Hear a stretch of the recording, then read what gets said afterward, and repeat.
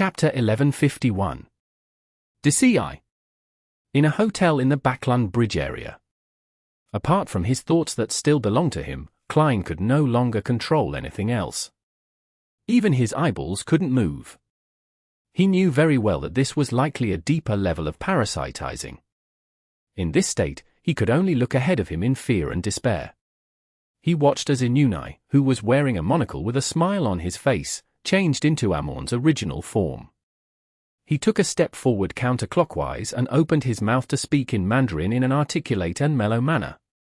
The immortal Lord of heaven and earth for blessings. Did he steal my thoughts just now, or my ability to speak Mandarin? It should be the former, otherwise, he wouldn't be able to grasp this ritual. Klein's pupils couldn't widen as he watched. He felt an unprecedented sense of anxiety. As though sensing his emotions, the monocled man turned to look at him and smiled. He then took another step counterclockwise and whispered in Mandarin, "The Sky Lord of heaven and earth for blessings." Following that, this blasphemer carried on the ritual with great familiarity. With every step he took, and every chant of the incantation, Klein's heart sank even deeper into a dark swamp, as though he could no longer see any light. The celestial worthy of heaven and earth for blessings. When Amorn took the final step and recited the final incantation, a boundless greyish-white fog suddenly appeared in front of Klein. He heard layers of pleas. There was no need to listen carefully, as he understood what it meant with his spiritual perception. After advancing to Scholar of Yore, he had obtained basic control over Sapphira Castle. No matter who it was, even if they had the correct ritual and corresponding incantation, they needed to obtain his permission to enter the world above the grey fog. Reject him! Klein was instantly delighted as this idea clearly surfaced within him. However, just as he had this thought, he had forgotten it. Standing there, he looked like a statue carved from stone. His intention of rejecting Amorn had been stolen by him. Klein once again felt despair, but the greyish-white fog in front of him and the prayers in his ears didn't disappear. Klein was first taken aback before he understood what was going on. I understand. I have to head above the grey fog myself and control Sapphira Castle to give him permission to enter. There is no default option. This thought was like a straw which Klein grabbed at without any hesitation. It prevented himself from sinking into the water silently without anyone hear him cry. Although he still didn't know how to make use of this matter, his intuition told him that a slim possibility and his only hope could be hidden in this detail. At this moment, Amorn stopped the attempt and cast his gaze at Klein. Clearly, he had failed to successfully enter Sapphira Castle. This angel of time adjusted the monocle on his right eye and smiled without any change in expression. Honorable Mr. Fool, your idea of saving yourself is very interesting. Amorn had used the standard Lun language, but every word seemed to be able to stir the powers of nature, creating one explosion after another in his mind. How is he so sure that I'm the fool and not the blessed of the fool? Klein felt his body turn cold as the hope that had just surfaced sank into the water once more. How am I certain? Amorn T-scared and pulled the chair from before over and sat down. He pointed at the round stool opposite him and said, "Sit down, don't stand on ceremony." The moment he finished his sentence, Klein couldn't help but stride forward and sit on the round stool. Amorn looked around the room and grabbed Klein's black silk top hat. He put it on his head and said with a smile, "Did you think that I wasn't aware that the ritual would be unsuccessful? It hasn't been long since Sapphira Castle produced an anomaly, so how could I forget? I just want to see your reaction. And you subconsciously felt despair and instinctively rejected me. That was very interesting. If you weren't the one who was called the fool, how could you have such thoughts? Dear Mr. Fool, am I right?"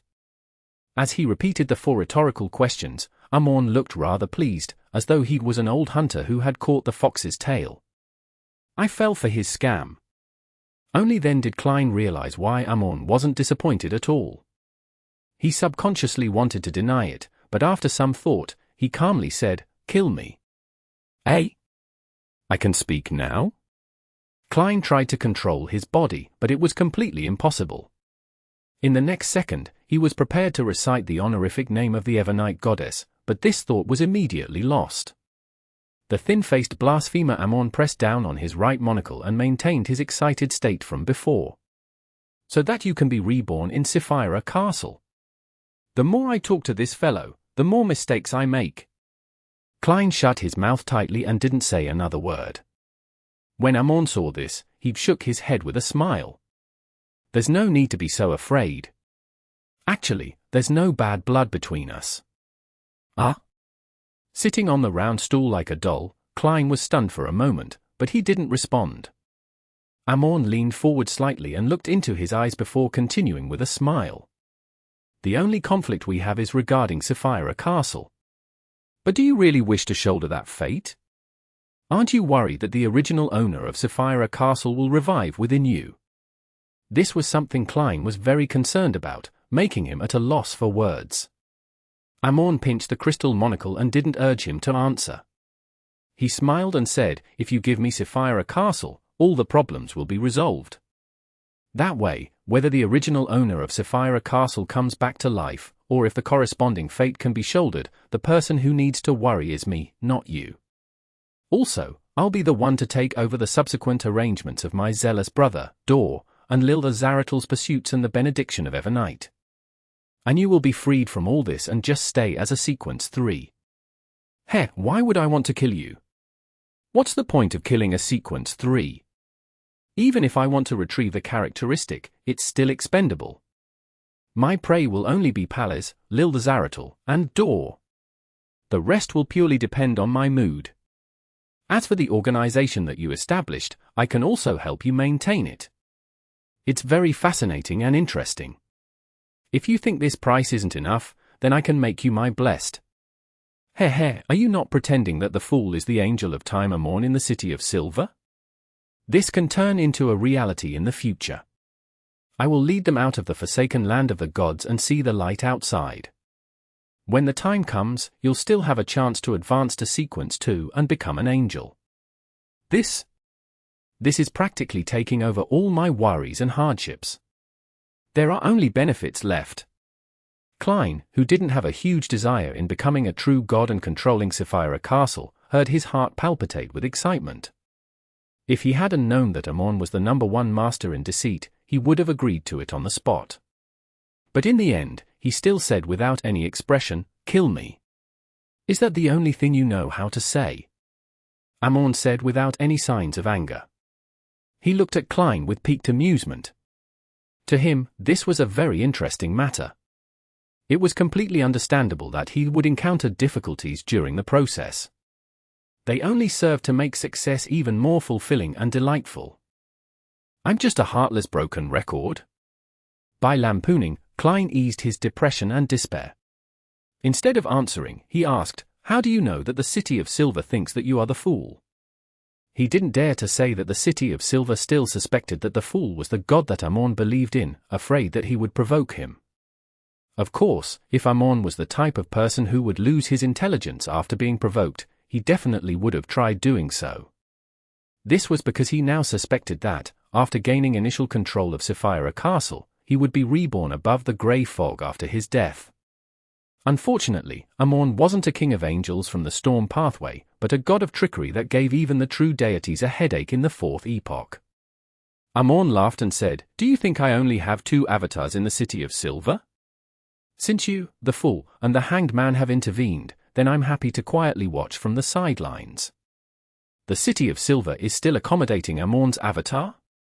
Who's the fellow who was parasitized?" Yes, previously, the members of the Giant King's Court's exploration team weren't parasitized. This is something that can be confirmed. As his mind tensed up, Klein felt that it was only natural. This was because Leonard had once told him that seeing one Amon meant that there were a bunch of Amons lurking around. It wouldn't just be a small handful. Without much thought, Klein tried hard to come up with an attempt to create an opportunity. "You didn't rob me of my destiny directly because you can't handle it right now." Amon nodded frankly and said, "Yes, that's why I want to make a deal with you peacefully. But since you rejected my offer, I can only bring you to see my real body, to a sufficiently safe place. Then, your destiny will be taken away. When that happens, your ending will not be as good as I just said earlier." As he spoke, the black-haired, black-eyed man with a broad forehead and thin face slowly got up and walked towards the door. With that, Klein stood up and followed behind like a puppet. As he reached out to open the door, Amon seemed to recall a question. He pressed down on the crystal monocle and turned to look back at him. "What's the fourth line of your scholar of your honorific name?" In mysticism, every existence's corresponding honorific name wasn't that strict. As long as one used the correct format and certain descriptions to narrow the scope to prevent any ambiguity, they could point towards the corresponding hidden existence. This was also why quite a number of heretics who knew anything about mysticism could randomly make up honorific names while still receiving feedback. Of course, if it wasn't for the honorific name given by the hidden existence, there was no way to enjoy receiving feedback. Whether they established a connection or not depended on whether the existence was interested in the supplicant. Previously, Amon had used his understanding of the Scholar of Yore and German Sparrow, and the powers of the Marauder Pathways Sequence 7 cryptologist, to restore the full honorific name that could point accurately to German Sparrow. However, he didn't attempt to pray and use the automatic response to establish a connection to lock onto Klein's location, because his guard had intuition told him that there was a problem with the fourth sentence, dooming him to fail. The fourth line of Klein's honorific name flashed across his mind, but he had no intention of telling Amon. At that moment, Amon opened his mouth and read out his thoughts. Protector of Backland magic and drama performers. This so-called angel of time and blasphemer fell silent for a few seconds after saying it out loud. Then, he smiled, very happily. After laughing, Amon adjusted his monocle on his right eye and said with a smile, "To be honest, this is all very interesting." "Are you really not considering becoming my blessed?" Klein opened his mouth and gave a familiar answer. "Kill me." Chapter 1152. Error. Upon hearing Klein's reply, Amon smiled and shook his head. As he'd reached out to open the door, he casually asked, "How did you think of such an honorific name?" "It needs to have a certain connection with myself, but also be able to avoid others from using the prayer's automatic response to lock onto me. There aren't many such honorific names." Seeing that his identity had been exposed, there was no need for Klein to hide it any further. Furthermore, he hoped to use such a conversation to grasp an opportunity. At the same time, his mind raced as he began thinking about how to save himself. "I've been deeply parasitized. If I have any thoughts that aren't beneficial to Amon, it will be easily sensed and detected by him. Today is Saturday, and it's almost Monday again. If the fool suddenly stops the tarot gathering without any warning, the other members will definitely be terrified, nervous, and confused. Here, those who have the means to contact the world will definitely attempt to summon the messenger to ask for the reason. And once Miss Messenger approaches me, she will be able to discover the existence of Amon. Then, she can use the yesterday once again charm to recover to her peak condition. With the complete strength of an angel, she has a sizable chance of rescuing me from Amon's avatar. The most important thing for me now is to persist and live for 2 days. Yes, since Amon can't steal my fate right now, why did he try to trade peacefully? Even if I agreed to it, he wouldn't dare to let me go above the grey fog to grant him a permission. That would mean that I'm free from his control and able to Sapphire a castle to effectively purify and make a counterattack against the parasite. Is that agreement itself a switch, and there's no need to follow up on it? Amon deliberately didn't mention this. As expected, it was a scam. Having grasped a sliver of hope, Klein decided to stall for time as long as possible for the next 2 days.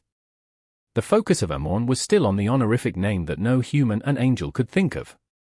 As he walked out of the room, he scratched his chin and said, "Have you provided any protection to Backland's magic and drama performers?" "I've protected a trickmaster before."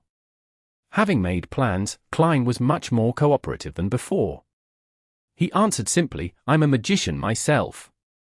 I've performed many times in Backland." The monocled Amon nodded. "Barely counts." He then walked out of the hotel room and went down the stairs to the street. Like a servant, he followed behind without any abnormalities. Looking to his left and right, Amon pinched his monocle and sighed with a smile. How regretful. What's there to regret? Klein asked in puzzlement. I've already been caught by you. What else do you have to regret? Amon pressed down on his silk top hat and maintained his smile. You can make a guess. If you can guess correctly, I can give you a better ending. Klein didn't believe in his promise at all. In order to not be tricked into revealing more secrets, he shook his head and said, I can't guess it. How boring, Amon said simply. He'd clenched his right hand into a fist and lightly tapped on his monocle. From the pedestrians, the trees by the side of the street, the sparrows on the rooftops, the rats in the muddy corners, and all kinds of living creatures in the air, illusory worm-like figures flew out, returning to Amon like stars.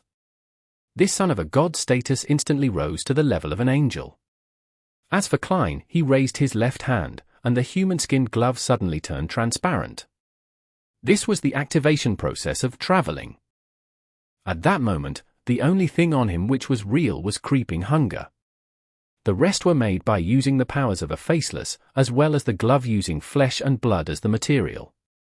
Seeing that traveling was about to begin, Klein was taken aback as he blurted out, "Why didn't you teleport in the room?" He had expected Amon to leave Backland with him. After all, this was a place where even a king of angels had to be wary of. However, he couldn't understand why he would open the door, go down the stairs, and leave the hotel in such ordinary fashion. The eye behind the monocle swept across Klein as the corner of Amon's mouth slowly curled up. "I've already answered you. What a pity that you didn't seek help from Palace." This angel of time had an obvious smile on his face, but there was no emotion in his black eyes. It made Klein shudder. He's certain that I have some connection with Palace?" Zoro asked. "Is it because of what happened the last time?" "No, stop it." Klein attempted to cogitate, trying his best to control himself from thinking too much, so as to prevent his thoughts from being stolen by Amon. Amon glanced at the panicking passers-by on the street in an impassive manner before looking up at the grey sky and saying, "I can only wait for the next opportunity. The most important thing now is to bring you to that place."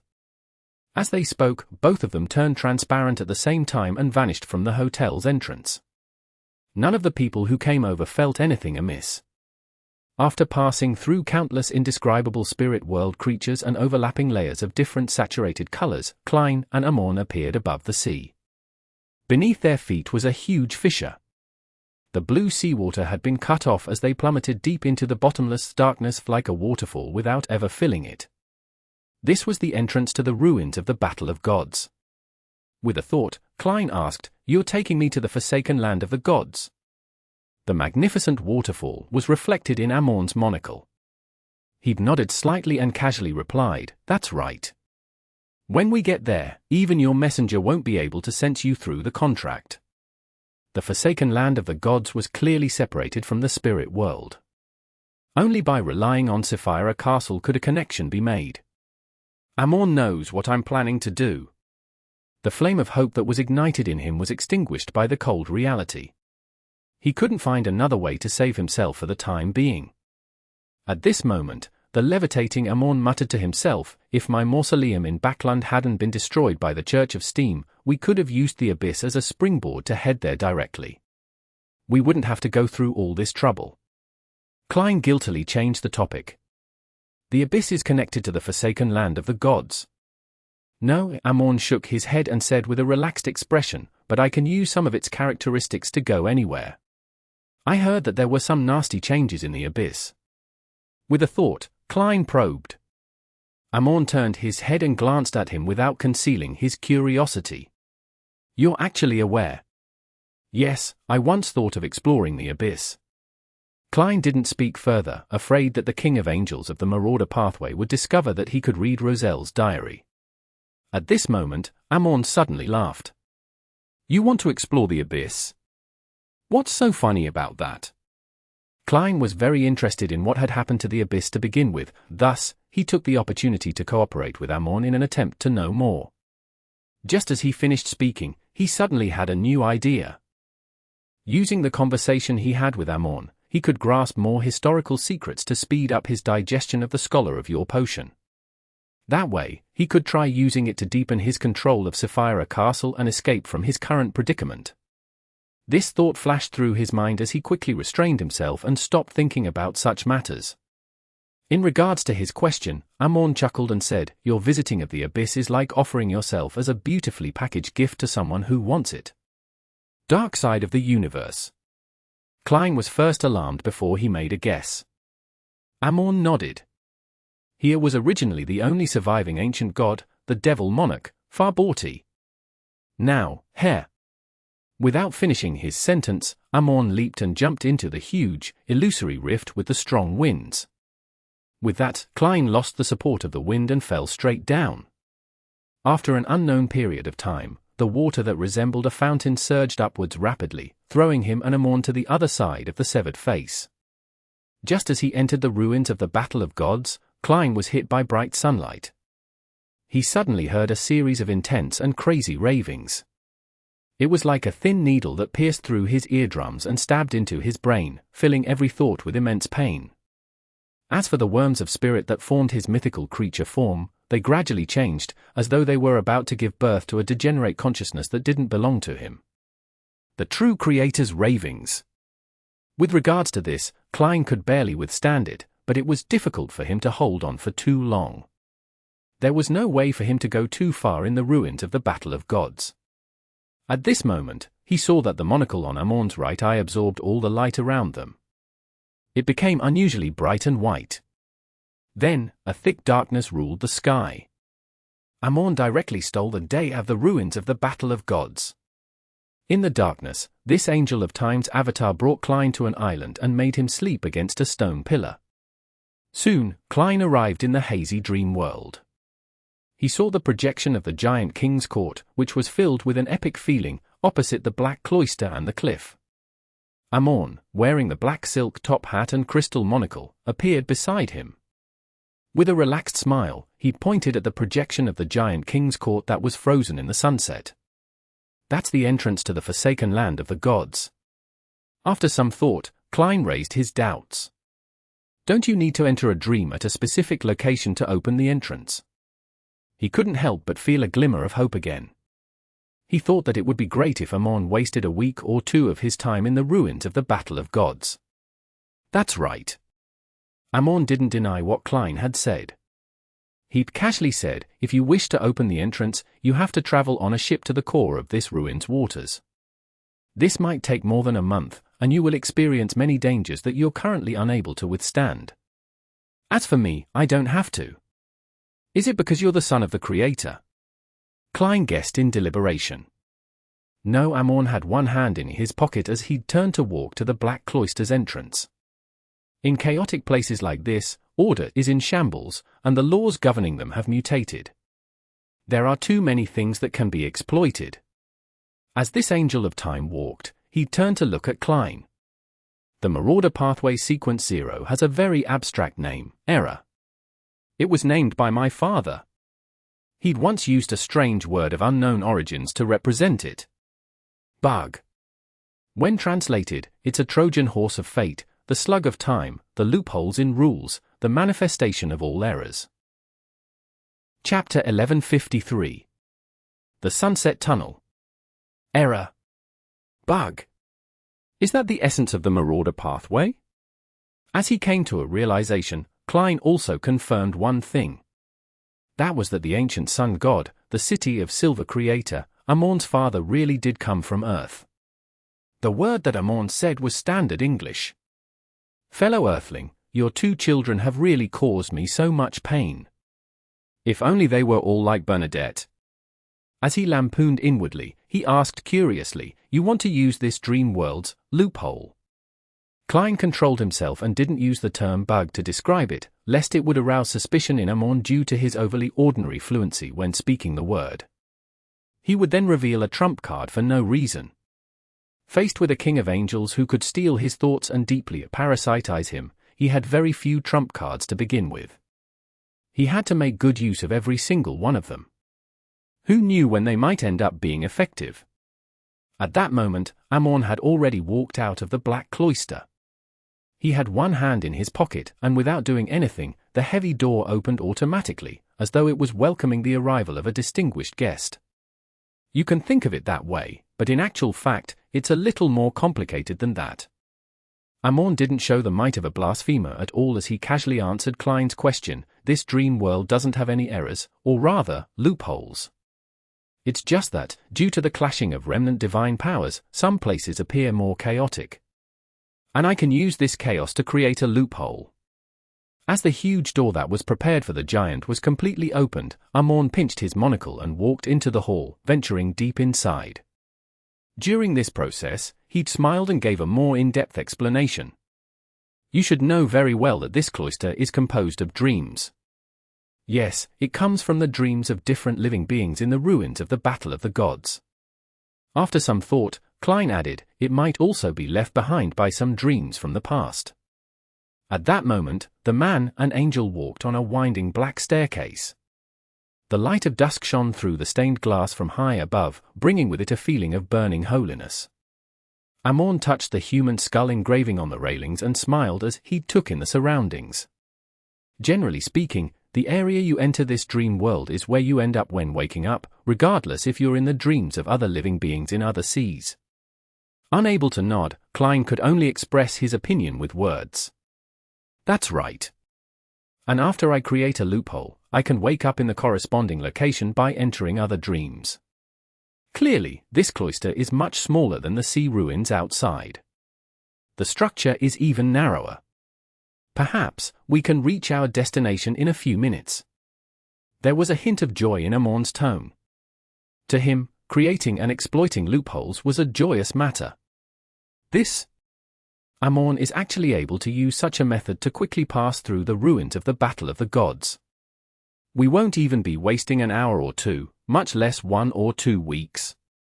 As expected of a king of angels, the blasphemer of the fourth epoch. The glimmer of hope that was generated in Klein vanished instantly. He wasn't sure if Amorn had deliberately not mentioned it in advance, so as to enjoy watching the bubbles of his target's hope being popped time and time again. Or if he didn't care about such trivial matters. All he could do was to curb his heavy depression and say, you want to control the core dream of this illusory world. He remembered Queen Mystic Bernadette mentioning that she didn't dare enter the black wooden door in the deepest depths of the cloister.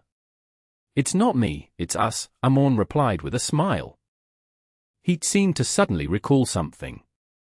He raised his hand to adjust his monocle and asked with interest, why did you put a monocle on your marionette? I didn't even need to prepare one myself. Feeling awkward for a second, Klein thought for a second and decided to answer truthfully, not long ago, in order to digest the Bizarro Sorcerer potion, I deliberately wore this monocle in front of the Red Angel evil spirit. Amorn, who was walking down the stairs, suddenly paused. He turned his head to look at Klein and smiled. Very interesting. This angel of time said thoughtfully, to think that Decei hasn't completely died. Next time, if I encounter him, I'll disguise myself to look like you, and then I'll wear a monocle in front of him again. Poor Sauron Einhorn Decei. As a whole king of angels, can you not be so senseless? Is this the so-called god of mischief? When Klein heard that, he felt wistful, not knowing what to say. Amorn pressed down on the crystal monocle and asked, did you wear this monocle on your left eye? How did you know? Klein was shocked, imagining that Amorn had stolen the scene from the fog of history. How did I know? Amorn said with a smile. There are 2 possibilities. Firstly, it's because you're of a beyonder of a low level, so you're definitely not a match for that fellow Decei. You were afraid that if your disguise was too realistic, then you would incur a fatal subconscious attack and deduced that you would be better of doing so. Secondly, if you had the intention of imitating me and ended up doing an accurate imitation, then I might be able to use the ripples generated by fate to detect the incident. Since I didn't notice it, it must mean that the monocle was worn on the wrong spot. Make a guess. Which possibility is it? I will choose the most dangerous possibility, regardless of whether it's true or not. This way, I will be even more careful and cautious in the future when it comes to matters like this. Of course, there must be a future first. Since Amorn didn't show any signs of viciousness or oppression, Klein had unknowingly let down his guard and felt that Amorn was an easygoing king of angels. But now, he suddenly snapped to attention as he came to a realization that this was a trait of a master swindler. The second possibility. Klein gave his answer. Amon didn't say if he was right. He reached the bottom of the stairs and came to the lowest level of the cloister. He stopped in front of a black wooden door covered in strange patterns. I've been here before. Once this door is fully opened, the power inside will shatter the dream world in its entirety, Klein said as he attempted to extract more historical secrets from Amon. Amon reached out for the handle, his thin face impassive as he said, "This is my father's final dream. The corresponding location is where he perished. The ruins of the Battle of Gods was where Ro's redemption attacked the ancient sun god, the source of the cataclysm." When Klein heard that, he tensed up as his thoughts raced. With regards to this answer, after understanding the formation of Ro's redemption, he had a corresponding theory regarding the various abnormalities in the ruins of the Battle of Gods. He wasn't too shocked now, and the scholar of your potion had even been digested to a certain degree. Immediately following that, he let out an indescribable sigh. This was the closest he had gotten to the ancient sun god. Previously, when he saw it through dream divination, they were separated by a distant stretch of both space and time. The ancient sun god and Emperor Roselle were the protagonists of an era, but in the end, they ended up miserable. The ending was tragic. Roselle still has the means of being revived. I wonder if this former creator had any similar setups. Dark Angel Sasria? The true creator? Amidst his thoughts, Amon opened the black wooden door covered in strange patterns. There was a sea inside, and the blinding sunlight shot straight at it. There seemed to be a rich gold color hidden in the waves. Klein didn't understand what the thick gold represented previously, but now, he had a preliminary idea. It was the blood of the ancient sun god. Before he died, he was affected by the power of the Levanite and fell into a dream. He dreamed of his body being torn apart, staining the sea with blood. Clang! As the black wooden door opened, an unimaginable aura emanated out, causing the entire cloister to violently shake, as though it had encountered an earthquake that could destroy this world. Amidst the dust and collapsed stone bricks, the two of them entered the golden sea through the wooden door.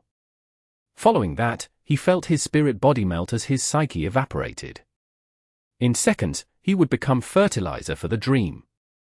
At this moment, bright and pure white light shone out from Amon's crystal monocle, instantly shattering the dream world. He returned the day he had stolen to the ruins of the Battle of the Gods, allowing the place to turn from night to day. At the same time, his and Klein's figures turned somewhat transparent. Then, they appeared in midair above a sea that was dyed golden. The temperature here was higher than what Klein imagined, but it wasn't as dangerous as the dream. Or rather, the sea in the core region of the ruins of the Battle of the Gods was separated into safety zones due to various clashes of divine power. As long as one didn't blindly explore the area, then there wouldn't be too much of a problem. In the next second, Amon's monocle drew in all the light from his surroundings, making himself appear extremely bright. Day was stolen and night had fallen once again. After the two landed on an island in a safe zone, they once again entered the dream world. This time, they appeared outside the black wooden door covered with strange patterns. Amon adjusted his monocle, which he wore on his right eye, and pulled it with his left hand, stealing the distance between the entrance and the cloister. Both of them took a step forward at the same time, leaving the cloister and arriving at the edge of the cliff. Opposite them was the projection of the giant king's court that was frozen in the dusk. Klein originally thought that Amon would follow procedure and chant the corresponding honorific name, but to his surprise, he only raised his right hand and snapped his fingers. The clouds that separated the two mountains instantly boiled as they parted to the left and right, revealing an invisible dark rift at the bottom.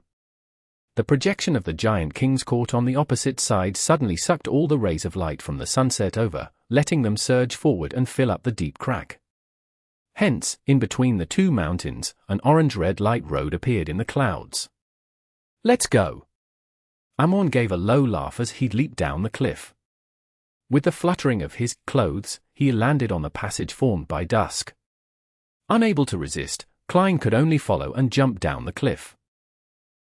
Chapter 1154. I'll give you a chance. The path that was formed by dusk didn't seem to contain anything, but after Amon and Klein landed one after another, they didn't continue falling, as though they were walking on the ground. This time, Amon didn't steal the distance.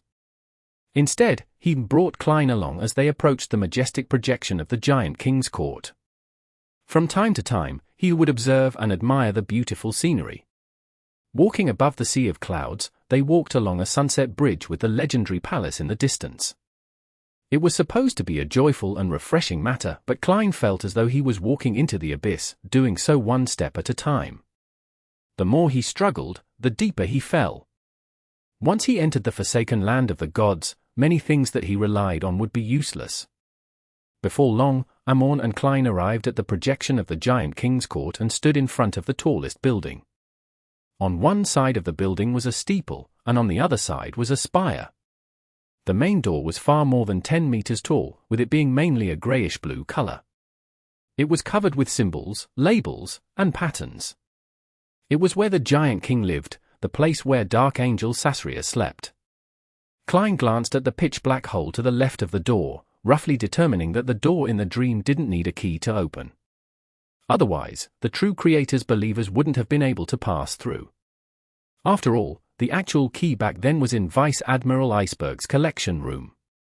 Next, we'll be able to enter the forsaken land of the gods once the door is opened. However, we'll definitely attract the attention of others by doing so. Amon chortled and took a few steps diagonally to the edge of the door. We won't open the door, but instead directly head over. As he spoke, the Angel of Time raised his hand to adjust his monocle. A dark blue color appeared in the corner of the grayish-blue door. It was an illusory door without any sense of being corporeal. The door-opening power of an apprentice is a very low-level ability, but it's perfect when used here. Amon lowered his right hand and introduced in satisfaction. Taking 2 steps, he'd passed through the illusory door. There are no useless Beyonder powers, only useless Beyonders. If I directly push the door open, I'll draw the attention of others. But from who? The true Creator? His holy residence, his divine kingdom should be somewhere in the forsaken land of the gods. If I can lure him over and let him clash with Amon, I might be able to find a chance to escape. Without any ability to control himself, Klein followed behind Amon without leaving much of a gap, stepping into the blurry dark blue door. The moment he stepped through, he felt the world spin around him. Even his spirituality seemed to be torn apart. After the abnormality disappeared and his condition was restored, he realized that he was on a beach that was soaked in the glow of the sunset. The sand and stones here were all black in color. Deep blue waves surged over from afar as they crashed into the coast, one wave after another, but they didn't produce any sounds like they should have. They were quiet, like a grand illusion. This sea is an illusion. Coming in would probably result in one appearing here, but it's not necessarily the case for leaving. According to the principle of reciprocity, if one wants to leave, they can only open the residence of the Giant King, where Dark Angel Sasria is in deep sleep. With a sudden realization, Klein turned his head and looked in another direction. It was a mountain bathed in dusk. On it were countless palaces, towers, and many majestic city walls. This was the legendary Giant King's court. Even if the City of Silver could find a path that leads to the beach, it would be meaningless. From the corner of his eye, he saw that Amon had changed his image. He wore a black classical robe and a pointed hat of the same color. He changed from being a gentleman from the present era to an ancient mage that originated from the 4th or even the 3rd epoch. With a thought, Klein continued looking at the Giant King's court, which wasn't too far away. He casually said, "Dark Angel Sasria is sleeping in the palace of the Giant King." Amon stood to his side as he looked in the same direction and said without any change in expression, "I know. I've entered the Giant King's court and even visited the graves of Ormir's parents." As expected, one of Klein's guesses was finally confirmed. He deliberated and said, "What answers you searching for one? You can make a guess." Amon continued looking at the Giant King's court and laughed. "If I had any idea, I wouldn't need to ask you." After thinking for a few seconds, he said, "Some secrets of the 1st epoch." You can say that, Amorn replied without much concern. Klein hesitated for a moment before saying, "Aren't you curious about Dark Angel Sasria's condition?" "I am." Amorn didn't change the direction of his gaze as he said with a smile, "But compared to me, there are still many people who are more interested in that, my zealous brother, the Hanged Man, the Dragon of Betrayal, as well as Evernight, Storm, and White. I want to see who's the first one who isn't able to hold back. If I can steal everything of importance inside at the critical moment, their expressions will definitely be very interesting." This thought. The reason for stirring up such a huge matter was purely to cause trouble, to gain some excitement. Klein frowned slightly and realized that Amorn's values were different from that of humans. This is a natural mythical creature. Completely different from humans. Why can I frown on my own? Just as he came to a realization, he sensed that something was missing in his body. He subconsciously turned his head to look at blasphemer Amorn. There was a semi-translucent worm of time with 12 rings in Amorn's hand. He smiled as he looked into Klein's eyes and said with some anticipation, "Since we've already arrived at the forsaken land of the gods, there's no need to worry about external interference. I'll give you a chance. Before I reach my true destination, I will no longer parasitize you. You can use every method that you can think of to escape, and I will try my best to stop you. Good luck. Don't disappoint me." For a moment, Klein couldn't believe what Amorn had just said. He suspected that Amorn was bluffing him. But when he thought of Amorn's behavior all this while, he felt that it was something that was in line with his character. "All right." As his thoughts raced, he took a deep breath and solemnly replied under the orange glow of the sunset. Backland, Parliament House. Due to King George II's sudden self-destruction, none of the nobles and members of Parliament were allowed to return to their respective homes. Instead, they were gathered here to receive heavy protection from the 3 churches and the military. Dressed in a pure black dress, Audrey stood behind the railing on the 2nd floor and quietly looked down. As the matter had happened too suddenly and lacked any prior warning, she still found it surreal despite receiving some indication from the world German Sparrow. She seemed to have transcended reality and was watching a performance. Her father, brother, and the other nobles and members of Parliament were gathered in cliques as they occupied different small rooms. From time to time, one would walk out of the small room, bringing with them the stench of smoke and their gentlemanly attire as they rushed to another discussion circle. The ladies and madams sat in the lounge. Most of them had yet to return to their senses as their eyes were dazed and their bodies trembling. The parliamentary staff and the military's middle and low-ranking officers were running about everywhere, transmitting information from different places. A soldier dressed in a red shirt and white pants walked in from the outside and handed a stack of paper to the officer in charge of the hall. The officer glanced at it and immediately called for his assistant. He pointed at the small room where Earl Hall and the rest were in. Without asking anything, the adjutant took the documents and ran towards his destination. All of this happened in a very quiet environment. Only the sound of footsteps and faint whispers echoed in the air.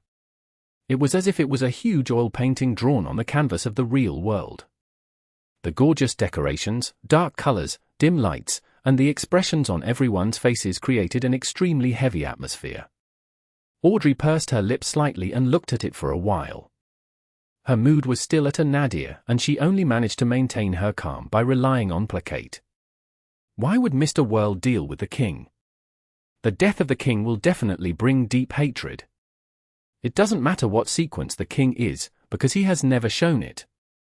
This doesn't affect the overall strength of the kingdom, but this incident is enough to explain one thing: the 3 churches, royal family, and military have fractured apart. The internal strife is quite serious. The situation with Lun will be very dangerous. Its enemies will definitely not let this opportunity go. As her thoughts raced, she saw a man in a black coat rush into Parliament House. He suppressed his voice and started talking to the officer in charge of the lobby.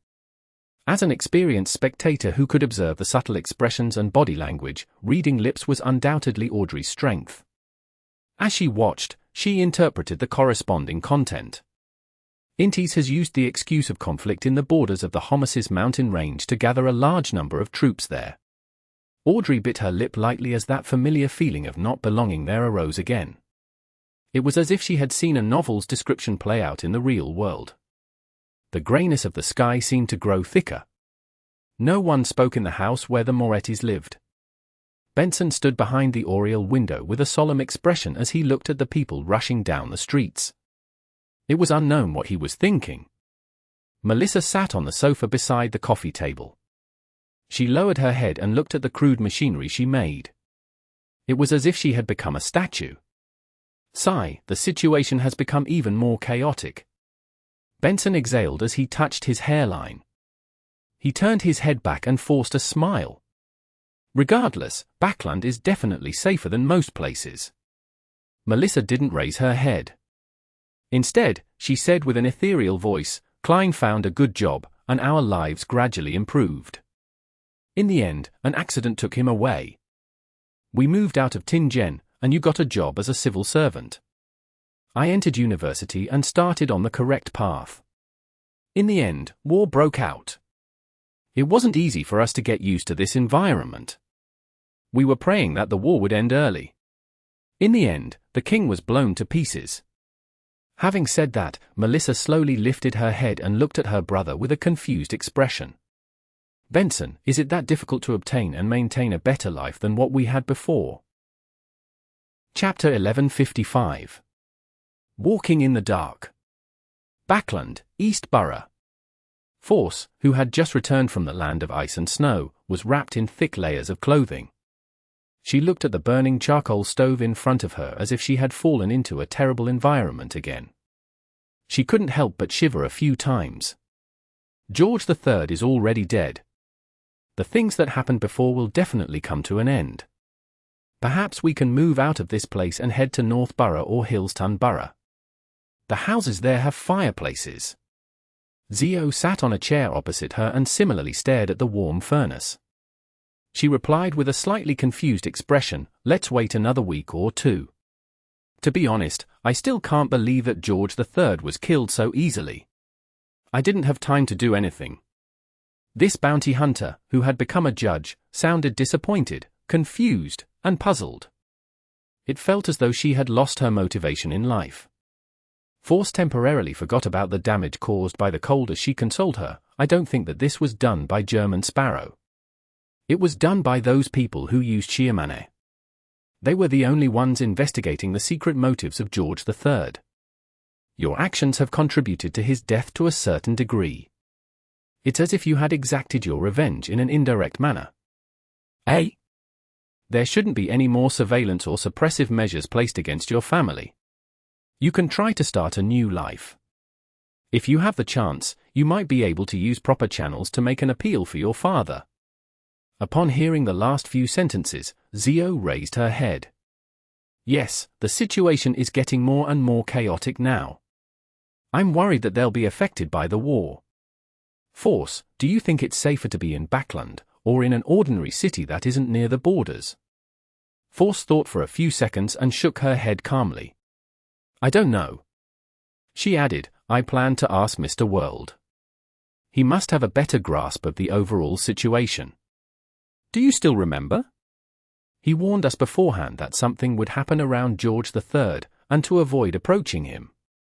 In addition, Force also wanted to ask where the next stop of her travels would be so that she could make preparations early."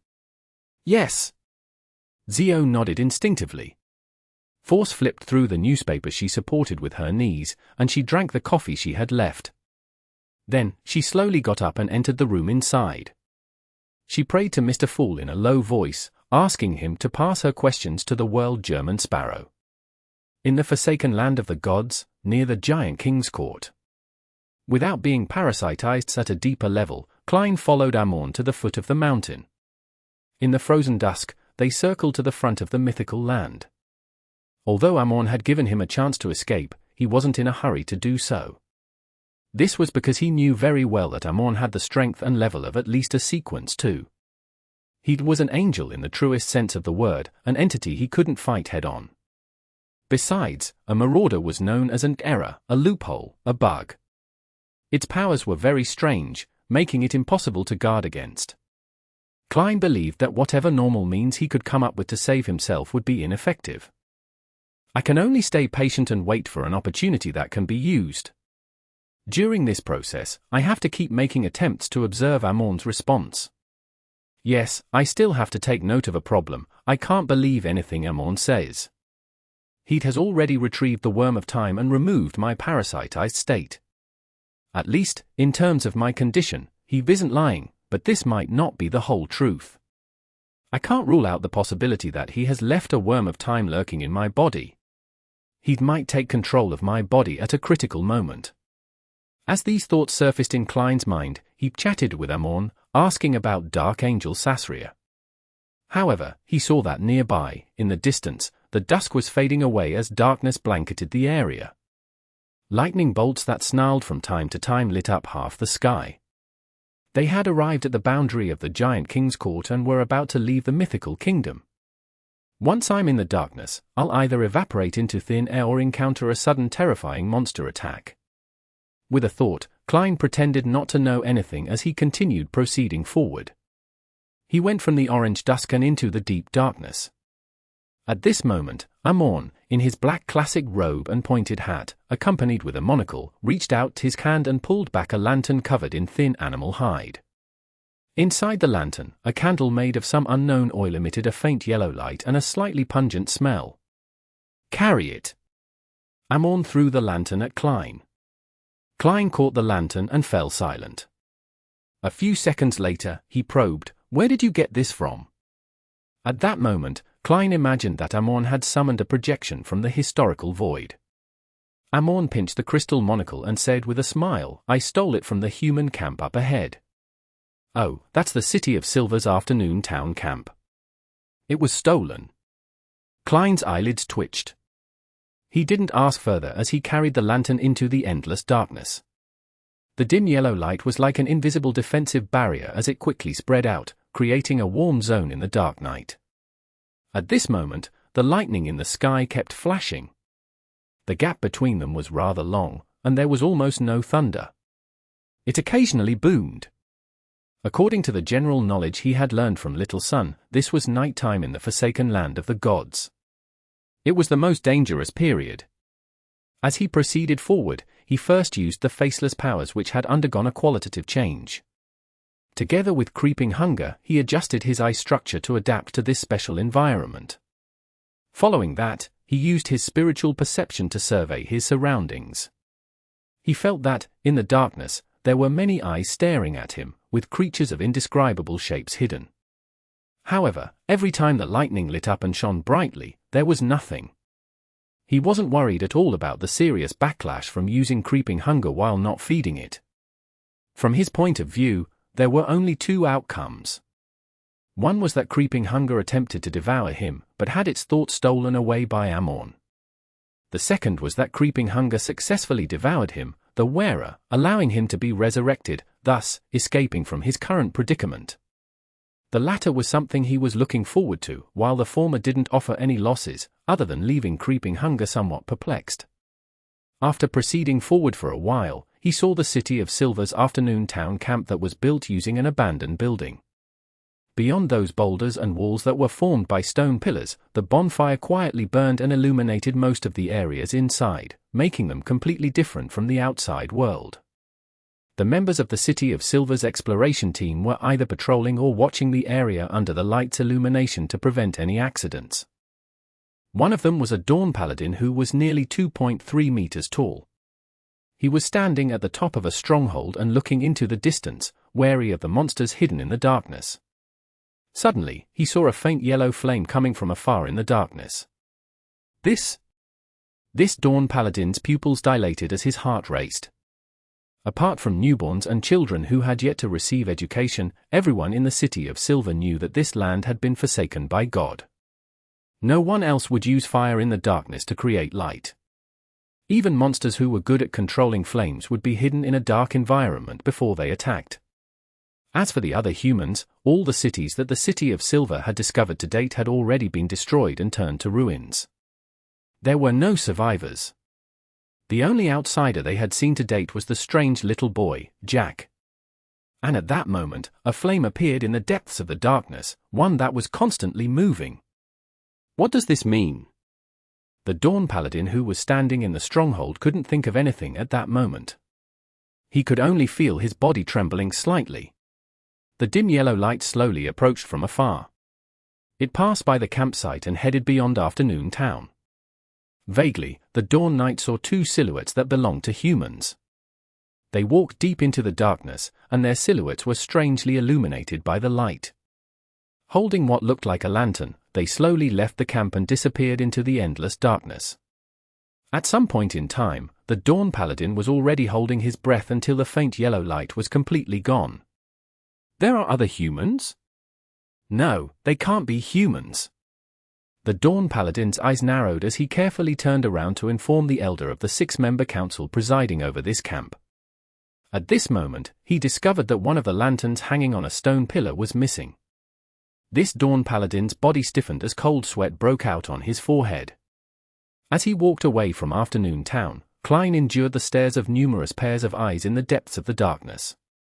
He secretly made use of the powers of a scholar of yore, as well as his connection with Sapphira Castle, to sense the greyish-white fog that was interwoven through history.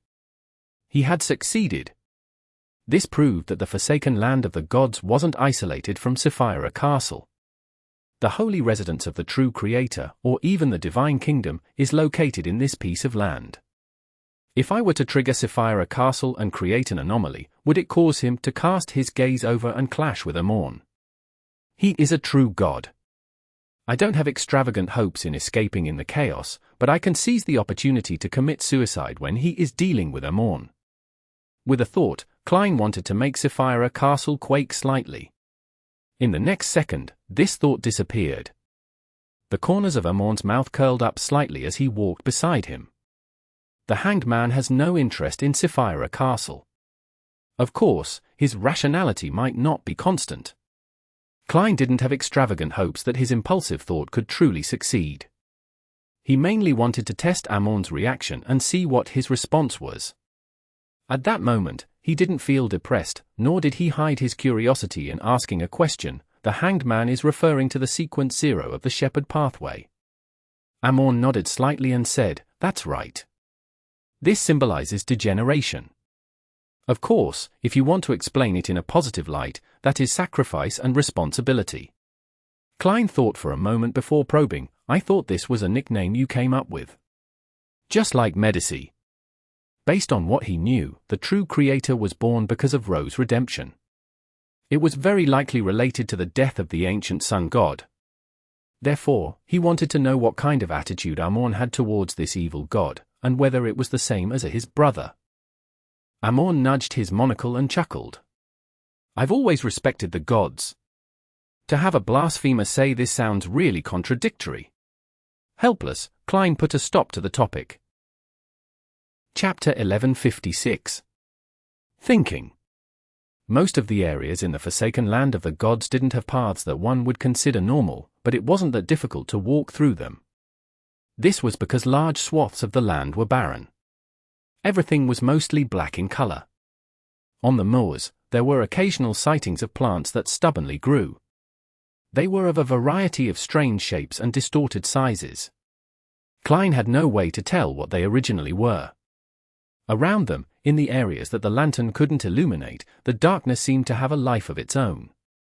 It seemed to move silently, as though it wanted to devour everything that they could blanket.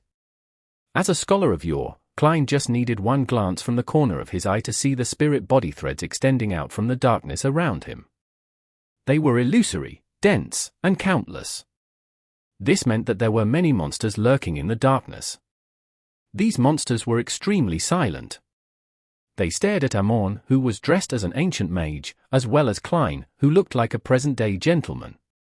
Under the dim yellow light, they walked through the wilderness. With his eyes fixed ahead, Klein casually held the animal hide lantern in his hand, not worried about when it would be extinguished. Just as the two of them were about to leave this barren wilderness and enter a hilly region, a deformed monster of mangled flesh with 2 heads and 5 arms suddenly trembled in the darkness behind them.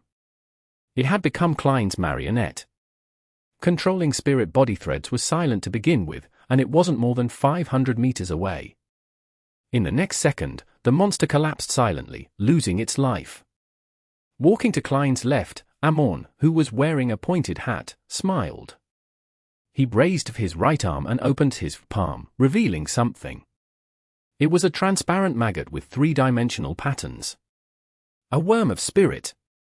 This was stolen from the marionette, along with the spirit body threads. Without waiting for Klein to speak, Amon easily crushed the transparent maggot with his fingers. Klein immediately felt a pain that came from deep within his soul. His head felt like it was about to split open. Thankfully, he had gotten used to this feeling from him repeated creating yesterday once more charms and control spirit bullets. He only grimaced without losing his composure. Amon maintained his smile and threw down his palm. "You're too reserved. You can be more daring." Having recovered from the pain, Klein raised his hand to rub his temples, feeling exhausted.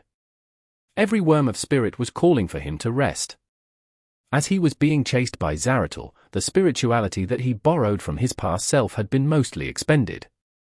There was still the continuous traveling after that.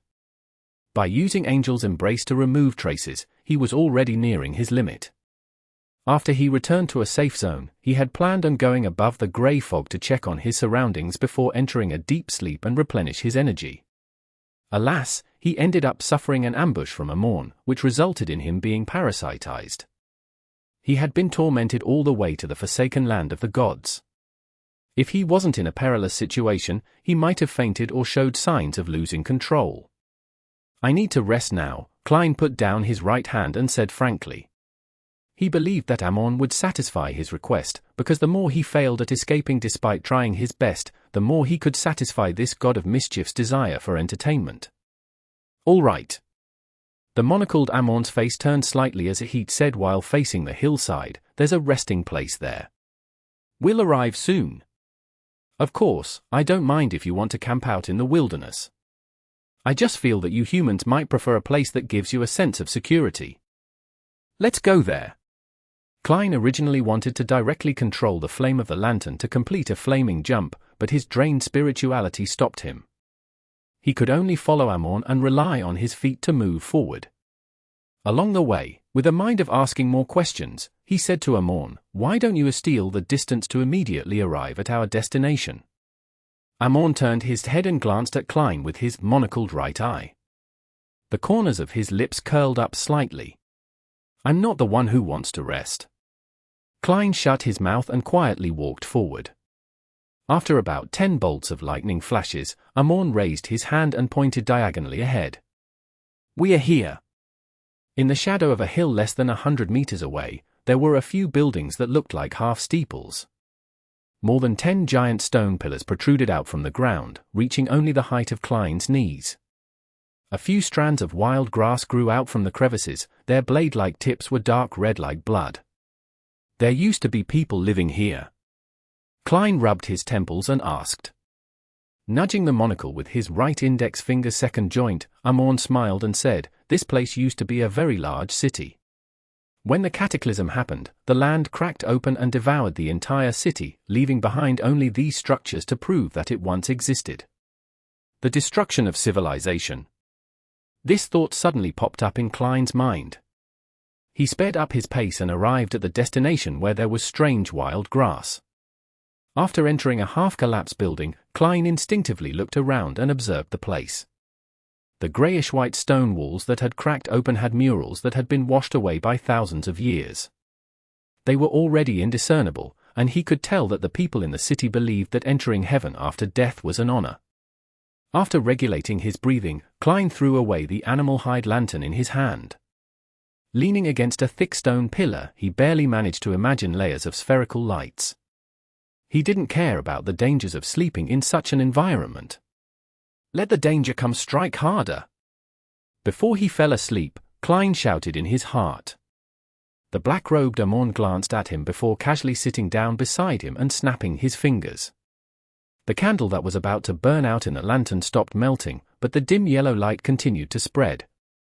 Despite only having fuel to last a few more minutes, it seemed to be able to last another few hours or even days. It was like an error that violated the laws of nature. After for an unknown period of time of feeling groggy, Klein finally recovered his energy and was woken up by Miss Magician's prayers. He was temporarily unable to respond to this. He closed his eyes and pretended that he was still dreaming. Without being parasitized at a deeper level, I don't think Amon can monitor my thoughts. He can only tell if my thoughts are harmful to him. With a thought, he secretly summoned the grayish-white fog. He had borrowed a state from his past self through the historical void, a state that wasn't directly meant for escaping. That was when Rabbis invaded his island of consciousness. This attempt wasn't stopped or stolen. Using this state, and the fact that he was able to maintain his lucidity in dreams and the mind world regardless of any intrusions, he split a portion of his self-awareness and stayed in the spiritual sky, calmly looking down at the island. He began to examine if there were any abnormalities in his mind and thoughts that were being parasitized. After a series of strict comparisons, he confirmed that there was nothing wrong with his mind world. In other words, even if there was still a worm of time in his body, it was still considered being parasitized at a superficial level. It was impossible to monitor his thoughts. After finding such a safe zone, Klein finally released his repressed thoughts and analyzed the current situation. He considered the subsequent methods for self-preservation. Amon is a god of mischief and also a god of deceit. It's impossible that he is playing this game purely for his entertainment. If he really wants to do that, he can definitely wait until he meets with his true body and steals my fate. He can attempt it after obtaining Sapphira Castle. That way, even if something unexpected happens, his main goal will also be achieved and he wouldn't suffer any losses. What is his goal behind this matter? If I can grasp the crux of the matter, I might be able to discover true freedom. Also, after he recited the luck enhancement ritual incantation in Mandarin, he actually didn't show any concern towards this special language, nor did he ask any questions. This totally doesn't match the sense of curiosity that he portrays. Did he deliberately use the word bug to probe me so as to see what connections I'll make? But he didn't steal my thoughts. No, if all my ideas are disjointed from one another, I wouldn't be able to discover that they've been stolen. Klein recalled the situation back then, and he used the logical connections between his thoughts to confirm that he hadn't had his thoughts stolen. This made him confirm one thing. That was, that being parasitized at a deeper level, Amon could directly monitor his thoughts without stealing it. Amon made it seem that he had to notice malintent before he took action. It was a bluff. I knew it. This deeper level of parasitization seems to be different from what Pal described. Based on this deduction, the thoughts that I've been thinking of along the way have been heard by Amon, including Earth, fellow Earthling, and child education. How terrifying. Thankfully, when I was plotting to destroy the advancement ritual of George III, I had imagined the perilous situation of being parasitized by Amon. Half of my thoughts were my instinctive reactions, while the other half was intentionally let loose. This way, not only do I reveal my secrets, but I can also use this to gain Amon's trust, concealing the most important and core matters. For now, he definitely knows that I plan to obtain more historical secrets from him so as to quickly digest the scholar of your potion. However, he doesn't know that I'm not far from being able to fully digest it. I'm just a few steps short or just one opportunity away. Did Amon deliberately remove the parasite and play such a game with me because he had once heard of Earth from the ancient sun god and had come into contact with some secrets? He plans on using my attempt to save myself to complete certain matters that might be inconvenient or impossible for him. If that's the case, there will definitely be something happening next. Yes, I have to show that I didn't notice this and still plan on escaping like a normal person. Once I've returned to my optimal state, I'll make my first attempt. After a while, Klein opened his eyes. The pointed hat-wearing Amon sat beside him and smiled at him. Have you decided? When are you going to take action? He backed it as if he was Klein's partner and not the target from which Klein was trying to escape from. Chapter 1157. Poise. Klein pressed down on the grayish-white wall and slowly sat up straight. He smiled and shook his head. Before I fill my stomach, my brain refuses to work. He was speaking the truth, and also a lie. This was because, before becoming a complete mythical creature, a saint would still be hungry and thirsty. But to a Sequence 3 demigod, not eating or drinking for half a month wasn't a problem.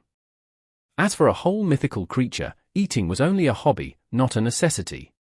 What he wanted to express was that, before he officially made attempts at escaping, he needed to be in optimal condition.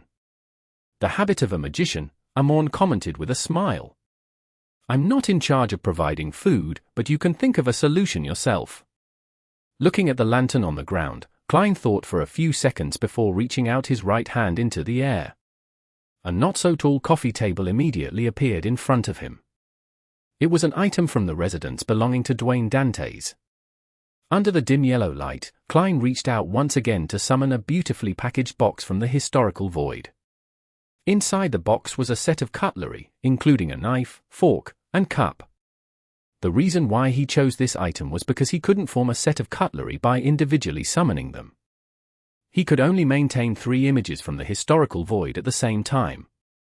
After setting up the cutlery in a leisure manner, Klein politely turned his head to the side and nodded at the pointed hat-wearing Amorn. Following that, he summoned a medium well-done steak covered in black pepper sauce. It landed on the porcelain plate, emitting some steam.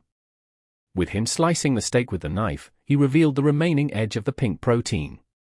Klein forked a piece of beef and stuffed it into his mouth. He felt that the texture was real and the texture was succulent. It wasn't fake at all, as it really calmed the anxiety of his stomach. For 15 minutes, not only will I not feel hungry, but I will also receive real provisions. After swallowing the piece of beef, Klein smiled and introduced it to Amorn like a hospitable host, and not a pitiful beyonder who had been kidnapped. Amorn pressed against the crystal monocle and nodded with a smile.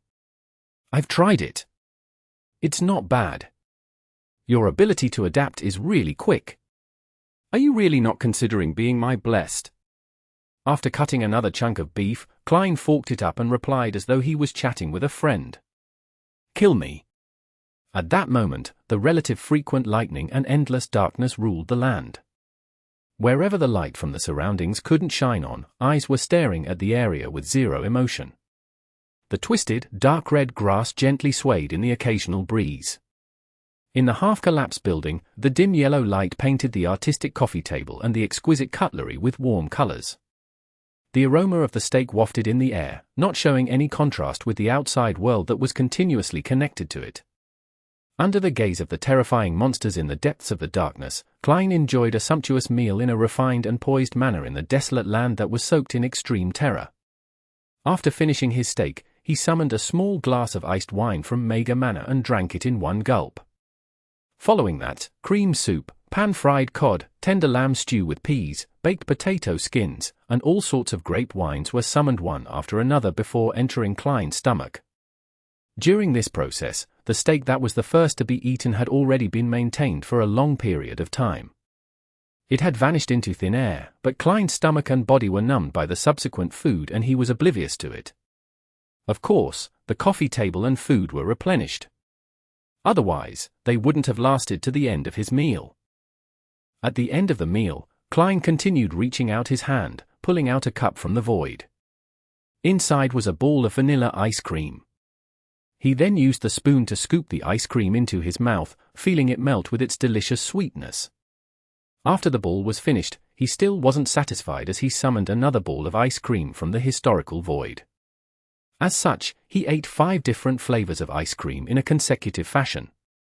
When Klein reached out his hand for the 6th time, Amorn, who was sitting on his side, suddenly laughed. Your fate has had an abnormal change. You're lucky enough. Is this your preparation? Klein's right hand immediately froze in midair. His pupils seemed to dilate to a certain extent. Almost at the same time, in the darkness around them, where the lanterns couldn't shine, strange creatures twitched and instantly became Klein's marionette. This time, Klein sent out 100 worms of spirit in one go, hoping that one of them would be lucky enough to avoid Amorn's theft.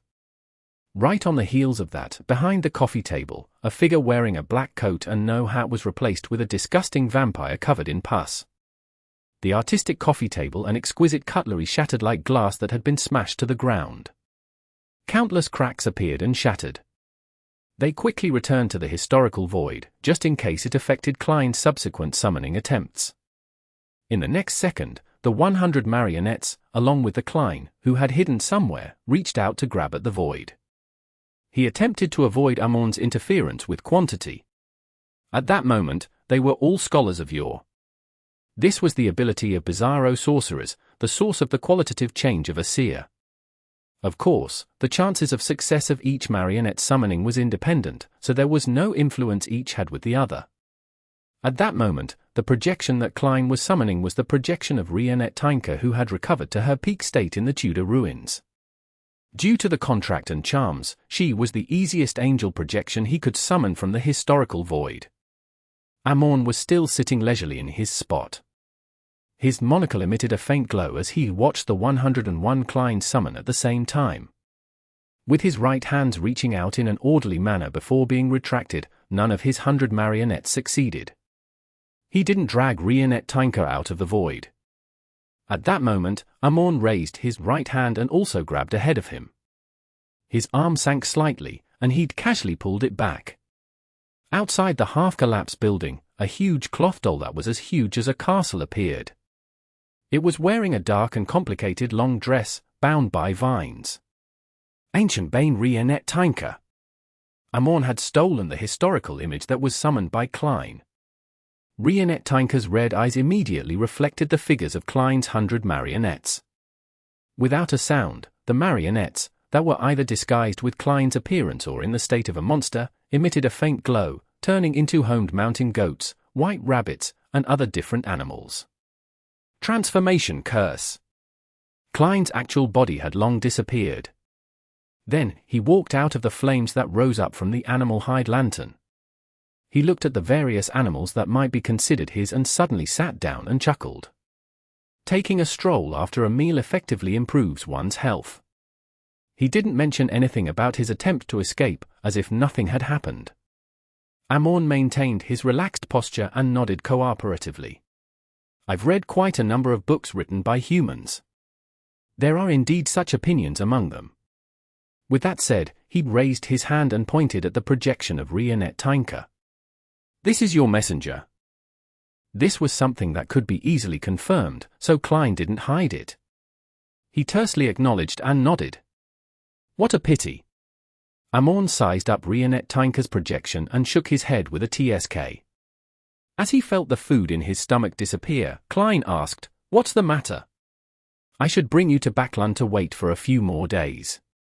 That way, I can wait for your messenger to deliver a letter to you. Then, she will become my messenger." Amon nudged his monocle on his right eye and said with a smile, snatching an angel messenger. "That will be very challenging and fun, isn't it? Life needs some fun, excitement, and anticipation." "I share the same thoughts," Klein replied sincerely. "What a pity." The hatted Amon shook his head again. "Eve might is someone I need to be careful about. If we stayed there any longer, even I wouldn't have any idea what would happen." As he spoke, this angel of time dispelled the historical void projection of Reappearing, allowing her to vanish in front of Klein. "You seem to be very wary of the goddess." Klein pretended to be a devout believer of the Evernight goddess. Of course, he didn't need to don a disguise. He was still a blessed of Evernight. Amon's gaze shifted to the lantern inside the half-collapsed building and looked at the dim yellow light. "I'm unable to steal things that I'm curious about from a concealed state. I can't decipher what other arrangements she might have and what the key thing to take note of are." To a king of angels of the Marauder pathway, there was sufficient reason to be apprehensive. Taking advantage of the opportunity while Amon was answering his question, Klein suddenly recited the honorific name of the Evernight goddess in Jotun. "You are the Evemite goddess who stands higher than the cosmos and more eternal than eternity." Just as he said that, his thoughts were lost. If he hadn't had such plans previously, he wouldn't have known that he had made such an attempt. Amon turned to look at him and said with a smile, "Are you trying to sound me out, believing that I'll also repeat your words after stealing your thoughts and words?" At Sequence 4 Parasite, one is able to control the stolen items and make them appear at a suitable time. "Is that so?" Klein nodded gently. Thank you. As he spoke, Klein quickly summarized his experience and lessons of his escape attempt. Because the existence of the contract and their subordinative relationship, summoning Miss Messenger is the easiest amongst all the angels I know. Summoning the ice cream from the past can establish a subtle connection with he who represents fate and allow me to be blessed with luck. Yes, every ball of ice cream represents a portion of my luck. I originally planned on summoning ice cream as a cover to secretly summon the snake of fate. In the future, the summoning had to be done with a certain degree of interference. Otherwise, Amon would be able to directly steal the historical void image I summon. It would only be giving him a helper after going through so much effort. Just as his thoughts raced, Amon pointed at the bunch of animals that had been cursed by the transformation curse, and he said with a slightly evil smile, "Aren't you worried that there won't be any suitable food in the forsaken land of the gods? There it is, as long as we don't dispel the curse, they're real animals." Klein was stunned as he suddenly looked at the goats and the white rabbits. With him willing them, the animals looked at him simultaneously. In a sense, they were all himself. After all, they were combinations of worms of spirit and monsters before being hit by the curse. Chapter 1158. Coming to Terms. After silently staring at the rabbits and mountain goats for more than 10 seconds, Klein closed his eyes and flicked his right index finger and middle finger as if he was pressing an invisible piano key. A third of the marionette collapsed, losing the feeling of being alive. Klein's expression immediately warped, as though he had been struck 33 times by a giant sword.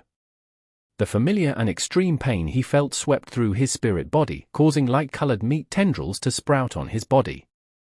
Every sprout seemed to be forming a transparent maggot. This was the backlash from killing 33 worms of spirit. After taking nearly 15 minutes to recover, Klein made his second attempt at letting the other third of his marionettes die.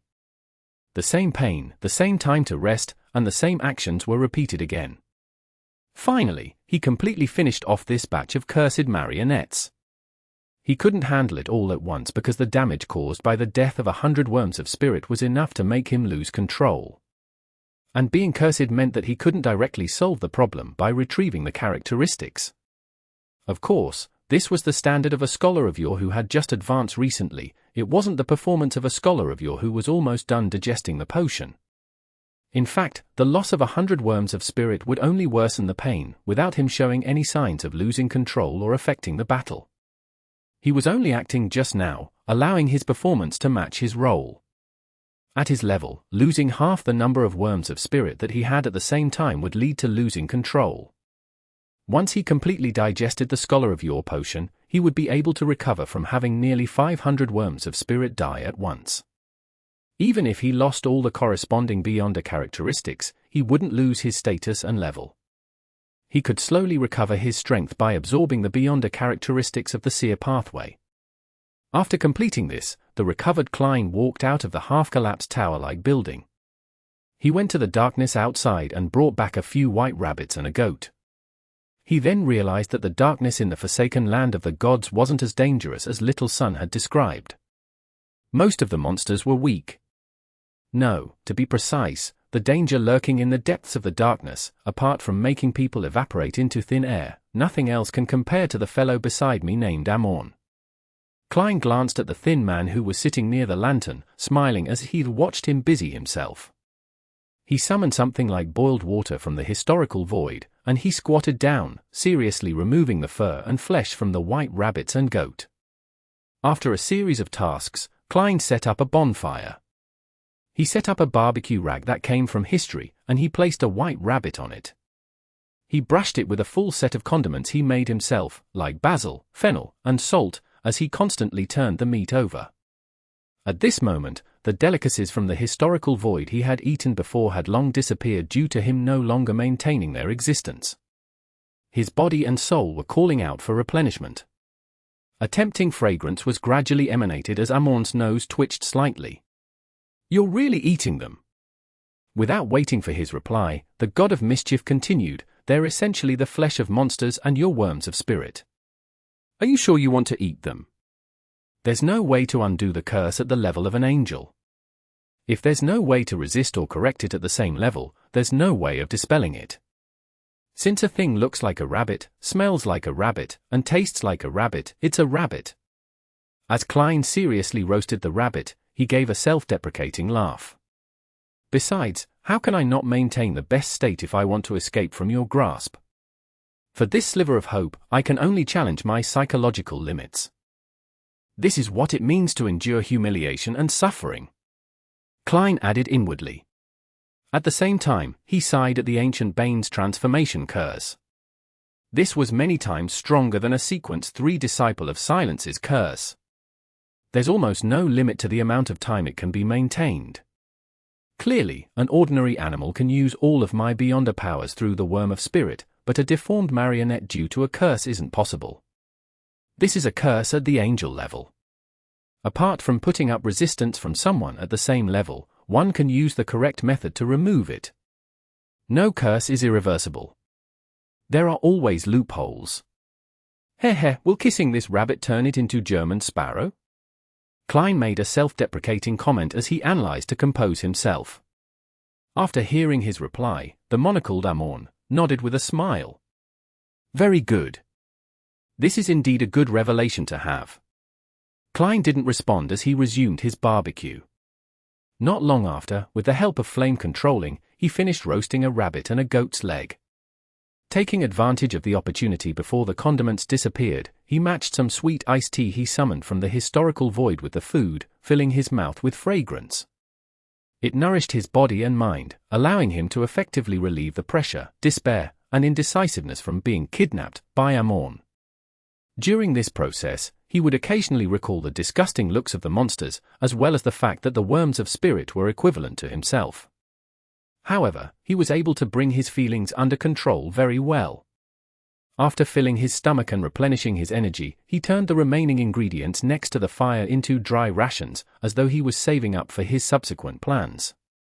Seeing him slowly but orderly making all sorts of preparations, Amorn suddenly nudged his monocle and asked with a slight smile, in actuality, you're trying to stall for time before we reach the actual destination, right? Klein's hands paused for a moment before he continued with his actions. He smiled and said, yes, I'm waiting for help. Guess who? Amorn didn't answer directly as he said with a smile, I'm looking forward to it. Klein continued his work until he prepared rations for 3 or 4 meals. He thought for a moment and once again reached his hand into the void in front of Amorn. He failed again and again as he kept making attempts. It was unknown what item he was trying to summon, but it seemed like he was using his actions to dare Amorn into stealing it. After watching for a few seconds, Amorn smiled and shook his head. He slowly stood up and walked out the half-collapsed tower building. Klein's right hand stopped in mid-air before he retracted it and pinched his forehead. He muttered to himself in puzzlement, what was I trying to do just now? While trying to recall, Klein stood up as well. He brought along his packed rations, picked up the animal hide lantern, and walked to the back of Amorn's side. The man and angel circled around the hill and entered a valley. The water was sloshing in the river, but when the dim yellow light shone at it, or when the lightning in the sky lit up the area, Klein realized that there was no water in the riverbed. The sounds he had heard earlier had also disappeared. A river that has been transferred into a concealed state. After some deliberation, he raised a question to Amorn. That's right. It will only appear in darkness void of light, Amorn replied with a slight nod, unfazed with the question. Can I drink it? Klein pressed. Amorn smiled and said, sure. This was once one of the water sources of a city that had persisted for 1,600 years in the darkness. As long as you can bring the water away from the riverbed, they can appear in places with light. Your next move is to suggest that I bring the lantern to wait by the side while you hydrate yourself in the darkness? And then, take this opportunity to transform into a concealed state. Klein smiled awkwardly. How could I use such a simple method? Hearing that, Amorn laughed and stroked his monocle. Sometimes, the simplest plan is the most effective. You can give it a try. With regards to the words of this peerless swindler, Klein couldn't believe it, nor did he dare to believe it. He was afraid that the other party was using reverse psychology with the truth. He could only put the matter of the water aside and ask, in the forsaken land of the gods, how many human gathering points, like the City of Silver, have yet to be destroyed? Amorn looked ahead and said without changing his expression, the ones I know don't exceed 10. In this aspect, the City of Silver is lucky. At least, they can see and have the ability to touch the light. This means that the City of Silver is very close to the Giant King's Court, the door leading out of the forsaken land of the gods. There's no need to risk death to reach it. As for the other cities, no matter how steadfast they are in the darkness, no matter how many exploration teams they send out, it will all be futile. There's no way to find the exit? Indeed, from this angle, the City of Silver is unfortunate and also lucky. This is purely dependent on the reference point. Klein held the lantern as he proceeded along the bank and began coming up with his second attempt at escaping. Amorn walked beside him, occasionally providing him with ideas that seemed reliable but had unknown actual results. He'd appeared to be suffering from schizophrenia, trying his best to destroy his true body's hopes in obtaining Sapphira Castle. On the other side of the Giant King's Court, in the City of Silver. After receiving the chief summoning call, Derek Berg brought the unshadowed crucifix to the top of the spire and entered a spacious room. There was a mysterious and complicated altar set up here. Different items were placed in different spots, a total of 6 items, each of them emanating a dangerous aura.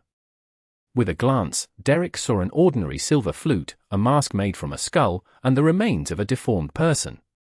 You have the unshadowed crucifix. You can stay here for 15 minutes, but you can't exceed that time. Otherwise, you will suffer a sudden death.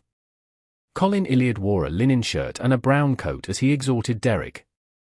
Derek's spiritual perception was triggered as he asked, "Your Excellency, is this because of that twilight mask?" His right hand pointed at the mask made from a skull. "Yes." Colin nodded slightly and said, "I've already prepared the remains of 6 powerful creatures. These were all hunted by myself, or with me as the main force." Derek was immediately enlightened. "You still lack the blessings of a deity." Colin instantly fell silent. After nearly 10 seconds, he opened his mouth and slowly said, "Yes." After some hesitation and struggles, he finally chose the Fool. At least those mushrooms had given the City of Silver hope. Derek suppressed his joy and thought back to the interactions at the Tarot Club. He raised a question in puzzlement: why didn't you let those 2 god-level sealed artifacts give you their blessings? He remembered that subsidiary gods, or angels, could satisfy the requirements of the ritual. It wasn't the case that only a sequence 0 true deity could provide blessings. After all, a Silver Knight was only a sequence 3. Colin fell silent again and hesitated for a few seconds before saying, "They won't give blessings." Chapter 1159. Validation. They won't give blessings. Derek was a little confused by this answer, not fully comprehending it. Back in the afternoon town camp, when he handed the Silver Knight potion formula to Chief Colin Iliad, the other party had praised him for making a huge contribution. He believed that the upper limit of the City of Silver was no longer that of Sequence 4, and his tone didn't reveal the need to seek blessings from external sources. Hence, Derek had always believed that the chief would be able to use the 2 god-level sealed artifacts to complete the Silver Knight's advancement ritual. Now, it was inevitable that he was surprised. Back then, the chief didn't know that the 2 god-level sealed artifacts couldn't provide blessings, and he only realized this problem when he returned to the City of Silver? Derek subconsciously made a guess and didn't ask further. He nodded heavily and said, "All right, I will try my best to help you seek blessings from a deity." Demon Hunter Colin exhaled silently and pointed at the door. "There's no one in the room opposite." Derek turned around and passed through the corridor, entering the half-open room. Then, he took a seat and recited softly, "The fool that doesn't belong to this era. The mysterious ruler above the grey fog.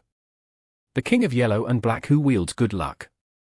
Inside Sapphira Castle, and hidden within the grey fog, the crimson star representing the sun rapidly expanded and contracted.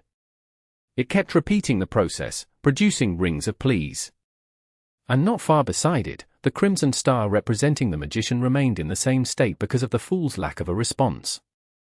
The circular rings, ripples, and tremors that the 2 created intertwined and became more intense.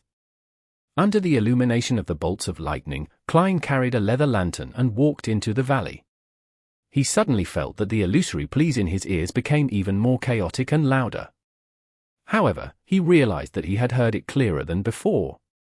Not only could he tell that the plea came from a woman and a man, but he could also vaguely make out certain content. The woman seemed to mention the world and backland.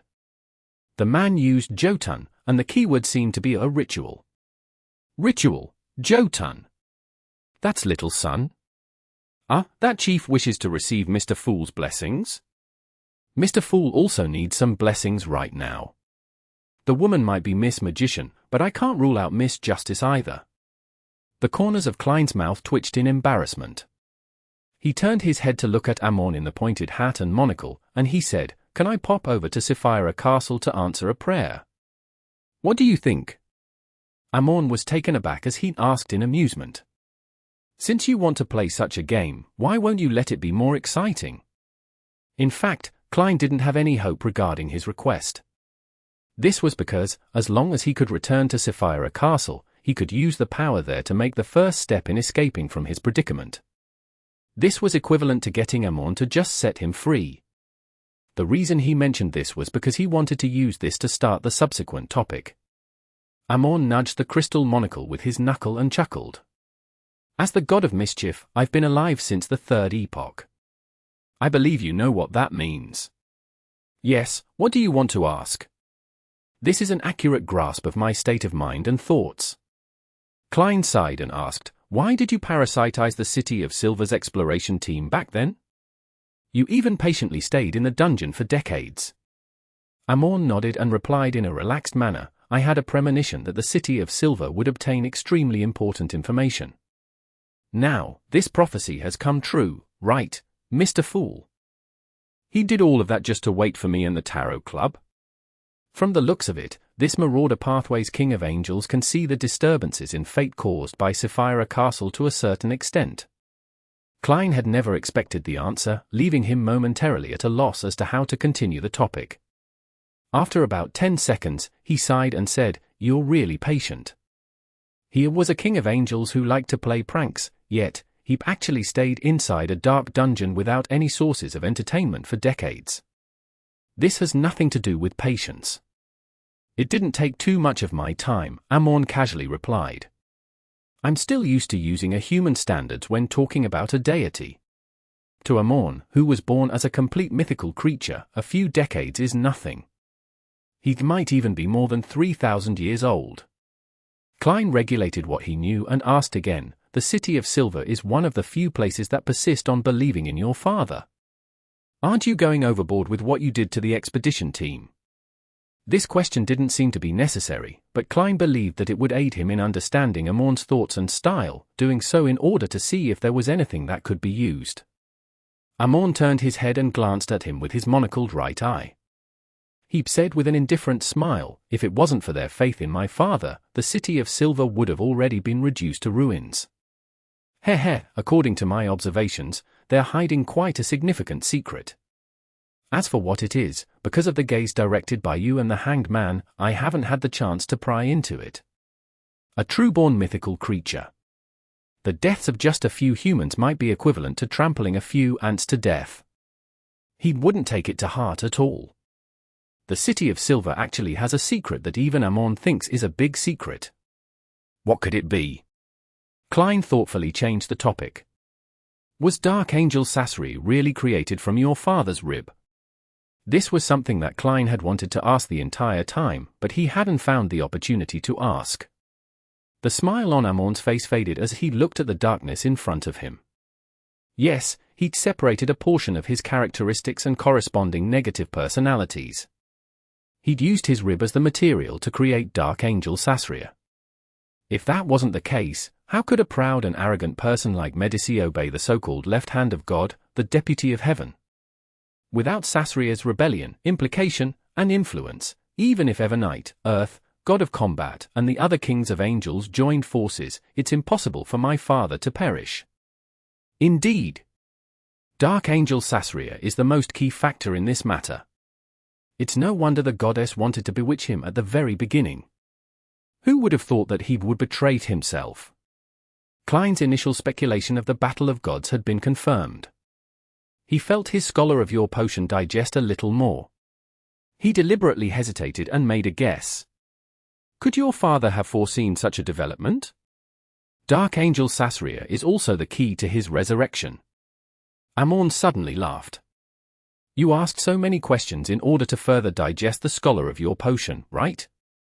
Klein pretended to break out in cold sweat, and he quickly adjusted his state of mind. I'm just curious.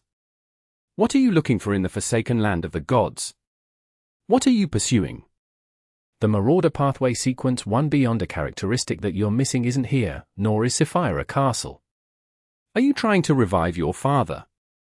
Amorn maintained his smile and looked straight ahead. Yes and no. My zealous brother is already very close to reviving my father. He probably doesn't need my help anymore. Adam really wants to revive the ancient sun god? I thought that he was purely doing it for the sake of becoming a Sequence 0. Without hiding anything, Klein called out the name of the Twilight Hermit Order's leader. He was even looking forward to Adam beating his younger brother up. Of course, beating someone up wasn't in line with the style of a king of angels of the spectator pathway. There's no need to mention his name. He won't interfere with my matters, nor will I interfere with his. I don't address him as Adam, because I think that a nickname like the Zealous is very suitable for him. I have to say that Decei is very talented in giving nicknames. Also, even if I say his name, he wouldn't be able to hear it if I don't wish for him to hear it. At this moment, the monocled Amorn smiled as he exposed Klein's idea. Following that, Klein didn't mention the Dark Angel any further, because it was obvious that Amorn wouldn't answer. Before long, the man and angel walked out of the valley and saw a silent city. More than half of the buildings in this city had collapsed. The remaining ones had a sharp roof, as though they were towers that led to heaven. On the surface, dark red vines and plants grew, forming fruits whose edibility was unknown. After entering the city, he discovered that there were stone coffins placed in front of each house. Inside were skeletons or recently rotted corpses. A common point between them was them being greatly deformed. Some had 4 legs, some had a slit in the middle of their eyebrows, some lacked skin, directly revealing their flesh, some had arms wrapped around their necks like tails. This was originally a city that believed in the Phoenix. Later, it converted its target of faith to my father, but it retained some customs related to death.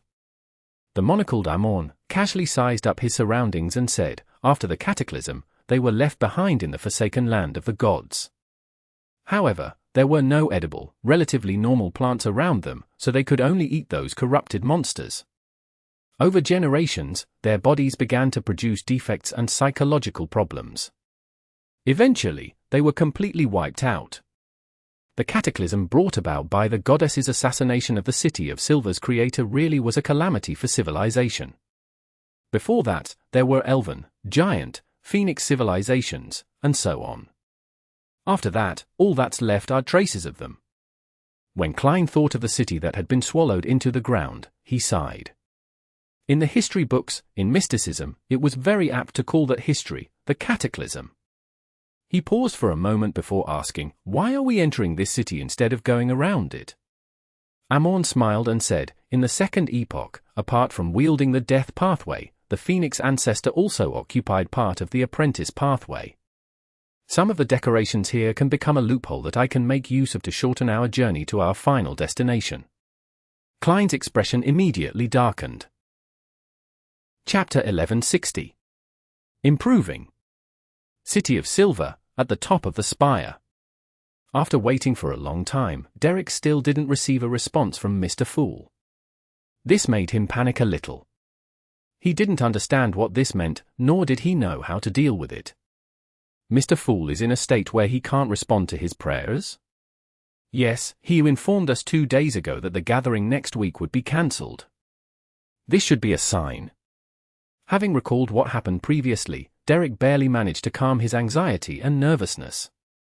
He couldn't be blamed for having such a huge reaction, because the City of Silver's textbooks recorded similar situations. The creator who normally responded to his believers suddenly stopped responding and forsook this land. After a few seconds of silence, Derek stood up and returned to the room where the chief was. He said to Colin Iliad, "We have to wait a few more days." "Wait."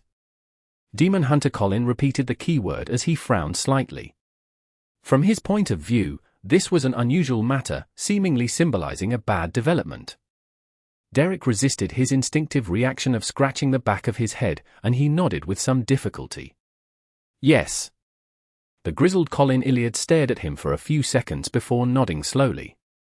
"All right, head back first." Backland East Borough, inside a 2-bedroom rental apartment. Force, who was wrapped in thick clothes, paced around the warm stove, her face full of doubt. Finally, she turned her head and looked at Zio. "Why hasn't Mr. World replied?" Perhaps he's preoccupied with something. Zio explained the reason she had long considered. "Perhaps it's because it's not convenient for Mr. Fool to pass on your prayers. He has temporarily paused the gathering." Force nodded thoughtfully and said, "Mr. Fool informed us that the gathering will be temporarily paused next week. It was only decided in the middle of the week. Is this related to George III?" Recalling Mr. World's investigations all this time, Zio acknowledged and said, "Very likely. In the forsaken land of the gods, in the dead silent city." Dressed in a classic black mage robe, Amon led Klein into a relatively complete cathedral. Segmented stone pillars lay tilted, and dark red weeds grew out from their cracks, wrapping around the avian sculptures. With the animal hide lantern in hand, Klein surveyed the area and confirmed that the residents of this city weren't truly dead. There were still a few survivors left. He had no idea what method they had used to transform into monsters of the deep darkness. They were hiding from the faint yellow light, surrounding a cathedral in a place that couldn't be seen. They wanted to attack the two ordinary-looking humans, Klein and Amon. The reason why Klein was able to confirm that these monsters were originally residents of this city was because their spirit body threads had a certain abnormality. Some were grayish-white, some were distorted, and some were sticky. They were completely different from the monsters elsewhere. They greatly resembled the corpses inside the coffins. I don't know what kind of despair and mental breakdowns will make the remaining humans choose such a path. Perhaps the deepest sense of despair was that they couldn't see hope on a daily basis while the situation around them worsened. With a sigh, he made use of this opportunity to adjust his mentality. He was experiencing various instances of hope surfacing, only to be met with despair time and time again. The monocled Amon walked to the edge of the light and walked all the way into the deepest part of the cathedral. Klein followed behind and saw a door covered in pale white light. This city is actually split into two parts, Lighto and Darkness. They're using certain abilities of the apprentice pathway to hide a portion of the area. They have to use a specific door to enter, Amon said as he pointed ahead. A secret sorcerer's powers? With some realization, Klein nodded, indicating that he knew what was going on. Amon then said, "Behind this door is the dark side of this city. I can use it to connect to a similar region far away. We can directly arrive there and shorten our journey." As expected of the incarnation of loopholes, Klein watched as Amon stretched out his left hand and pressed down on the door formed from pale white light. The light began to ripple as it rapidly spread outwards, becoming more and more intense. At that moment, a deformed monster hiding in the depths of the darkness while spying on the cathedral suddenly trembled, becoming Klein's marionette. 20 or 30 seconds ago, Klein had already completed the process of obtaining initial control over it and deepened his influence. However, he waited until now before he completely converted it. Right on the heels of that, Klein and the marionette reached out their hands at the same time. They took advantage of the opportunity when Amon changed the door, and they grabbed something. In his hand was something in the shape of a full moon, and was embedded with scarlet gemstones, the scarlet lunar corona. In his marionette's hand was an ancient, brass-colored master key. At the same time, they opened their mouths and made a bang sound. They used air cannons to push the scarlet lunar corona and the master key to the door of light. These two items combined could make one hear Mr. Dawes' pleas for help. This also meant that Mr. Dawes' powers could enter the real world to a limited extent. And this was the controller of all doors. He was one of the existences who was most unwilling to see Amon become Undera or control Sapphira Castle. Klein didn't expect that the sealed Mr. Door could really hurt Amon. He only hoped that he could use this opportunity to interfere with the Angel of Time and create a good enough opportunity for himself. Of course, if Mr. Door could cause any abnormal changes to the door, magnifying or distorting the loopholes created by Amon, thus affecting the King of Angels of the Marauder pathway and teleporting him far away, Klein would definitely sincerely thank Mr. Door for a week. After his previous attempts, Klein realized his greatest disadvantage. It wasn't that he was one sequence short and had a qualitative gap in power level. Instead, he had lost the initiative and couldn't make proper preparations. Every time he began preparing, he would be interrupted or foiled by Amon. For a veteran magician, unprepared performances were often synonymous with failure. If he could make preparations in advance, he could quietly summon Mr. Azik's, Rionette Tinker's, and Snake of Fate will or Septin's historical projections. Against a sequence too, even if there was no way to deal with him, it would definitely create a very good opportunity to escape. At that moment, the Scarlet Lunar Corona, an ancient-looking master key, whistled through the air and arrived at the Door of Light. The white light that formed the illusory door distorted and devoured the two items. It was dyed crimson as it collapsed into a whirlpool. It was as though the bottom of the vortex was invisible, like a gigantic eye. Just as Amon was about to turn around, he made a slight pause as if he'd heard an old friend shout. However, this pause disappeared instantly, as though it had never appeared. With Amon's gaze directed at Klein, the latter instantly lost 6 Beyonder powers. This included the control of spirit body threads, the summoning of historical void projections, paper figurine substitutes, flame controlling, underwater breathing, and bone softening. Of course, losing these 6 Beyonder powers for a marionette didn't affect Klein's subsequent operations. The indiscernible pause from before had allowed Klein to switch places with his marionette in time. He had already arrived deep in the darkness outside the cathedral. The deformed monsters around him trembled and turned into his marionettes. For targets such as these that weren't even sequence 5, it took only 2 or 3 seconds for Klein to transform them into marionettes. And by the time he summoned the Scarlet Lunar Corona, he had already begun doing similar actions. As he enjoyed the darkness without any scruples, he attempted to transform into a concealed state or successfully commit suicide. At the same time, he reached out with his marionettes to grab at the fog interwoven with history. This time, he split the marionette into 3 groups, summoning Rionette Tinker, Mr. Azik, and Snake of Fate will or Septin, respectively. He didn't want to follow his past mistakes, where he had managed to succeed with great difficulty only to have them taken away by Amon. With such arrangements, he might be left with 1 or 2. Of course, the premise was that Amon was unable to steal multiple historical void projections at once. This was something that Klein needed to confirm. Klein retracted his hand, but he didn't grab anything. All the marionettes who summoned the Snake of Fate failed. Among the scholars of your groups who summoned the Death Consul and Rionette Tinker, 2 of them had their arms tense up slightly. Klein was delighted as he suddenly felt that this attempt could end up turning into a real escape attempt. At this moment, the crystal monocle that Amon wore emitted a terrifying light. The entire city, including the surrounding rivers, hills, and wilderness, were all filled with pure, scorching sunlight. Day had once again descended upon this land after bidding farewell to it for thousands of years. Amon had stolen the day from the ruins of the Battle of Gods.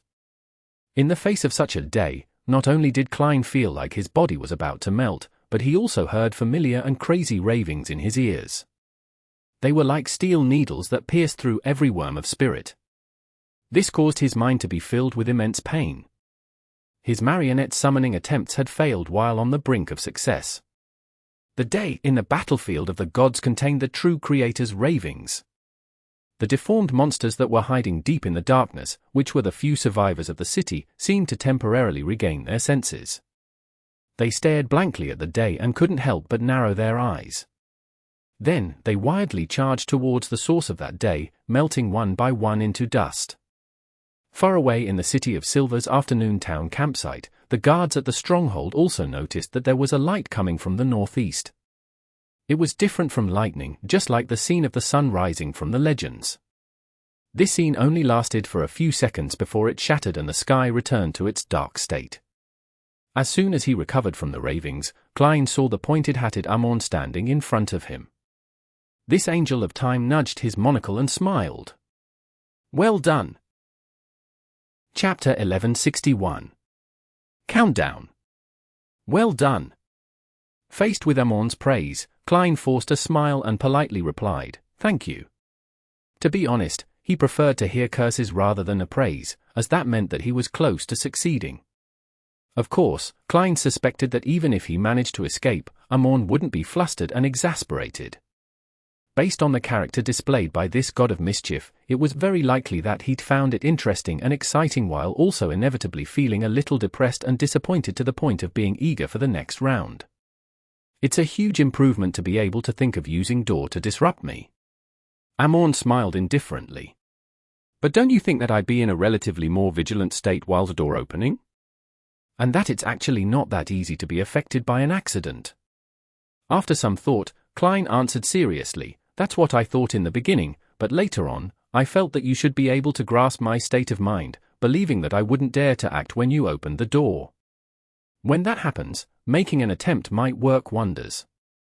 Doing it when others believe that you wouldn't do it was also a strategy."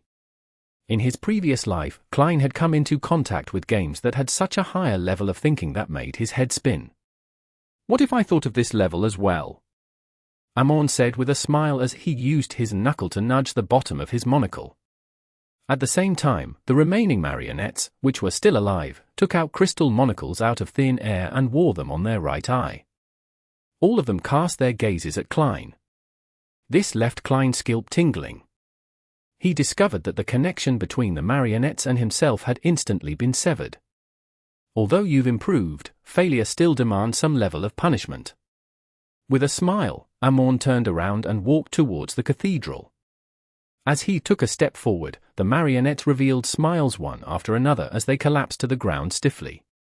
This caused Klein's soul to be torn apart again and again as the blood vessels on his forehead visibly bulged. As he endured the pain, he stood rooted to the ground and calmed down after a long while. During this process, although he had always been in the depths of the darkness, he didn't suffer any attacks from the terrifying monsters, nor did he turn into a concealed state. When did Amon steal the concealment powers in this city? If I had tried to commit suicide, I definitely would have had the thought stolen from me. My preparations still aren't enough. I don't have enough confidence when dealing with Amon, having not considered the things he might have stolen into consideration. I really didn't expect him to release the day that he'd stole from the ruins of the battlefield of gods. Regarding what else he'd stole in the past, or whatever he has on him, I have no idea. I can't make targeted preparations. That monocle is some sort of vessel used to store stolen items? Or is it part of Amon to begin with? So every time he parasitizes someone, a monocle will be taken out. Klein rubbed his temples and walked into the cathedral. Looking at Amon before the door of light, he asked, seemingly casual, "Why do you have so many monocles? Where do you usually place them?" Amon stroked the monocle on his right eye and smiled indifferently. "Why don't you ask me why every avatar of mine has eyes? And where do I usually place them?" "I understand." Klein nodded in enlightenment. Amon cast his gaze back to the door of light that had yet to calm down from the rippling. He casually said, "I have the nagging feeling that this operation of yours is a major preparation piece, and not an attempt. What cheap trick did you pull off during that process?" After some deliberation, Klein replied with a smile, "Guess." "I do have some guesses." "Do you think I've guessed it correctly?" Amon asked with interest as he pinched the edge of his monocle. "Perhaps, or perhaps not." Klein didn't give a clear answer as he cooperatively walked to Amon's side. He saw him reach out again and press down on the pale white door of light. Above the door of light, ripples appeared once again as they became more intense and exaggerated. After about 10 seconds, the ripples spread the surroundings, causing the door of light to expand twice in size. Amon glanced at Klein, gesturing for him to take a step forward. Klein instinctively turned his head and looked around the cathedral. Beyonder characteristics left behind by the mutated monsters were shimmering outside the area that the lantern had lit up. They weren't all Beyonders when they were alive. After those ordinary people turned into monsters, a large part of the power came from the darkness and degeneration. The powers didn't belong to them, so no characteristics were purged. I almost forgot. After taking a look together with Klein, Amon suddenly shook his head and smiled. Just as he'd finished his sentence, a bunch of Beyonder characteristics floated up and entered his body. They merged with him, leaving only a small portion behind. Most of the people who chose to transform into monsters are of the apprentice pathway, Beyonders and their family members who can enter the city's dark side, Amon said casually as he'd retracted his gaze. Even if it's a similar pathway's Beyonder characteristic, it would be problematic if it's directly eaten, right? Shouldn't it only be possible to jump to a higher level of a neighboring pathway? It also allows the accommodation of lower sequences? Seeing this, Klein was a little stunned as he asked curiously, won't this accumulate madness? This wasn't just a matter of accumulating madness. Klein suspected that if he did it himself, there was a high chance that he would go crazy. Others will, Amon said with a smile, but not me. A true bug. Klein couldn't help but sigh inwardly. Then, the distance between him and the door of light disappeared. Subconsciously, he forgot about the remaining death pathways Beyonder characteristics, and he entered the mutated door of light with Amon. Endless darkness and squirming lines of light were mixed together, giving rise to the feeling of a sudden descent. About 10 seconds later, he discovered that he and Amon had appeared on a square.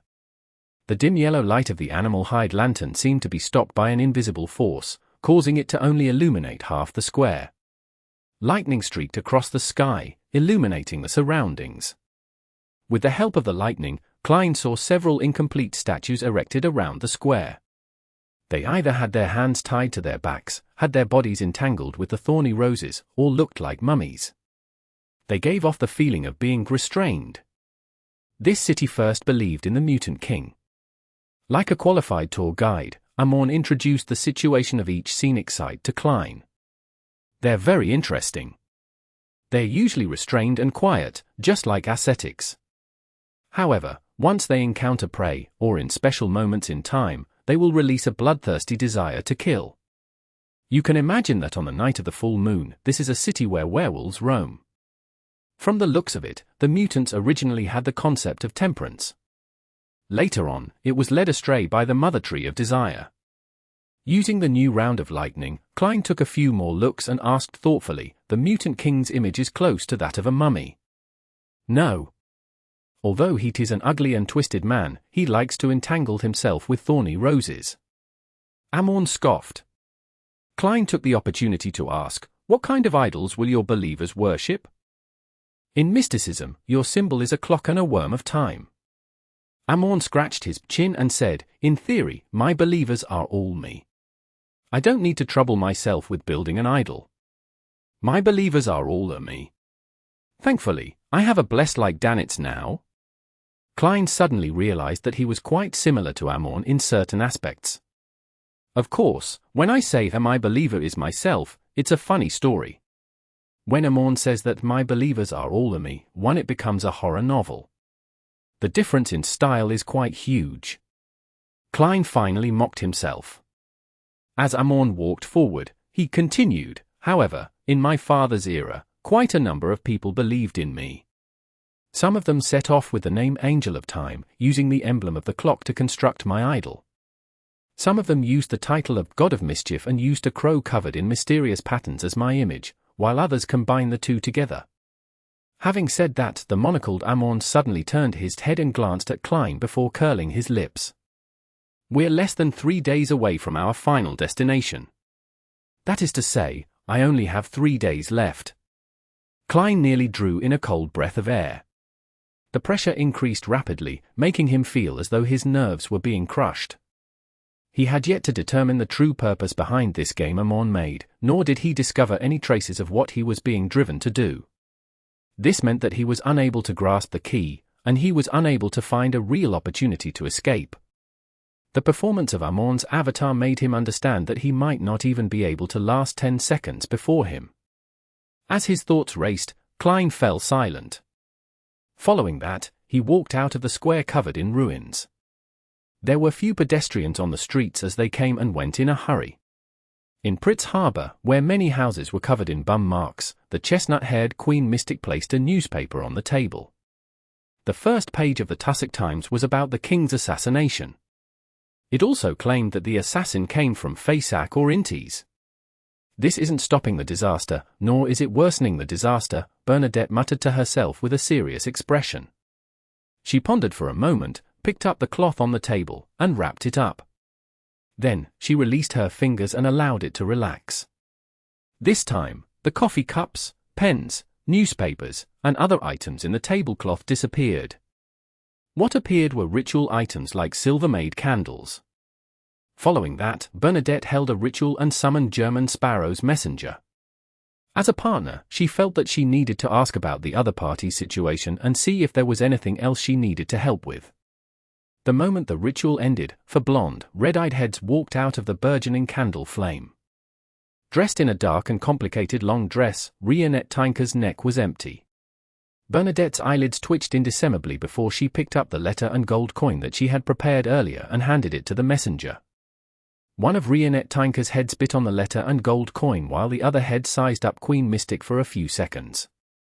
She shifted her gaze back and walked into the void. However, just as Bernadette was about to put away the tablecloth, Miss Messenger suddenly appeared again. One of the two heads with blonde hair and red eyes spoke one after another. "He has disappeared." Chapter 1162. Prophecy. German Sparrow has gone missing. Bernadette had a vague sense of foreboding when the abnormally terrifying messenger returned. She had roughly figured out what had happened. Therefore, after hearing the other party's response, her expression sank slightly. There was no obvious reaction.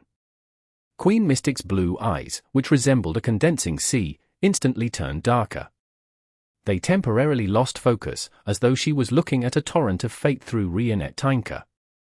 2 to 3 seconds later, Bernadette suddenly closed her eyes, as if a blinding light had appeared in front of her.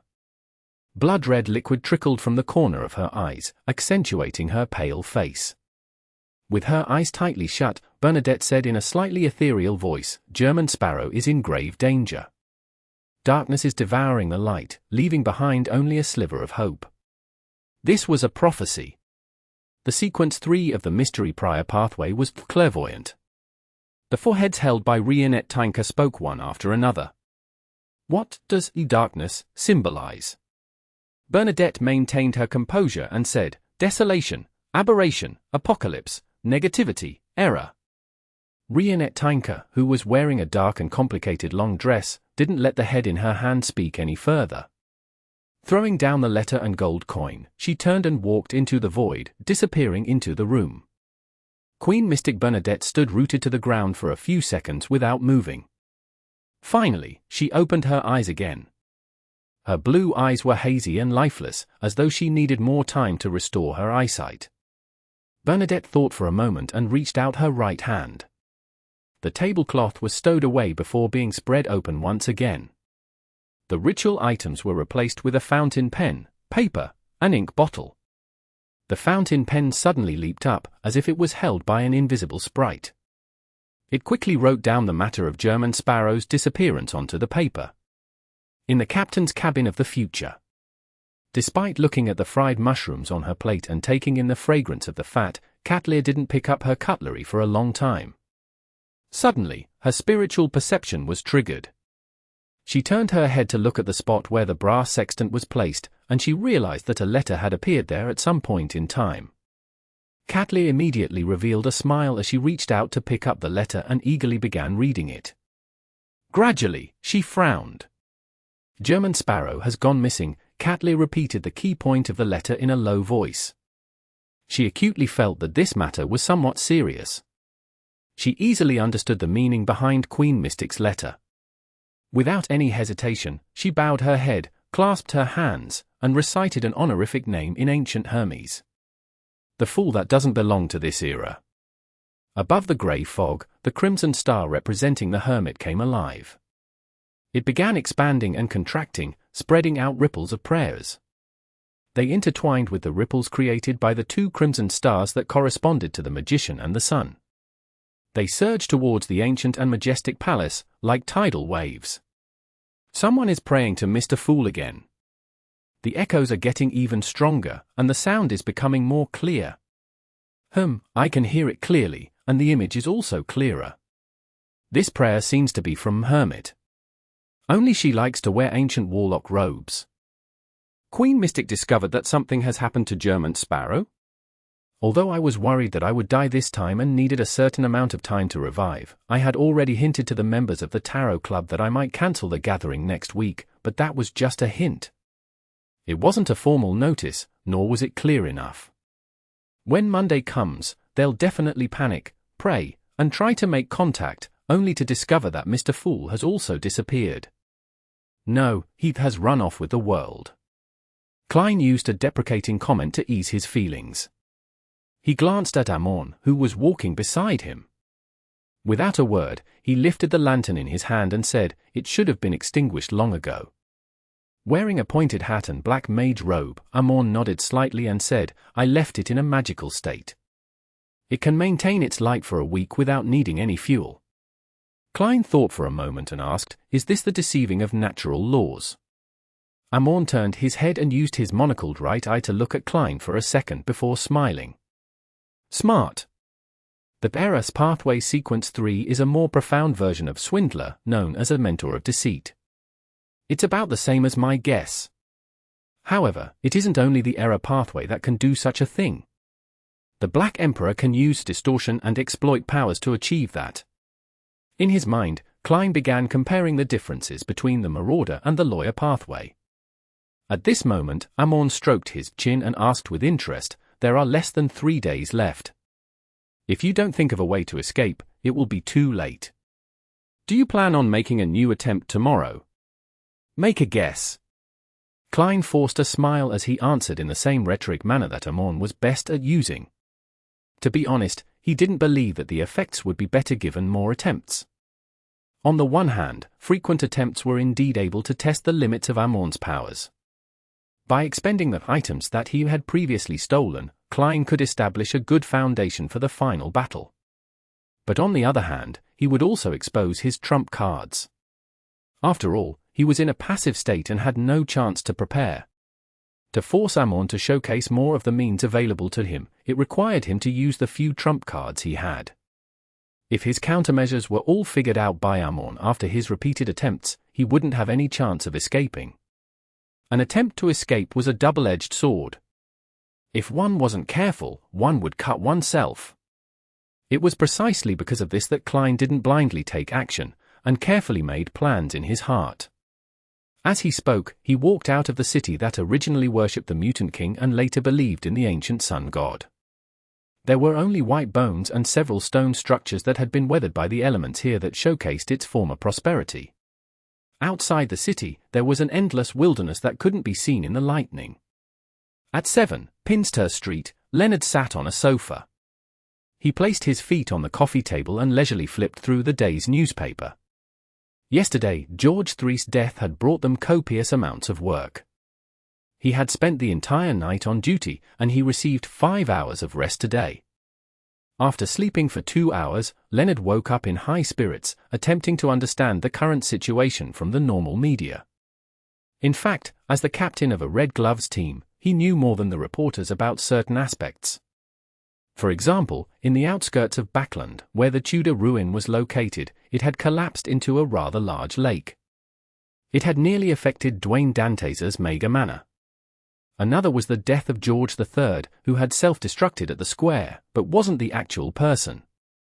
The search for his corpse was to no avail, as though he had vanished into thin air that night. Of course, Leonard was extremely certain that George III was already dead. The eldest prince was about to inherit the title of Balaam Emperor and Lun King. Back then, something had happened at Sapphira Castle. This matter definitely has something to do with Mr. Fool. Klein had long warned us about George III. The reactions of the 3 churches were very strange. Even the Church of the Lord of Storms, which is most prone to acting rash, wasn't too angry. As Leonard flipped through the newspaper, his thoughts wandered casually. At this moment, his mind was filled with the slightly aged voice of Pallas Zoroast. German Sparrow's messenger is here. Leonard suddenly looked up and saw the angel-level messenger wearing a dark and complicated long dress appear in front of him. The four blonde, red-eyed heads held by Reappearing spoke one after another. German Sparrow has encountered extreme danger. He has gone missing. Klein has encountered danger and disappeared? Leonard immediately retracted his legs and stood up. Without waiting for the reminder provided by Pallas Zoroast, his spiritual perception stirred as he blurted out, "Is it related to the death of George III?" Yes, he destroyed the apotheosis ritual of George III. The 8 red eyes on Reappearing's foreheads looked at Leonard. Apotheosis ritual? Although Leonard was anxious, he was still shocked by the phrase. For someone to hold an apotheosis ritual, one had to be a Sequence 1 angel at the very least. Yet, Klein was able to directly participate in something at that level. Mr. Fool's plan? Leonard's green eyes glimmered slightly. Relying on his relatively rich experience, he pointedly asked, "What happened to Klein the last time you saw him?" The four blonde, red-eyed heads of Reappearing shook and said, "Possibly, under Zaratel's pursuit."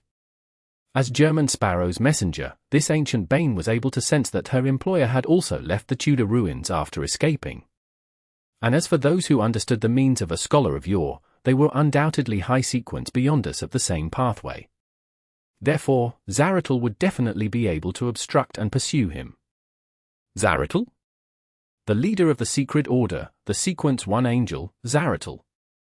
As Leonard was worried about Klein, he felt fear and concern for the life of his former colleague. At that moment, a deep voice sounded in his mind. Ask her what other clues she has. Leonard immediately did as he was asked. Reappearing seemed to know that Leonard wasn't simple.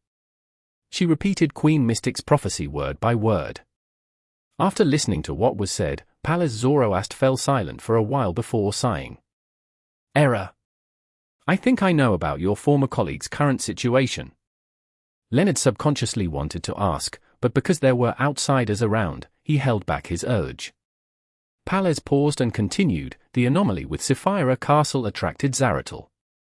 How could Amon not notice it? This should be related to the struggle for Sapphira Castle. Sapphira Castle.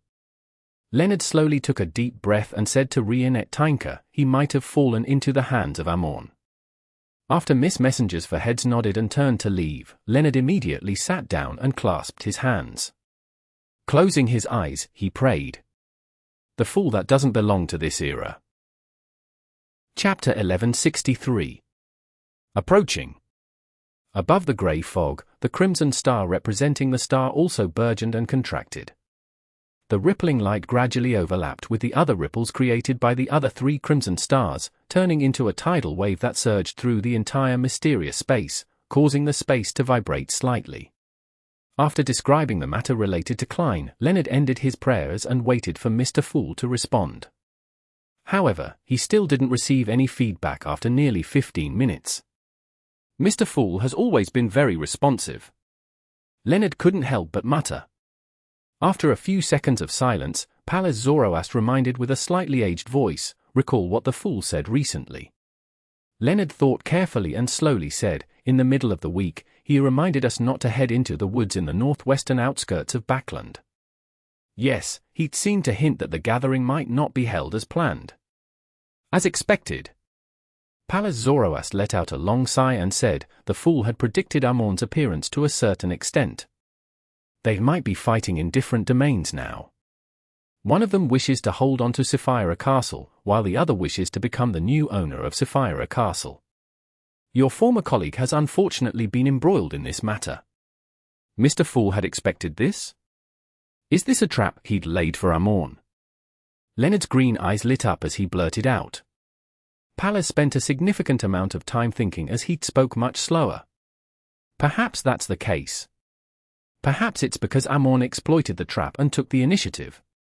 Don't underestimate a blasphemer, a powerful king of angels. According to what Leonard knew, Mr. Fool was either the owner of the Sapphira Castle who was slowly recovering, corresponding to some unknown deity in history, or he was the embodiment of Sephro. Currently, he was unable to control his authority and strength very well, something that could be fixed with a further qualitative change. And regardless of the possibilities, Mr. Fool was still unable to reach the level of a true deity. He was likely on the same level as the King of Angels.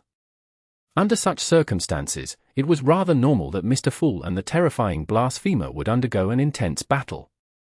After all, that person was one of them, one of the strongest hidden existences beneath the deities. He was even more powerful than the hidden sage that was usually categorized as an evil god. Even deities were somewhat apprehensive towards him. Leonard couldn't help but tense up. He asked in a low voice worriedly, "Old man, do you have any way to provide any help? Isn't Amorn your greatest enemy? Such help might be limited, but it should be able to pull Klein out of the maelstrom."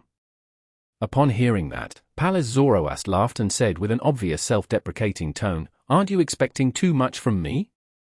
Indeed, if Amorn obtains Sapphira Castle, I'll definitely die at his hands. I might not be able to survive this winter. And if Sapphira Castle is left with the Fool, I might have a chance of surviving in the future. But would an old man like me, who has just recovered to Sequence 2, have the ability to interfere with a battle at this level? Even if I were to use the yesterday once more charms, what can I do in the short time span of 2 to 3 seconds? Yes. At the critical moment, I might be able to help the Fool warp the situation, but I don't even know where they are fighting. How can I seize the opportunity?" Leonard fell silent after hearing Old Man's long answer. He immediately bowed his head and raised his hands to press them against the sides of his head. He muttered to himself, "Don't tell me that I can only watch helplessly." Pallas sighed and said, "Be patient. All we can do now is be patient." The Fool and Evemite, and some other deities and kings of angels seem to have some tacit understanding with each other. They might even be cooperating with one another. They will not allow Amorn to take away Sapphira Castle. Wait patiently. Perhaps it won't take long for a window of opportunity to appear. Leonard straightened his body and leaned back. He took a deep breath and exhaled. "I understand." The Blue Avenger, which had been ordered by the Church of the Lord of Storms to attack the port and Phaeacian merchant ships near the waters of Sonia Island, was hiding somewhere outside the safe sea route. Alger Wilson stood behind the window of the captain's cabin, using his extremely distant vision to stare at the long coastline. To this newly advanced ocean songster's point of view, many captains who received similar missions were the cream of the crop of the mid-sequence beyond us. Their joint operation would definitely be able to effectively harm the traffic flow of Phaeacian waters. This also meant that an attack from Phaeac would be reasonably fierce, with a high chance of a sequence for demigod leading the attack. Of course, one couldn't eliminate the possibility of a Sequence 3 War Bishop or Silver Knight appearing. This was a dangerous development for Alger. He didn't wish to put himself in such danger. At the same time, his crew, colleagues, and partners would monitor each other, preventing anyone from deserting. If Alger were to skive and walk on the edge of danger, it wouldn't take long for him to consider killing most of the crew members and become a true pirate, or lose the Blue Avenger and return to Pazu Island for an internal probe. After this operation ends, the captains who could still survive wouldn't exceed a third. Alger calmly analyzed the situation and quickly came up with a plan to avoid danger. That was to participate in the operation, but not take center stage. Alger planned on using a surprise attack on the port while his brethren frenetically attacked the Phaeacian merchant and supply ships. This would bring the people on board his ship onto Sonia Island, allowing them to lay in ambush in a primeval forest.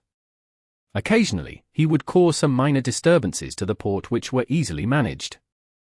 This way, the Phaeac demigods would definitely cast their gazes at the sea, and not towards him. At the same time, in the eyes of the crew, he would be a role model who was willing to take great risks to enter the enemy's borders. After thinking through all the details, Alger immediately gathered the crew and repeated his plans. Finally, he emphasized, "This will be very dangerous. Trust me, it's very, very dangerous. We won't be able to advance and retreat like we can at sea. We might be surrounded by enemies at any time, but such an attack will definitely exceed the expectations of the Phasacians, and it will give us the outcome we want. Are you willing to remain on the ship as cowards, or do you want to follow me into battle as a hero to show your devotion to the Lord? The crew members felt their blood boiling as they rashly said, F***CK the Phasacians. Very good. Alger felt relieved as he struck his right fist on his left breast. May the storm be with us. May the storm be with us, the sailors saluted and shouted. After making the necessary arrangements, Alger believed that he needed to borrow the unshadowed crucifix as soon as possible so as to purge the excess ocean songsters beyond a characteristic. Although he had exaggerated the danger of landing on the island, there was still a certain level of danger involved. Therefore, he wanted to quickly recover to his optimal condition. And he had long understood Mr. Fool's earlier hint. He felt that tonight or tomorrow morning, Mr. Fool would officially inform them that the gathering was to be cancelled. Of course, there were some ideas in the deepest depths of Alger's heart. He suspected that every time Mr. Fool cancelled the Tarot Club, something had happened to him. He wanted to use this prayer to test if this mighty existence was still normal. No, I can't. Thou shalt not test God. This isn't a test. Mr. Fool didn't hint that I can't pray to him recently. Besides, borrowing the unshadowed crucifix is something I really need to do within the next few days. Alger paced back and forth, unable to make a decision. At this moment, he heard the sound of waves crashing. Through the additional type of vision provided by the ghost ship, he saw the water part as a huge fish-type creature appeared. The strange-looking giant fish opened its mouth and spat out a small metal ball that landed on the deck. Alger nodded and expressed his gratitude with his singing. This was a sea creature that the Church of the Lord of Storms had tamed. In this operation, it and its companions were the messengers between the various ships and the islands. Upon receiving his gratitude, the giant fish-like creature trembled. With a flick of its tail, it headed deep into the sea and swam into the distance. Alger looked at it silently for 2 seconds before summoning a gust of wind to bring the metal ball into the captain's cabin. He twisted open the metal ball and took out the piece of paper inside. Alger's eyes froze from a mere glance at it. George III has been assassinated. Alger repeated the content with a heavy expression before recalling the World German Sparrow's reminder and Mr. Fool's hints. This time, he no longer hesitated. He locked the room and softly muttered the honorific name, the fool that doesn't belong to this era. These prayers are almost becoming a choral symphony. Mr. Hanged Man wants to borrow the unshadowed crucifix from Little Son? Leonard. Yes.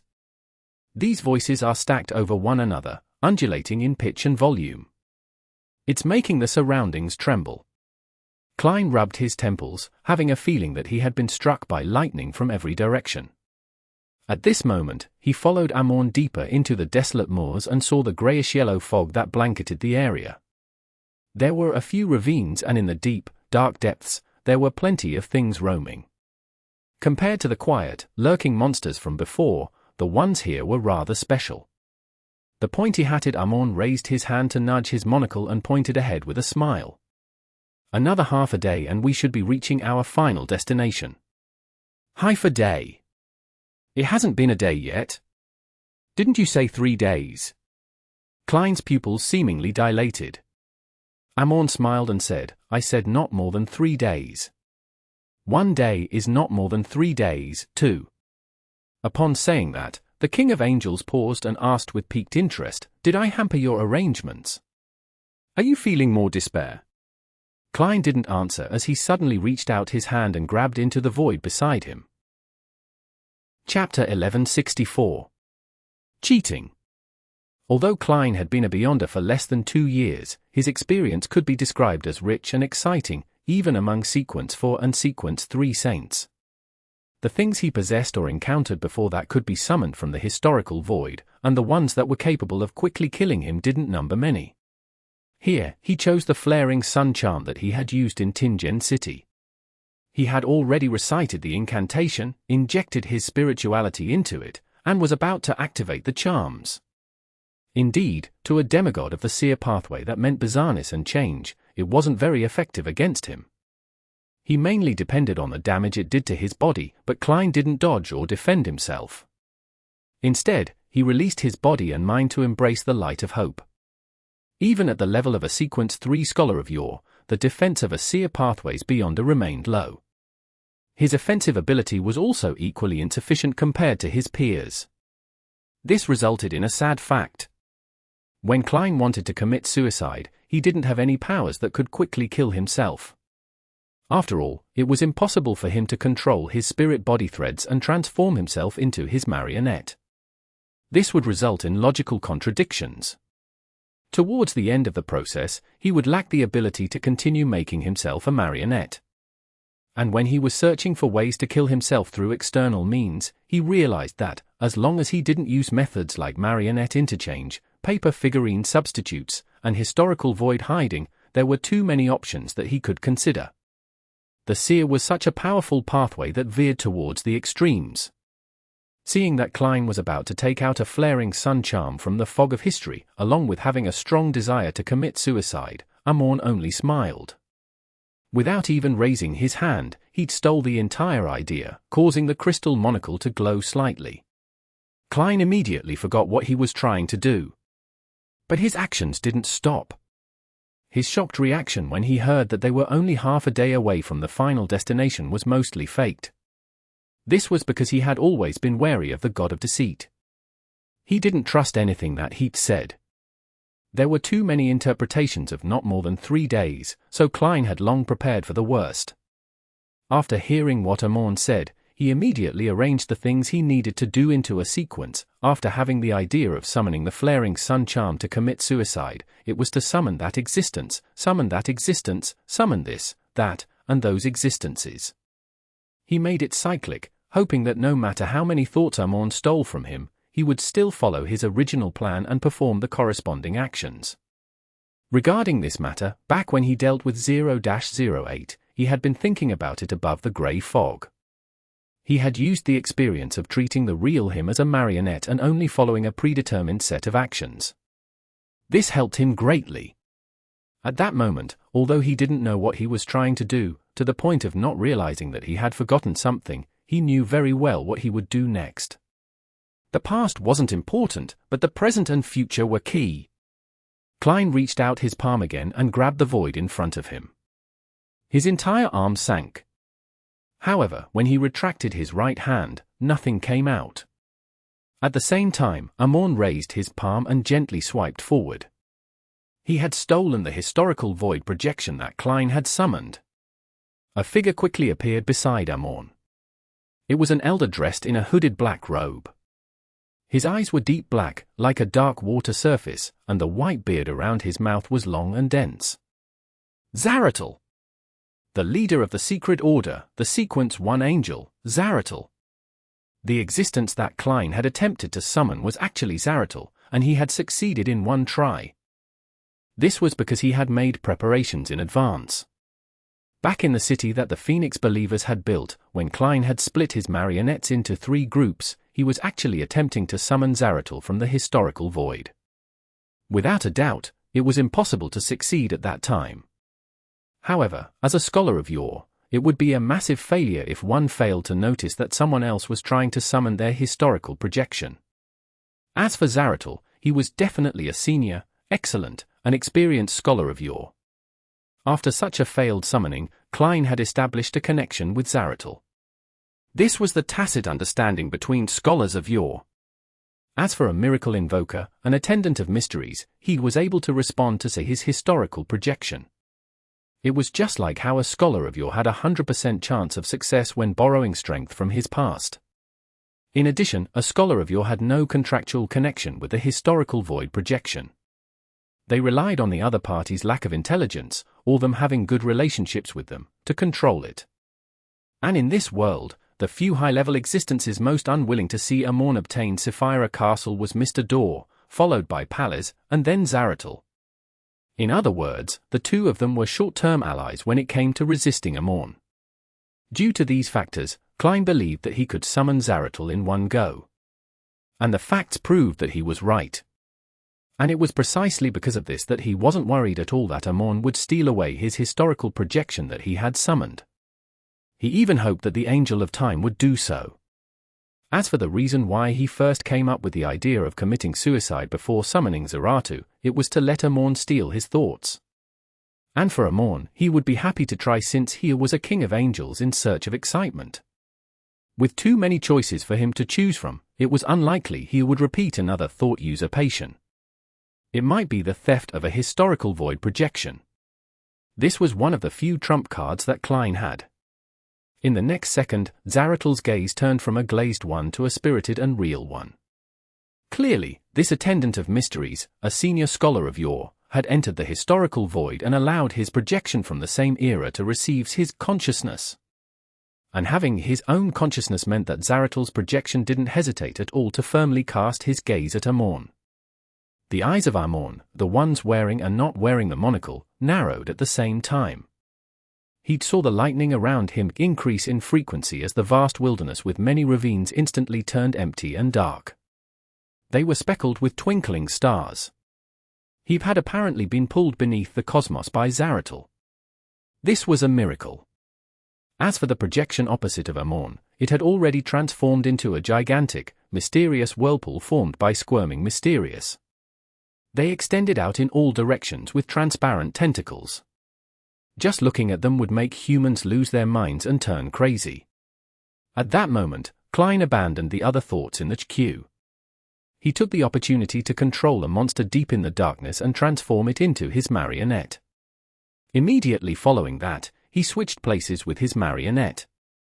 After coming to the depths of the darkness, Klein reached out his hand once again to grab at the air in front of him a few times in succession. His marionette did the same action as well. Finally, he dragged a new figure out of the void. It was a figure dressed in a simple linen robe with a tree bark as a belt. Standing there, barefooted with long, black hair, Oriona's facial features were ordinary and her eyes dark and cold. The Evernight Cloister's matron, the ascetic leader, the servant of concealment, the grounded angel, Oriona. As soon as Oriona appeared, her dark eyes turned normal. She didn't look like a projection at all. Her true body seemed to have entered a concealed state, allowing the summoned historical void projection to also possess intelligence.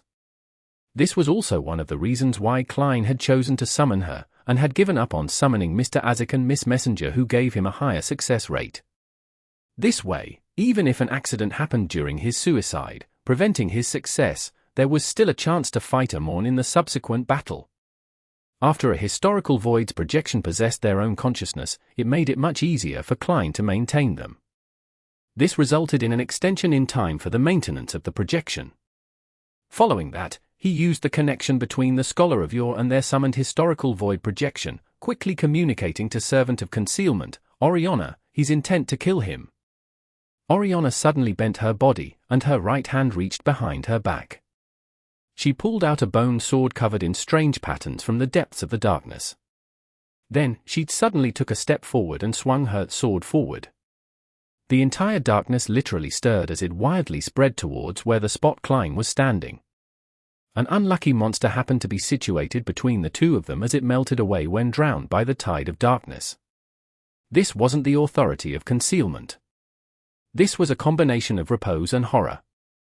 It symbolized danger in the darkness, a symbol of silent destruction and vanquishment. The Beyondus of the Sleepless Pathway had to reach Sequence 3 Horror Bishop to grasp such powers. Subconsciously, Klein's survival instinct made him attempt to escape. But at that moment, he felt that the surrounding darkness was an enemy. If he was infected by that force, he would become a part of the tide. There was no avoiding it. There's no need to use all your strength. You can easily kill me with just a portion of your strength. Klein restrained his primal instincts, and he stood on the spot, waiting for the destruction to sweep through him. At that moment, a distant, illusory bell sounded. It was as if it had traveled through a long stretch of history, causing everything around it to slow down, including the surging darkness. In midair, swaths of darkness were pierced, revealing a gigantic wall clock carved out of stone. It was ancient and mottled, and its surface was separated into 12 segments by grayish-white and bluish-black colors. Each segment had different symbols, and the needle had a total of 3 hands, short, medium, long. It seemed to be formed from the 12 rings of a worm of time. As the second hand ticked, the bell rang again. Gong! As the sound echoed, the surging darkness like a tide slowed down even more. Then, the ancient clock's projection dissipated, turning back into Amon with his pointed hat and monocle. Behind him, the projection of Zaratul was also in a sluggish state. Right on the heels of that, Amon levitated in midair, extending his right hand, and he pressed down at the darkness. The darkness quickly returned to normal, drowning Klein without causing him any damage. It was unknown if there was a bug or if a Beyonder effect had been stolen.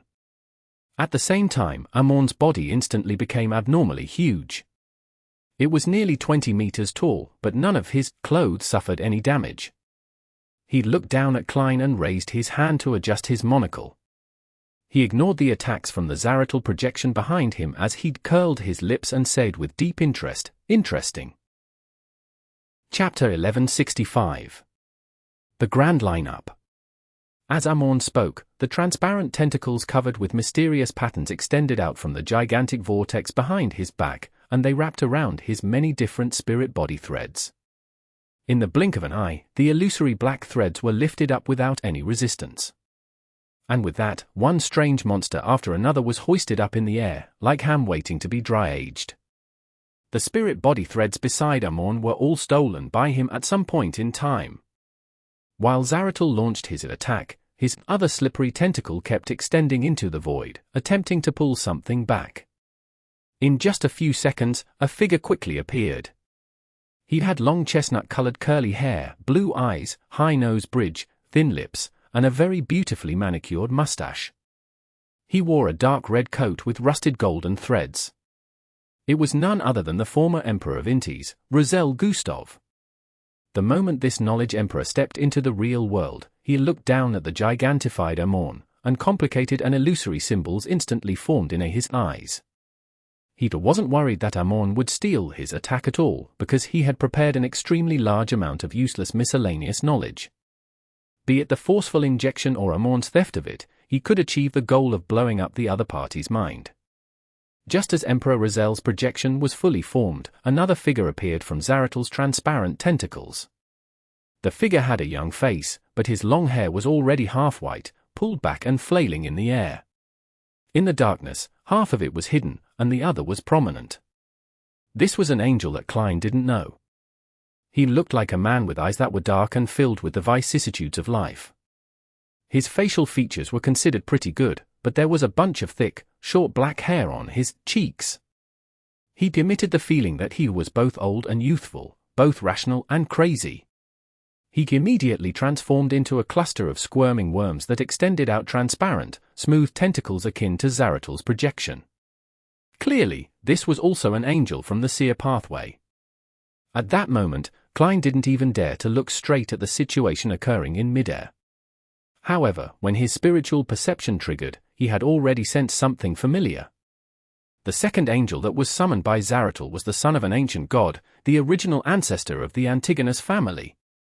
This was the historical projection in him before he became the half-fool. Clearly, Zaratul had made sufficient preparations in this period of time. As Antigonus displayed his complete mythical creature form, the surrounding environment changed once again. The darkness became even darker, as though it had a life of its own as it surged towards the massive manifestation of the classic black-robed, pointy-hatted, and monocled Amon. In the area enveloped by darkness, all the monsters instantly turned into marionettes. Antigonus seemed to have moved a portion of the ancient divine kingdom from his memories into the real world, so as to separate Amon from Klein. This was also a miracle. When the miracle happened, Zaratul's transparent tentacles pulled out a third projection from the fog of history. This was a knight in full black armor. He was a demigod from the 4th epoch Solomon Empire, and had not left an illustrious name in history. However, he had another identity. He was a member of the Red of War army, and the leader of this army was King of Angels, Decei. In this division, every member could connect with Red Angel Decei's mind and become one. In other words, if Decei could converge their powers, then they too could also transmit their own powers to the collective pool. The powers of a scholar of your powers couldn't summon anything associated with the uniqueness. Even if they were to raise their sequence and receive a qualitative change, it remained the same. However, there was no doubt that seers would seek ways to push the envelope by attempting to bypass the restrictions and obtain help from the uniqueness to a certain extent. Klein had summoned the goddess's descent vessel to accomplish this point, while Zaratul summoned a powerhouse of the Red of War army. At this moment, that projection was equivalent to a portion of Decei. The knight in black armor stepped onto the battlefield. He'd scanned the battlefield in a sluggish manner before laughing out loud. "Yo, Lil the Raven, have those feathers I burnt recovered?" Due to the fact that his historical projection had summoned another 3 angel-level historical projections, Klein suspected that he couldn't maintain it for 10 seconds. If it wasn't for this change, then he would most likely have felt that he had found a way to indefinitely increase his combat strength. That was to summon 2 angels and 1 projection of himself every time. Then, he could use his projection to summon 2 angels and himself again. If this continued, he would have an infinite number of projections available. At that moment, the ascetic leader of the Church of Evernight, Oriona's body faded and entered a concealed state. Following that, she suddenly appeared behind the gigantified Amorn, slashing out with the bone sword that was covered in strange patterns. Taking advantage of the opportunity when Amorn was being attacked by the 5 angel projections attack, Klein kept converting monsters into his marionettes, getting them to aim at him. He opened his mouth and let out a bang. Air cannons whistled towards him. At the same time, Klein stretched out his hand and easily took out a flaring sun charm that had already been activated and was just short of releasing its effects. He didn't believe that he would be able to survive such repeated attacks. Amidst the booms, Klein suddenly heard a tick-tock noise. The entire world seemed to stop for a moment before it returned to normal. Following that, he saw a huge hole in the dark sky. A ray of pure hot sunlight shone in and lit a golden charm. It was the flaring sun charm. It had turned into a huge ball of light that was engulfed by countless balls of flames. However, the target it attacked wasn't Klein. It had made an error and, instead, wrapped around the Red of War demigod. Meanwhile, the vast amount of knowledge that Roselle Gustav had injected, the miracle created by Antigonus, the destructive sword which Oriona had swung out, the transparent tentacles that Zaratul extended, they all pointed at the same target in an erroneous manner, Decei's black-armored subordinate. At some point, the projection that consisted of a part of Decei's will first suffered an explosion in his mind. Even his instinctive reaction seemed to have disappeared. Then, he was assaulted by the barrage of heavy attacks, and quickly dissipated in midair. Wearing a pointed hat and a classical mage robe, it was unknown when Amorn had returned to the size of a human and landed at the bottom of the battlefield. He raised his right hand and adjusted the crystal monocle as a beam of light lit up. Behind his back, the ancient mottled clock phantom appeared once again. The longest second hand quickly spun half around at an extraordinary speed. It took less than a second, but everything on the desolate moors seemed to have lost 10 to 20 seconds. The projection of Antigonus's historical projection disappeared. Following that, Roselle's historical projection faded away. Finally, it was the historical projections of Zaratul and Oriona. The amount of time they could be maintained had been stolen.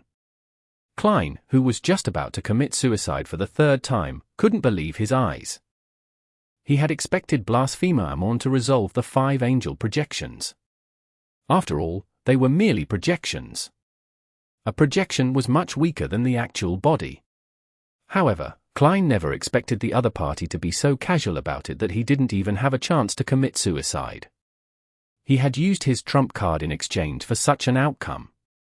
It was inevitable for him to feel disheartened and despair. Amorn nudged his monocle and took a step forward to appear in front of him. He smiled. If they were all their true bodies, it would indeed be more troublesome. However, the historical void projection has a very huge flaw. And grasping the problem of something is what I'm best at. Looking at this angel of time whose smile remained the same while his expression was one of delight, as though he hadn't been in a difficult situation just now, Klein's heart slowly sank, as if he had fallen into an abyss. His spiritual perception was triggered as scenes quickly flashed through his mind.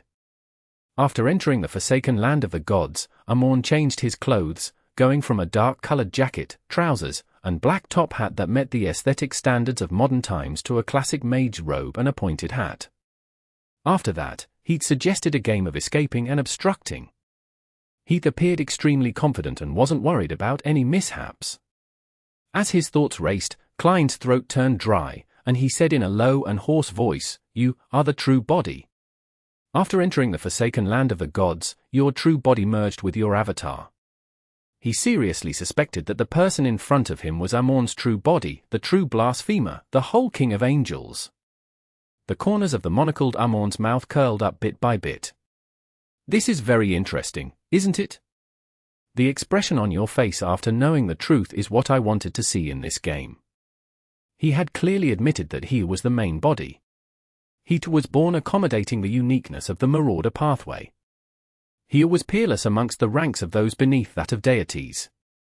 This meant that, unless a true deity descended, no matter how hard Klein struggled, he wouldn't be able to escape from Amon's hands.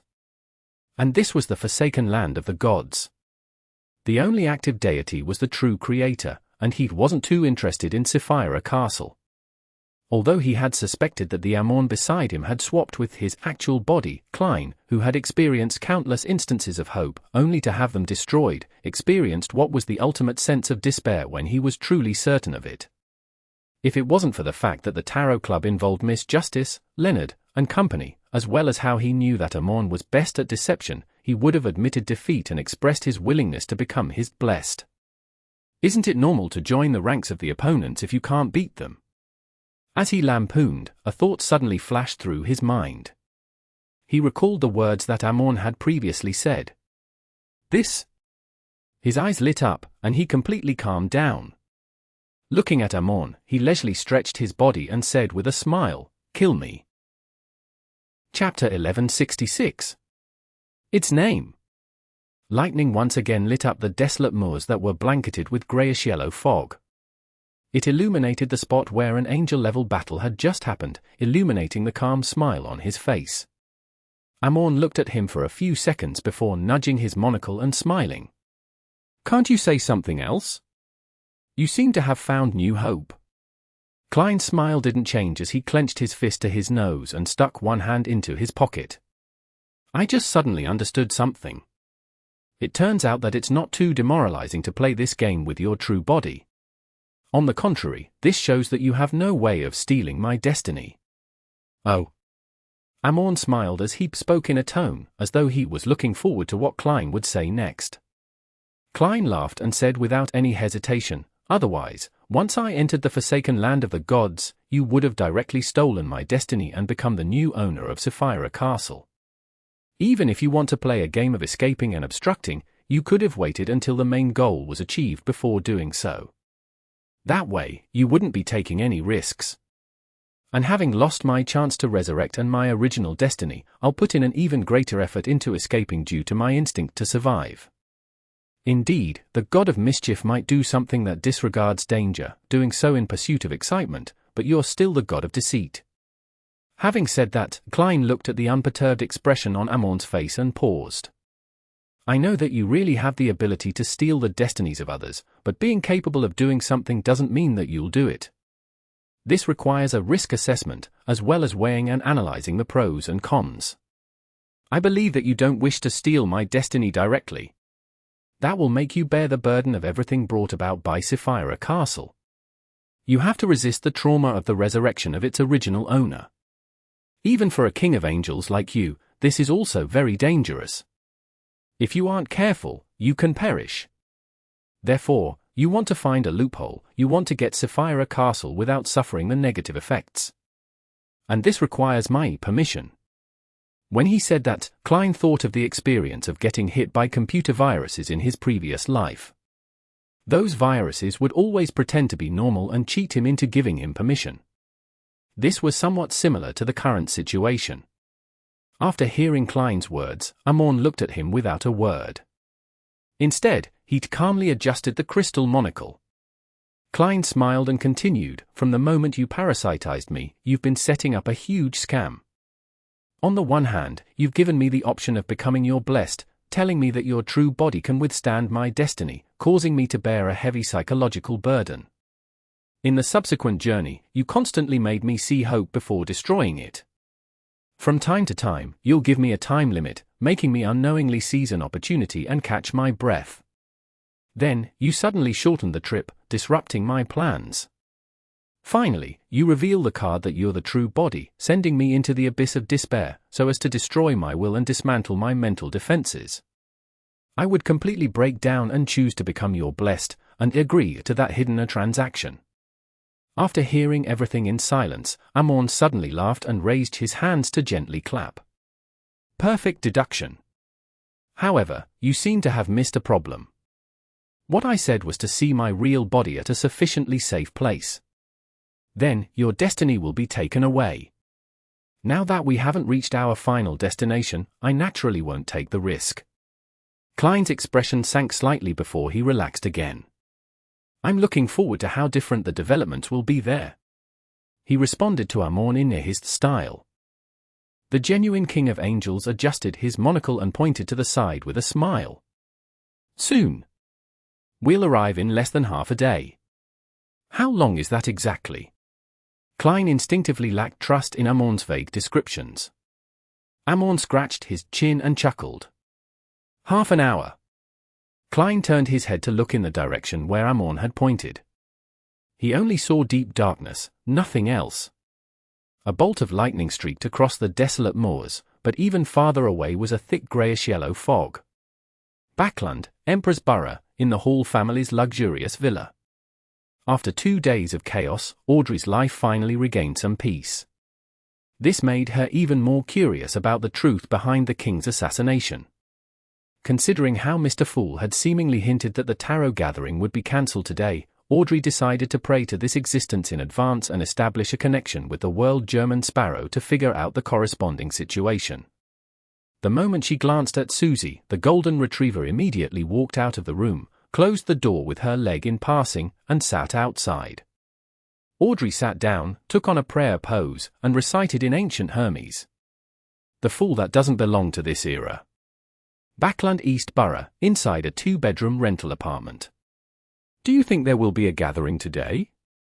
There's no formal notice. Force took out her pocket watch for women and opened it. Zio shook her head. I don't know. Force couldn't sit still any longer. She left her seat and paced back and forth anxiously as she muttered to herself, Mr. World didn't respond, neither did Mr. Fool respond. As she spoke, Force suddenly looked at her friend who was eating some ham.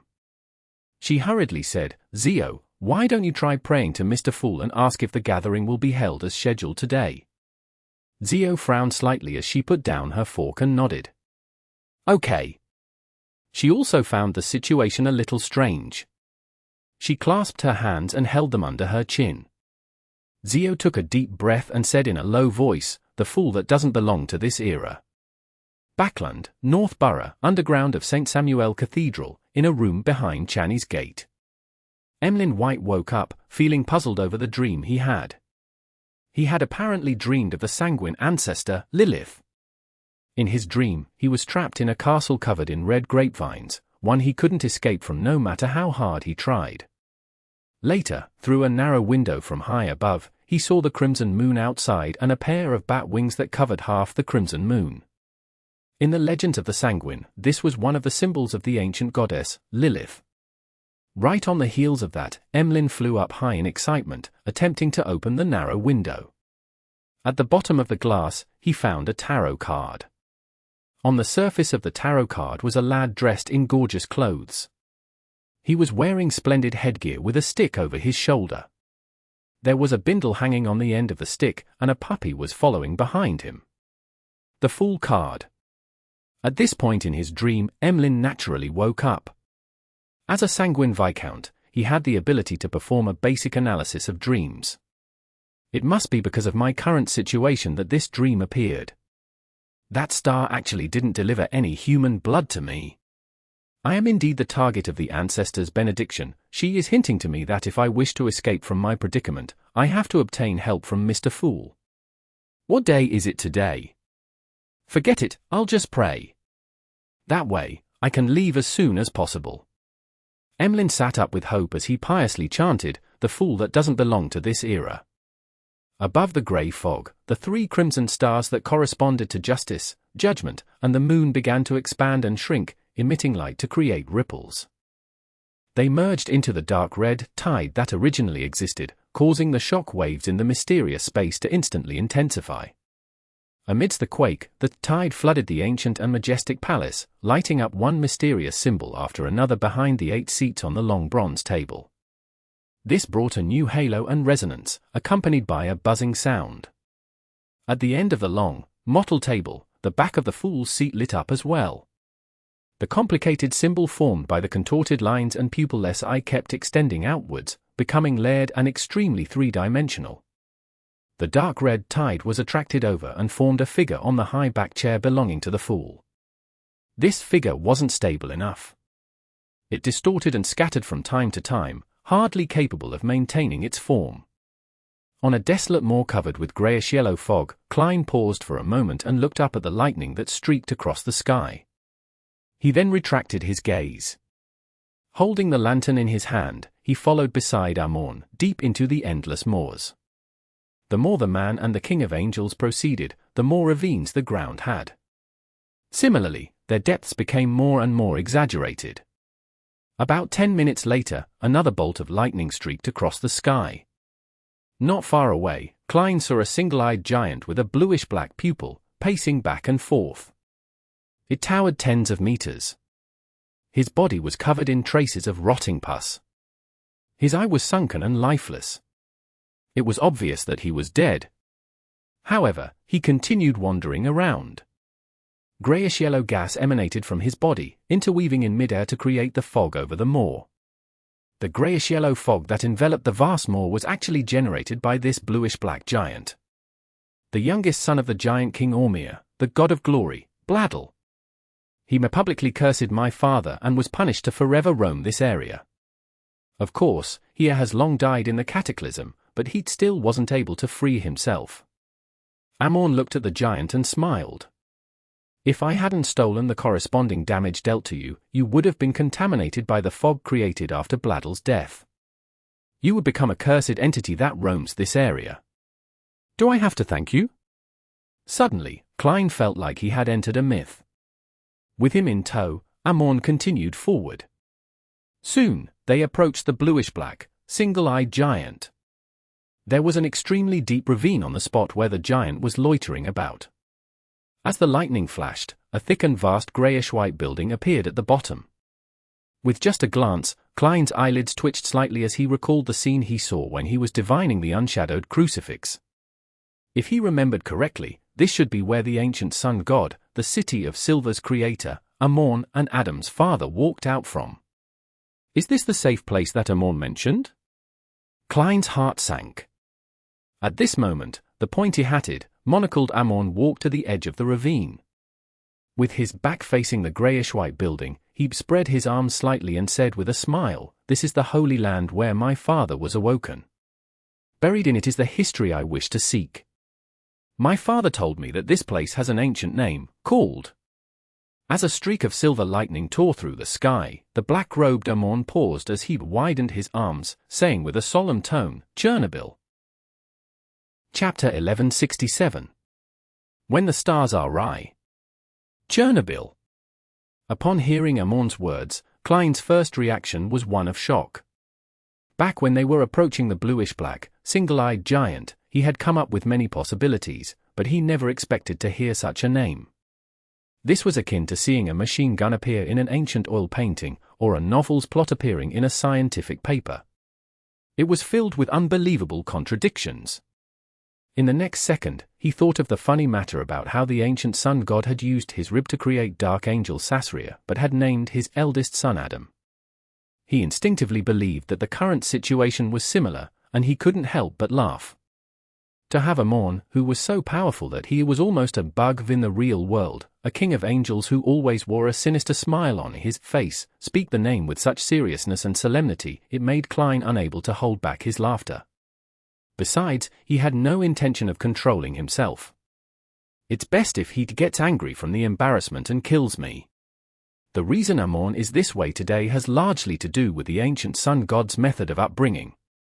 The corners of Klein's mouth curved into a smile, prepared to ruthlessly vent his inner laughter. At this moment, another bolt of silvery white lightning streaked across the sky, illuminating the deep ravine.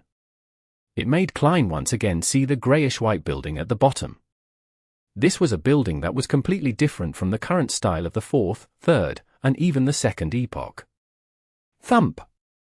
Klein's heart rapidly contracted before it expanded again. The smile he just made froze on his face. Thump! Thump!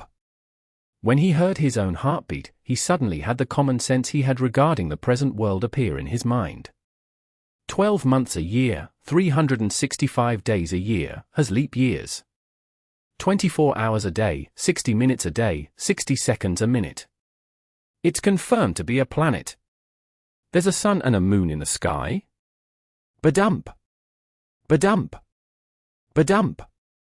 Klein's instinct prevented him from thinking any further, but deep in his heart, there was still a voice.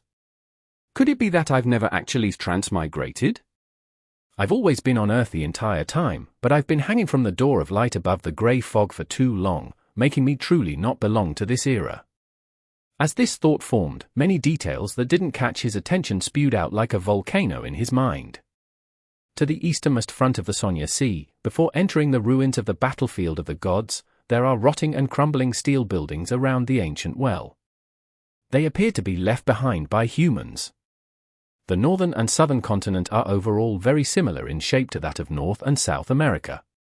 However, a large part of the isthmus that connects the two landmasses has been wiped away by some kind of power, forming the Berserk Sea with its complicated and winding sea routes. Also, Sonya Island is like the gigantic landmass in the north that drifted south. Mid-Seashire is like the expanded and connected version of the Great Lakes of North America. It's as though it suffered a strike from a massive meteor. The mountains and rivers on the northern continent have changed a lot, but the overall shape is barely recognizable. In that case, the western continent where the elves come from, and the forsaken land of the gods in the eastern continent, will correspond to Chernobyl. In the legends of Treasure Out at Sea, there's a lost civilization called the Nois. It sank somewhere in the Fog Sea. The Giant King's parents are humans. The Sanguine elves also seem to originate from humans. I previously had two questions. Why would Sapphira Castle grab transmigrators from Earth? Why would all of them be people from my era? This can also be explained. In the short span of 2 to 3 seconds, it was as if lightning was constantly exploding in his mind. This caused his lips to tremble slightly, as though he was trying his best to contain the backlash of his revelation. But the moon in this world is crimson. The constellations are somewhat different from those of Earth. I'm not an astronomy aficionado, so I can't remember clearly. However, the Emperor consumed the potions from the savant pathway. If the cosmos was completely identical, he would have discovered it a long time ago. The opposing opinion appeared in Klein's mind. They were like a strong anchor, preventing his ship from being blown away from the port in the midst of the storm. But 1 second later, he remembered 2 lines. One sentence was a terrifying prophecy that he had read online in his previous life. When the stars are right, chaos will rise from underground, and the great oldest one will awaken.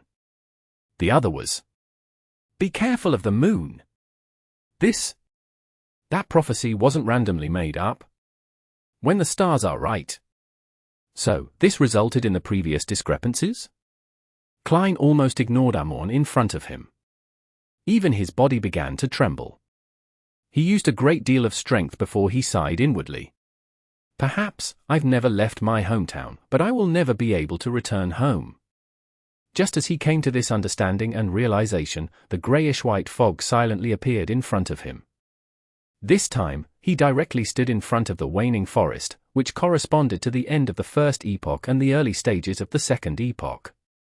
Unlike the past, the boundless grey fog in front of him was no longer empty. Deep in the fog, in a very far distance, points of shattered light were lit up. They were like lighthouses, illuminating the path of history. They led Klein forward as they traced back thousands of years, or even further. Then, he saw the resplendent bluish-black door of light. He saw transparent cocoons hanging above it, and himself in a t-shirt and loose pants. An invisible wind blew past as the greyish-white fog beneath the door opened, layer by layer, revealing cities. There were tall skyscrapers with all kinds of cars parked, frozen with pedestrians that walked past. One by one, these cities were covered in greyish-white dust. Many buildings had collapsed, broken steel bars tearing out of their frames. Some of the cars had caved in, others had broken down. There were even some that had been squashed into metallic pancakes. The passers-by looked lifeless, like wax figures. Upon seeing this scene, Klein stopped and stared intently.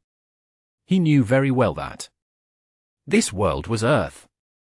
At that moment, he completely digested the scholar of your potion. Suddenly, Klein's consciousness returned to the real world.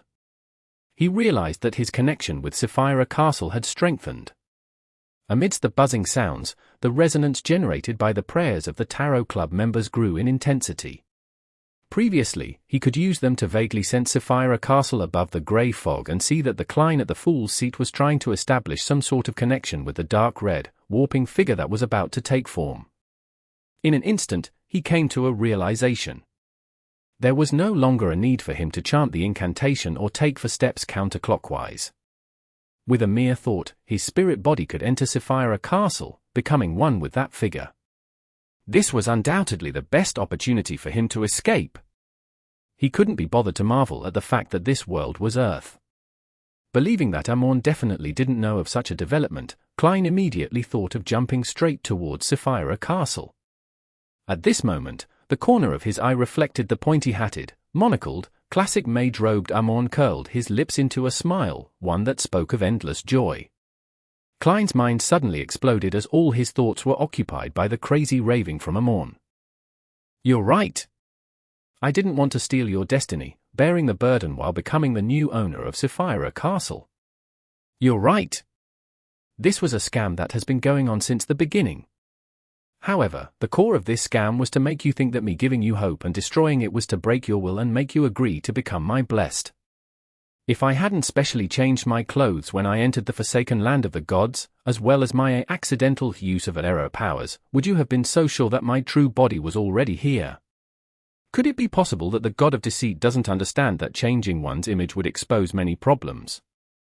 Did you think that I wouldn't understand what the name Chernobyl means? I've been in the forsaken land of the gods for more than 1,000 years. I've been searching for the oldest traces of history, the ones that go far beyond the first epoch. The true goal of this journey was to give you some time and give you some historical knowledge to aid you in digesting the scholar of your potion, so that you can relax your vigilance in this area. Then, when your connection with Sapphira Castle deepens and you attempt to trigger it, I'll seize this opportunity and use a loophole to steal Sapphira Castle. The destiny shall be yours, and Sapphira Castle shall be mine." Not only did the terrifying ravings from the King of Angels contain the sounds of Amon's chuckle, but they also wreaked havoc on Klein's mental state. They were no weaker than Mr. Dawes' roar. The surface of Klein's skin began to show signs of protruding worms of spirit as he was brought to the brink of losing control. In his body, a 12-segmented worm of time burrowed out, transforming into an Amon phantom wearing a black mage robe and a matching pointy hat and crystal monocle. He had parasitized Klein at a superficial level, not to monitor his thoughts, but rather to take control of the situation at the critical moment through parasitizing him at a deeper level. He wanted to seize this opportunity. In the beginning, Amon had used a deeper level of parasitizing with one main goal, to parasitize a worm of time at a superficial level, without the saint being able to detect it. The Amon projection turned back and gave Klein, who was unable to straighten his thoughts after being disrupted by the ravings, a look. It revealed a smile that was identical to its true body. The corners of his lips curled up slightly, carrying a look of endless joy. He turned around and used the invisible connection to leap towards Sapphira Castle above the grey fog. This was similar to the situation of him parasitizing Derek Berg and trying to use the crimson star that corresponded to the sun to infiltrate the world above the grey fog. But this time, no one was inside Sapphira Castle to purify him, to close the door, to stop Amon. This was a spectacular act. This was the god of deceit. Chapter 1168. My anchors. In the blink of an eye, Amon saw the greyish-white fog and the ancient and majestic palace above. He just needed to reach out his hand and pass through the final obstacle to truly touch Sapphira Castle and directly occupy the place and, in essence, take it away. But at that moment, a gigantic bluish-black palm suddenly appeared above the Amorn phantom, blocking him from entering Sapphira Castle. Amorn's projection subconsciously turned its head and looked in the direction of the palm. It saw the pus-covered, one-eyed giant who had long since died. Bladel, who was known as the God of Glory, still didn't show any signs of life in his exaggerated vertical eye. The curse of the greyish-yellow fog kept emanating from his body. However, it was different from before. There were seemingly illusory black tubes behind his back. They extended all the way into the infinite distance, a mystery as to what they were connected to. Boom! The towering bluish-black giant instantly condensed a broadsword formed from the orange-red light of dusk. Holding it in one hand, he cleaved down at the side of the deep ravine where Amorn's body was. This youngest son of the Giant King, the one who had died due to the curse, suddenly unleashed an unimaginable power after roaming aimlessly for thousands of years. The twilight sword tore through the void and jumped out from the spot where the Angel of Time, Amorn, was standing. It ripped through everything around it, turning into a storm that could destroy this desolate moor. Amorn didn't move and remained standing there. No matter how the orange-red sword storm raged, it didn't harm him at all. He'd seemed to have used some sort of error in this world again. However, in this state, Amorn was no longer able to transmit his ravings into Klein's mind, allowing him to finally gain a sliver of peace. Ignoring how he was about to lose control, he regained his clarity of mind using the clear and real surroundings and the layers of prayer. Then, he immediately resonated with the dark red figure sitting at the fool's seat above the grey fog, and he established a new connection. He didn't hesitate to return to Sapphira Castle. And at this moment, Amorn's phantom, which was attempting to infiltrate above the grey fog, was obstructed by the bluish-black palm of the God of Glory, Bladel. He wasn't able to instantly break through the titanic obstruction. The monocled King of Angels, be it his avatar or true body, opened his mouth and said a name, Evernite. Yes, this was help coming from the Evernite goddess, but it wasn't without reason. Although Klein lacked confidence in this matter, he had always kept it as one of his trump cards. He only believed that it might not be effective and had a very low chance of success. It could only be used as a glimmer of hope at his most desperate hour.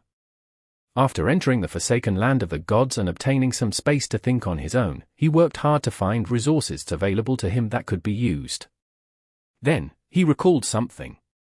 The matter of the former chief of the City of Silver.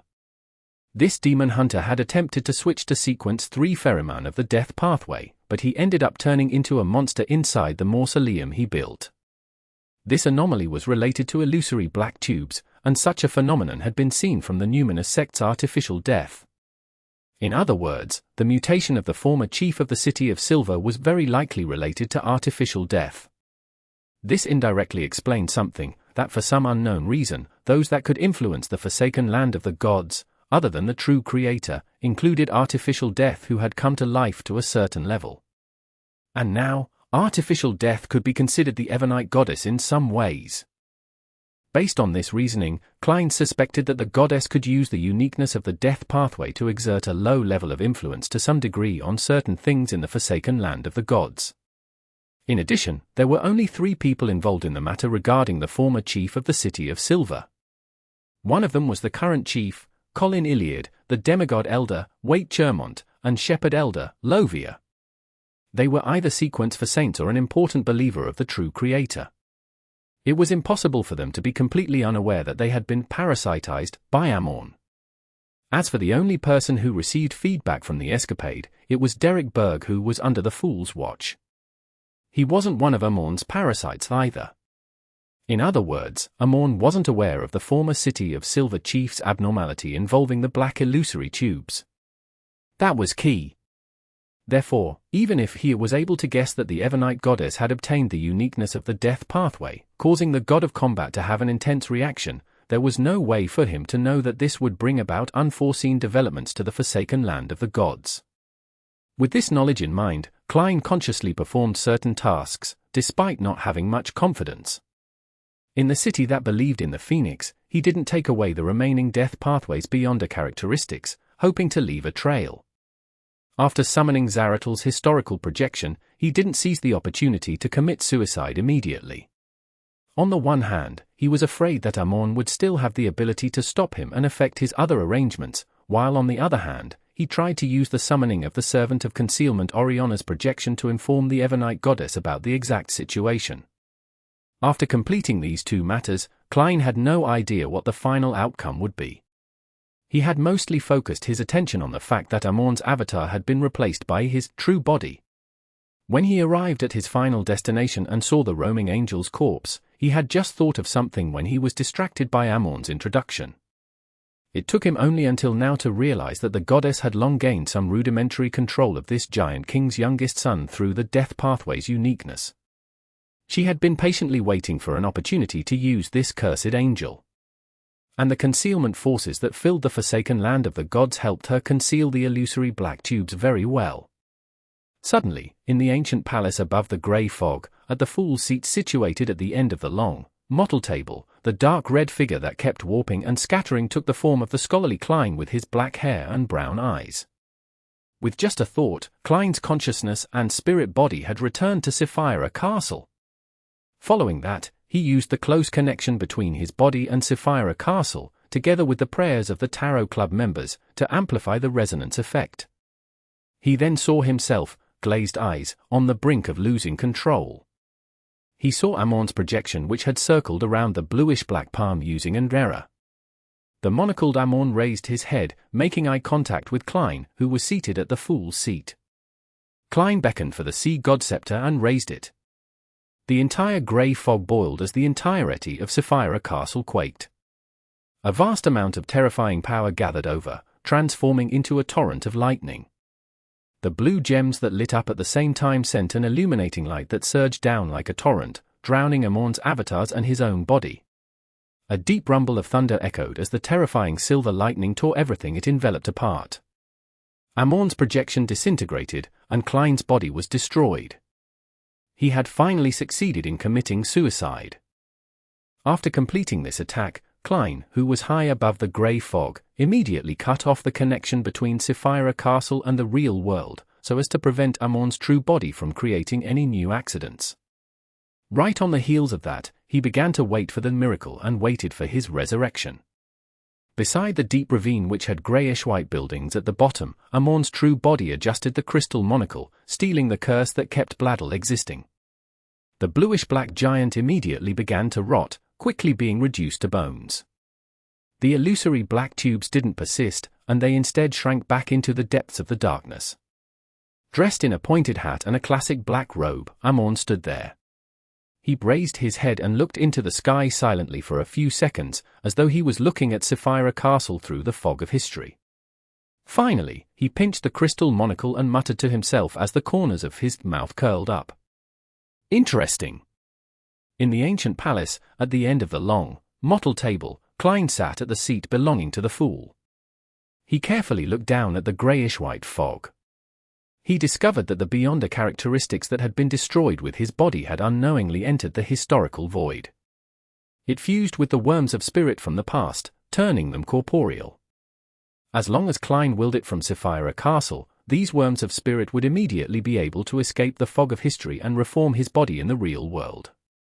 The miracle of resurrection was essentially a deeper use of one's strength from the past. Miracles happen using the past and future? Klein frowned slightly as he attempted to analyze how the miracle in Miracle Invoker came about. After thinking for a few seconds, he quickly pulled his attention back and attempted to revive himself in Sapphira Castle. Then, he discovered a problem. His body could only be revived in the real world. Furthermore, it had to be within a certain range of his remains. As for his spirit body, it could be reborn above the grey fog, but Klein's spirit body hadn't been destroyed, it was sitting on the high back chair of the fool. Obtaining help from the past works. The number of resurrections I'm using now is depleting the number I'll have after I become a miracle invoker. From the looks of it, there's only one chance now. TSK? Amon should be guarding my corpse now. I have to think of a way to get out of this predicament. His sense of time is different from a human's. He's a very patient god of mischief. Yes, my current state can only be maintained for 3 days.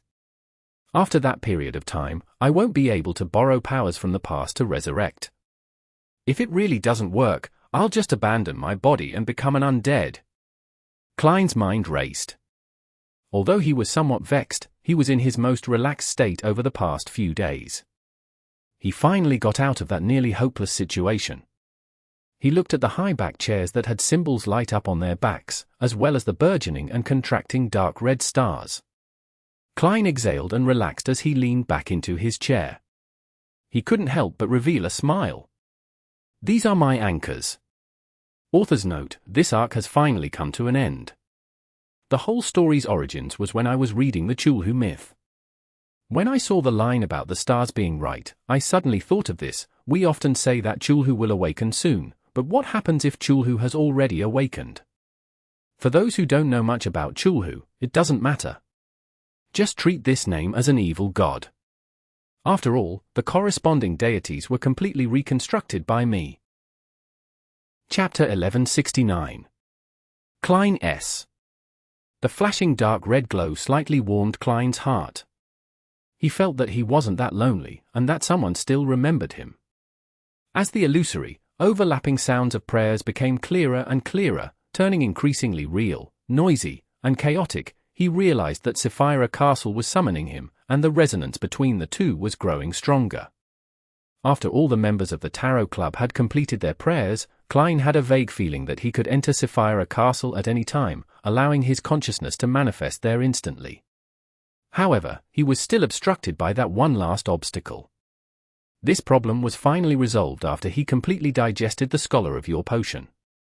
It was also because of this that he had the opportunity to return to Sapphira Castle before Amorn broke past the obstruction from the God of Glory, Bladel.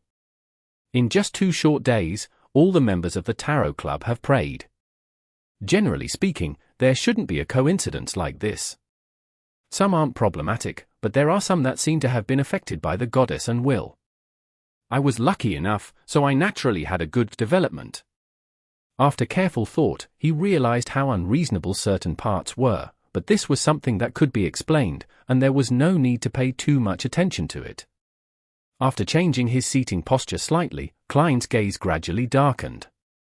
Although he felt that he might not be able to return home the moment he saw the door of light and cocoons, he still felt that his hopes were completely destroyed upon confirming that this world was his former hometown.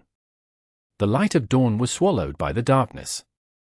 Back then, using the fool that doesn't belong to this era as an honorific name might be a revelation given to me by my spiritual intuition. In the deepest part of my heart, I might have sensed something. Yes, I remember that I transmigrated while I was sleeping. But why was I wearing a t-shirt and loose pants while hanging in the cocoon? Klein frowned slightly as he cast his gaze at the greyish-white fog under Sapphira Castle. As he searched for the reason for the fragments of light in the fog of history, he tried hard to recall every detail of that fateful night. Finally, he found the corresponding historical segment. Ju Mingrue, who was wearing a t-shirt and loose pants, set up the luck enhancement ritual before dinner. He took 4 steps counterclockwise and recited incantations like the immortal Lord of Heaven and Earth for blessings. In his memories, nothing had happened back then, but the scene in history wasn't like this. After Ju Mingrue finished his 4 steps and completed the ritual, his face turned pale and his eyes glazed over. Following that, he ate his meal in a daze. He read books, watched dramas, and fiddled with his phone as if he was completing a predetermined program. Finally, Ju Mingrue came to the sink and looked at his lifeless eyes in the mirror. He brushed his teeth, washed his face, and went to bed. During this process, he didn't change out of his t-shirt and loose pants. He covered himself with the blanket and closed his eyes. Before long, an intense light and violent shaking ended the corresponding historical scene. Klein couldn't help but raise his hand and rub his temples. He gave a self-deprecating laugh. So the idea of there not being any changes and everything being normal after the luck enhancement ceremony was simply what I concluded. In actual fact, my body had already experienced certain anomalies. If it were in the past, he would definitely feel horrified and scared about the truth of the matter. However, after suffering from shock so many times, with his world view nearly collapsing just moments ago, such a trivial matter was unable to generate any intense ripples in him. However, after discovering this, combined with the Emperor's transmigration, a result of buying a mysterious silver plate, as well as one of the hanging spirit bodies in the transparent cocoons actually having a cell phone on them, Klein quickly had some guesses about what had happened back then. It should be the owner of Sapphira Castle affecting reality, disseminating the luck enhancement ritual, mysterious silver plate, mutated cell phones, and other things. Anyone that obtains them and performs some required procedure would end up being pulled above the grey fog at some point, hanging by the door of light. This was a random selection. It didn't point to a specific target. I don't know if I'm lucky or unlucky. However, why was it named Quintessential Divination and Arcane Arts of the Qin and Han Dynasty? Was it randomly made up by the influenced humans, or was it really passed down from the Qin and Han Dynasty era? It's not that it's impossible. If the when the stars are right prophecy is true, and if it corresponds to the Creator, the oldest one, then he has always been in a deep slumber underground. He was like that in ancient times, a time that was far more ancient than ancient times. As for Sapphira Castle, it said that it was a manifestation of parts of his body. This isn't a sanctuary or escape pod. In the beginning, the oldest one was, on the one hand, waiting to awaken and destroy the world. On the other hand, he was trying to influence reality with a tiny amount of constant fluctuations. By disseminating the ritual and making other arrangements, wouldn't that be somewhat contradictory? That prophecy must have been made by the humans that were influenced by him. Klein stretched out his right hand and lightly knocked on the edge of the long model table, stuck in a conundrum that was temporarily impossible to answer. Soon, he remembered a sentence and some things. That statement was, "Whatever separates will definitely converge, and whatever converges will definitely separate." Those things were: the ancient sun god, Amon, and Adam's father deliberately separated his negative personality. Beyond us who were close to the ground or encountered some corruption would gradually form a brand new self. After reaching the moon, Emperor Rozel's personality had changed a little without him realizing it. Many of the 22 Beyonder pathways were conflicting, just like Demonis and Hunter. Perhaps the Creator, the oldest one, was an amalgamation of contradictions, and he could only relieve this problem by sleeping. Klein had a certain guess, but he was unable to verify it. He wasn't even sure if the oldest one, who would awaken when the stars were right, as spoken of in mythical legend in his previous life, was the creator of all things who splintered into everything in present-day myths. This required more clues and more evidence to confirm. He couldn't just rely on his own guesses and imagination. "It's not like I'm a visionary," Klein thought in a self-deprecating manner. He then cast his gaze upwards. It was almost comprised solely of grey nothingness there, with some greyish-white clouds floating there. There are still many things I need to confirm. For example, is that so-called Chernobyl a sanctuary created by humans after the awakening of the oldest one? Or did the Beyonder characteristics of the 22 Beyonder pathways really originate from the oldest one? Another would be the positions of the constellations. Is it actually normal, or is it abnormal now? Does the 1368 apocalypse correspond to the moment when the stars are right? And finally, the origins of the first blasphemy slate and what exactly is on the moon. Thinking of this, Klein suddenly stopped tapping his fingers and softly said, for example, the hometown of the elves, the legendary Western continent, whether it exists or not, and why can't anyone go there? The answer to his question was a long period of silence. He slowly leaned back and rested his arms on the armrest. After a few minutes, Klein closed his eyes and had an idea. Or rather, he decided. After he successfully revived, he planned on staying in the forsaken land of the gods for some time to seek out some questions.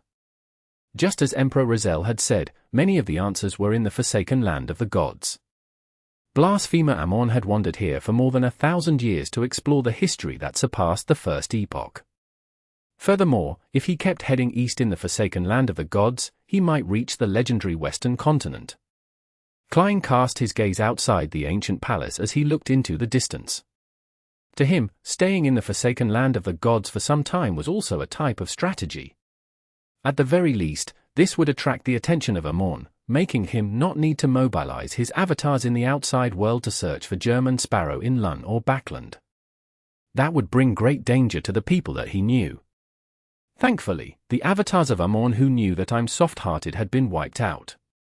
The corresponding information was also not propagated because of the existence of concealment. If not for that, Amon might end up directly using the lives of Benson, Melissa, Leonard, and Miss Justice to threaten me. I don't even dare to think of the outcome. The King of Yellow and Black who wields good luck has finally shown its powers. Phew, even if I want to leave the forsaken land of the gods, I don't have a solution now. I have to barge into the place where the Dark Angel is sleeping. Klein shook his head and felt that even if he could resurrect, he would be facing all kinds of dangers. No matter how he thought about it, a scholar of yore wouldn't last long if he were tracked by a king of angels. The key to the matter was that the Evernite goddess was still digesting the uniqueness of the death pathway. She could only spare a limited amount of power for infiltrating the forsaken land of the gods. Once the Angel of Time, who wielded the authority of Vera, was prepared, it was nearly impossible to accomplish what had happened today. On the one hand, I have to seek help from other possible existences. When I successfully revive, I will attempt to use my marionette to recite the honorific name of the Lord of Storms, Eternal Blazing Sun, and the God of Knowledge and Wisdom. Let's see if they have any means to descend into the forsaken land of the gods. They had fed on the ancient sun god back then, so they definitely do not wish for Amon to obtain Sapphira Castle. On the other hand, since the Scholar of Yore's potion has been completely digested, I'll have to consider becoming a miracle invoker. As long as I have an angel status and become a complete mythical creature, my situation will be much better. At the very least, I'll be able to withstand a wave of Amon's ravings when facing his true body. Klein decided to use the medium to spy on the terrifying maggot cluster on the main peak of the Hornaces mountain range once his spirit body recovered. From there, he could obtain the knowledge corresponding to a miracle invoker. It was highly likely that it was the half-fool of the Antigonus family.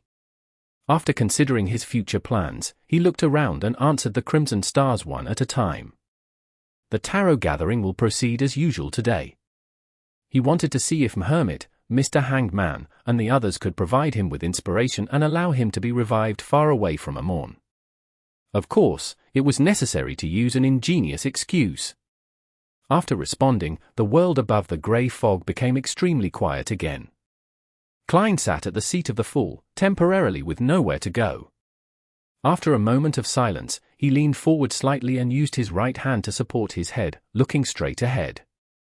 On the long, mottled table, a variety of delicacies and exquisite candles appeared. As for the high-back chairs around it, they became even closer in style to the current times. One figure after another appeared. One of them was an elderly man with a loud voice and silver strands in his black hair. Another was a woman who was nearly 50 years old. She had an Asian face with short hair that only reached her ears. Some of them were young men who were playing with their phones and enjoying the sumptuous food, while others were young ladies who were laughing and joking. Behind them, new figures appeared one after another. It was the grey-eyed dun with a receding hairline, and Daly with her blue eyeshadow and blush. With a smile on their faces, they surrounded the long, warm table surrounded by candlelight above the greyish-white fog. They chatted happily and commented on the delicacies from time to time. Klein maintained his expression and posture as he propped his hand on the side of his face and silently watched this scene in stillness for an extended period of time. Chapter 1170. Ritual. Backland, North Borough. Leonard, who had just arranged a mission for his team, saw the boundless grey fog and heard Mr. Fool's response. He let out a long sigh of relief and said in a low voice, "Seems like there are no more problems." Since Mr. Fool was able to provide feedback, as per normal, and convene the tarot gathering, it meant that he had already won the battle against Amon. This way, Klein was likely able to escape from his predicament. In Leonard's mind, Pallas Zoroast's slightly aged voice scoffed. "Don't count your chickens until they've hatched. After you enter Sapphira Castle, observe if the fool is wearing a monocle on his right eye." "Ah. Are you saying that the present fool might be Amon in disguise?" Leonard's eyelids twitched as he hurriedly asked. Pallas sighed and said, "You can't eliminate this possibility. Amorn can really do such a thing. I will take note." Leonard's relaxed state of mind instantly tensed up again. On the future, in the Sonia Sea. Mr. Fool actually responded after so much time.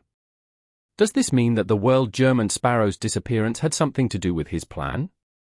I can't be sure.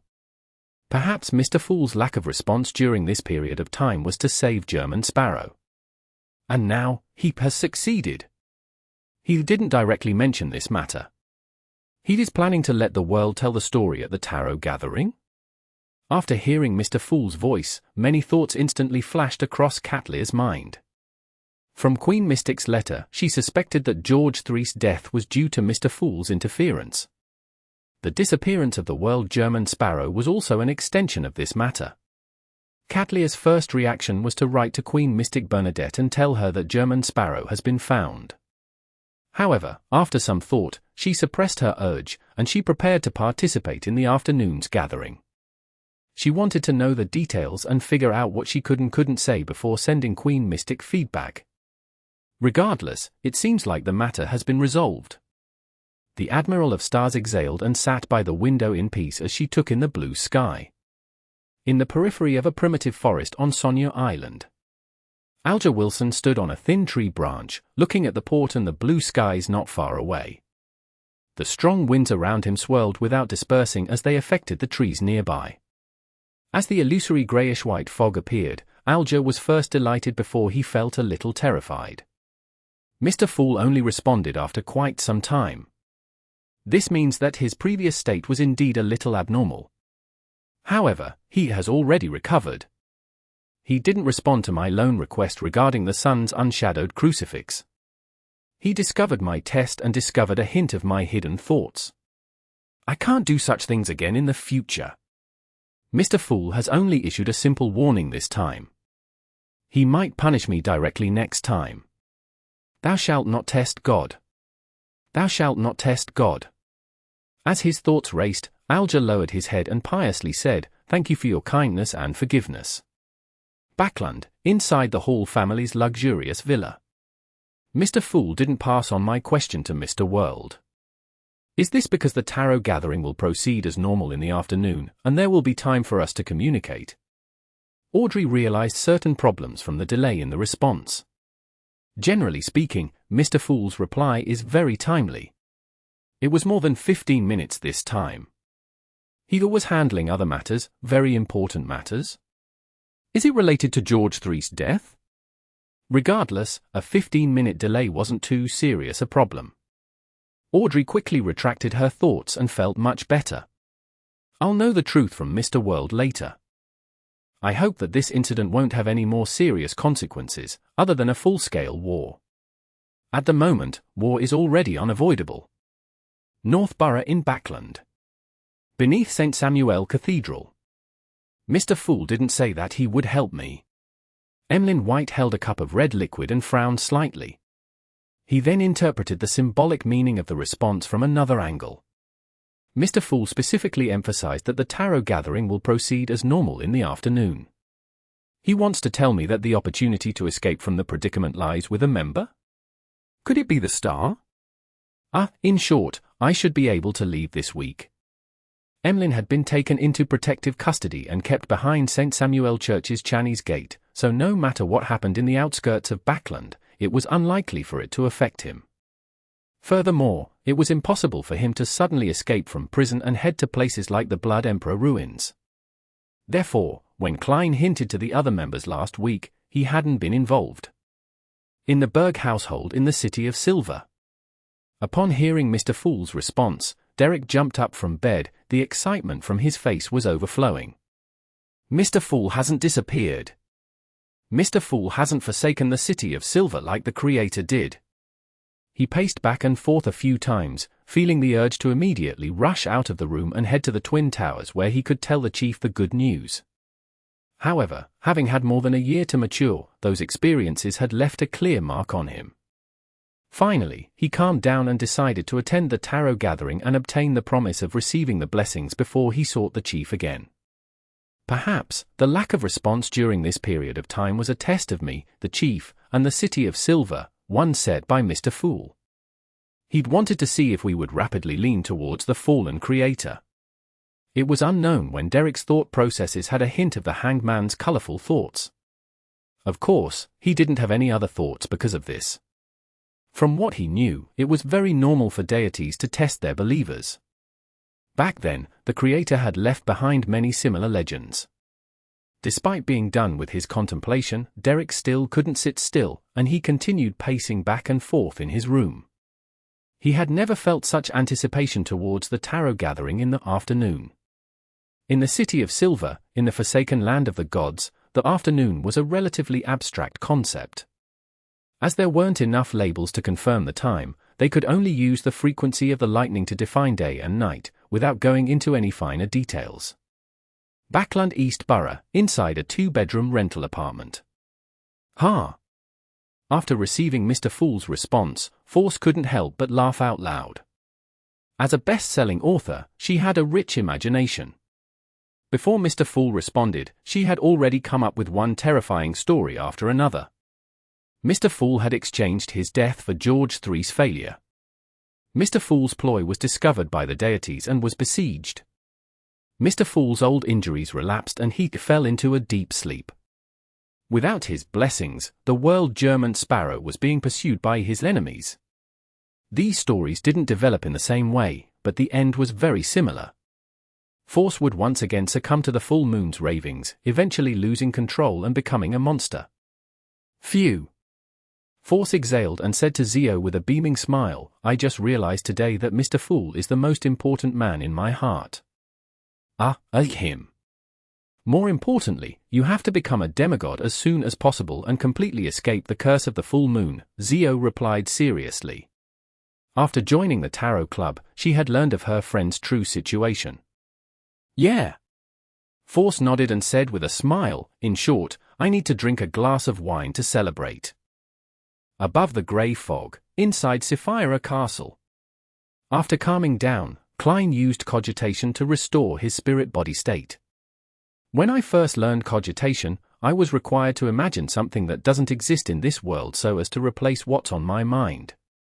That way, I can truly enter cogitation.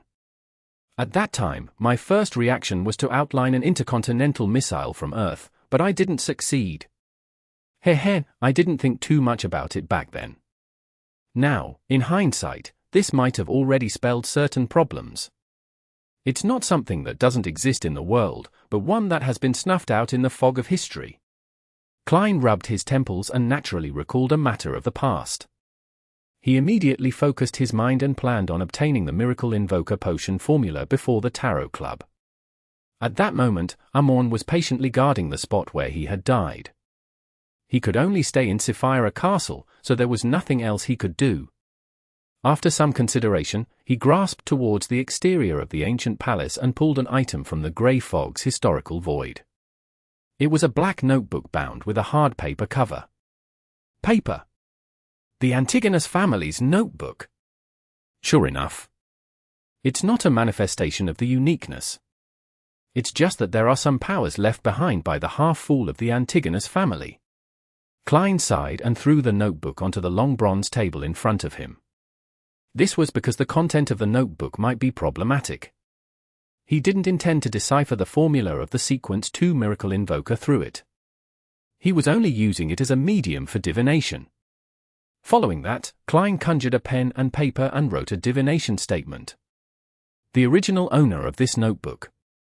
Putting down the pen, he picked up the paper and notebook, leaned back in his chair, and repeated the words he had just written.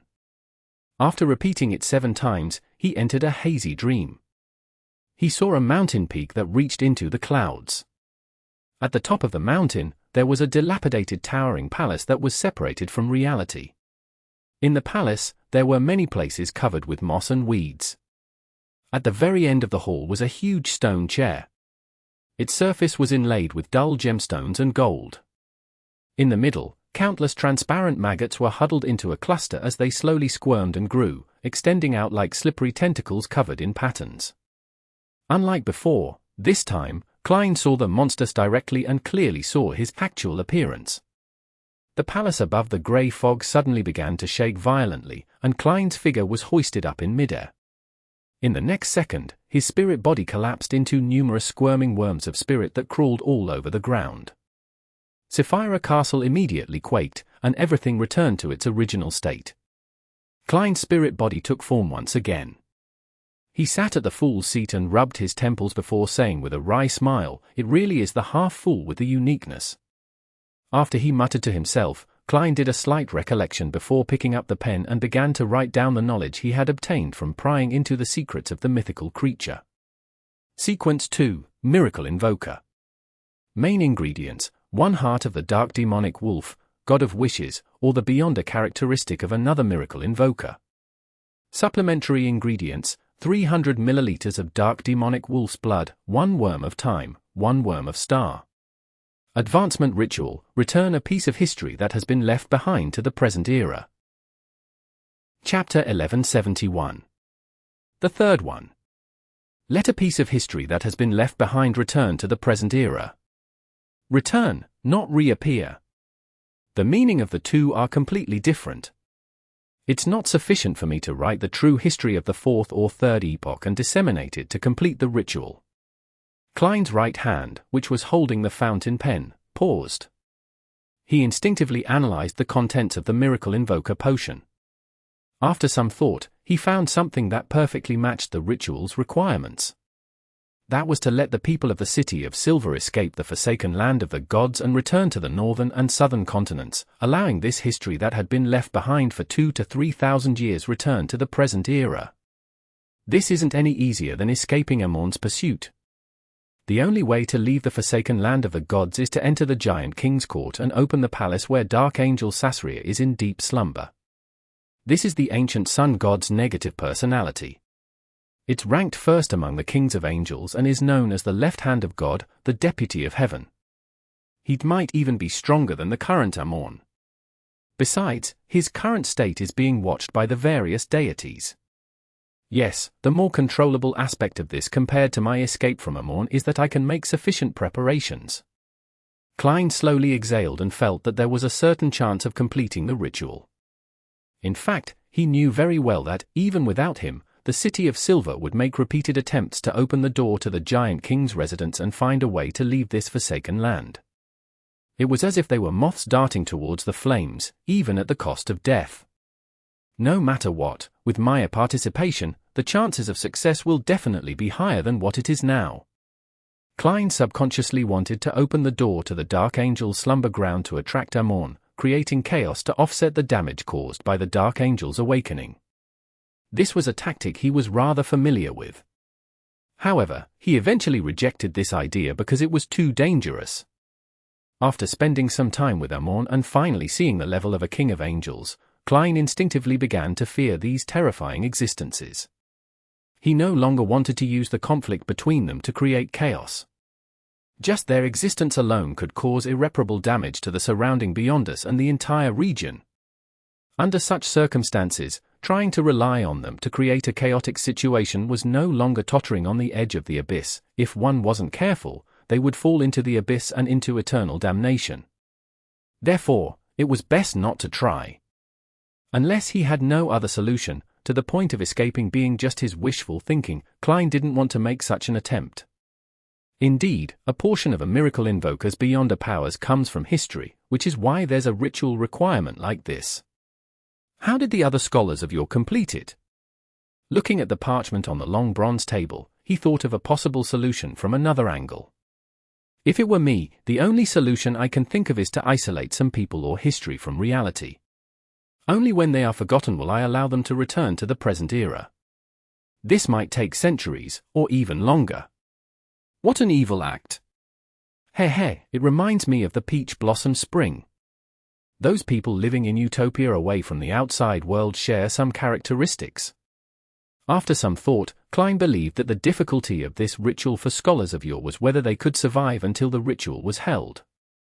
Furthermore, there were too many accidents that could interrupt self-isolation like that.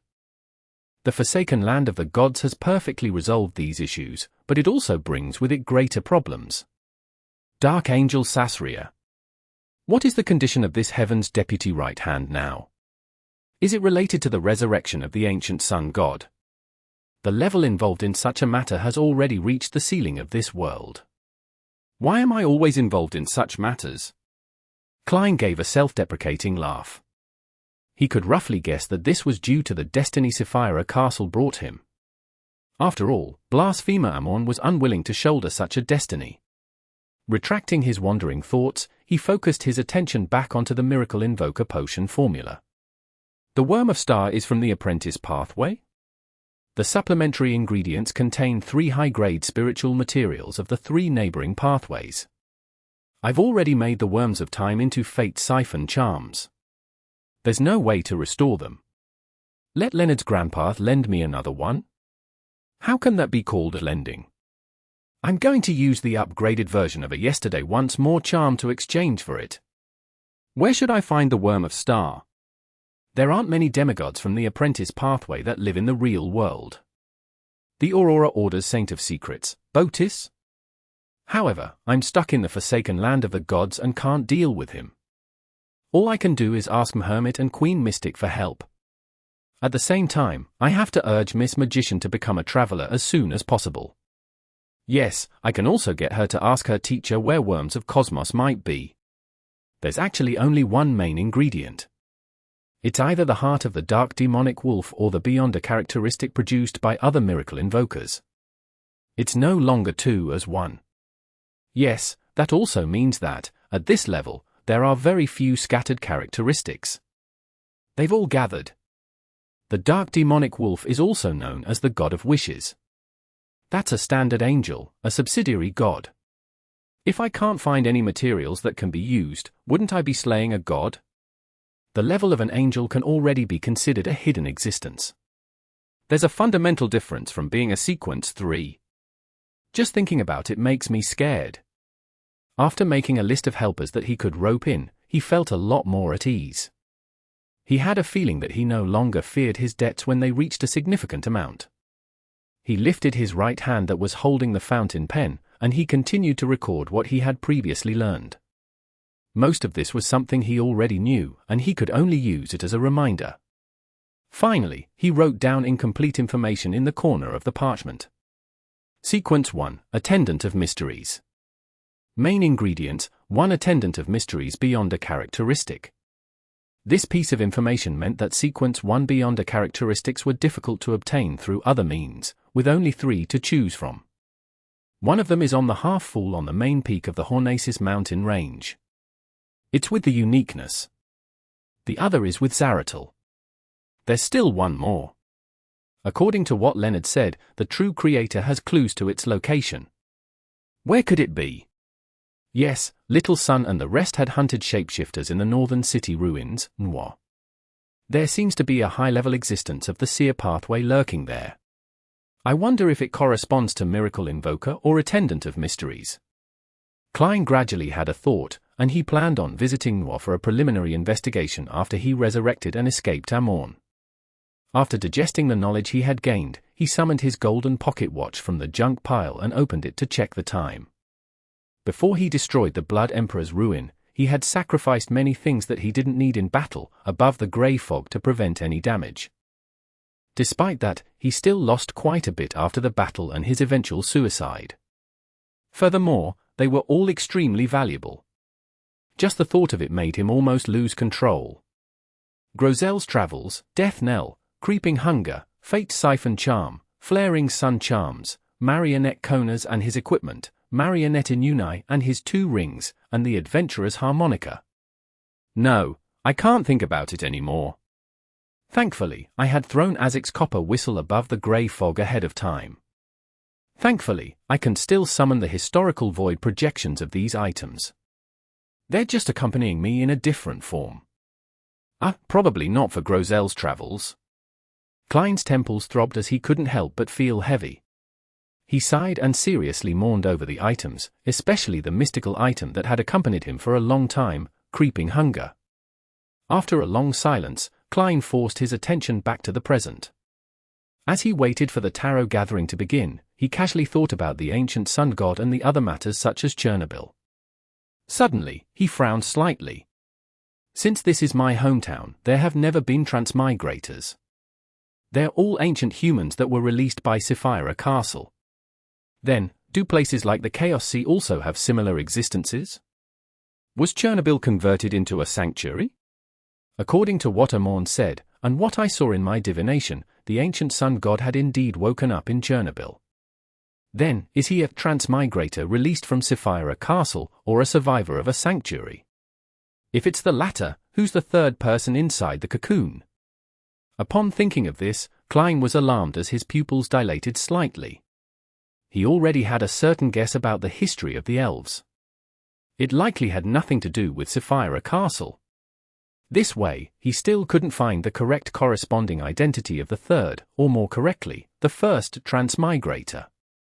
This transmigrator didn't seem to leave behind any traces in history. Without any hesitation, Klein's consciousness sank into the greyish-white fog. With the power of Sapphira Castle, he came directly to a certain part of history that was relatively distant. It was made up of many fragments of light, and the clearest one was the suspended Ju Mingrue above the Door of Light. And beside Ju Mingrue, the corresponding fog of history was instantly lit up due to his sufficient knowledge of Roselle. He saw a young man who also had his eyes tightly shut in the cocoon. There was no need to verify it. Through that sense of familiarity and spiritual intuition, he confirmed that this was the former incarnation of Emperor Roselle Gustav, Huang Dao. Without bothering to appreciate the Emperor's true appearance, Klein turned his gaze to the other side. There was a transparent cocoon there, and the figure inside could vaguely be seen. As he had already seen the other hanged figures, he had lit up many fragments of light in the fog of history. They interweaved and stimulated each other, barely allowing him to see the fuzzy area. The figure inside was obviously a woman. Female. A thought came to his mind as he realized that he had missed a direction when he analyzed the transmigrator. Transmigrators had an objective mindset. They could completely control themselves and not leave any traces that exceeded the times, but there was one thing that couldn't be avoided. It was very obvious that Sapphira Castle was related to the three pathways related to the seer, apprentice, and marauder. After the birth of a transmigrator, they had to quickly make a connection with one of these three pathways. Not only was Klein involved in the case brought about by the Antigonus family's notebook, but he also quickly had the opportunity to choose the seer potion. In Intis where Roselle was active, there was the secret order, and he got to know Zaratul early on. According to this logic, the ancient sun god with the marauder authority was indeed one of the reasonable suspects. Klein immediately conjured a pen and paper and began listing the corresponding names he knew at the moment. For example, Fourth Epoch people from the Antigonus, Zaratul, and Abraham family, or the kings of angels surrounding the ancient sun god. Before long, Klein's gaze stopped on a few names.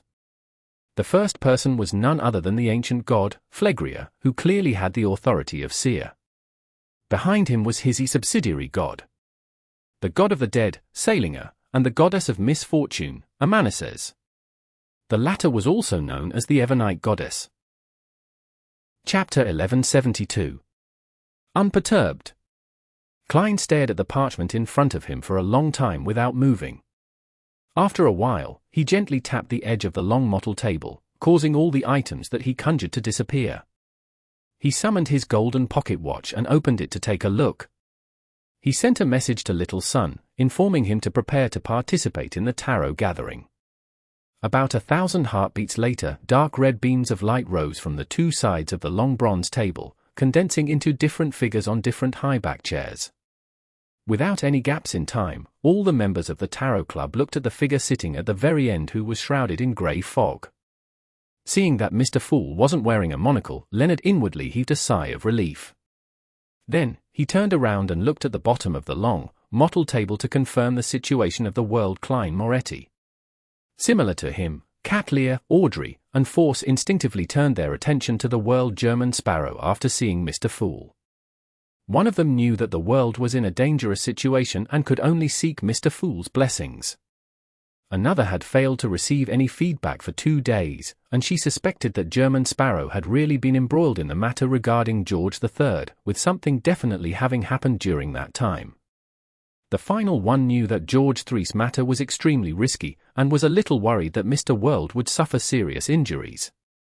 Seeing that the World German Sparrow was perfectly fine without any abnormalities, Audrey retracted her gaze, curtsied, and bowed towards the end of the long bronze table. "Good afternoon, Mr. Fool Tilda?"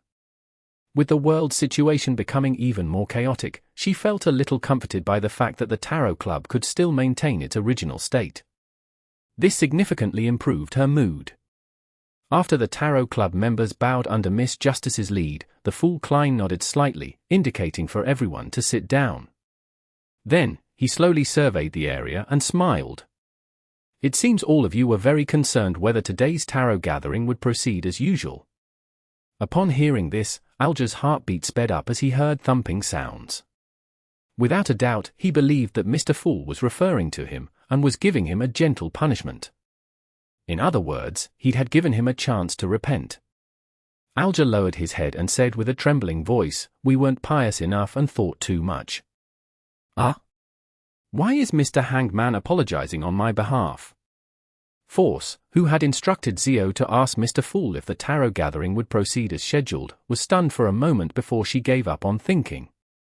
She then turned to the end of the long bronze table and lowered her head. She repeated, "We weren't pious enough and thought too much. So I wasn't the only one who prayed to Mr. Fool over the past few days. Mr. Hangman claims to have overthought things because there was a possibility that the tarot gathering would be cancelled, causing him to have some unnecessary speculations. But Force shouldn't have thought of that." Audrey looked across the table and then to her sides, feeling enlightened. The Fool nodded and looked around again. "Such concern is considered normal." He laughed and sighed. "I've recently used the world's body to play a game with Amorn in the Forsaken Land of the Gods. Thankfully, we didn't have to skip this tarot gathering."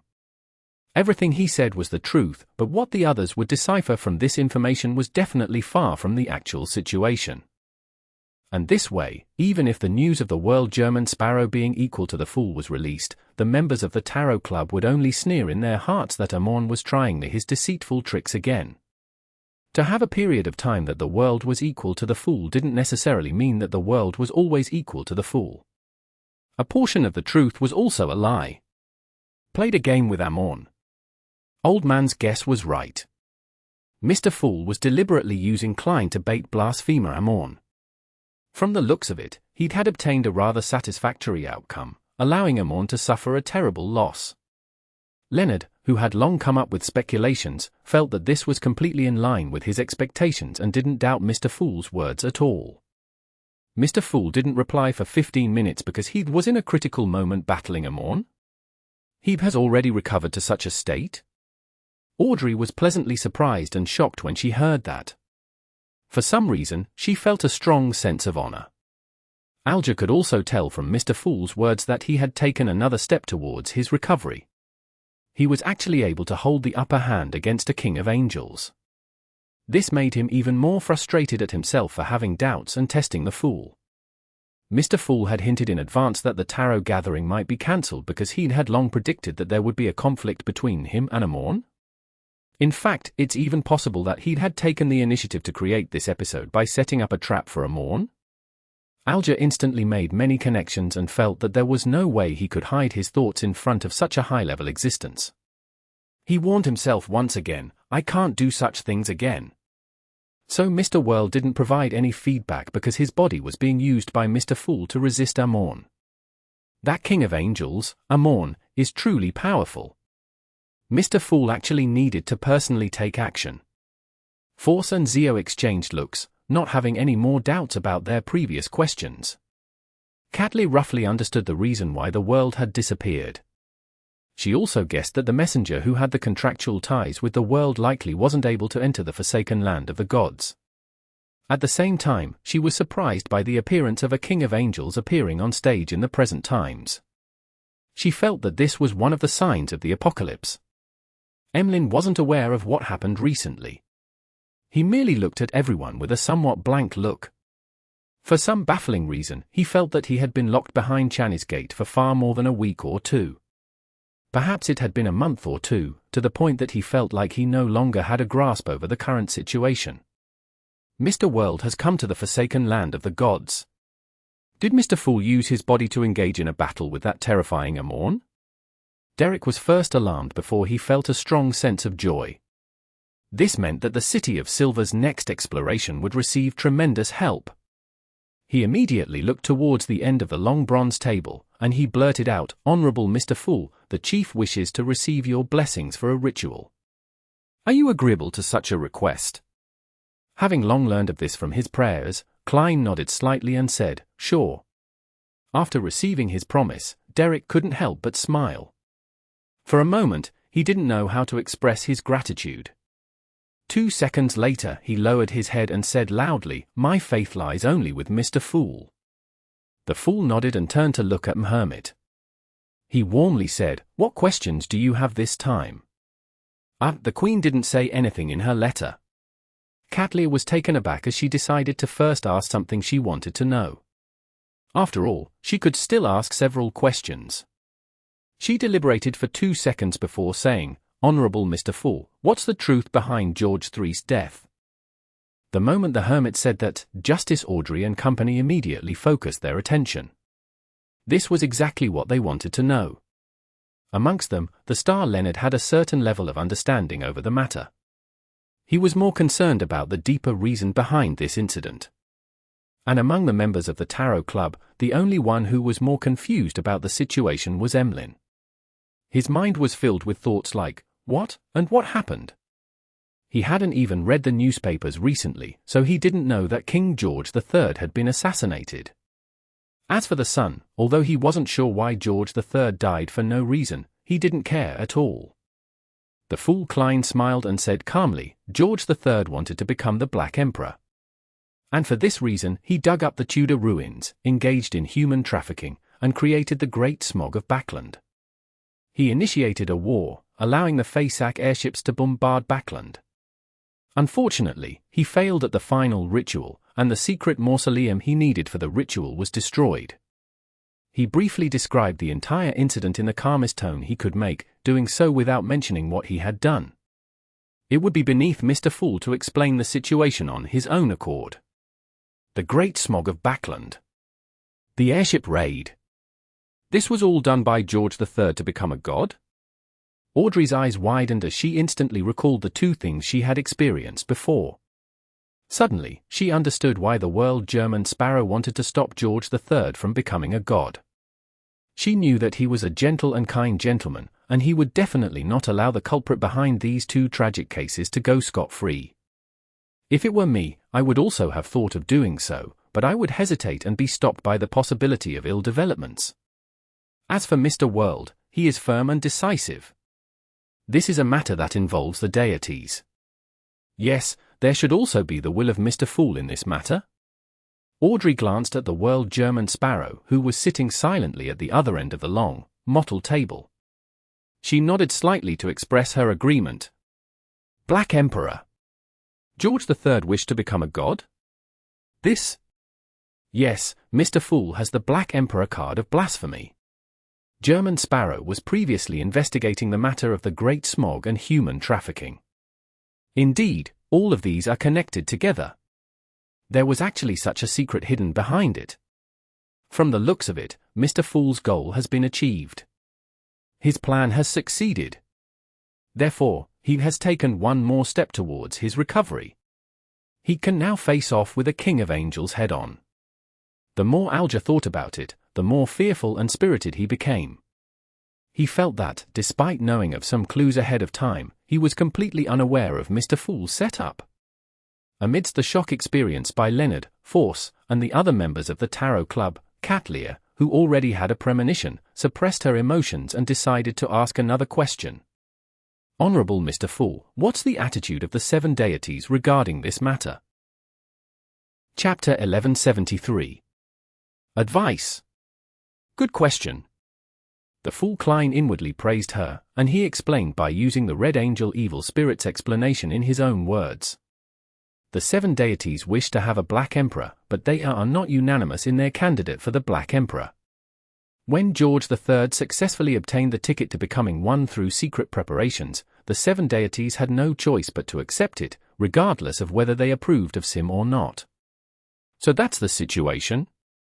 Apart from the Moon Emlyn and the Sun Derek, the other members of the Tarot Club were enlightened. They roughly understood why the churches acted in a rather contradictory manner when faced with the tragedies of the Great Smog of Backland, the deaths caused by the Phaeacian air raid, and George III's assassination. Following that, they suddenly had a question. Since George III had already made preparations and had reached the final step of carrying out the ritual while obtaining the tacit approval of the 7 deities, why would he fail? They immediately thought of an answer. Because Mr. Fool didn't agree to it. In the destruction of George III's Black Emperor ritual, the churches probably didn't do anything to stop it. Perhaps, they even provided some help to Mr. Fool's subordinates. Did the Church of the Lord of Storms make use of this chaos to secretly do something? No, they likely wouldn't conceal it too much. Leonard recalled all the details he had previously discovered, and he was confident of his grasp over the overall situation. The 7 deities' tacit approval. Mr. Fool vetoed it and sent the world and other blessed to secretly destroy George III's apotheosis ritual. But what has this got to do with the Queen? Why did she discover that German Sparrow has gone missing? Black Emperor. The Queen might have participated in the operation led by Mr. Fool, and later, discovered that a participant had gone missing. Catelyn made a guess at the truth through her rich knowledge and insight. And at this moment, Emlyn had just managed to make heads and tails of the discussions that had just been discussed, and he managed to understand the developments outside during his time in protective custody. George III had secretly plotted to become a god and received the 7 deities' tacit approval. In the end, Mr. Fool's bless destroyed his ritual, causing him to die on the spot. Seeing that everyone was silent, the fool Klein looked at the hermit Catelyn and said, "Any other questions?" "There's nothing else this time." Catelyn bowed her head even lower. She was more respectful than before towards the mighty figure at the end of the long bronze table. Although she had long known that Mr. Fool had the Snake of Fate, Death Consul, and Ancient Bane under him, and was in secret control of the life school of thought, she still never expected that the powers Mr. Fool could mobilize in the real world were able to destroy a king's apotheosis ritual. Furthermore, he had foiled a plot of a king of angels, the son of the Creator. Mr. Fool's hidden forces are more exaggerated than I imagined. What effect do the members of the Tarot Club exert on him? A backing faction? Individual growth? Or is it just a backup plan? Catelyn instantly thought of many things and momentarily forgot that she was already a sequence for demigod. No matter which organization she was in, she was considered a member of the upper echelons. Just the feats displayed by Mr. Fool is enough to make a saint lack confidence. Justice Audrey only took a glance at Hermit before she interpreted her mental state. At this moment, the fool Klein nodded. "You may begin." Upon hearing this, Leonard immediately turned to the other end of the long, mottled table and said to the world, "How's your situation now?" Force, Zio, Audrey, and the other members of the Tarot Club also cast their gazes over, expressing their concern for the world German Sparrow's situation. From their point of view, Mr. World, who was stuck between Mr. Fool and Angel of Time Amorn as a combat tool, was probably in a bad situation. His survival meant that he was already considered lucky enough. Feeling the varied concern, Klein controlled the world and chuckled hoarsely. "Not too bad, but not too good either. It's all thanks to Mr. Fool's grace that I finally obtained a secret from Amorn, but I haven't completely escaped from his grasp."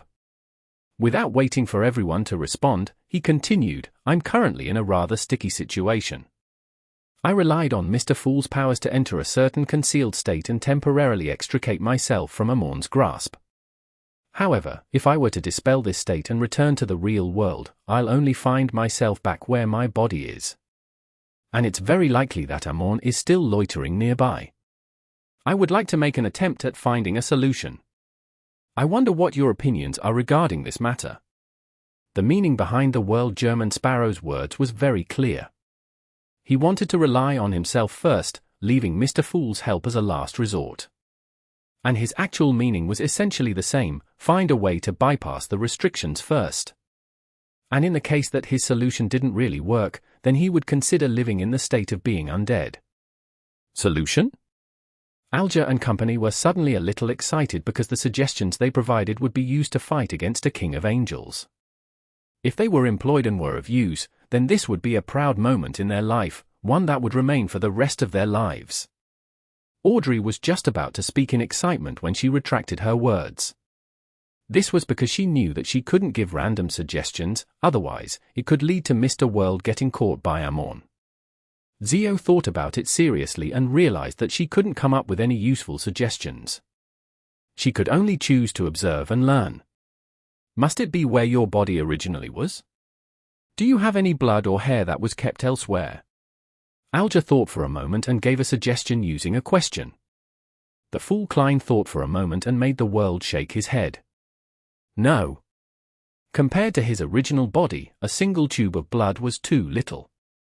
Thinking of this, Klein suddenly had an idea. Perhaps he could use those 2 tubes of blood as ingredients, combining them with other methods, using alchemical life to create a new body. There are 2 problems. Firstly, alchemical life requires the spirit body's involvement, otherwise, the final product might not be considered my body. Secondly, I don't know any demigods who can complete alchemical life. The only one barely related to them is Frank Lee. Will I end up becoming a mushroom man?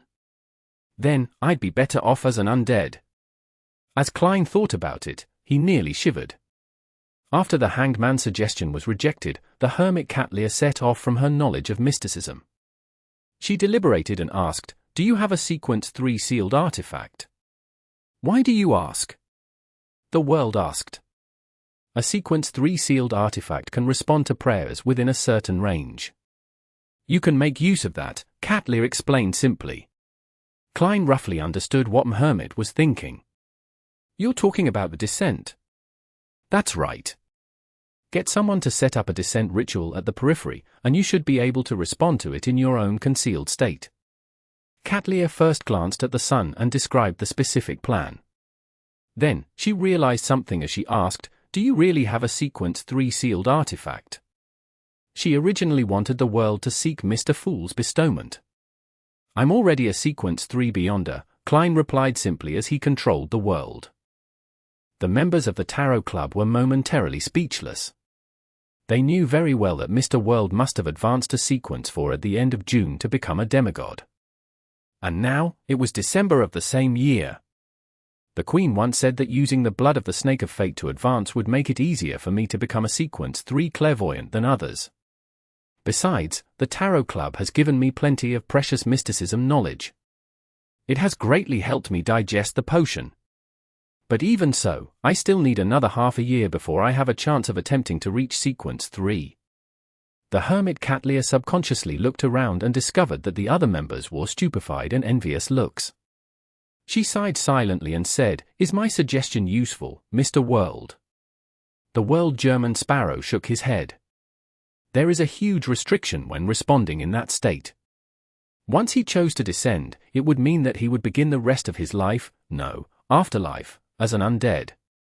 Perhaps, I can combine the 2 methods. Yes, I can use the method of praying to the Fool, sea god, or protector of magic and drama performers to leave the forsaken land of the gods, but that's not urgent. It's too easy to reveal the truth. The Fool Klein made the world look at the star Leonard while in thought. Leonard instantly understood what he meant. He tersely acknowledged. I'll go back and do some research to see if there are any other ideas. Clearly, his true intention was to ask Old Man when he was back. He was an angel who knew Amon rather well. Perhaps, he could come up with suggestions that no one else could think of. This was the answer that Klein wanted. He immediately made the world say, "Okay." After the discussion of how to escape his predicament came to an end, the World German Sparrow looked at Force. "Help me ask the Abraham family if they still have any worms of Cosmos that have yet to lose their spirituality. If there are, what will be the price for the exchange?" A worm of star was a high-level spiritual material. Most of the time, it didn't contain any Beyonder characteristics. Therefore, their spirituality would suffer an irreversible loss. Without any special methods, it would be difficult to preserve it for too long. Worms of Cosmos. Force was taken aback before she nodded. All right. After receiving an answer, Klein made the world cast his gaze at the hermit Catlear. If Miss Magician isn't able to exchange for a worm of star from the Abraham family, I would like to entrust you with a mission. What mission? Catlear asked with interest. The world said with a smile, hunt the Aurora Order's Saint of Secrets, Poise. Chapter 1174. Joint Operation. The Aurora Order's Saint of Secrets, Poise. Mr. World wants to hunt him? Force's first reaction was that she had heard wrongly. After all, German Sparrow had no connection to the Saint of Secrets. However, she quickly had a rough idea from the Worm of Star that had just been mentioned. This made her suddenly excited and thrilled. This was because she also wanted to hunt the Saint of Secrets, Poise, to avenge her teacher's family. However, due to her lacking strength and the inability to pay for it, she had kept this thought to herself. Although it sounds like Mr. World doesn't plan on personally taking action, Hermit is also a sequence for demigod, and she has the support of that Queen Mystic behind her. I can provide the utmost support within my abilities. As her thoughts raced, Force cast her gaze at the hermit beside her, waiting for her reply. After some thought, Catlear said, Poise is very likely a saint of the apprentice pathway. It's very difficult to hunt him. Besides, he has the Rose Redemption backing him and the True Creator's protection. With my current level, it's almost impossible for me to complete this mission solely on my own. You can seek the help of Queen Mystic. I will also arrange for other partners for you.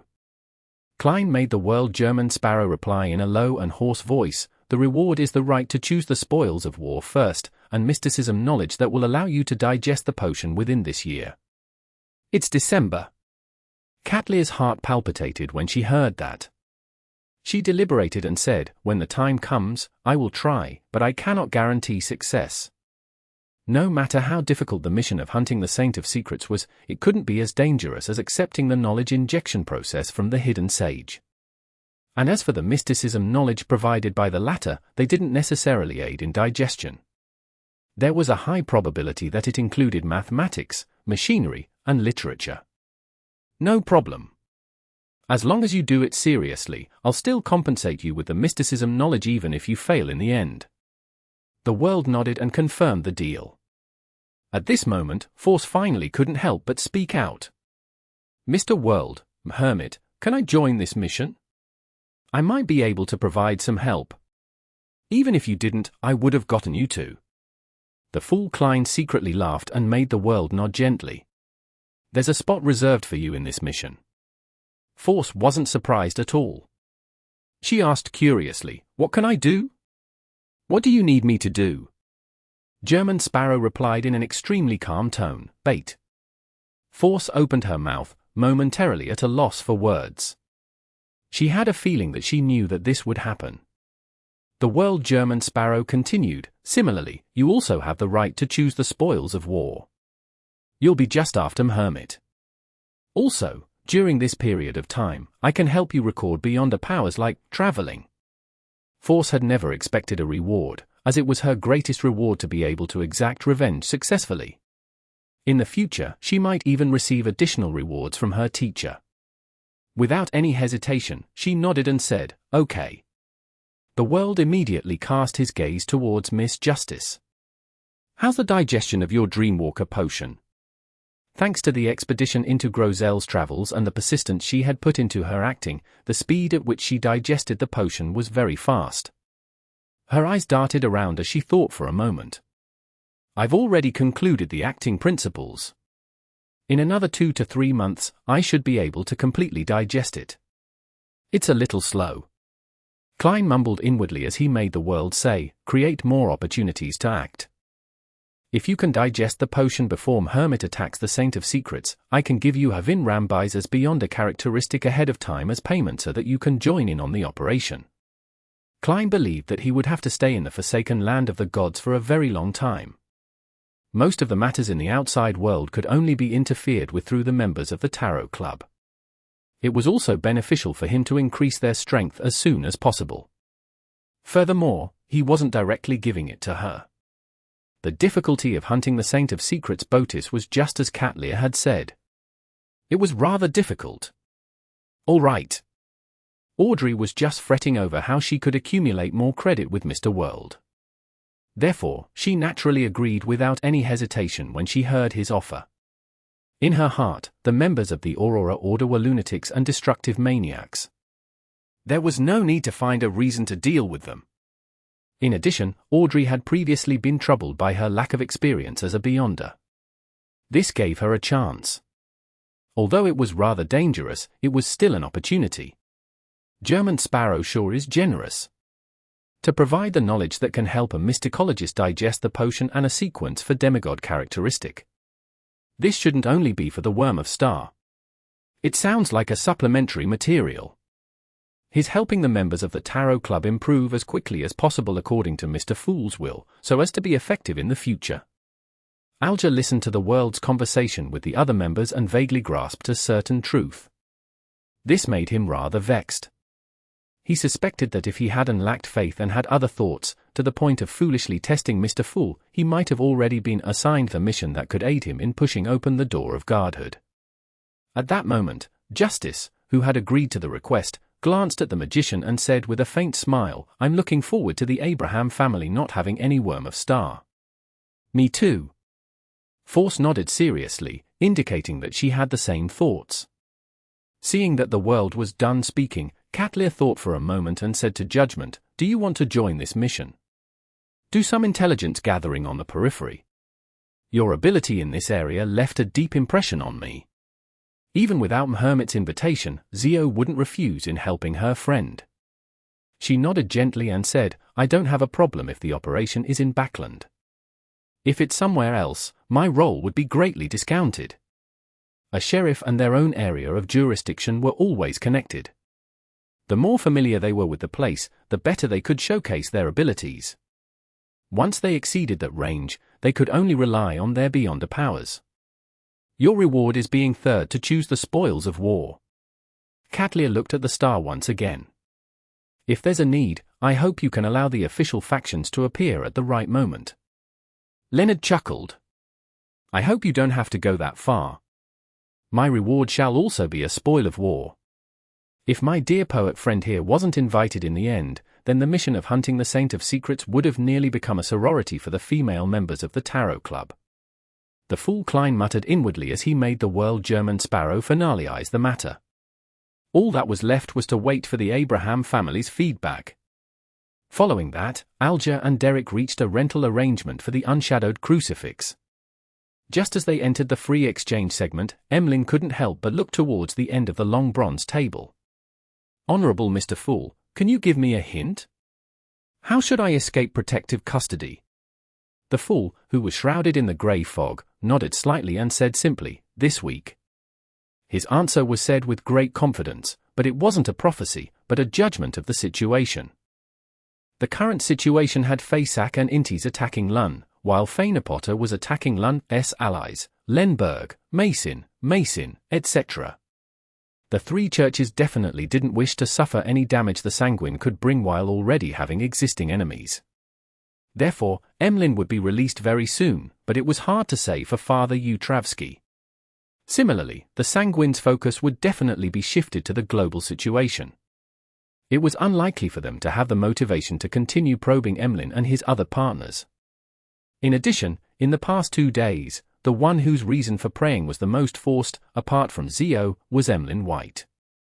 Klein suspected that he had been locked in the basement of St. Samuel Cathedral all this time because it was convenient for the goddess to exert her influence on him. Now that the matter had ended, he was no longer of any use. Combined with the three factors, it wasn't difficult to conclude that Emlyn would be free in no time. The only exception was that if this fellow had really been forgotten. Be it the Church of Evernight or the Sanguine, they had forgotten that there was such a fellow locked behind Channy's gate. If that was the case, Klein would get the Star Leonard to provide him with some assistance.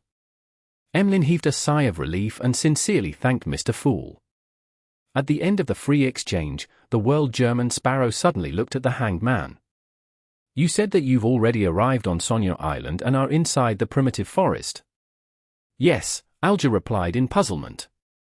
German Sparrow pondered for a moment. You can try to seek out an elven ruin. Perhaps you might chance upon some sort of opportunity. Alger suddenly thought of the Book of Calamity and the scenes he had seen in his dream. He nodded thoughtfully and said, "All right." After another round of exchanges, the tarot gathering came to an end. Audrey and company stood up and bowed before leaving the world above the grey fog. After returning to his body, Leonard immediately lowered his voice and described Klein's predicament. Finally, he said, "Old man, do you have any good suggestions?" "My suggestion?" "I think it's better to ask the fool for help," Pallas Zoroast replied without any hesitation. Leonard coughed lightly and said, "Aren't you going to use this opportunity to make things difficult for Amorn?" Chapter 1175. Ideas are very important. Making things difficult for Amorn. Pallas Zoroast chuckled. What benefits can there be? Otherwise, forget it. Leonard was momentarily at a loss for words. After a few seconds, he said, "At least it can make you feel good." Pallas chuckled. "I will feel better if you don't bring this topic up." Without waiting for Leonard to respond, this sequence one angel from the Marauder pathway sighed with his slightly aged voice.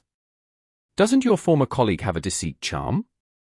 Perhaps he can use this to come up with a solution." After getting rid of the Amorn avatars in Backland, Pallas had given the Guardhood symbols and magic labels needed to make for charms, deceit, parasite, deprivation, and aging, to Leonard. Leonard had passed on this knowledge to Klein, and the latter had used the knowledge and the worms of time to create one deceit, parasite, and deprivation bullet each. Later on, he had used them to deal with Kona's Kilga, but Leonard wasn't aware of this. Leonard whispered thoughtfully, "Old man, are you saying that by using the deceit charm, you can mislead Amorn and cause him to misidentify the location, preventing him from influencing Klein's escape?" In his mind, Pallas Zoroast snapped back, "Do you think it's possible to use a deceit charm in front of a Marauder Pathway's King of Angels?" "It's impossible." Leonard laughed dryly and pressed in a thick-skinned manner, "What do you mean then?" Pallas Zoroast's voice suddenly sounded more spirited. "Deceive the rule that one can only return to where one's body is." "Deceive the rule?" "That works too." Leonard asked in shock.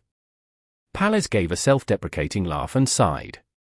Compared to deceiving Amorn, deceiving a rule is much easier. After all, underneath this world is madness and chaos. This sentence made Leonard speechless for a moment. On the one hand, he wasn't experienced enough. He didn't know that orders and laws could be deceived, and on the other hand, he never expected that, in Old Man's heart, Amorn was even more terrifying than the laws of nature and the order of the world. After nearly 10 seconds, he spoke again, "With this method, how high is the possibility of success?" "It's very, very low," Pallas said with a sneer. However, the probability of deceiving the order of the world like this with a deceit charm made from a worm of time from Amorn's avatar is very, very low. Therefore, my suggestion is still to get him to make a request to the fool for help. Don't waste any more time. When fighting Amorn, the longer the delay, the more dangerous it will be. Leonard pondered for a moment before nodding in agreement. "I understand. I'll also advise him to do so." Of course, he wouldn't forget mentioning the highly improbable method that Old Man had suggested. "It's good that you understand." Seriously, disturbing an old man's reading, as Pallas mumbled, his voice gradually lowered and disappeared from Leonard's mind. In 7, Pinster Street, the newspaper that was placed on the coffee table suddenly flew up and automatically spread open over the sofa. "Using a deceit charm to deceive the requirement that I can only resurrect where my original body is." Above the grey fog, in the ancient palace, Klein reconstructed Pallas Zoroast's suggestion in his own words. As soon as he finished speaking, he recalled the animal hide lantern that kept burning. Amorn had deceived the laws of nature, allowing the candle to remain in a magical state and continue burning for a week without needing any fuel. His eyes lit up as he whispered, "This line of thought is something only an angel from the Marauder pathway can think of immediately. It might not be impossible." Like Pallas, he did feel that, compared to dealing with Amorn, it was much easier to deal with the laws of nature. After seeing hope, he immediately analyzed the possible outcome. Although I've already used the deceit bullet, I can summon it from the historical void. After all, before the effects end, I'll definitely reform my body and successfully resurrect. The laws of nature are truly pitiful. Not only will they be deceived, even the item used to deceive it is fake. The only problem is that the bullet might not be able to deceive the mysticism law. It was already a little difficult to deal with Kona's Kilga back then. Amidst his thoughts, he slowly surveyed the area and gradually gained inspiration. That was to use Sapphira Castle. After gaining initial control of Sapphira Castle, he could already mobilize the power of a Sequence 2 angel here. And many of the things he had come into contact with previously had explained that the authority of Sapphira Castle had a high probability of spanning over the 3 pathways of Seer, Apprentice, and Marauder. It could generate a convergence effect on the corresponding Beyonders, and it had clearly attracted the attention of Amon. That was to say, Klein suspected that Sapphira Castle had the power of these 3 pathways at the same time. However, as a seer, most of the power he could stir was concentrated in this domain. With the help of the medium known as the Deceit Bullet, I might be able to stir the other powers of Sapphira Castle. Since I'm already capable of using some miracles in the seer domain, having power from the Marauder pathway at the angel level is a highly reasonable deduction. The only problem is that there must be a medium of a sufficient level. This way, I don't have to worry about not being able to deceive that rule. As his thoughts brightened up, he seriously began to formulate a plan. He used the mysticism laws as his target and attempted to formulate a scam. In order to reduce the difficulty, it's best to have additional preparations. I can't deceive something out of nothing, at least unless I'm Amon's true body. Yes. I'll bestow a tube of my blood to Little Sunday. I'll create a fake respawn point that exceeds the range. And then, using the deceit bullet as a trigger, stir the corresponding angel-level powers contained within Sapphira Castle, misdirecting that rule and making it view the fake respawn point as the real one, while the real one becomes the fake one.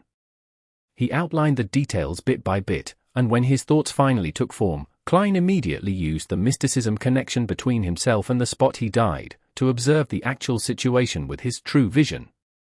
He saw that the greyish-yellow fog had thinned a lot, and the deep ravine that hid Chernobyl was no different from before.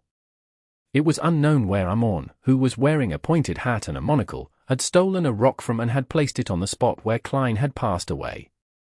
He'd sat on it and patiently played with a human-skinned glove. He's occasionally bent the human-skinned glove's finger and stretched it at other times, as if he could pass 100 years doing that. About a kilometer away, in a certain spot in the greyish-yellow fog, 3 Amons in black classical mage robes crouched around a rock as they seriously played poker cards that they had stolen from somewhere. From time to time, they would nudge their monocle. Elsewhere in this extensive moor, Amon would be either alone or in groups, strolling leisurely, writing in thought, or discussing all sorts of questions with one another. In the dark and dangerous forsaken land of the gods, it was such a harmonious scene. It would have been better if the young men weren't all the same, wearing classic black robes, pointed hats and monocles, with similar black hair, black eyes, broad foreheads, and thin faces. Just as Klein was about to make a further observation, the Amon sitting on the rock suddenly raised his head. He'd nudged his crystal-carved monocle and looked at him. Across the moor, all of the Amons looked up at the highest point of the fog of history. Klein immediately retracted his gaze and cut off the connection. In the City of Silver, Derek Berg arrived at the top of the spire and met Chief Colin Iliad. "Your Excellency, I've already received the promise of blessings," Derek said frankly and directly. With white hair and an old scar on his face, Colin Iliad was visibly relieved. He slowly nodded and said, "That's good.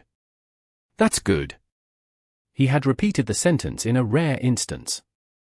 As an excellent demon hunter and the City of Silver's chief, he had always been patient, never taking unnecessary risks.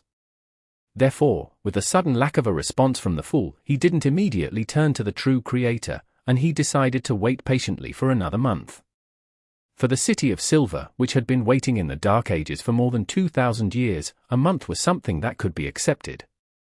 Without waiting for Derek to reply, Demon Hunter Colin left the window and calmly said, "Head back first. I'm going to start preparing for the advancement ritual." Derek glanced at the chief and said sincerely, "You'll definitely succeed." He didn't stay any longer. He immediately left the spire and returned home. After setting up the ritual again and placing the 6 powerful corpses that he had hunted to the correct position, Colin Iliad began to concoct the potion.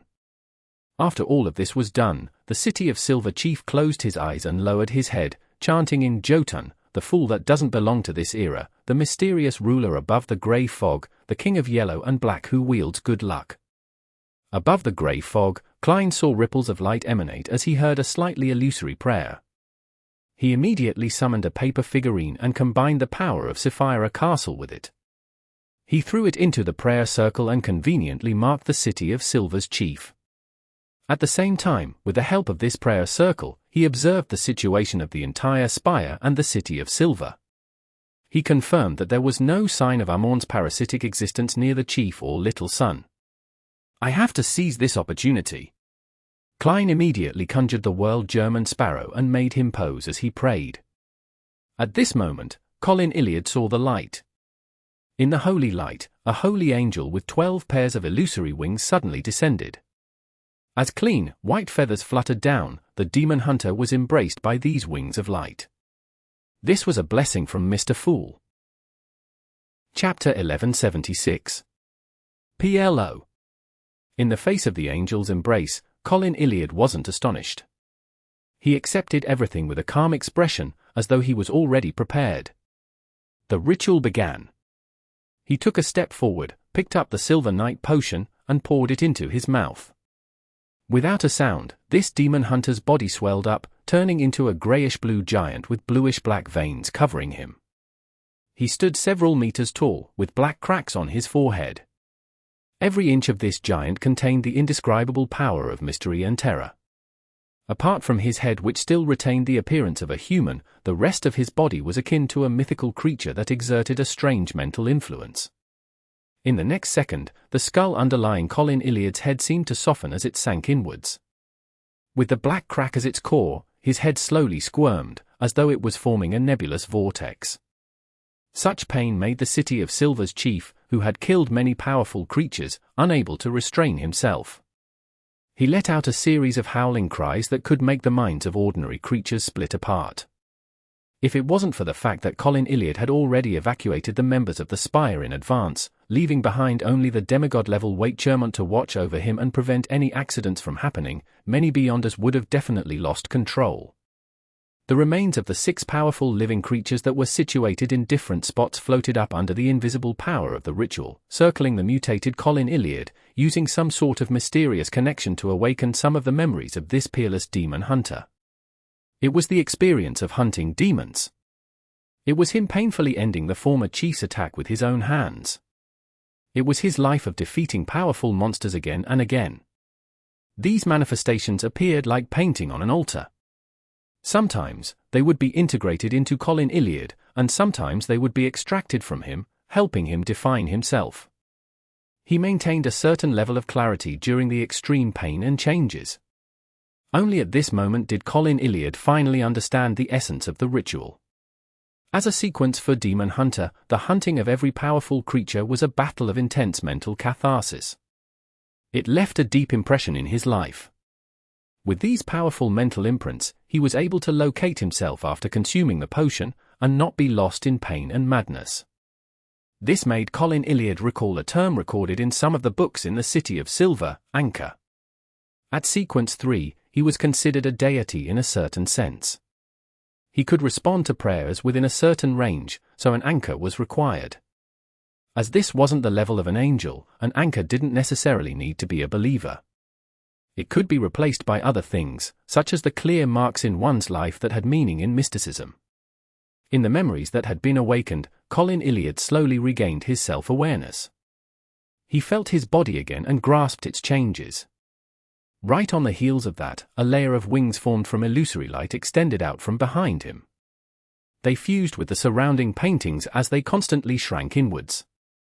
The surface of Colin Iliad's body collapsed into a silver armor that was firm and beautiful, but it didn't possess any weight to it.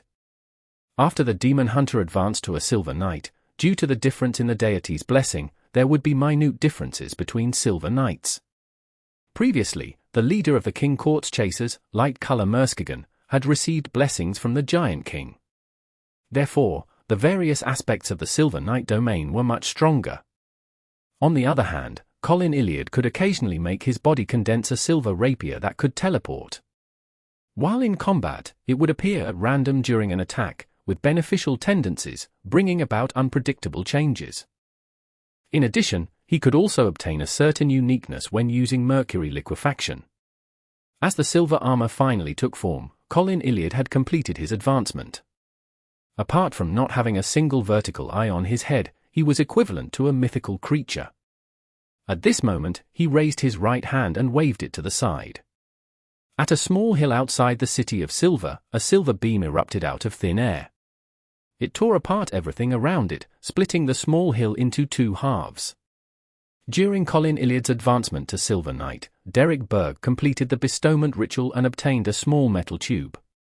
Seizing the opportunity of the City of Silver's chief creating abnormalities and drawing away most of the attention, Klein suddenly reached out while in the ancient palace above the grey fog. He had summoned a bullet and death knell from the historical void. Right on the heels of that, he did a divination in advance, confirming that there weren't any signs of Amorn's parasites around Little Sunday. Without any hesitation, he opened the revolver cylinder and stuffed the deceit bullet into it. Pa! With a shake of his right hand, he closed the cylinder and used the mysticism connection to aim at the spot where he had died. Bang! He calmly pulled the trigger and fired the only bullet. At the same time, taking advantage of this Beyonder effect, he willed Sapphira Castle's powers into mobilizing. The grey fog boiled once again, including the space around them. A majestic but slightly dark energy surged out like a tidal wave, wrapping around the bullet, passing through the gap and shooting towards the real world. The light in Sapphira Castle suddenly dimmed. Suppressing his fear and horror, Klein used Death Knell's historical projection to simulate the feeling of a sudden descent. He leaped towards the crimson star representing the sun and leaped towards the tiny tube of his blood. On the barren moors of Chernobyl, all of the Amorns wearing pointed hats raised their heads and looked at the lightning that streaked across the sky. They looked at a deep and quiet swath that even the lightning couldn't illuminate. The Amorns nudged their monocles, and after a moment of silence, they laughed. He doesn't seem like someone who can come up with such a solution. Palace? He joined this organization codenamed the Tarot Club. In the Berg household in the City of Silver.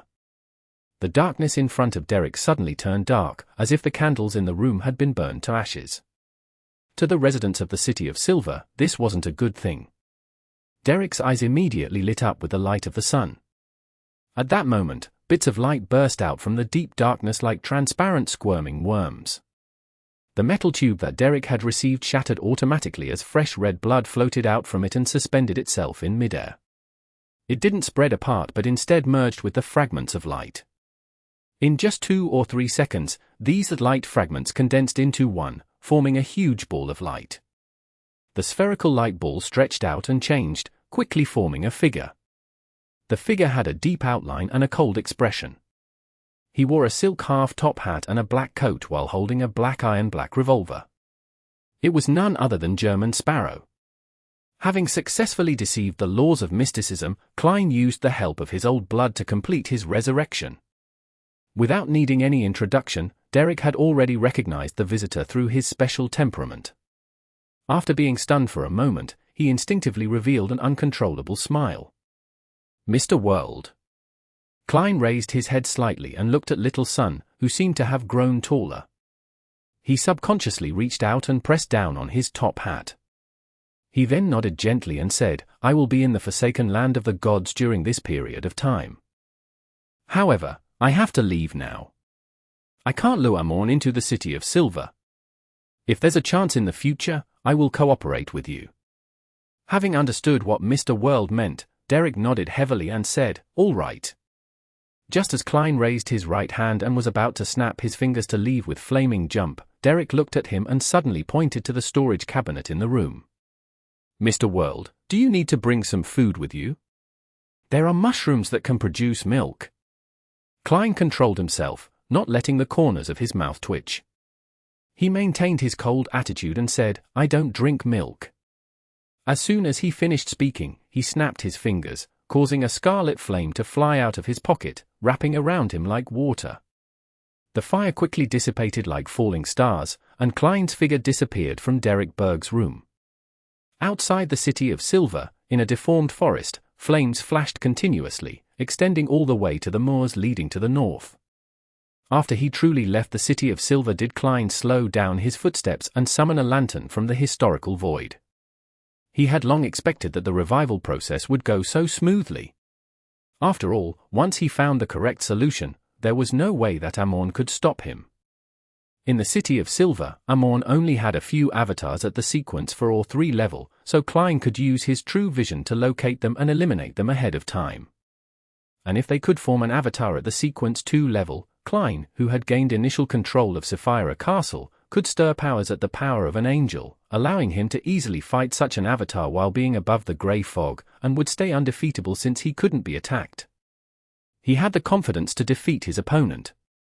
If Amorn moved his true body to the city of Silver, then Klein could choose to revive at his original spot. Of course, Amorn could create an avatar that was almost at sequence 1 and send him to the city of Silver. However, under the premise of the conservation of Beyonder characteristics, how many avatars could he create? Not more than 2. As for Klein, he could split his remaining blood into multiple portions. He could use the bestowment ritual to send them to Mr. Hangman, Tom Hermit, and to the Star Leonard. There were too many spots where he could revive, so there was no way that Amorn could guard all of them. This was an above-board plan based on his own level, Beyonder powers, and the special ability of Sapphira Castle. Before he attempted to revive himself, Klein was already quite certain of the outcome. The only thing he was worried about was that deceit would be detected by Amorn ahead of time, allowing him to interfere in a timely manner, causing his respawn location to change. Fortunately, his divination had confirmed that the level of danger wasn't high. This was one of the reasons why he dared to try. "Phew, I've really escaped from Amorn." As he advanced amidst the dim yellow light, Klein felt the presence of his body, and he heaved a sigh of relief. Of course, he knew very well that he was going to encounter the relentless pursuit of Amorn's main body and various avatars. Chapter 1177. Substitute. On the desolate moors filled with deep ravines, Amorn stood in different spots. They opened their mouths and chanted in Jotun, the blessed of the spirit world and Sapphira Castle. The mystery stemming from ancient times. The witness of an extended history. Protector of Backland magic and drama performers. The great German sparrow. These voices were layered as they bored into the void, as though they extended to an infinite distance. 10 seconds later, all of them adjusted their crystal monocles in different manners and chuckled softly. He changed it really quickly. If German Sparrow was still automatically responding to this honorific name, they could then use this opportunity to determine the other party's location and create an error to appear directly beside their target. In the darkness that was illuminated by lightning from time to time, the hatted and coated Klein proceeded north at a moderate pace while holding a lantern. There's a prayer. Amorn is using German Sparrow's honorific name. This means that a number of Amorns aren't too far from me.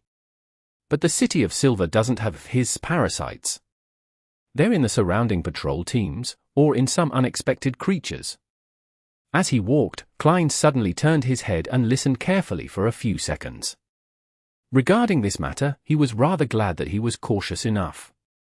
He had changed the honorific name that allowed default acknowledgement while above the grey fog. It went from the Protector of Backland Magic and Drama Performers to Protector of All Poor Children in Backland. This came from the Lund Charity Bursary Foundation he had set up. Yes. Amorn is a cryptologist.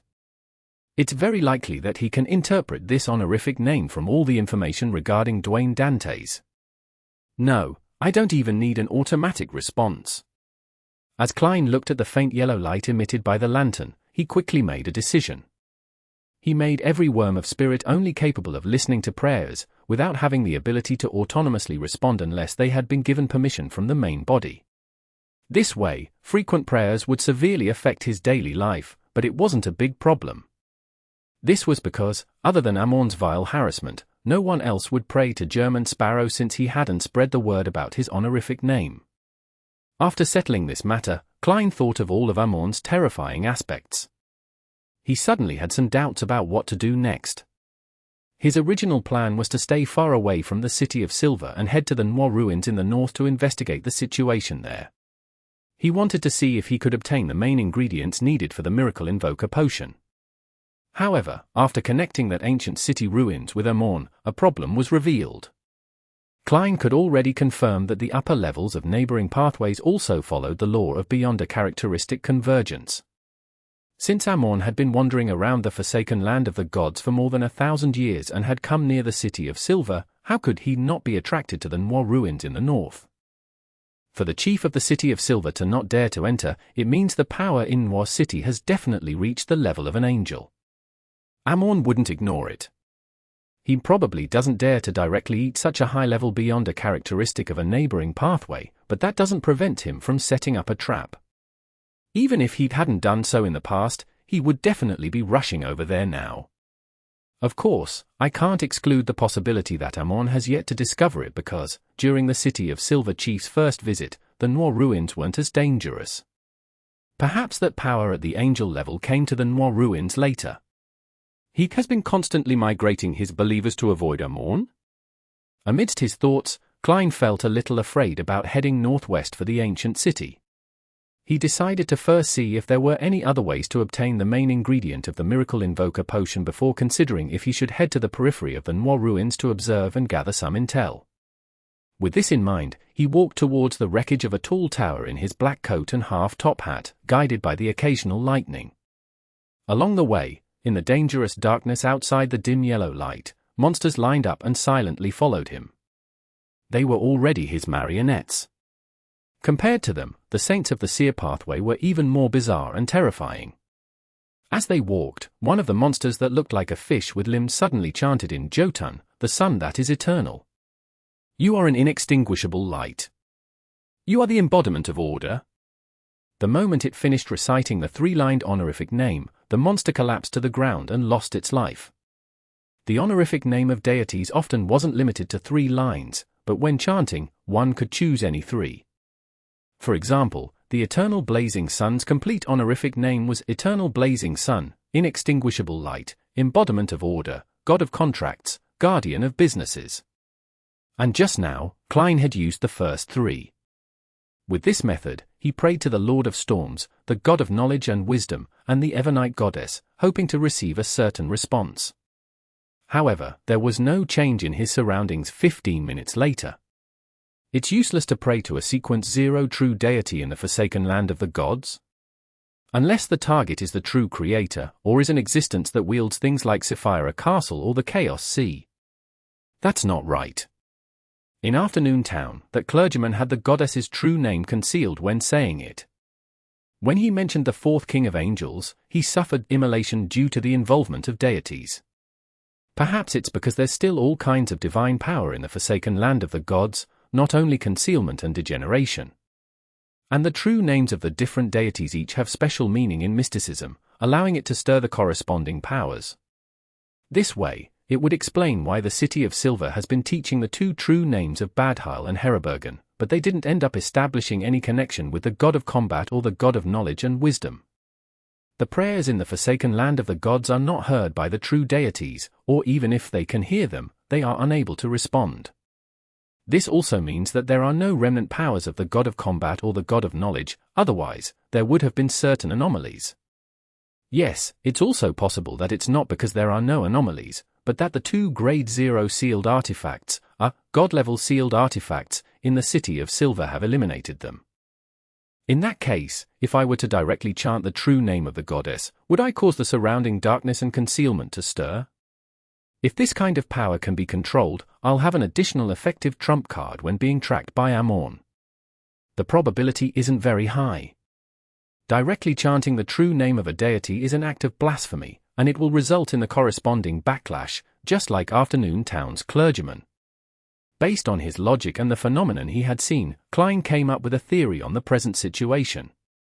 He was eager to try reading out all the true names of the deities he knew, one by one, and checking their effects. Finally, he restrained himself and didn't blindly make the attempts. I'd better go above the grey fog to do a divination first. Otherwise, who knows if there will be an unbearable accident. Divination involving deities might not give a clear revelation. After muttering inwardly for a while, Klein scoffed at his impulsiveness. My previous plan was akin to, I haven't been courting death for 2 days. I shall do it seriously today. At that moment, he had already arrived at a collapsed tower. He sat beside a wall that had only been cut down by half. He reached out to take out a paper crane from the historical void, and he ignited it. He wanted to see if he could contact the Snake of Fate or Septin Ceres if there was a medium. He wanted to know where he could obtain the main ingredients of the Miracle Invoker potion. Under the illumination of his third summoning of the lantern, Klein fell into a deep sleep, but he didn't dream of anything. Indeed, it doesn't work. After he woke up, Klein shook his head and let his body enter a historical void. Following that, he took 4 steps counterclockwise and arrived above the grey fog. Sitting at the seat belonging to the fool, he beckoned for a small paper box from the junk pile. Inside was a stack of paper cranes. These were personally folded by a certain baby. At the same time, the world German sparrow was conjured.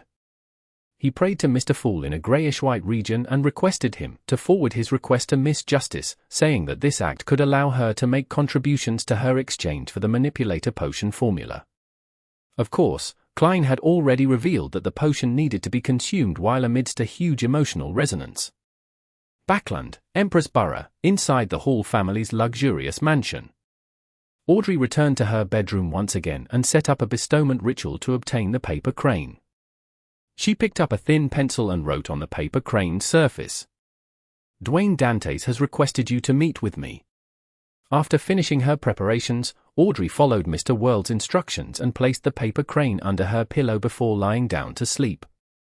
Soon, she saw a pitch-black desolate plain. As a dreamwalker who had given herself hints in advance, she maintained her consciousness and walked towards the black steeple in the middle of the plains with strong curiosity. As soon as she arrived at her destination, Audrey's spiritual perception was triggered. She raised her head and looked at the top of the steeple. At some point in time, there was a giant silver snake called there. This gigantic snake didn't have any scales. Its body was covered with symbols and patterns that formed wheels that were connected to each other, with different labels. At that moment, the gigantic snake was staring at Audrey with its bright red and cold eyes. It said in a low voice, "What does Dwayne Dantes want?" "This is the angel of the fate pathway that gave Hermit a drop of blood." Audrey controlled her thoughts and calmly looked at the gigantic snake. She said in honesty, "He wanted me to ask you where he can obtain the main ingredient of the Miracle Invoker potion." The gigantic silver snake suddenly fell silent for a few seconds before saying, "The number of sequence 2s in different pathways differ in numbers. Under the situation of the quota of Attendant of Mysteries being filled, there can only be a total of 6 Miracle Invokers. A Miracle Invoker is the name of a sequence 2 potion. Mr. World is going to become an angel? Or is he making preparations for his partner? No, if it's a companion, he can get them to ask him themselves." Audrey was first alarmed before she began to look forward to the mysterious serpent's answer. Chapter 1178. I have a blessed. The gigantic silver snake looked down at Audrey and opened its blood-red mouth. The Sequence 1 potion that Zaratul, the leader of the secret order, consumed came from an Attendant of Mysteries. In other words, he possesses an extra Miracle Invoker characteristic. Similarly, it was the same for the ancestor of the Antigonus family back then. Of course, if they were interested in something, or if they had a candidate who had won the favor of the family to the point of them being willing to nurture them, then an angel with sufficiently high status can separate the extra Miracle Invoker beyond a characteristic to the other party. The third Miracle Invoker's beyond a characteristic had combined with a characteristic of mysterious origins. It has become sealed artifact 0-05, also known as the magic wishing lamp. A true deity once attempted to destroy this item, to separate the characteristics and allow them to converge automatically, but eventually failed. The fourth and fifth miracle invoker beyond the characteristics are in the form of a Grade 0 sealed artifact that exists in the churches of the Eternal Blazing Sun and Lord of Storms. One of them is named 0 to 13. It comes from the Third Epoch's creator, designated as the Last Banquet. The other is codenamed 0 to 32, a product of the War of the Four Emperors, designated as the theater with curtains that never draw. The sixth miracle invoker beyond a characteristic might be in the Forsaken Land of the Gods. During the Third Epoch, there was a remnant dark demonic wolf who occasionally appeared. After the cataclysm, he'd vanished without a trace. Audrey listened attentively and thought carefully for a moment before saying, "You're saying that, under the situation where the attendant of mystery spots are filled, there are only 6 miracle invokers. And now, you only mentioned the Secret Order's leader, Zaratul, and the ancestor of the Antigonus family, but the spots don't seem to be filled. In such a situation, there might be an extra miracle invoker beyond a characteristic." This wasn't information that the World German Sparrow had informed her of in advance. Instead, it was a question that Audrey had come up with on her own accord from the details of the answer and her knowledge of mysticism. The eyes of the giant silver snake moved slightly. Indeed. There should be 3 attendants of mysteries. But in the Second Epoch, in the era when the ancient god, Phlegria, still lived, the third set of the attendant of mysteries beyond a characteristic seemed to have disappeared without a trace. No one knows where it is. Likewise for the corresponding miracle invoker beyond a characteristic. Perhaps it has already combined together and has found a sufficiently concealed method to hide itself. Audrey nodded gently and said, "I understand. I'll pass on the information to Mr. Dwayne Dantes. Oh. He even asked me to ask you if there's anything you need his help with." The giant silver snake slithered up and a third of its body stood up. "No. A small matter. Yes, I have a blessed who is an outstanding gourmet. He has a desire to taste ice cream from the various noble families, so as to determine the most delicious one. This request, Mr. Snake, maybe it's Snake, is really nice to her blessed. His tone is as if he can't wait. This is too simple. I can agree to help on Mr. World's behalf and complete it on my own. I'll just treat it as accumulating the sufficient contributions needed to exchange the potion formula." Audrey said thoughtfully, "No problem. But how do I send him the ice cream?" The giant silver snake slowly coiled and said, "Sacrifice it to him. He's already a Sequence 3 saint and can accept sacrifices in the same city. His honorific name is the embodiment of luck, the clairvoyant monster, the calamity that spreads misfortune, the witnesses of all fates in Backland, the keeper of chaos and madness. There's a difference between this honorific name and a normal Sequence 3's. There's no name at the end." Audrey's eyes darted around slightly, but she didn't say anything further and nodded in agreement. Keeper of chaos and madness. Will's last honorific name is quite interesting. This shouldn't be the honorific name of the Snake of Fate, but something that he'd used when he was at Sequence 3. Some tweaks were made later on. The monster pathways watches over chaos and madness? Or could it be said that in this world, even for fate, those at the lower sequences are in chaos and madness? Monsters are working hard to resist all of this, making everything seem normal? After Klein heard Miss Justice's answer, he didn't find it odd for Will or Septon to request for ice cream. Instead, he found the honorific name of the Life School of Thought president rather interesting. Having a blessed. That's like saying, I know someone. Did Will learn this from me? No, I have a real blessed, Danitz. Later on, I'll have this fellow sacrifice something for me to eat. I can't really eat those mutated monsters or summon projections from the historical void, right? Yes, if I have a chance, I'll invite little son to try them together. I can't let him be obsessed with Frank's mushrooms. The number of blessed serving will definitely won't be less than mine. There might even be more. He has the huge Life School of Thought? Klein conjured the world German sparrow and made him reply to Miss Justice, indicating that the ice cream contributed plenty. After completing all of this, he rapped the edge of the long mottle table and seriously considered the problem with the main ingredient of the miracle invoker. There's no need to think about the miracle invoker beyond a characteristic with Zaratul. It's impossible for him to separate it to give it to me. He only wants to turn me into his marionette. It's not like there's zero hope with Antigonus's 2 portions, but if that's the case, I'll have to request it from the goddess again. I can't offer something equivalent. I'm afraid. Besides, the goddess might not be able to provide it. The reason why she wants to seal the half-fool who has lost control is probably because she is unable to kill him. Once he is killed, he will be able to escape his current predicament and revive elsewhere, just like how I escaped from Amorn. Under such a situation, the goddess has no way of getting Antigonus to separate a miracle invoker beyond a characteristic.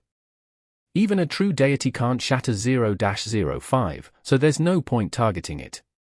It's useless even if I have it. This sealed artifact's origins are truly mysterious. There's something very fishy about it. The Church of the Eternal Blazing Suns 0-13 is called the Last Banquet. It comes from the City of Silver's creator. Why does this person always like to use the names that have dangerous implications? The Church of the Lord of Storms 0-32 is a theater with curtains that never draw. Just the sound of it allows me to imagine what it's like. The chances of obtaining these 2 grade 0 sealed artifacts are very low, but it's not impossible. It just depends on whether the Eternal Blazing Sun and Lord of Storms are willing to support my growth so as to contain Amorn. Yes. Up to now, they have yet to show any kindness. I can't find a suitable way to interact with the right person. I can't possibly use divination to spy on the Eternal Blazing Sun again and communicate with him through space, right? If that happens, wouldn't it be better if he directly invades Sapphira Castle and takes control of this place? If I were to nurture Mr. Hangman and wait till he has the qualifications to come into contact with a grade 0 sealed artifact, I'll most likely have become Amorn. The true creator knows a clue to the 3rd characteristic of the Attendant of Mysteries. His divine kingdom and holy residence are in the forsaken land of the gods. These 2 might be related somehow. The 2 sets of miracle invoker characteristics and an Attendant of Mysteries characteristics are highly likely to be in the forsaken land of the gods. I wonder which one is in the Nois ruins? Yes, the true creator should only know a clue, and not its exact location. Otherwise, he would have obtained that Attendant of Mysteries beyond a characteristic before the War of the 4 Emperors and effectively increased his subordinate strength. In other words, the Attendant of Mysteries beyond a characteristic is something even a true deity can't obtain quickly, and it's necessary to search for it. It might not be so easy for Amorn to come across it, allowing him to set up a trap. If the danger within the ruins were only recently found, having just been transplanted, it would match this trait. From the looks of it, I still have to make a trip. However, I have to be careful enough. The danger comes from Amorn and also from the ruins.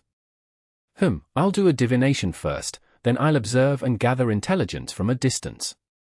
I won't enter blindly and will be patient enough. Klein conjured a pen and paper and was about to write the corresponding divination statement when he suddenly thought of something and decided to make another confirmation. He drew a complicated symbol that was a mixture of concealment and mystery prying.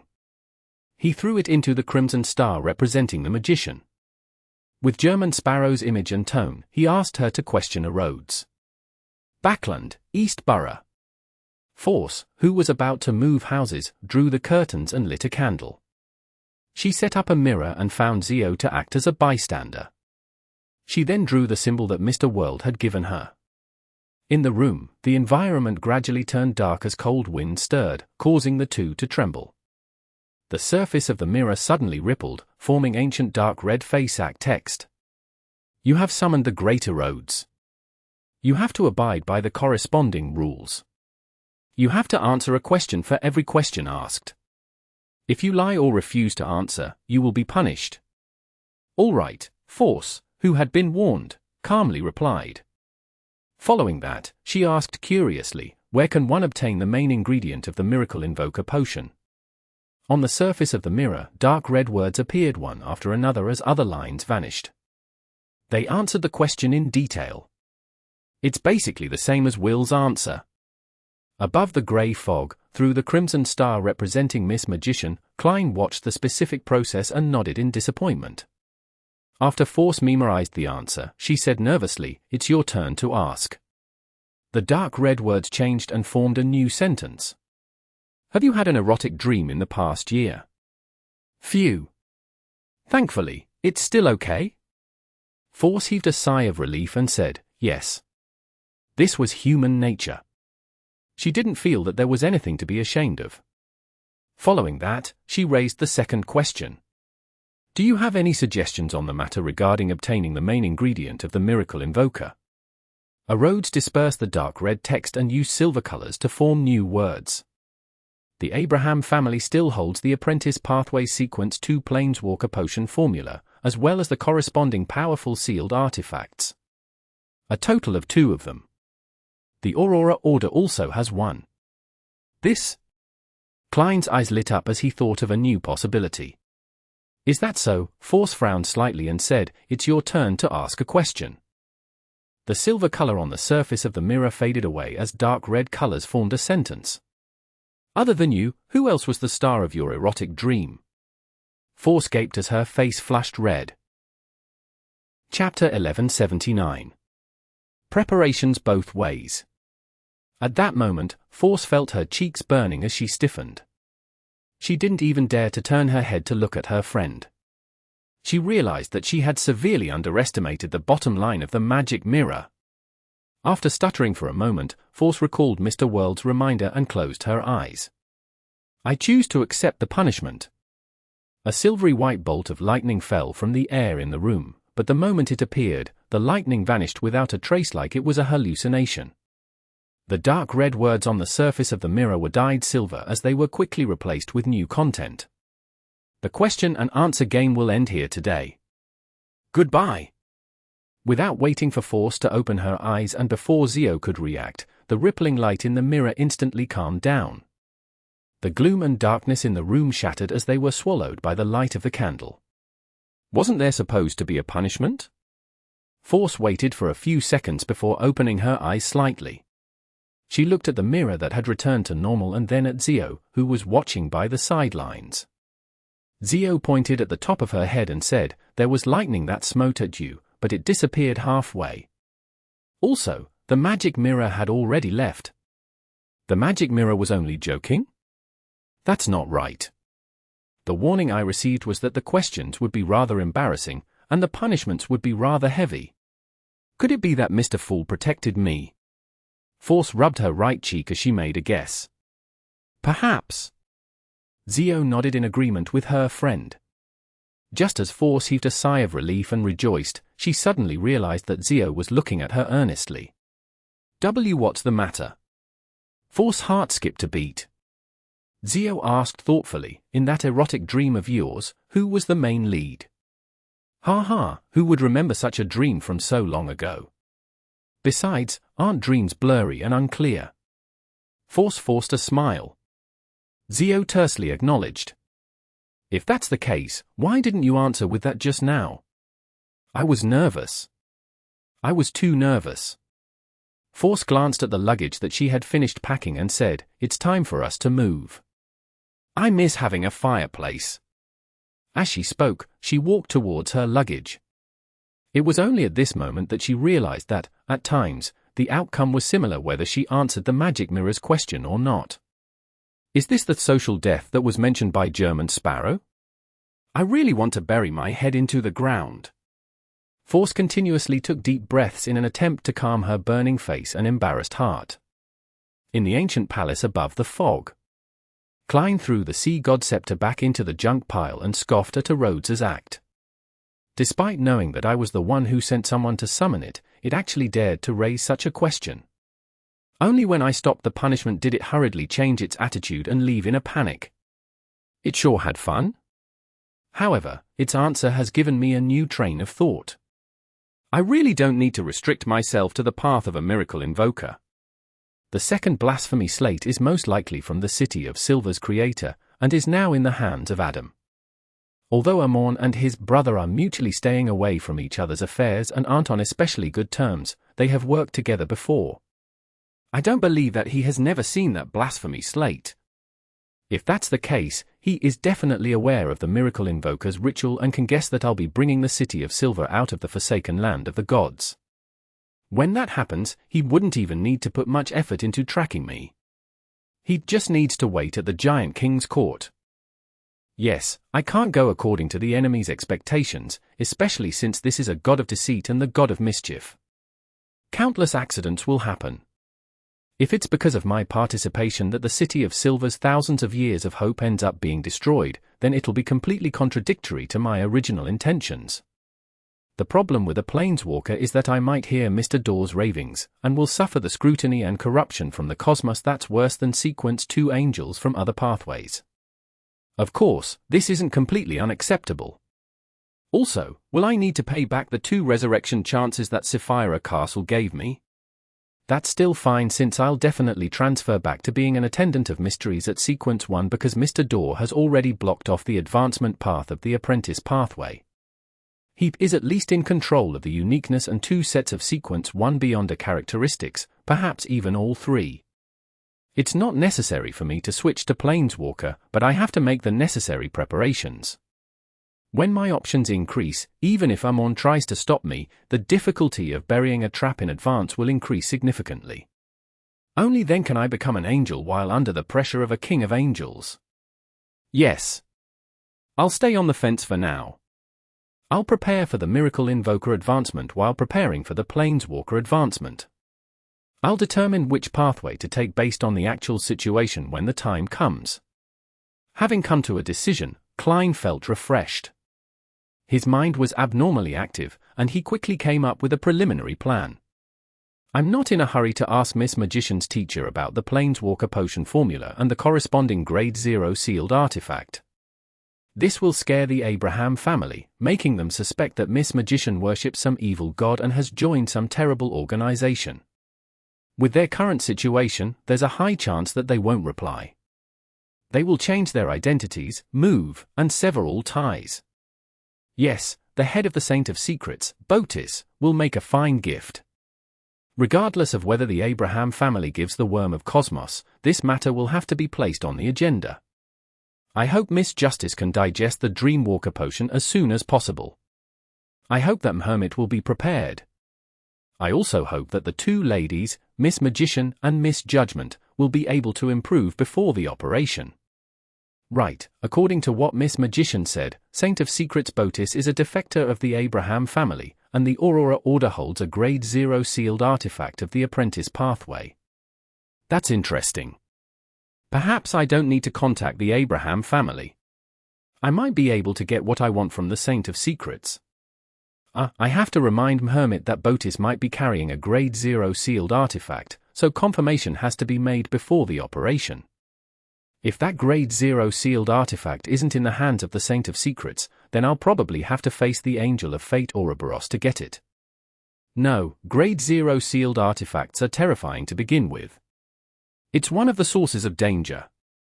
Phew, I'll first wait for Miss Magician's teacher to reply and see if the Abraham family is averse to any mention of the Worm of Cosmos. As he thought of this, Klein suddenly felt a hint of self-deprecation. He felt that he and the Aurora Order appeared to be destined enemies. They often had all kinds of interactions. When the operation begins, the Aurora Order will definitely shout in their hearts. Why is it you again? Why is it us again? After letting out a breath, he gathered his thoughts and conjured the World German Sparrow. He replied to Miss Magician who had reported the answer. Following that, the world prayed once again, requesting Mr. Fool to forward his request to Danitz. On a certain island in the Fog Sea, Danitz, who was waiting for the Golden Dream, turned his head to look at Anderson and chuckled. I'm going to summon German Sparrow's messenger. Anderson pricked up his brows and scoffed. You're qualified to consume the Conspirer potion. You were the one who made it too obvious. Even I could sense that you were afraid of that messenger. Danitz felt even more pleased with himself as he said humbly. Anderson suddenly guffawed. Why do you not suspect that I'm pretending to be afraid? I'm just trying to find a reasonable excuse to avoid hearing things I shouldn't be hearing. T, do you think I'll believe the lies you came up with in a hurry? Danitz was almost convinced. Anderson spread his hands and walked to the door. You've gathered all the materials of the Conspirer potion. Remember to remind German to not forget my Iron-Blooded Knight potion formula. Danitz waved his hand impatiently, indicating that he hadn't forgotten. After Anderson walked out of the room and closed the door, Danitz immediately set up a ritual and summoned the messenger holding for blonde, red-eyed heads. Seeing the eight eyes look over at the same time, Danitz's chest immediately retracted. He forced a smile and handed out a gold coin. German Sparrow wants me to tell you that he's fine. He's now in the Forsaken Land of the Gods.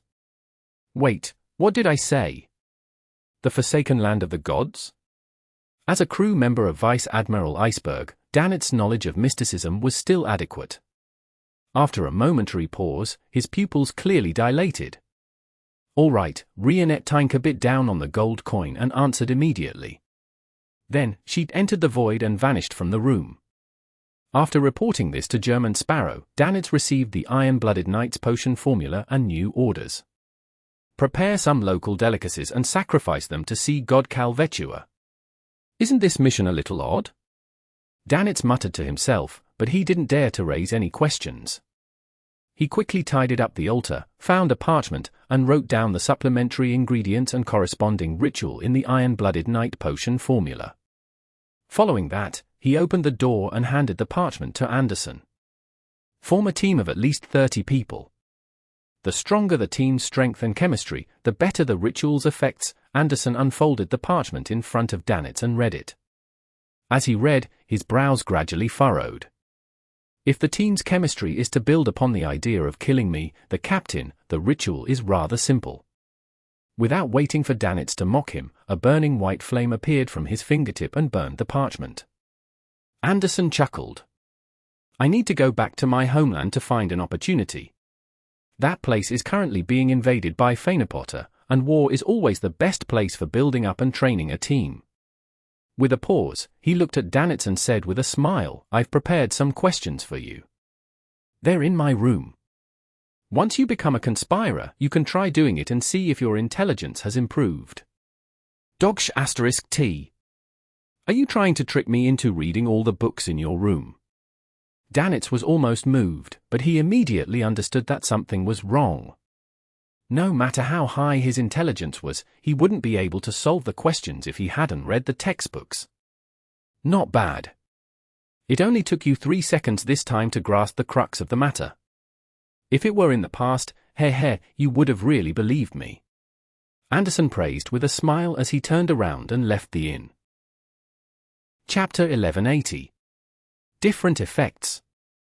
In the Forsaken Land of the Gods, at night when the frequency of lightning had dropped to a very low frequency. 2 slices of white bread and a piece of barbecued meat is pretty good after all. The sweet and sour desserts from the Fog Sea are better than I had expected. After swallowing the last mouthful of food, Klein sighed in amazement from the bottom of his heart. He then threw the remaining packaging into the darkness. After all, there was no concept of environmental protection here, nor was there a rubbish bin. Of course, he had removed his connection with those items ahead of time, just like how he would head over to Sapphira Castle to perform sterilization every time he abandoned a marionette. This was to prevent Amorn's avatars from locking onto him with them. Lifeless objects won't be transferred into a concealed state by the darkness here. Klein raised the lantern that Danitz had sacrificed, and he illuminated the abandoned items. It was only after he filled his stomach that he was in the mood to try out the dangerous things he had previously divined. Amidst the flickering dim yellow light, Klein reached his right hand out into the air and dragged out another projection of himself. It was another version of him from the historical void, one who was also holding onto a lantern. Klein entered the greyish-white fog 1 second later, allowing his projection's consciousness to awaken. The projection was surrounded by a group of monsters. Amidst the endless darkness, it opened its mouth, planning to recite the name, Amanases. He didn't manage to make a single sound, as though the words he wanted to say had been concealed. Indeed, it's as I expected. Wearing a silk half-top hat and a black trench coat, Klein slowly took a deep breath. Looking at the lantern that emitted faint yellow light, he suddenly chanted in Jotun, Leodero. Before he could finish his sentence, more than 100 lightning bolts warped as if they were responding to being summoned. They instantly blanketed the area. There was no time for him to dodge. Even if he had switched places with a marionette, he would still be within the attack range. Amidst the brightening of silvery white light, he collapsed to the ground. His body was charred as he convulsed violently, as though he had become a gigantic piece of coal. Then, his figure rapidly dissipated as the illusion vanished. Wearing a real top hat, clothed in an inti-styled windbreaker and carrying a simple lantern, Klein immediately returned to reality and continued proceeding forward as if nothing had happened. After walking for a while, his figure suddenly turned blurry and clear. Following that, Klein opened his mouth again and read out a name in Jotun. A.U. Just as he produced the first syllable, a transparent flame burst out from his body, instantly reducing him to ashes, not giving him a chance to switch places with his marionette. Klein's figure appeared once again. He pressed his hat and walked calmly on the hill filled with strange plants. Herrebergen. Badheil. Omabella. There's nothing out of the ordinary. There are no traces of the corresponding divine powers left in the vicinity of the City of Silver. Decei, Ouroboros, Sasria. These are of no use, neither one of them are deities. I thought that the situation at Afternoon Town and the Giant King's Court was due to special circumstances. Using Sasria's true name outside can activate the powers of degeneration from the forsaken land of the gods. As a king of angels with the uniqueness, Red Angel is also considered half a true god. Yet, there aren't any traces left of him. How shameful for a person, no, shameful for a king of angels. As Klein walked down the hill, he followed his spiritual intuition and headed northwest where the city ruins of Nois were. He would occasionally take a detour, occasionally using flaming jump, and he didn't follow the route that the City of Silver had used to explore to reach their destination. Backland, late at night. Feeling that she had digested the potion a little more, Audrey very eagerly used dream traversal to leave her mansion and to enter the various dreams of the surrounding area. Knowing what the current situation was like, she had a strong desire to become a demigod. Just like that, she suddenly saw someone familiar. This was a noble lady who had a good relationship with her. She was 29 years old and had married a viscount 2 years ago. At this moment, the lady's room was filled with rose petals. The bed was white, and there was a heart-shaped ring placed on it. And she could hear knocking sounds from the outside. With flushed cheeks, the lady quickly walked over and opened the window. A man wearing a black iron mask and a dark cloak leaped in. He hugged the lady and whispered, "I'll take you away from your suffering." Then, the two of them started to wrap their bodies around one another as they rolled into bed. As a dreamwalker who was working hard to digest the potion, Audrey had long seen similar scenes. She had experienced the phase of feeling embarrassed, and she sighed at how everyone's dreams were full of imagination. At that moment, she didn't lose her composure at all. She maintained the etiquette of a spectator as though she was witnessing an overly intense play. After a brief examination, she discovered a problem. The man wearing the black iron mask wasn't the wife's spouse, but more like a particular playboy in the aristocratic circles. Is this a reflection of what's hidden in her heart? Audrey muttered to herself in an academic manner while analyzing the dream. Following that, she traversed into the dream beside her out of curiosity. This dream corresponded to the noble wife's husband, the Viscount. In the dream, this Viscount was busy attending a discussion at the House of Lords. Later, he was chased by an earl with a revolver. The latter claimed that he had tricked his daughter. After escaping to a safe zone, the Viscount found his female secretary to vent his fear. Audrey couldn't help but leave the dream, wanting to see the state the Viscount and his wife were in. In the bedroom under the illumination of the crimson moonlight, the Viscount was hugging his wife on the huge white bed. His wife was hugging him and sleeping in a very intimate manner. Yes, I have to realize that everyone has a dark side to them. It's just a dream that they've had. If conviction for a mere instantaneous thought was carried out, then everyone would descend into hell, and no one will be spared, including myself. I can control my dark side, preventing it from ever being realized in the real world. To most people, that's already considered excellent. Audrey increasingly felt that acting as a dreamwalker was a way to question and hone one's mind and body. She entered the dreamscape again and traversed to another area. Not long after, she arrived at a warm room. There was a dining table placed over a thick carpet. At the seat of honor was a white-haired old lady. To her sides were a middle-aged couple and 3 children who were not of age. They were all enjoying the delicious food, chatting and laughing. It was dark outside the room. The strong winds made the glass groan and thump as they seemed to brew a horrifying sensation before the disaster struck. What is the owner of this dream bothered about? Audrey retreated from the dream and tried to find an answer from the real world to verify her hypothesis. She then saw a small bed and the white-haired old lady. There were photo frames on the bedside table of the old lady. They were either wrapped in black cloth or white flowers, consisting of a middle-aged couple and 3 underage children. Audrey silently turned her head to look out the window, only to see that there were ruins nearby, ones left behind by an explosion. The young noble lady pursed her lips and suddenly returned to the old lady's dreams. She didn't stop the disaster that might happen. She only conjured a chair and sat on it. She looked at the happy and warm family in a solemn manner. Amidst the howling wind and glass, the room was brightly lit. There was the fragrance of food and laughter everywhere. Audrey had already concluded one of the acting principles of Dreamwalker. A traveler of a dream enters, takes in the sights, and records, never interfering.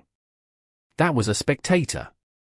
In St. Samuel Cathedral, having been summoned by Bishop Anthony Stephen, Leonard slowly walked up the spiral staircase under the sunlight that shone in through the stained glass. Suddenly, he said with a suppressed voice, "Old man, that secret gathering is about to begin again. Are you really planning to attempt to enter the treasures left behind by the Jacob family at the end of the month? I'm not sure yet, but this is an opportunity. At the very least, Amon's main body is being tied down by the matter regarding Sapphira Castle. He won't suddenly appear." In Leonard's mind, Pallas Zoroast replied with a slightly hoarse voice, "However, I'm more inclined to reveal the news of the treasure trove. I want the people at the gathering to adventure and explore it. We'll stay in the vicinity and observe the situation, taking what I need from their hands." Leonard was taken aback as he whispered, "Old man, isn't that too sinister?"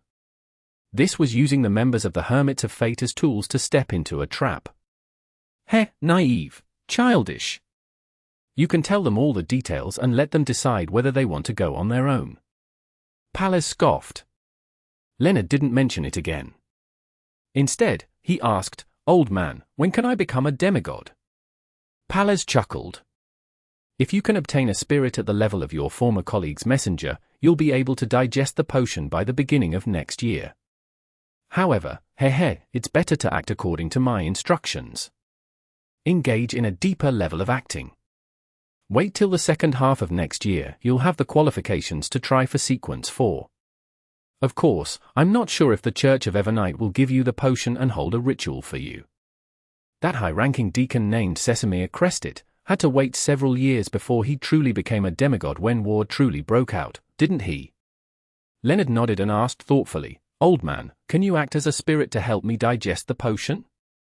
Your level should be higher than Klein's messenger?" Pallas Zoroast fell silent for a few seconds before he chortled. "What a great idea! How about I help you digest the potion?" "How?" Leonard knew that old man was mocking him, but he couldn't help but ask. "I'll deeply parasitize you, gaining full control over your body," Pallas snapped back. As he spoke, Leonard came to the door of the Backland Diocese's archbishop. He immediately shut his mouth and raised his right hand to knock on the door. "Come in." Anthony Stephen glanced at Leonard, who had opened the door. "You can release that vampire behind Channy's gate." Chapter 1181. Nois Ancient City. Upon hearing the bishop's instructions, Leonard was first taken aback before he inwardly sighed. Mr. Fool's prophecy was really accurate. No, It's not a prophecy. He was already aware of everything. Leonard quickly reined in his thoughts and followed the procedures to get Bishop St. Anthony to give him an official document.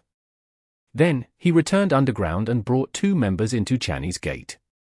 After waiting for the keepers to check the documents, he came to Emlyn White's room, which was illuminated with shining silver candles that were covered with engraved patterns. He opened the heavy stone door with a brass key. Ghostly blue light entered the cell, stabbing Emlyn White's eyes to the point of him instinctively closing his eyes. His face was much paler than before, and his body was much thinner. He exuded a feeling that a gust of wind would lift him up at any moment. Thinking of Mr. Fool's answer, Emlyn suddenly felt confident in his current situation. Without opening his eyes, he slowly stood up and chuckled. "I knew you would take the initiative to send me out. Would you be disappointed if I said that it was just a routine investigation?" Leonard lampooned inwardly and replied without any expression, "I'll give you 30 seconds. If you don't leave Channy's gate within this period, I'll take it as you voluntarily choosing to stay behind." As a slightly more senior Nighthawk and a captain of a Red Gloves team for several months, Leonard had rich experience in dealing with prisoners. Emlyn's expression froze. He opened his mouth, wanting to say something, but he ultimately maintained his silence. He walked past Leonard and his 2 teammates and walked out of Channy's gate. Outside, he suddenly shuddered, as if he wanted to purge the chill in his body. "Once you return, getting some sunlight would fix you up. Oh, the sun is a rare commodity in Backland's winter, and you vampires don't enjoy sunbathing. Aren't you an apothecary? You can concoct some medicine from the sun domain yourself." Seeing this, Leonard casually reminded him. Emlyn's condition wasn't the best. On the one hand, he hadn't drunk any spirituality containing human blood for days. He could only rely on the blood of animals as a substitute. On the other hand, it was because he had stayed behind Channy's gate for too long. The power of Evernite that supported the seal had eaten into him a little, making him require the effects of medicine from the sun domain to remove the residual effects. As a potions professor, Emlyn was aware of his physical and mental condition. He didn't retort or nod. He only emphasized the word sanguine before asking, "Where's Father Utravsky? He still needs to stay a little while longer. I hope this bloody war will end soon. Don't worry, we'll let him come out twice a week to get some sunlight. As for which days they'll be, it'll depend on the weather in Backland." Leonard gave a simple response before sending Emlyn White to the ground and onto the streets. Emlyn hesitated for a moment before asking again, "Where's the nearest hospital?" "What do you want to do?" Leonard asked in a professional manner. "Get a blood transfusion." Emlyn raised his chin slightly, trying his best not to change his expression. "Blood transfusion, more like drinking blood?" Leonard didn't call him out. He pointed in one direction and gave him the address. After watching the sanguine Viscount leave, he returned underground and began to discuss a recent case with his team members. After several days of traveling, Klein finally arrived near the Nois city ruins in the north. This was equally a desolate plain. The dried riverbed left traces of itself on the ground. Looking at the dark, shadowy city that was filled with a thin fog, he was in no hurry to get close. Instead, he found a hidden spot and muttered the honorific name of Mr. Fool. Following that, he took 4 steps counterclockwise and recited the incantation before entering the world above the grey fog. To return to Sapphira Castle with just a thought, he needed the prayers of the Tarot Club members to stack together, forming a strong and firm anchor. That way, it would provide the Fool with the sufficient summoning power. With the help of the prayer light, Klein used his true vision to check the situation of the Nois ruins from afar. He discovered that the thin fog was slowly dissipating, but it couldn't completely dissipate. On the surface of the city, there wasn't a single spirit body thread. The people who were dressed in linen robes or animal hides were lying in different spots on the streets. They weren't as lively and busy as the time the City of Silver's expedition team visited. After the angel or sealed artifact that occupied this city discovered that their whereabouts were exposed, they chose to migrate. As Klein made a guess based on the situation in front of him, he retracted his gaze and looked at the greyish-white fog that held up Sapphira Castle. he was trying to prevent the miracle invoker, or attendant of mysteries, or the corresponding sealed artifact from hiding in the historical void and ambushing the beyonders of the ancient Nois city. He didn't wish to directly encounter a cluster of translucent maggots that twisted into a huge vortex when he leaped into the fog of history, nor did he wish to be pursued by those terrifying tentacles. The ambush that Zaratul had laid for him still left Klein feeling a lingering sense of fear. From time to time, he would have nightmares, hoping to seek Miss Justice for another round of treatment for psychological trauma. This stimulus was worse than seeing his marionette, Inauspicious, wear a monocle in front of him while his body remained completely immobile. This was because he had implicated the hounds of Fulgrim. After confirming that the historical void was safe, Klein returned to the real world. He stretched out his hand, grabbed, and pulled out his former self. This former self was also wearing a silk half-top hat, a black trench coat, and holding a simple glass lantern. In the next second, he jumped into the greyish-white fog and followed the illuminated spots in the historical void, running all the way to a period before the first epoch, in that city of a long-dead civilization. To him, this was a very ingenious safe house. This was because, aside from him, no scholar of yore could trace back to this lost piece of history. Of course, to him, coming all the way here had required him to expend a lot of his spirituality. He could only stay there for another 15 minutes at most, and that was only if he didn't make any burdening attempts at summoning historical void projections. After hiding his true body, Klein's projection in the real world moved forward, quickly arriving outside the Nois ruins. He didn't blindly approach or enter.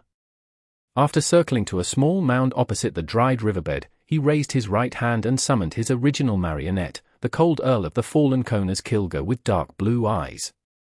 Konaz's body squirmed and instantly transformed into German Sparrow. Then, he reached out and took out a lantern from the historical void. The historical projection who summoned a historical projection had disordered the distance under the dim yellow light of the lantern. In a few steps, he arrived outside Nois City, alone. With the lantern in hand, he passed through the rotting buildings and passed through the thin fog before entering the ruins. Compared to using his true vision above the grey fog, actual contact made him discover more details. The humans and monsters lying in different spots had signs of decay, as though they had been abandoned for some time. Some of them sat on chairs under the eaves of the house, others slumped beside stoves. Some held mouldy bread while others held hands. There were some leaning against the walls and sitting on the ground, their lips pressed against a bone flute. This allowed Klein to imagine the situation in the city back when they were living. Some of them were slacking off and resting. Some were baking food, and others were shopping along the streets. Others were focused on music as some came and went, laughing non-stop. There were also others fighting monsters in an arena. This was such a lively and bustling scene, but in reality, everyone had already died and were no longer in possession of their souls. They were only repeating predetermined actions. And one day, this strange scene froze with time, and everyone collapsed without any warning. A city formed by marionettes, the most realistic theater. Back then, the foggy town was in a similar situation. Although I'm also a seer, I still have to say that, in terms of horror, terror, and bizarreness, our pathway is definitely ranked amongst the top 3. Could it be that I'll be acting in the same manner in the future? Attendant of mysteries? With the lantern in hand, Klein walked through the streets that were littered with corpses. He followed his spiritual intuition and headed for the ancient Nois city center. The situation here made him believe that the person who had once ruled the Nois ruins definitely had enough intelligence. After the City of Silver's expedition team broke the peace and serenity here, the entity didn't choose to kill or destroy any clues. Instead, this place was abandoned without hesitation before the entity migrated elsewhere. The reason why the City of Silver wasn't silenced probably had to do with an Amorn parasite following behind. Yes, it could also be because of the true creator. As he casually let his thoughts wander, Klein quickly arrived at a relatively intact cathedral. Inside the cathedral stood a statue of a demonic wolf with 8 legs. It was covered with short and dark hair. There was a tuft of greyish-white fur at the top of the statue head. Its pitch-black pupils covered at least 3/4 of its eyes. It's not Phlegria. the dark demonic wolf that occasionally appeared in the third epoch, the god of wishes. He has been in the forsaken land of the gods for thousands of years and has finally found that sequence 1 beyond a characteristic. Just as this thought flashed through his mind, Klein suddenly heard footsteps coming, resounding one after another. Standing sideways, he immediately cast his gaze outside the cathedral. He saw a figure slowly walking through the thin fog before its outline quickly formed. He was nearly 2.3 meters tall, with a slight hunch to his back. With grizzled hair, wrinkles at the corners of his eyes, and a scar at the corners of his mouth, he looked like an old priest or bishop while donning a long black clergyman's robe. His dark brown eyes were calm, unlike the monsters deep in the darkness who were bloodthirsty and zero intelligence. However, in the long, quiet night of low-frequency lightning, this clergyman didn't carry any animal hide lanterns or have any fire lit. He just quietly walked through the thin fog. Chapter 1182. The Holy Word. Although it had been less than a week since he entered the forsaken land of the gods, Klein had long gotten a good understanding of the place through Little Sunday. He knew that normal humans, even saints, had to use fire to create light in the darkness. Otherwise, it was very easy for them to encounter dangerous monsters lurking in the depths of the darkness, or be secretly devoured, disappearing without a trace, never to be found again. And at that moment, the elderly clergyman wasn't carrying any animal hide lanterns. Instead, he passed through the fog in the darkness and slowly entered the cathedral that was illuminated by the dim yellow light. If it wasn't for his deep and calm eyes that didn't show any signs of madness, Klein's first reaction would have been that he had encountered a special monster.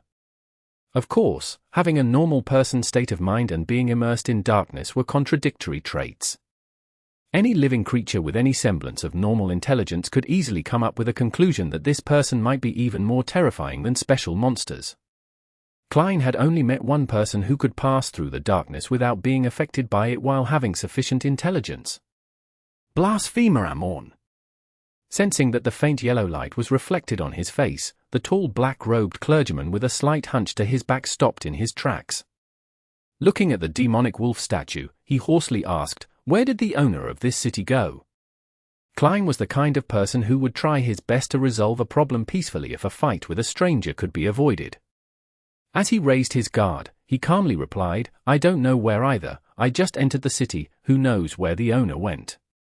Just as he said that, the entire cathedral dimmed. A thin fog surged in like a tidal wave from the outside, drowning the interior. The lantern in Klein's hand failed miserably at illuminating the windows and the situation at the door. It was dark outside, and nothing could be seen.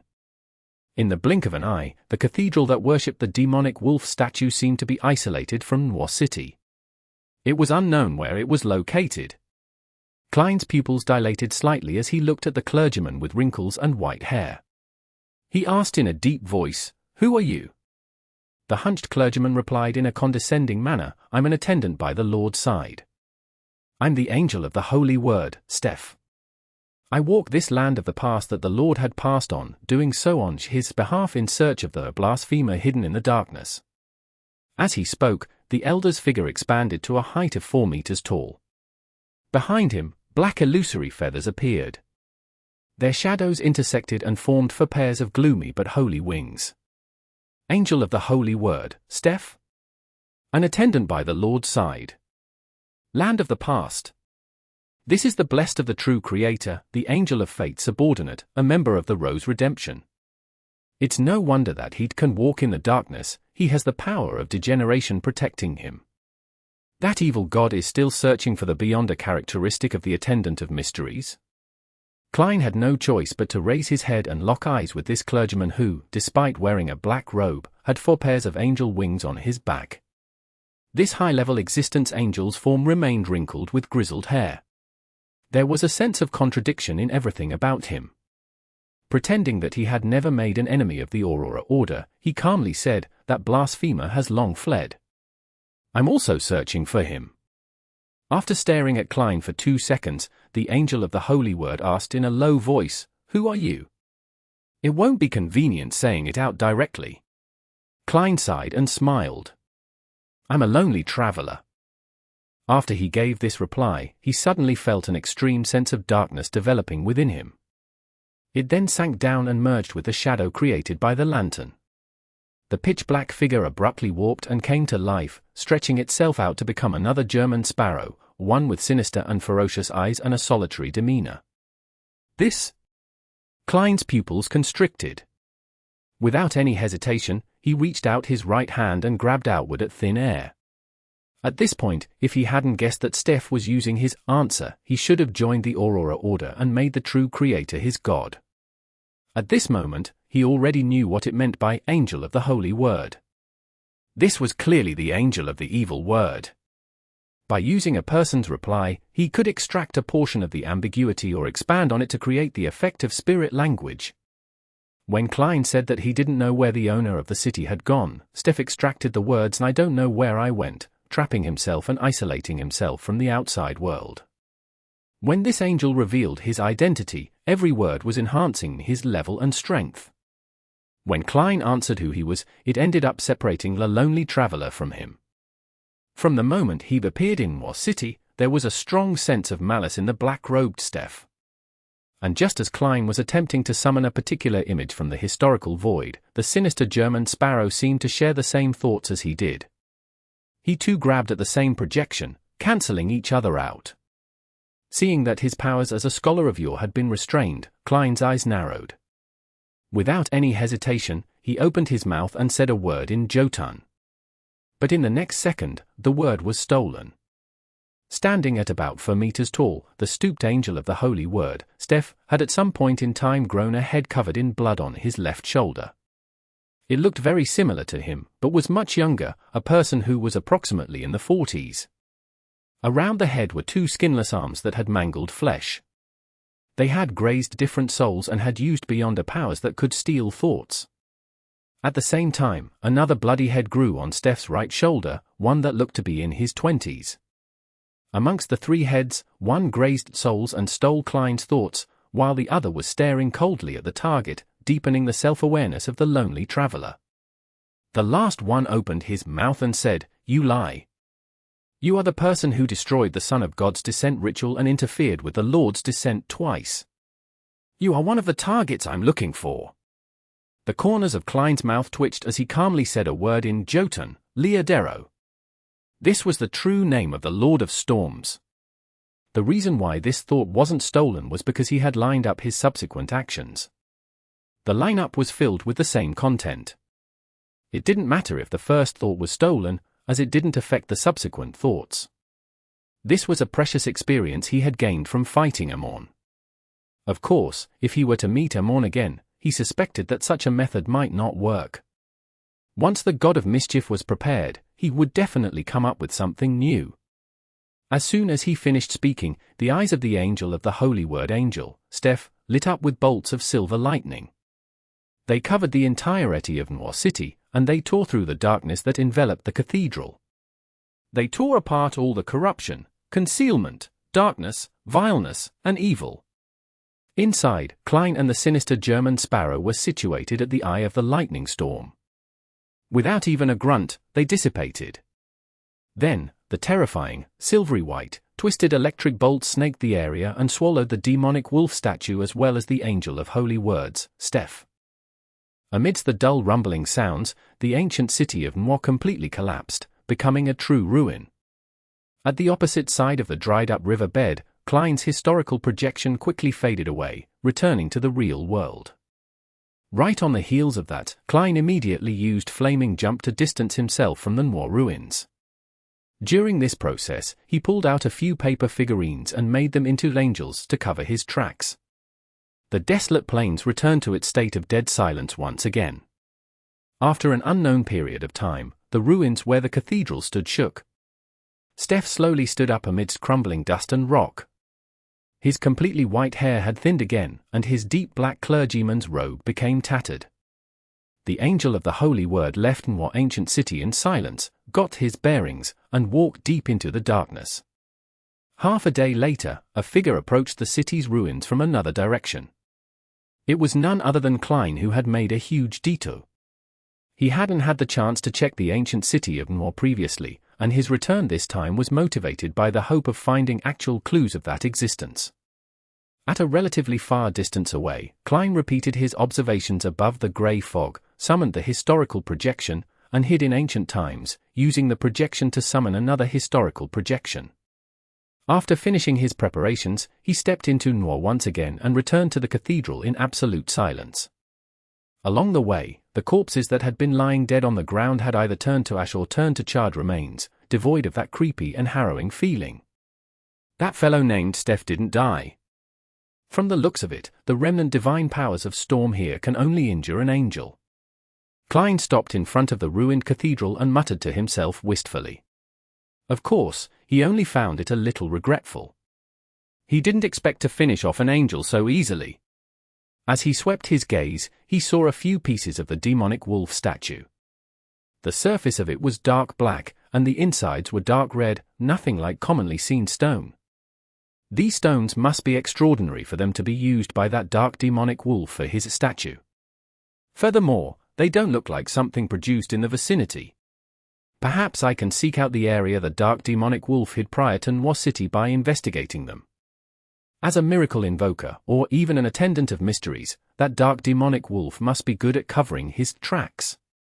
It'll be very difficult to track his whereabouts directly, but if I can find most of the areas he had hid previously, I should be able to gain insight into his habits and style.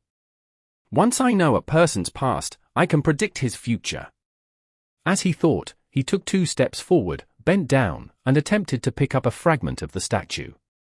At that moment, a charred hand suddenly reached out and blocked his finger. From the corner of his eye, he saw a charred corpse standing up. The charred corpse's other hand held onto a crystal monocle and wore it on its left eye. Amon. Left eye. Klein's heart tightened at first before a strong sense of doubt and suspicion surfaced within him. In the next second, the charred corpse smiled and said, "Sorry, I wore it on the wrong side." As it spoke, it took off the monocle and moved it to its right eye. Chapter 1183. Klein's Advantage. Once again, Klein understood why Amon was the god of mischief. At that moment, he didn't even have the desire to lampoon. All he wanted was to immediately end the historical projection and escape from the Amons, in front of him. The charred corpse that had been parasitized wiped the soot from its face. Before Klein disappeared, it said with a smile, "There's no rush. You are just a projection from the historical void. I can't really parasitize you, and you should know very well that I'm not alone. It's difficult for you to launch an effective counterattack."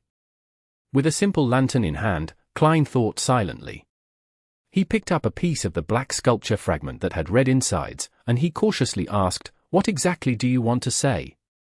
At that moment, Amon had already changed back into his appearance. The only problem was that his skin remained darker. He adjusted his crystal monocle and chuckled. "You know that I'm aware that you're searching for that dark demonic wolf in an attempt to obtain the miracle invoker's beyond a characteristic from him. I happen to be very interested as well. Why don't we play another game and see who can get to it first? What's the point of that? It's not like I won't pursue it or think of snatching it if I don't play this game." After 2 seconds of silence, he shook his head. "I refuse." He had no intention of listening to what conditions Amon would offer. The more he heard from a top cheat, the more he would suffer. Amon shook his head without a hint of anger. "You'll regret this. I had originally planned to use a miracle invoker's beyond a characteristic to exchange for Sapphira Castle with you, and also give you a period of time to transfer the secret gathering you organized. And now, I can only consider stealing your fate directly. I will carry the burden of the corrosion from the source. Yes, although it's dangerous, it's still thrilling enough. I'm already prepared to accept it and see who will eventually control the flow. With my father's experience, I believe I won't perform too poorly." "What? Corrosion from the source? The experience of the ancient sun god?" Klein originally didn't wish to continue discussing the topic of the miracle invoker beyond a characteristic and Sapphira Castle, but when he heard that, his heart stirred. He recalled Amon's description and couldn't help but ask, "The source refers to the oldest one, the first creator." He desperately wanted to know what sort of unbearable fate Sapphira Castle would bring him. Amorn pinched the edge of his monocle and looked at him for a few seconds before suddenly smiling. It's better if I don't answer this question directly, as you won't believe every word I say. Tell me, I'll determine its authenticity. Klein suppressed the urge to blurt out and calmly replied, maybe it's just because you haven't made up the reason yet. Amorn didn't mind at all as he smiled and said, you can think of it that way too. Heh, at times, the truth that you discover for yourself is definitely more agreeable than what others tell you. If you have the time, you can wander around the forsaken land of the gods. This should provide you with more clues. Of course, if you have the guts to enter Chernobyl, then you would know more. Klein didn't pursue the matter any further. After staring at the collapsed cathedral that was bathed in a faint yellow light, he casually said, did the dark demonic wolf hurriedly migrate because of the discovery of your existence? Amorn nodded slightly and said, it wasn't just me. He also sensed the hanged man's gaze. He has been hiding in the forsaken land of the gods for thousands of years. He is very sensitive to such matters. A sequence 2 angel, perhaps even a sequence 1 angel, can only play hide and seek in the forsaken land of the gods and live such an abject life. Isn't the environment here a little too harsh? Klein sighed inwardly before saying, you must have left more than one avatar in the City of Silver. Why didn't you try to stop me from reviving there? Why didn't you send more powerful avatars over? Amorn nudged the bottom of his monocle with his right index finger and laughed. If that happens, you'll choose to revive in the outside world. This will cause quite a bit of trouble for my follow-up tracking. And if we were to relax a little, due to the existence of the miracle invoker beyond a characteristic in the forsaken land of the gods, you would most likely be resurrected here. In the following game, the only things that we need to consider are the Hanged Man and Ouroboros. Just as I thought.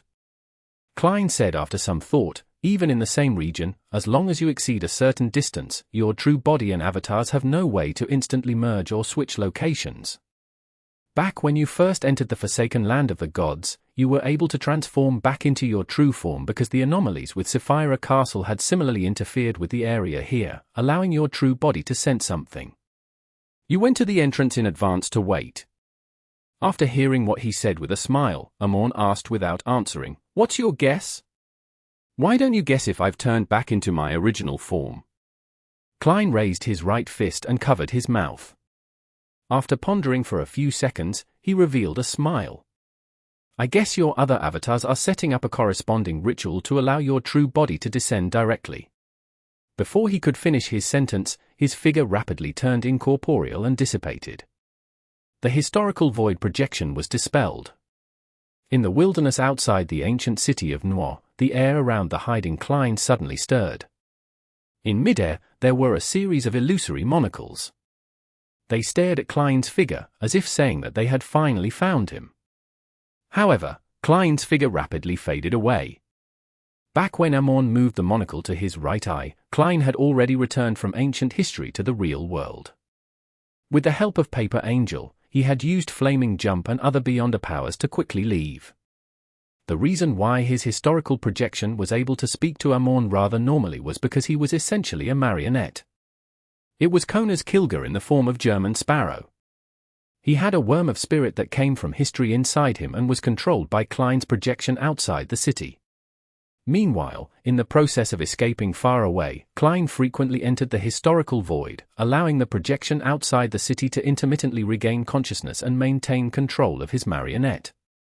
This caused the person who had spoken to Amorn to fall into deep thought from time to time. He would either stare with a focused look for a few seconds or seemingly need time to recall what Amorn had said. Against the god of deceit, Klein didn't dare to be careless. After leaving Nois City, he circled around 2 more times and used his true vision to inspect his surroundings above the grey fog. Only then did he slow down. The corrosion that comes from the source. I wonder if Amorn is bluffing me. Indeed, I'll have to enter Chernobyl one day to take a look, but I have to become a miracle invoker, doing so after I have self-preservation abilities to a certain degree, otherwise, I'll just be knocking on death's door. With the lantern that Danitz had sacrificed, Klein casually proceeded in the dark environment of the weeds. Thanks to this experience, he finally had a deeper understanding of the danger in the forsaken land of the gods. Extremely harsh and warped environment, crazy cultists, fallen angel, groups of Amorns wandering about, and mythical creatures lurking in the darkness. Somewhere here, there are evil gods watching everything. I can stir remnant divine powers that others can as well. As expected of the forsaken land of the gods. The danger level far exceeds my imagination. As he sighed, he turned his attention back to the dark demonic wolf. To be frank, he didn't think he had any advantage in tracking this mythical creature. Be it his understanding of the forsaken land of the gods, or his confidence in the target situation, he was far inferior to Amorn, who had been exploring the area for more than 1,000 years, as well as the true creators blessed who had the benefit of this place being their home ground. My only advantage is that I share the same seer pathway as the dark demonic wolf. Furthermore, I have Sapphira Castle. There is a strong inclination for beyond a characteristic convergence. This will have a certain effect on fate and judgment. However, Amorn is a king of angels of a neighboring pathway. There is also the law of beyond a characteristic convergence between him and the dark demonic wolf. The effects won't be any weaker than mine. Klein considered carefully for a moment when he suddenly had an idea. He found his best advantage. The advantage was he was very weak. Compared to Amorn, the true creator's attendant, and the dark demonic wolf, he was very weak. Under normal circumstances, this was a disadvantage, but at times, it was possible that it could bring him something that he wanted. My level is low, and I'm weak. That means that I can become the hunting target of the dark demonic wolf instead. It's very difficult for me to find him, so why don't I get him to come and find me instead? A scholar of yours might not necessarily interest the dark demonic wolf, but if this scholar of yours can still trigger Sapphira Castle, that's a whole other matter. I can stir Sapphira Castle from time to time, leaving behind traces of the grey fog's aura as bait for the dark demonic wolf. The more he thought, the more viable he believed it was. Of course, this was definitely very dangerous. If he wasn't careful, he might accidentally bait Amorn or even the true creator. And the dark demonic wolf might very likely choose to observe first before suddenly launching an attack and not giving him a chance to prepare. Before taking this approach, I have to make sufficient preparations. There's no need to rush it. Taking a deep breath, Klein reached out his hand and pulled out the black demonic wolf sculpture's fragment that was red on the inside. Although he had failed to obtain the item due to Amorn's obstruction, this didn't stop him from taking it out from the historical void. This was because he had already seen it and had touched it. And the item itself wasn't at a high level. At this moment, he wanted to use the fragment to search for the hiding spot of the dark demonic wolf by analyzing it in reverse and figuring out its modus operandi. In the wilderness ruled by darkness, Klein lifted the lantern that emitted a faint yellow light. He got his bearings and changed directions before slowly entering Backland, Hillston Borough. Force, who had gone out traveling once, finally received a reply from her teacher, Dorian Gray Abraham. Chapter 1184. Record. There are no worms of star at the moment. He wants me to take note of what else the person who's seeking to purchase a worm of star needs. Force read the letter from her teacher and silently heaved a sigh of relief. However, when she thought about how she was about to begin hunting the Saint of Secrets, she felt a pang of nervousness. After all, he was a demigod, a saint who had reached sequence for about 1 or 2 years ago. It was unknown if he was already at sequence 3 now. Although the mastermind behind the operation is Hermit, as the bait, I still need to worry about my own safety. Besides, the Aurora Order still has Rose Redemption backing them, as well as angels and a King of Angels. Force didn't regret agreeing to German Sparrow's request. This was something she had wanted to do in the first place. However, due to the high risk involved, it was inevitable for her to feel flustered and uneasy. This made her think of another possibility. If Mr. World could participate in the operation and lead it, I'll definitely feel less nervous and worried. It wasn't that Force didn't believe in Hermit's strength and experience, but that the results from the World German Sparrow were laid bare for all to see. His hunts didn't include 1 or 2 demigods, so having him run the operation would make one feel at ease. Zio, who was sitting beside the fireplace, glanced at her friend and asked, "Is the hunt about to begin?" "Yes." Force nodded solemnly before saying, "It won't be too soon. Everyone needs some time to prepare." Hunting a demigod wasn't akin to fox hunting in the suburbs during autumn. Setting off wasn't as simple as bringing the equipment and gathering friends. This required a precise and meticulous plan. Force believed that Hermit had to come to Backland personally, or live in another kill box that she had decided on for some time. Only by figuring out the exact situation could she come up with an effective plan. As for Miss Justice, she was still speeding up the digestion of her Dreamwalker potion. This might take another 1 to 2 months or even longer. For Force, she could afford to wait. She also wanted to finish digesting her scribe potion, set up the ritual, and become a traveler before the actual operation began. The only thing she wasn't sure of was whether the world would rush them. "I will try my best to convince him." "No, let Miss Justice convince him. That's what a spectator is best at."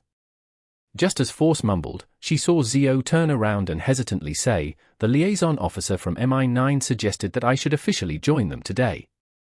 And they said that, with the new king in place, there are many matters from the past that I don't need to worry about. People like me and him have the chance to have importance placed on them again." Force listened attentively and said after some deliberation, "That isn't some sort of investigation that's targeted at us, right? This will likely make them discover that there's a faction behind you." Zio nodded and said, "They believe that I was abandoned after that incident. Also, they suspect that that faction belongs to a church, the Church of Evernight." Zio believed in the Evernight goddess, so mentioning the church was undoubtedly referring to the Church of Evernight. However, considering that her good friend was a believer in the god of steam and machinery, she made an emphasis to prevent any ambiguity. "Heh, that's what Mr. World told us to disguise ourselves as." Force stroked her hair with a relaxed expression and said with a smile. She then made herself look serious and mature. "Zio, this is an opportunity for you. Acting as a judge clearly requires the support of the officials. Your current strength and level aren't enough to be a judge in the underground world in Backland. You also lack sufficient support. If you can really enter a court of law, rotate between the different courts, and serve in a criminal court for a few months, your potion should be completely digested. Oh right, I heard that MI9 has a paranormal court within it, one which specializes in beyonder cases. If you become a judge there, you might be able to attempt to be a disciplinary paladin by February or March next year." Seeing Zio clearly being moved by her speech, Force hurriedly added, "Once you make enough contributions, you might be able to restore your father's reputation to a certain extent. Anyway, George III is already dead. As long as it doesn't affect his reputation, Jevington too might not stop it." Jevington was the eldest son of George III. He had worn the crown as Balaam's emperor and was now the new king of Lun. Zio fell silent for a while before she slowly nodded. "I'll give it a try. Yes, after things settle down, you can bring your mother and brother to Backland. Although the situation is tense now and food prices are rapidly rising, you definitely get food rations from MI9. You can provide for them." The more Force spoke, the more she felt that joining MI9 was a good thing. After persuading Zio, Force entered her bedroom and prayed to Mr. Fool, asking him to forward her message to Mr. World. Immediately following that, Force extracted the important points of her teacher's reply and described her thoughts, hoping that German Sparrow could be more patient. Just as she finished her prayers and was about to leave the room, her vision suddenly blurred. She saw a crimson tide surge out of the void, instantly drowning her. Force immediately discovered that she had arrived in the ancient palace and was sitting on her usual high-back chair. However, there was no towering figure that was shrouded in grey fog at the long, bronze table's seat of honor. At that moment, there was only her and the world German Sparrow around the long mottled table. Force's mind suddenly tensed up as her thoughts raced suddenly. "Mr. World, I meant, just now, that it's best if you have some patience. This will make things simpler. It's actually fine if you don't. We will begin hunting as soon as possible." Klein let out a soft chuckle. "Don't worry, I'm not in a hurry. When his ultimate goal had become an angel-level potion formula and grade 0 sealed artifacts, he had enough patience regarding this matter. Phew. Force secretly heaved a sigh of relief and asked curiously, "Then why did you look for me?" Klein replied calmly, "Didn't you wish to digest the scribe potion as quickly as possible? Apart from the customs of different places, I think you still need to record all kinds of beyonder powers. The higher the corresponding level, the better the digestion's effect." Force's eyes lit up when she heard that. Yes. Yes. After blurting it out, she found her attitude highly questionable. She hurriedly and fearfully added, "Is this the advance payment you mentioned before?" Klein nodded slightly and said, "Let's begin. Be prepared. I've borrowed a grade 1 sealed artifact from Mr. Fool. It corresponds to the level of a saint. To a sequence 6 scribe, the chances of successfully recording an angel level beyonder power was extremely low, nearly impossible. Therefore, Klein didn't attempt to summon Miss Messenger and Mr. Azek from the historical void to showcase their skills. Force sat up straight and nodded heavily. Yes. In the next second, she saw the world German sparrow raise a white bone scepter covered in blue gems. Amidst the bright light, bolts of lightning leaped out of the void and interwove together, forming a forest of lightning that emitted an aura of destruction. Force's eyes turned silvery white as her body and mind were left in awe. After the lightning storm calmed down, she was stunned for 2 seconds before timidly saying, "It failed." Again, Klein calmly replied. Lightning storm descended again and again in the ancient palace above the grey fog. After an unknown period of time, Force exhaled and leaned back in her chair. She couldn't hide her joy as she said, "It's a success. It's a success." She had finally recorded lightning storm once. "It's finally over." Force immediately relaxed. Then, she heard the world say without emotion, "All right, next beyonder power."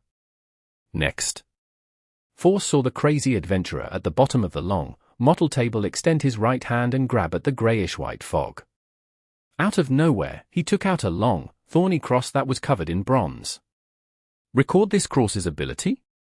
Force tried hard to make her expression appear normal. After she digested the scribe potion to a certain extent, the guard had powers that she could record had increased from 1 to 2. No. Klein glanced at Miss Magician and said, "Record my summoning of the unshadowed crucifix." "It failed," Force said softly. The reason for her failure this time was that she didn't have time to record it. Dispelling the maintenance of unshadowed crucifix, Klein once again reached into the fog of history and pulled out an iron-black revolver. "It didn't succeed," Force replied with a complicated expression. All she wanted to do now was to return to the real world and digest what she had just received, but the ringing of the bell to mark the end of class just didn't happen. Nearly 30 times later, when Force's head throbbed in pain and her mental strength was beginning to run dry, she finally recorded historical void summoning once. At that moment, she felt her tears fill her eyes, but she still held back her fatigue and tried her best to show the attitude of a good student. This can summon people and objects that one is related to through the historical void? When the time comes, who should I summon, or what item should I summon? Klein looked at Miss Magician and coldly replied, "Me." Force forced a smile and asked, "From which period?" "The last time we met." Klein had already thought of an answer. It was the him who had deliberately sent Miss Magician back from the world of ice and snow to Backland before he destroyed George III's ritual. He had already become a scholar of yore by then. Force nodded solemnly and subconsciously asked, "What if I fail?" "For me to summon someone who exceeds my own level, the probability of failure should be very high. Come again tomorrow to record this ability." "Use Leymano's travels," Klein said calmly. "Will 2 times be enough to succeed?" Force instinctively had such a question. However, she didn't dare to speak when she saw how certain the world German sparrow was about it. She raised her hand and gestured. "Then, can I go back now?" With a terse answer, he allowed Miss Magician to leave Sapphira Castle with a delighted expression. In a primitive forest on Sonia Island, Alger Wilson led his subordinates into an elven ruin that was seldom visited. Chapter 1185. Reappearing. The withered vines drooped down, covering the rotting wooden structure. The entire ruins had been frozen in a silent atmosphere that no one had tread within for a while. Alger and a few sailors circled around the ruin in the environment of a withering winter, but they still failed to discover anything of value. "Captain, batches of adventurers have come here before. What else could they have left us?" Finally, a sailor in his 30s impatiently broke the silence. This resonated with his other companions as they echoed, "A place that didn't take as much time to learn about can definitely be easily found by others." That's right, that's right. Let's continue to F***K the Phasations. "Captain, are you trying to make this place a stronghold?"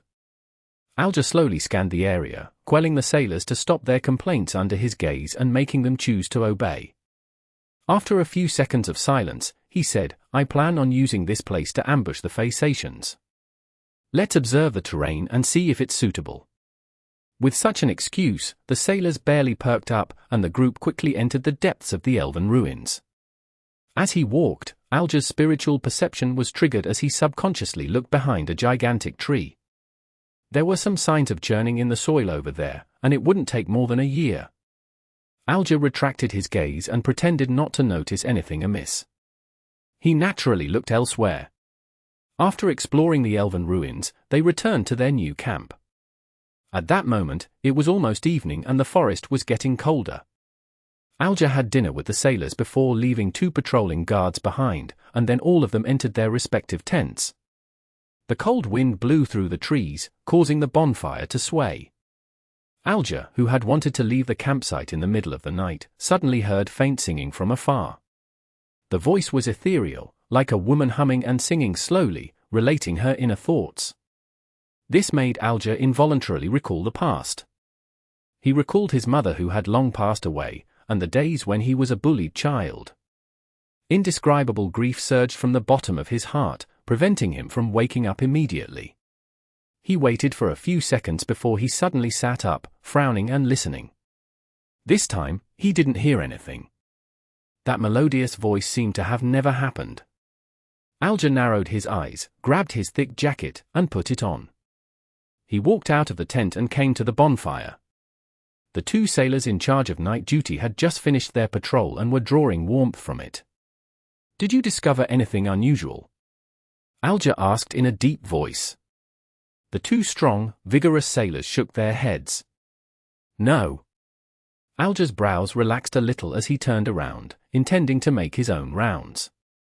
At this moment, he noticed something from the corner of his eye. The 2 sailors were too close. If it were any ordinary pirate, this wouldn't have been a problem. However, Alger's subordinates had undergone formal training through the Church of the Lord of Storms. They definitely knew that, in such an environment, the patrol team had to maintain a certain distance from each other. They couldn't be too far or too close. They had to be able to see their companions, as well as prevent themselves from being taken away at the same time from a single assault. Alger took 2 steps without batting an eyelid. He turned back and casually asked, "Did you discover anything normal?" He had changed the question and made it appear very strange. The 2 strong sailors shook their heads and replied without changing their expressions, "No." "No." Alger nodded slightly with a relaxed expression. "Very good." He turned around and slowly walked into his tent. The moment the sailor's attention on him was cut off, Alger drew out the blade of poison and the gargoyle glasses. He opened his mouth and prepared to belt out a song. At that moment, the ethereal voice from before appeared once again. It echoed in Alger's ears and pierced into his mind. This was an extremely ancient folk song, spelling out an extreme sense of sadness and melancholy through the singing. It made Alger's spirit body produce pale, non-existent arms that constantly tore at him. Alger's expression twisted as his skin began to produce slippery, black fish scales. His dark blue hair stood up one by one as they became abnormally thick. The thoughts that originally existed in his mind were disrupted by the song and were cut off by the pain. They were unable to take form any further. Alger fell and struggled on the ground. He squirmed, becoming less and less like a human as he was pushed to the brink of losing control. Suddenly, the singing stopped. A slightly indifferent voice entered Alger's ears. Some elven blood. Then, that shall be all. You Cyatasas beyond a characteristic well. Alger's forehead was covered in cold sweat as he slowly got up. He didn't know when a figure had appeared in the tent. It was a woman with black hair and exquisite facial features. Her ears were slightly pointy, and her eyes were deep. Her facial features were soft, and she wore a complicated and ancient long dress. Even though she didn't have the advantage in height, she still gave off an air of superiority. Are you the Elf Queen, Queen of Calamity Kohainam? A thought flashed through Alger's mind as he took the initiative to ask. The woman played with a beautifully decorated golden cup and calmly said, "Haven't you already met me?" Alger suddenly recalled the similar singing he had heard on Parzu Island. He recalled seeing a high elf when he entered the underwater coral palace. After a few seconds of silence, Alger said in a deep voice, "You're actually still alive." At the same time, he silently recited Mr. Fool's honorific name in his heart, but he didn't know if it would be effective if he didn't recite it out loud. The black-haired woman's expression remained unchanged as she replied, "It's very difficult for an angel to perish without encountering an enemy." Then why did you split the characteristics and place yourself to be in a strange state? This makes you need to wait for an opportunity to be resurrected. Alger had learned of the corresponding situation at the Tarot Club, and now, he was asking out of curiosity, partly to stall for time. The elven lady suspected to be Queen of Calamity Kohainam snorted. Because the divine throne for Storm is occupied by Leodero, and I have no way of resisting that tyrant. Also, the elves are dwindling in numbers. My anchors are becoming increasingly unstable. Other people might not know who Leodero was, but Alger knew very well. He didn't dare continue this topic in the real world. Just as he was about to ask the Queen of Calamity Kohainam's goal for coming, the Elf Queen said, "Do you want to become a demigod? She wants to use my body to revive? She wants to use my wish to advance to sequence for and obtain godhood as bait to intrude my body." While Alger was tempted, questions arose in his mind. Considering how Mr. Fool could cleanse all kinds of corruption, Alger acutely felt that this was an opportunity. This made him recall a term Emperor Rizal had once mentioned. A Trojan horse. And now, he had a high chance of bringing in the Trojan horse and throwing out the invaders within. "What do you want me to do?" Alger didn't appear too anxious as he raised a question based on his personality. Queen of Calamity Kohainam observed him for a few seconds before saying, "When you have the right to make contact with the Book of Calamity, take out something that no one else will notice, and take it to the Western Continent." The Western Continent? The legendary homeland of the elves? Alger frowned slightly and said, "Hasn't the Western Continent already disappeared?" The corners of Kohainam's lips curled up slightly. Since it disappeared, it will reappear again. It will definitely appear again when the apocalypse happens. Without waiting for Alger to ask further, the Elf Queen paused and said, "You don't have to personally send that item to the Western Continent, but you have to entrust someone trustworthy. Although I'm not skilled at curses, I can still make you die in pain from breaking our agreement." But what if the Western Continent doesn't appear again, or if it can't be entered? Alger thought seriously for a moment. Kohainam, with her gentle gaze and lustrous raven-black hair, seemed to be lost in beautiful memories. After a few seconds, she calmly said, "If it really doesn't appear again, then the agreement shall be null and void. Perhaps entering the Western Continent requires an incantation or command, but I do not know what it is. However, you can ask a particular existence." "Who?" Alger asked, puzzled. Kohainam glanced at him and coldly said, "The Mr. Fool you were chanting in your heart just now. I have a feeling that heat is the key to this matter." Alger's heart tightened as he hurriedly lowered his head in response. "I understand." Seeing this, Queen of Calamity Kohainam nodded slightly and said, "If you wish to become a demigod and abide by this agreement, you can head to the Elven Ruins when the sun rises." After the voice fell, the Elf Queen's figure quickly dissipated, like a mirage that was often seen at sea and in the desert. Alger suddenly opened his eyes and realized that he was lying in a tent, having just woken up. His memories were in a mess, but he quickly regulated them. He and his sailors had just found the location of an elven ruin and had yet to explore it. The previous exploration, singing, sailor anomalies, and appearance and conversation with Calamity were all just a dream. It's no wonder I was so careless. Even though I knew that I might encounter the Queen of Calamity, I didn't pray to Mr. Fool first. The Queen of Calamity relied on her status as an angel to create this realistic dream? Or perhaps, she has a corresponding sealed artifact. Even if she exists in a special state, she still has the means to use her powers? Alger listened to the commotion outside the tent, and he realized that everything was normal. He then sat down and prayed sincerely to Mr. Fool. In just 20 to 30 seconds, Alger arrived above the grey fog and saw Mr. Fool sitting at the end of the long, mottled table. "You met Kohainem?" After the hanged man greeted him, the fool Klein spoke casually. Alger answered seriously, "Yes, but I can't be sure that it's the Elf Queen." Chapter 1186. Opportunity and danger are two sides of the same coin. The fool acknowledged softly and didn't deny the hanged man's guess, nor was he certain that it was Queen of Calamity Kohainem. After all, it was impossible for him to take out a gold coin in front of him and perform a divination on the spot. Alger waited for a few seconds. Seeing no clear response from Mr. Fool, he quickly went into greater detail about what he had said in the prayer. From the woman suspected to be Queen of Calamity Kohainem saying that he had some elven blood in him, to how she gave him a promise of becoming a demigod, as well as the key to the Western continent and the completion of the agreement. After recounting everything, Alger shut his mouth and lowered his head, not daring to directly ask Mr. Fool what he thought. He obediently waited for the Great Existence to speak. Some elven blood. Send something from the Book of Calamity to the Western continent. The missing Western continent might reappear again. The Western continent. The fool Klein listened quietly. He closed his eyes and calmly said, "This is very dangerous, but this is also an opportunity for you." He had already gained initial control of Sapphira Castle, and the power he could mobilize had reached the level of a Sequence 2 angel.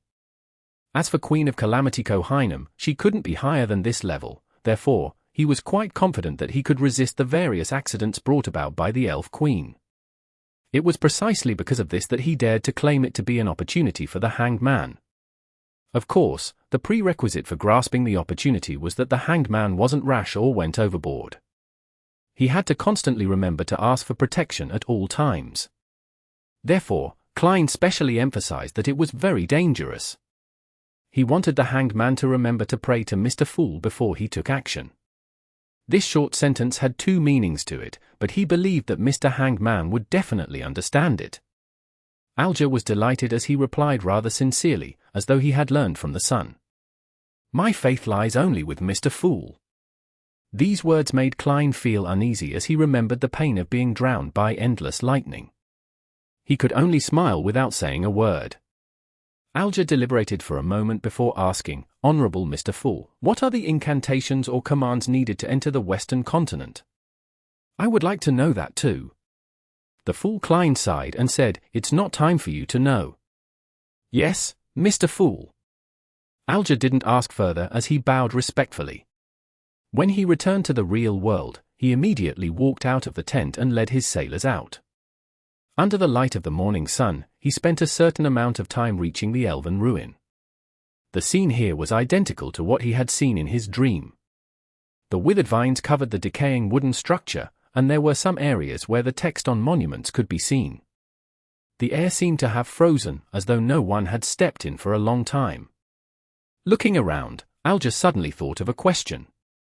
How was he to face the church after he really relied on the Queen of Calamity to become a demigod? Directly rebel, becoming the 5th king over the 5 seas, no, the 6th king? But this way, I won't have a chance to come into contact with the Book of Calamity. Unless I design a situation that forces the church to use this sealed artifact that might have been labeled as Grade 0 without my knowledge. That will not only be very difficult, but I have to become a Sea King, or even a Calamity to succeed. Yes, I can request the world's help.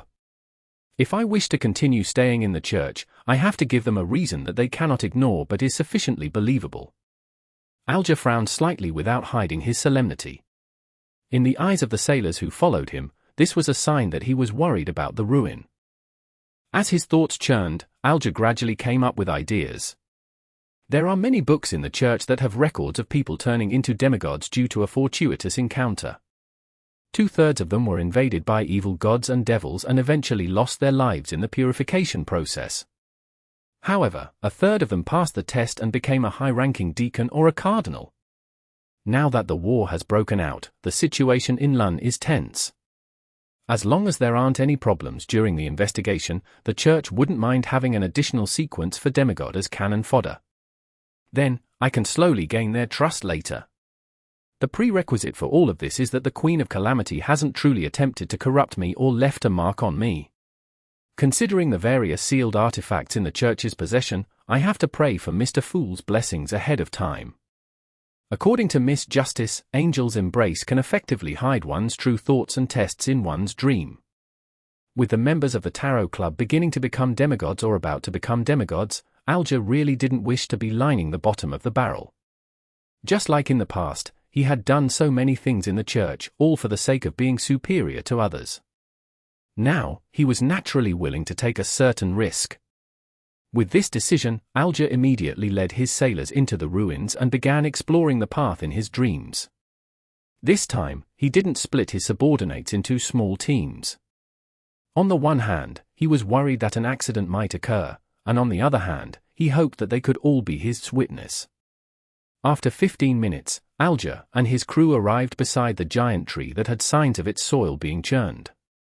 Before he could survey his surroundings, his vision blurred, and he saw a gorgeous palace made up of coral.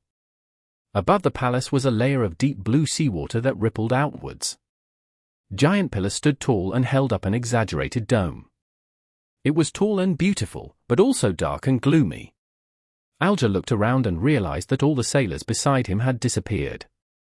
He immediately knew that he might have been pulled into an illusion. He took a silent breath and slowly walked into the coral palace. There were many elves inside. They were either roasting fish or placing spices in the coagulated animal blood. Their choice of utensil was 2 tree branches to bring the food to their mouths. None of them minded the entrance of a stranger. Alger then cast his gaze to the 9-staired stairs 100 meters away. On the steps, there was a coral throne inlaid with sapphires, emerald, and lustrous pearls. The elf queen, Queen of Calamity, was sitting there, looking down at Alger. Very good. Kohainem nodded and threw out the exquisite gold wine glass. The gentle but resilient wind held the wine cup in its embrace and, like tiny pixies in a line, carried the corresponding items towards Alger. Alger reached out to receive it and looked down. He discovered that there was a blue liquid inside the golden cup. It was incorporeal, dreamy, and surreal. Drink it, and then head to the waters near the Simim island of the Rorsted archipelago. Find this coral palace. The thing you want is inside. If I don't drink this wine, I won't be able to see that palace. Alger asked thoughtfully. Although he was facing an angel, he was still able to communicate rather calmly. This was because he met a mighty figure every week and was already used to this situation. Queen of Calamity Kohainem nodded and said, "That's right. Will you leave a mark on me?" Alger asked cautiously. "Yes," Kohainem said coldly. "So, before entering the Coral Palace and obtaining the corresponding items, you can't return to Pazu Island. You can't meet the angels under Leodero. The pontiff can't be met even if I want to."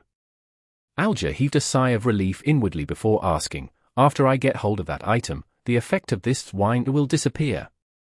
Elf Queen Kohainem replied without any change in expression, "No, you need to directly consume that characteristic.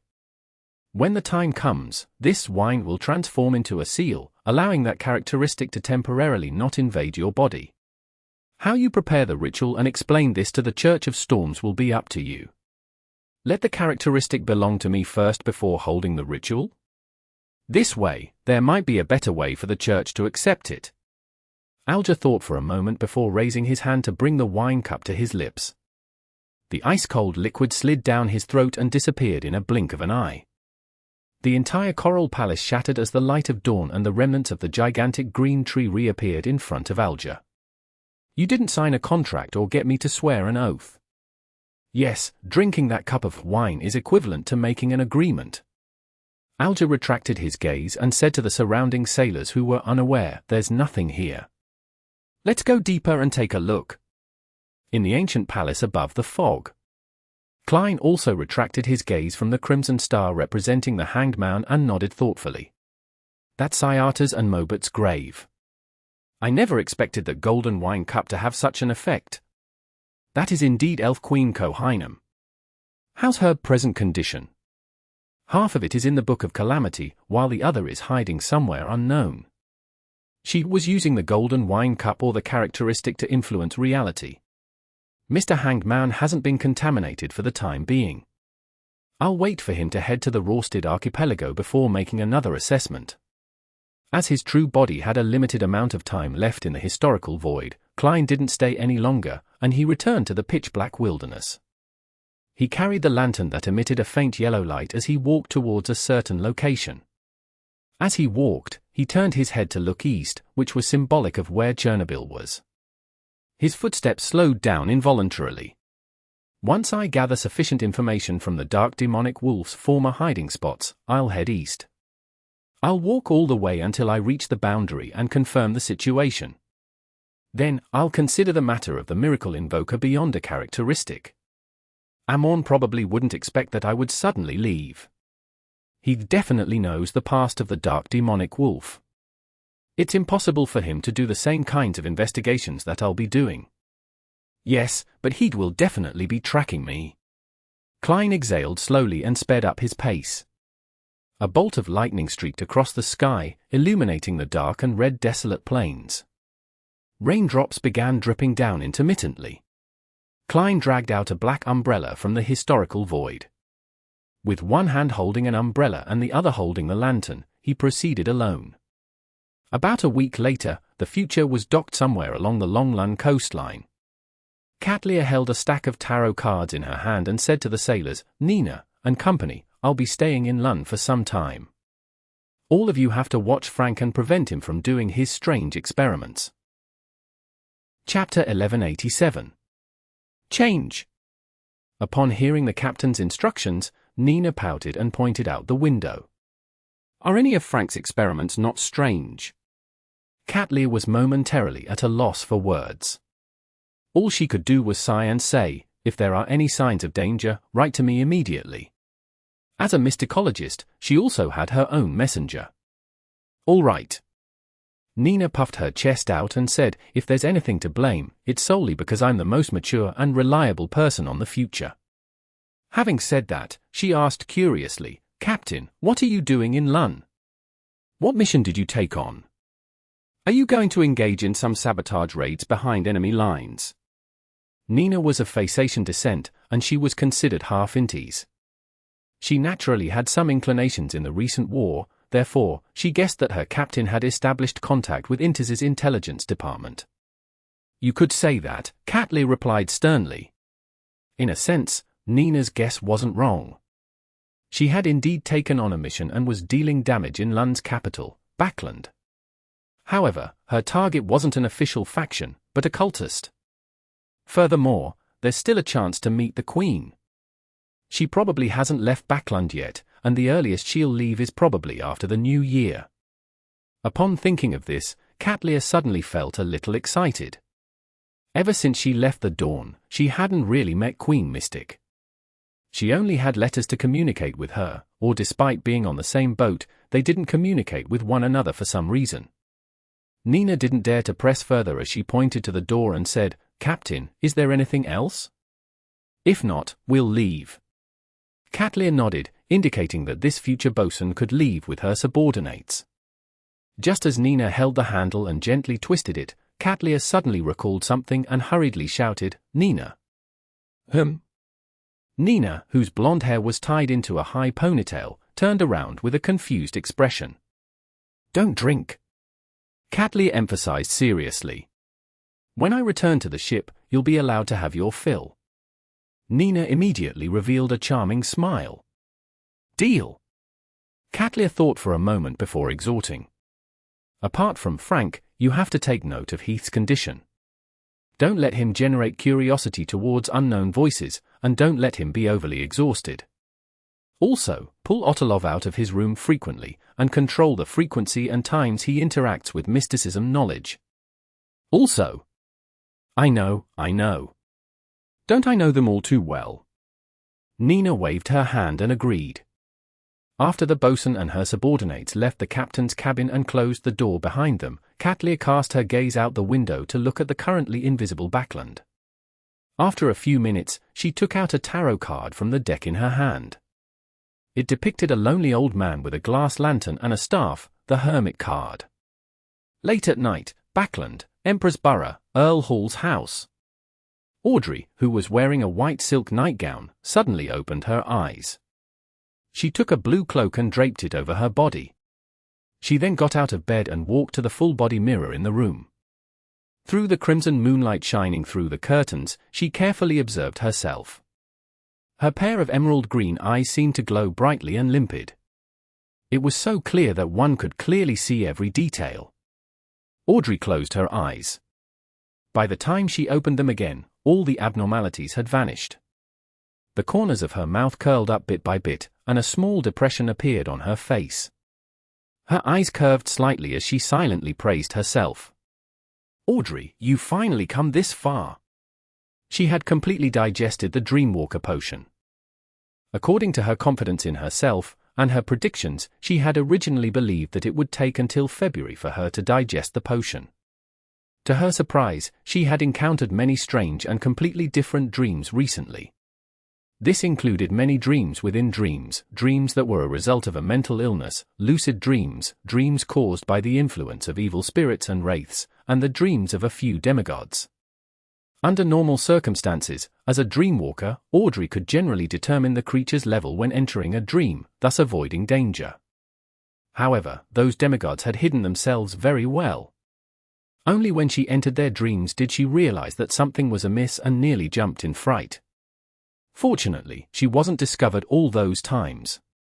She ended up accumulating experience, and she began carefully touring, traveling, observing, and analyzing in the demigod's dreams, allowing her to greatly digest her potion. In addition, the other special dreams gave her a completely different experience. After that, she attempted creating multiple dreams within dreams. Some attempted to hide behind the scenes in her dreams and guide them in an ingenious manner to develop and interfere with the subconscious in a reverse manner. She treated the mental illness of the owners of the dreams, or the corruption caused by an evil spirit or wraith. To a certain extent, she had gone against the requirements of only observing, recording, and not making any interference. Yet, this strangely accelerated the digestion of the potion. This made her conclude a new principle. If you really want to interfere, then be the mastermind and conductor behind the scenes. It's so that even if the goal succeeds, no one will notice it.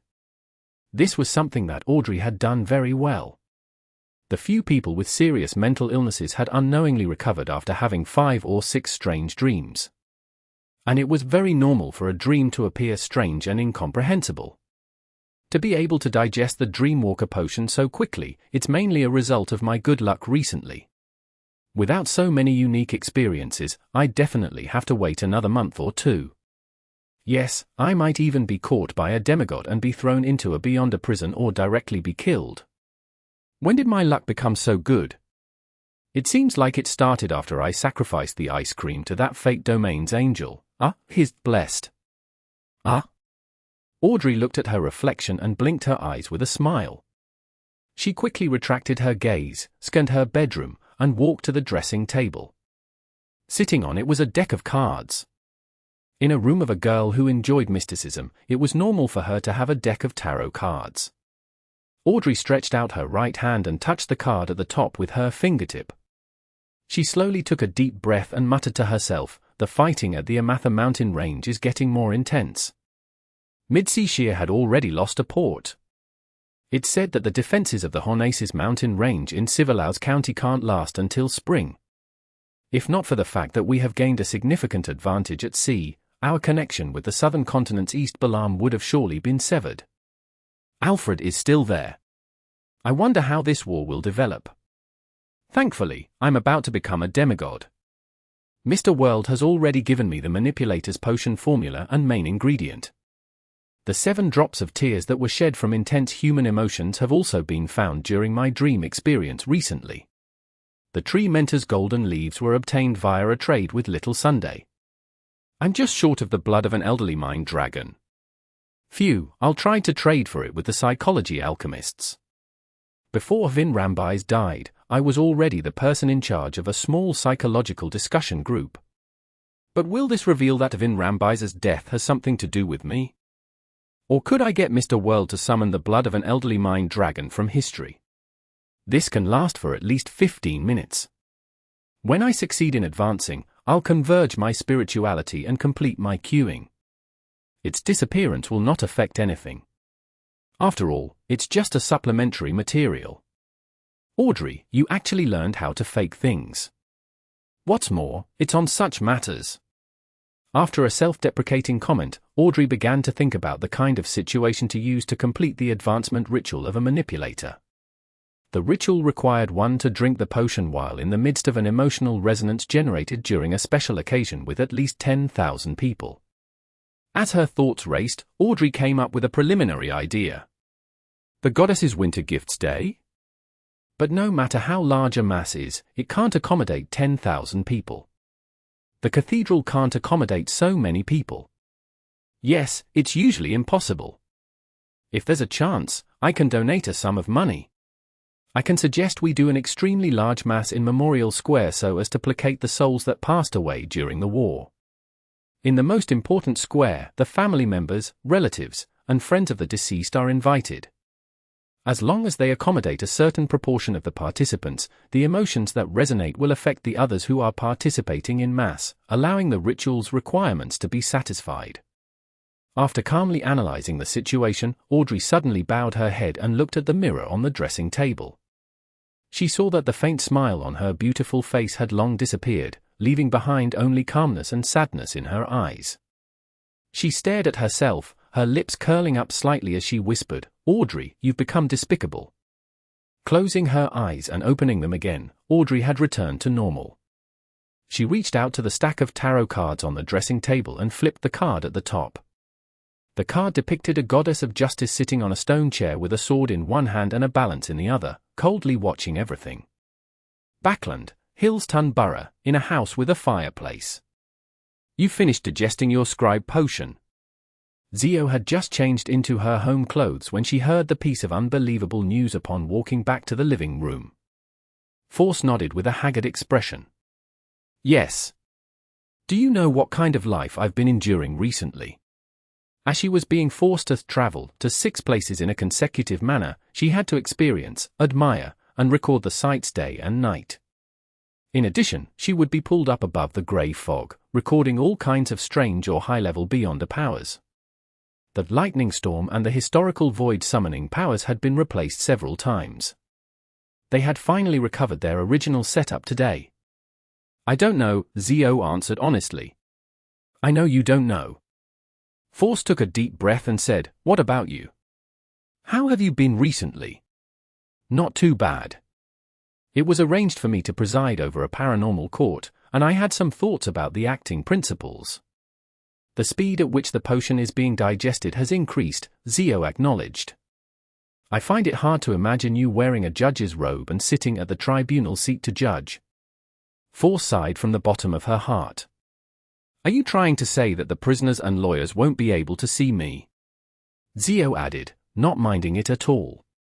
Force laughed dryly and said, I'll need to have some rest to prepare my advancement ritual to become a traveler. Don't you need to go deep into the spirit world? Do you have a way? Zio asked in puzzlement.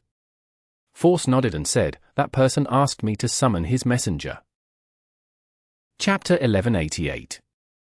Thick-skinned. Summon his messenger? As judgment of the Tarot Club, as a member of MI9, Zio understood what a messenger meant. Furthermore, she knew that the middle ranks of the numinous episcopate widely used messengers. Before she could ask for more details, she saw Force walk towards the guest room on the first floor with her eyes vacant and footsteps listless. She said with an ethereal voice, let me sleep for a while. We can talk later. She slept all the way till the next morning, waking up thanks to the aroma of meat. Decei pie? Force rubbed her eyes and walked out of the room. She saw that the table was already filled with food. Yes. Zio came out of the bathroom. The one from the corner of the street. It's not bad. Force enthusiastically acknowledged and sat beside the dining table. She quickly picked up the Decei pie and stuffed it into her mouth. After finishing one, she drank a mouthful of sweet iced tea and sighed in satisfaction. This is life. Oh no, I forgot to brush my teeth. After she was done washing up, she finally regained her ability to think. She looked at Zio in puzzlement and said, "Did MI9 not have any suspicions about how you secretly became a judge?" "They thought it was the remuneration that motivated me back then," Zio informed her of what she had learned. Force stroked her hair and said with a smile, "That's true. Let them ask the Church of Evernight." She covered her mouth and yawned. "I'm going to summon that messenger." After this period of recording, the way she addressed Klein had changed from German Sparrow and Mr. World to that person. On the one hand, it was a form of respect, and on the other hand, she was afraid that someone would eavesdrop. Upon hearing her friend's words, Zio looked around and asked in confusion, "Aren't you going to set up the ritual?" She remembered that summoning a messenger required a ritual. "That's only one of the methods. That person got me to use another method." Force glanced at her clothes and realized that her clothes were all wrinkled since she hadn't had the time to change her clothes last night. Upon realizing that she would be meeting the messenger later, she decided to pay attention to her image. She hurriedly returned to the bedroom on the second floor and changed into a beige dress with frilly designs. After preparing herself, she raised her right hand in front of Zio, and she grabbed at it as if she wanted to pull something out of the air. In her eyes, an illusory book took form. It quickly flipped and stopped at one of the pages. In the next second, her arm sank and a figure emerged from the void. This was German Sparrow, who was wearing a half-top hat and a black coat. He had a cold expression and an unyielding air, but his eyes appeared somewhat dull. "I succeeded? This is just my second attempt. I've only tried it once yesterday and failed." Force's eyes widened as though they wanted to take in more light so as to see more clearly. She knew that this was the historical void projection she had summoned, so she wasn't too nervous. Instead, she held her breath and looked warily at German Sparrow's projection. She couldn't tell if he was real or fake. She still remembered the combat achievements of this crazy adventurer. Force has actually summoned German Sparrow? Shouldn't it be his messenger? Would German Sparrow still be able to summon something? Questions popped up in Zio's mind. Just as Force was unsure of what to do next, German Sparrow's eyes darted around slightly as his gaze instantly turned focused. He no longer had a rigid and vacant look, as though he was alive. Following that, he took out an exquisite, silvery harmonica and blew it. No sound came out of it, but the surroundings instantly turned cold as a biting wind stirred. Then, a woman dressed in a dark and complicated long dress with 4 blonde hair and red eyes in her hands walked out of the void. Her 8 eyes looked at German Sparrow. German Sparrow nodded slightly and pointed at Force. "This lady needs to set up for special coordinates deep in the spirit world. Please help her." "All right," one of the heads of Rionet Tinker said as it moved up and down. German Sparrow didn't speak further. As he approached the window, he made the glove on his left hand become transparent. His figure quickly disappeared as he had teleported out of the house. He left? He left just like that? The historical void projection I summoned left just like that? Force stared with her mouth slightly open, as though she was experiencing a comical play. According to her understanding, the thing she summoned should be under her control. How could it leave after giving some instructions? Could it be that the historical void projection has the same personality as the actual person? No, it's as if German Sparrow himself had descended. Force glanced at Zio and realized that she was just as confused as she was. At that moment, Force suddenly shivered, as though an extremely terrifying creature was glaring at her. She subconsciously turned her head and realized that German Sparrow's messenger was looking at her with 8 red eyes, carefully observing her. As terrifying as German Sparrow? Force forced a smile and said, "Sorry to trouble you." At this moment, Reappearing's for blonde, red-eyed head spoke one after another. "Need to pay 800 gold coins. There's still a fee?" Force turned agape once again, at a loss for a response. After a few seconds, her thoughts suddenly became active as she began to calculate her savings. "After loaning £2,400 to Zio, I still have £780 left. My expenses recently have been quite high, but the royalties from my past novels are still being credited. Adding my other income and the £300 Zio returned me, I have a total of £1,258. That's enough." Force immediately agreed, but she immediately discovered a problem. "Gold coins, all of them?" Reappearing's for head shook slightly. "Yes, you can." "Oh. As expected, all of them need to be gold coins. I remember that Mr. World has been trying to gather gold coins and exchange for gold coins for quite some time before. It was to pay this messenger?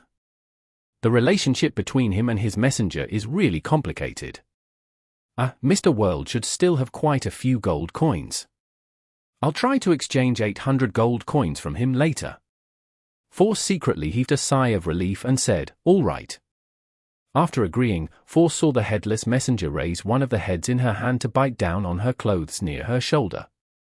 The surrounding colors became saturated and brighter, the reds became redder, the blacks became blacker, and the whites became whiter. In such a manner, Force was led by Reappearing through similar scenes that she had no way of getting her bearings right. It didn't take long before she arrived at the spot where there was a faint fog. In the depths of the fog, one eye after another seemed to look over, but they quickly shrank back.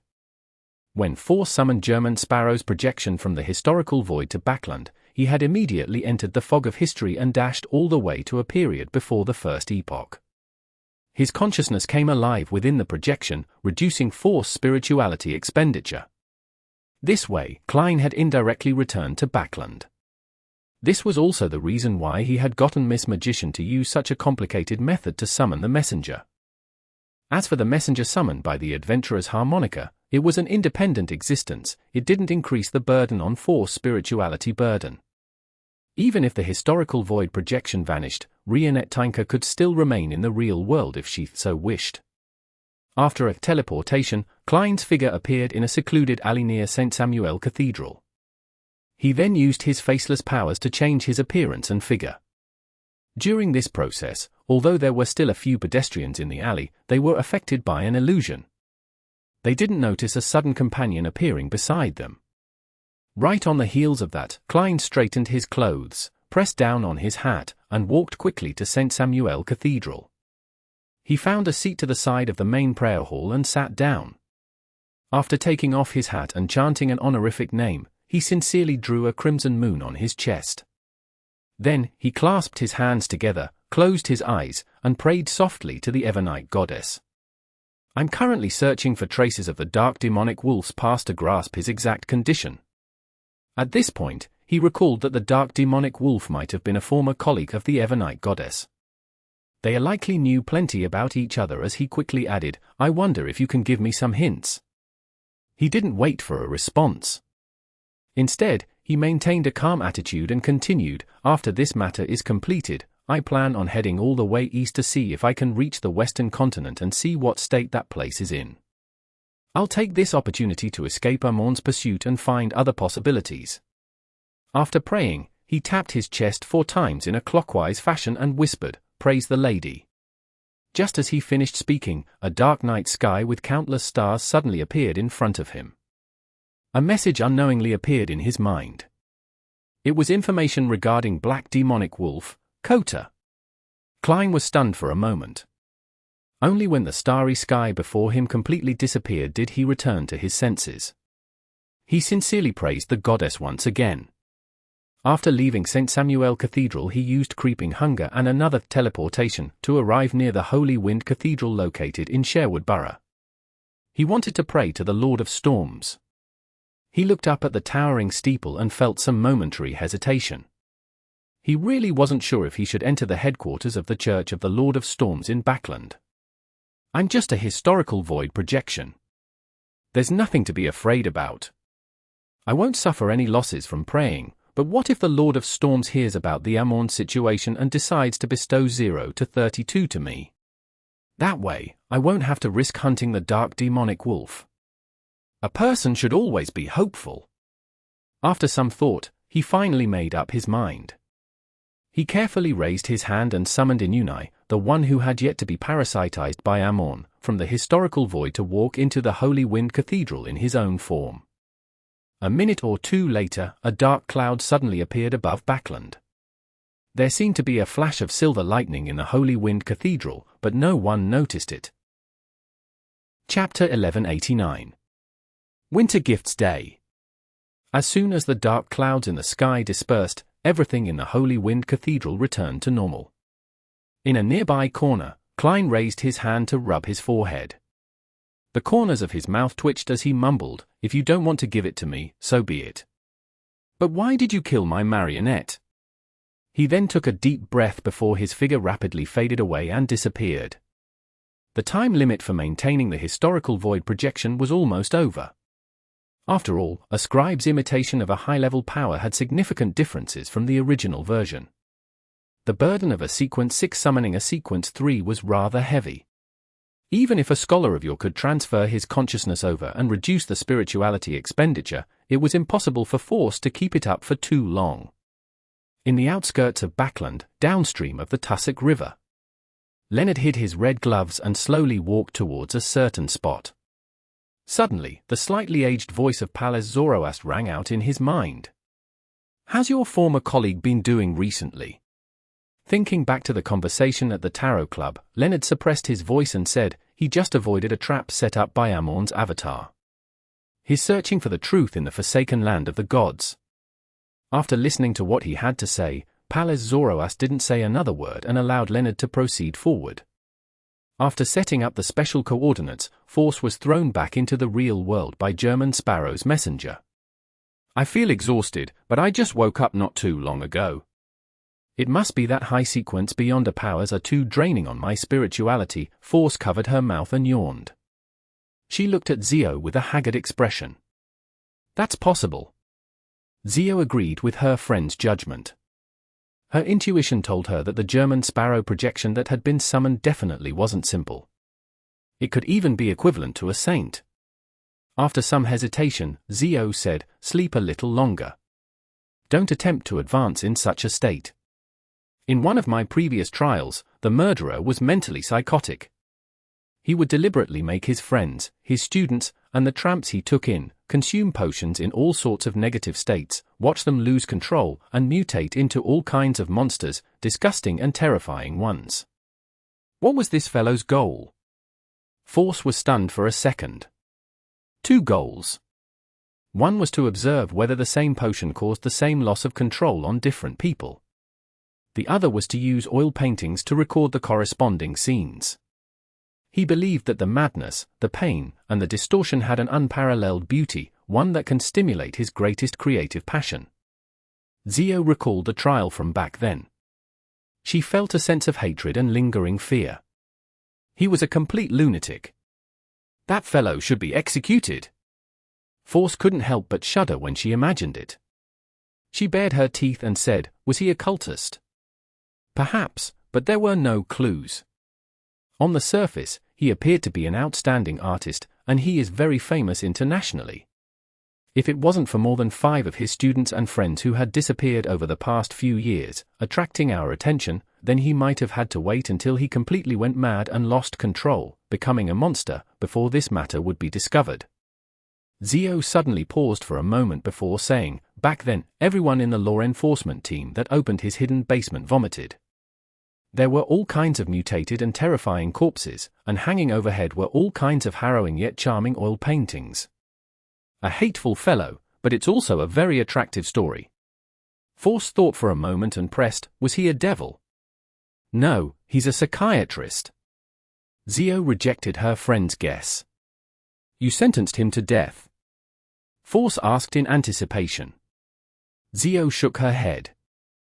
His defense lawyer convinced me that he's more suited to be a sealed artifact researcher.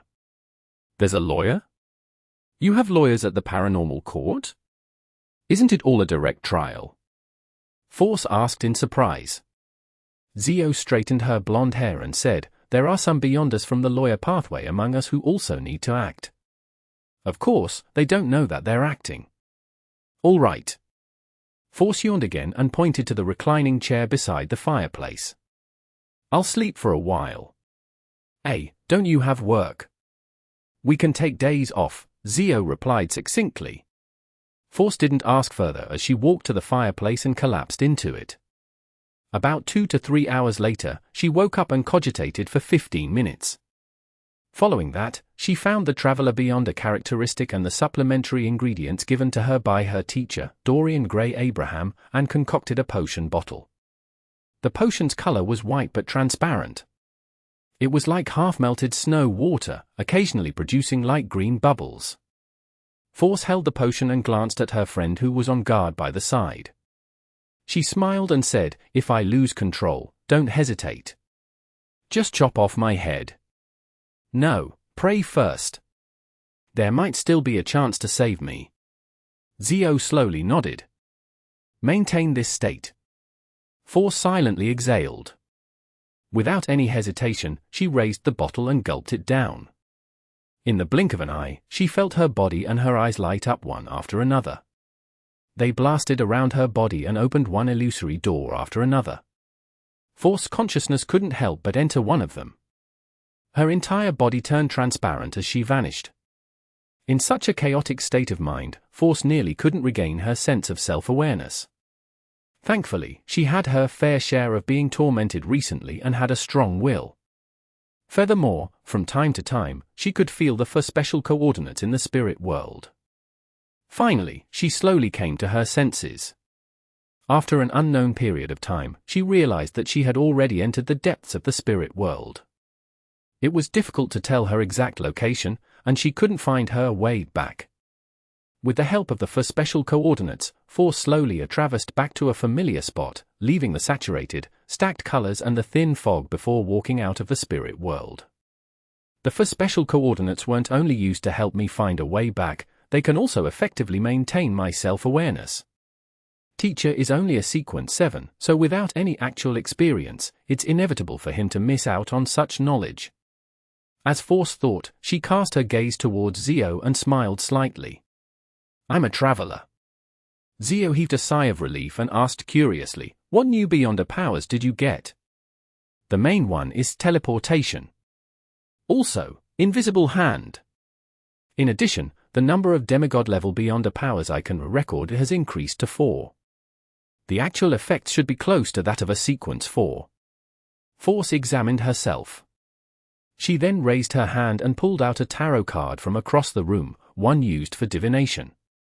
It was a person with a scepter in his right hand that pointed towards the sky. His left hand pointed to the earth. In front of him were people like the Holy Grail, a scepter, a sword, star coins, the magician card.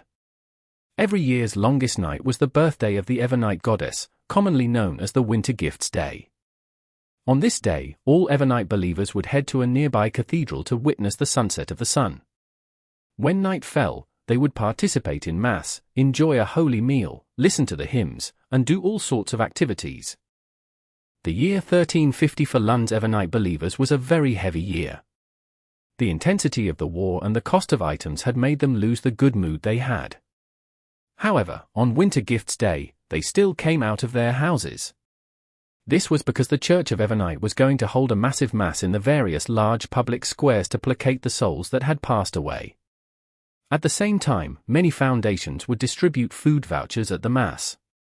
People who received them could be able to obtain the corresponding items in any of the relief points or cathedrals. This led to Storm and Steam believers who didn't celebrate Winter Gifts Day to head for the nearest square. Westborough, Memorial Square, where George III was blasted to death. Dressed in a black cloak while walking her golden retriever, Susie, with a leather bag on her back, Audrey walked among the nobles looking refined. Her expression didn't seem abnormal, but she hid some pain and guilt. She had obtained the blood of an elderly mine dragon. After concocting the manipulator potion, she placed it in the small bag Susie was carrying. Susie was already a Sequence 6 hypnotist. She believed that not many people present would notice her abnormality and snatch things from her. The blood of the elderly mind dragon came from the hermit cat Lear. Apparently, she had obtained it from Queen Mystic, and she had paid £3,000 for it. This was in line with her expectations, as she didn't really want to obtain the ingredients from the psychology alchemists. After all, her direct superior, Avin Rabbi's, had only died a few months ago. To collect the items needed for an advancement, it made it inevitable for people to suspect her. As for the other members of the psychology alchemists, they had the ability and intelligence to notice this point. Besides, after becoming a demigod, one has to come into contact with the psychology alchemists' counselors. According to Mr. World, there might be an angel from the mind domain hidden amongst them. I'll continue making preparations. With a suitable opportunity and excuse, I'll consider raising my position in the organization. I'll hide my strength for now. The blonde Audrey lifted the ends of her skirt slightly and slowly walked towards her predetermined spot. Along the way, many nobles extended their hands to her in a friendly manner, hoping to help this beautiful, noble, and weak young lady through the crowd. However, these were all blocked by Earl Hall. He got his eldest son, Hibbert, to be in charge of his youngest daughter while he held his wife's arm and walked ahead. From time to time, he would turn back to look at the most dazzling jewel of Backland. Not long after their family arrived at their destination, the Church of Evernites Bishop of the Backland Diocese, St. Anthony Stevens, walked up to the high platform in his black robe with red patterns. He looked around, raised his right hand, and tapped his chest 4 times in a clockwise fashion. "Praise the Lady!" When the believers below responded, this sense deep voice could be heard by everyone. Today is the celebration of the night, but the goddess's response is pity. She takes pity on every mother who has lost her child. She takes pity on every lonely child. And she takes pity on everyone who has suffered immense pain. She said that all of this will end. All the suffering will return to silence and repose. Chapter 1190. Resonance. As Anthony Stephen Vincent's words echoed in Memorial Square, it spread to other areas. The Lonese citizens who participated in the Mass were both moved and sad, feeling warmth in the midst of their depression. In a different square, different choirs began to chant the hymns. The ethereal and holy voice seemed to echo deep in everyone's heart. Full-faced above the land stood the crimson moon. And sweet it was to dream of themselves, of child, and wife, and parents, but evermore, one. Unknowingly, everyone felt their spirits being cleansed and their spirituality naturally released. They seemed to have entered a dream and were strolling in a quiet darkness. Their children were sleeping here. Their parents, their wives, their husbands, their friends, and the deceased were no longer suffering. They no longer had any pain, their expressions were peaceful and gentle. We look upward into the night sky. We tenderly say her name.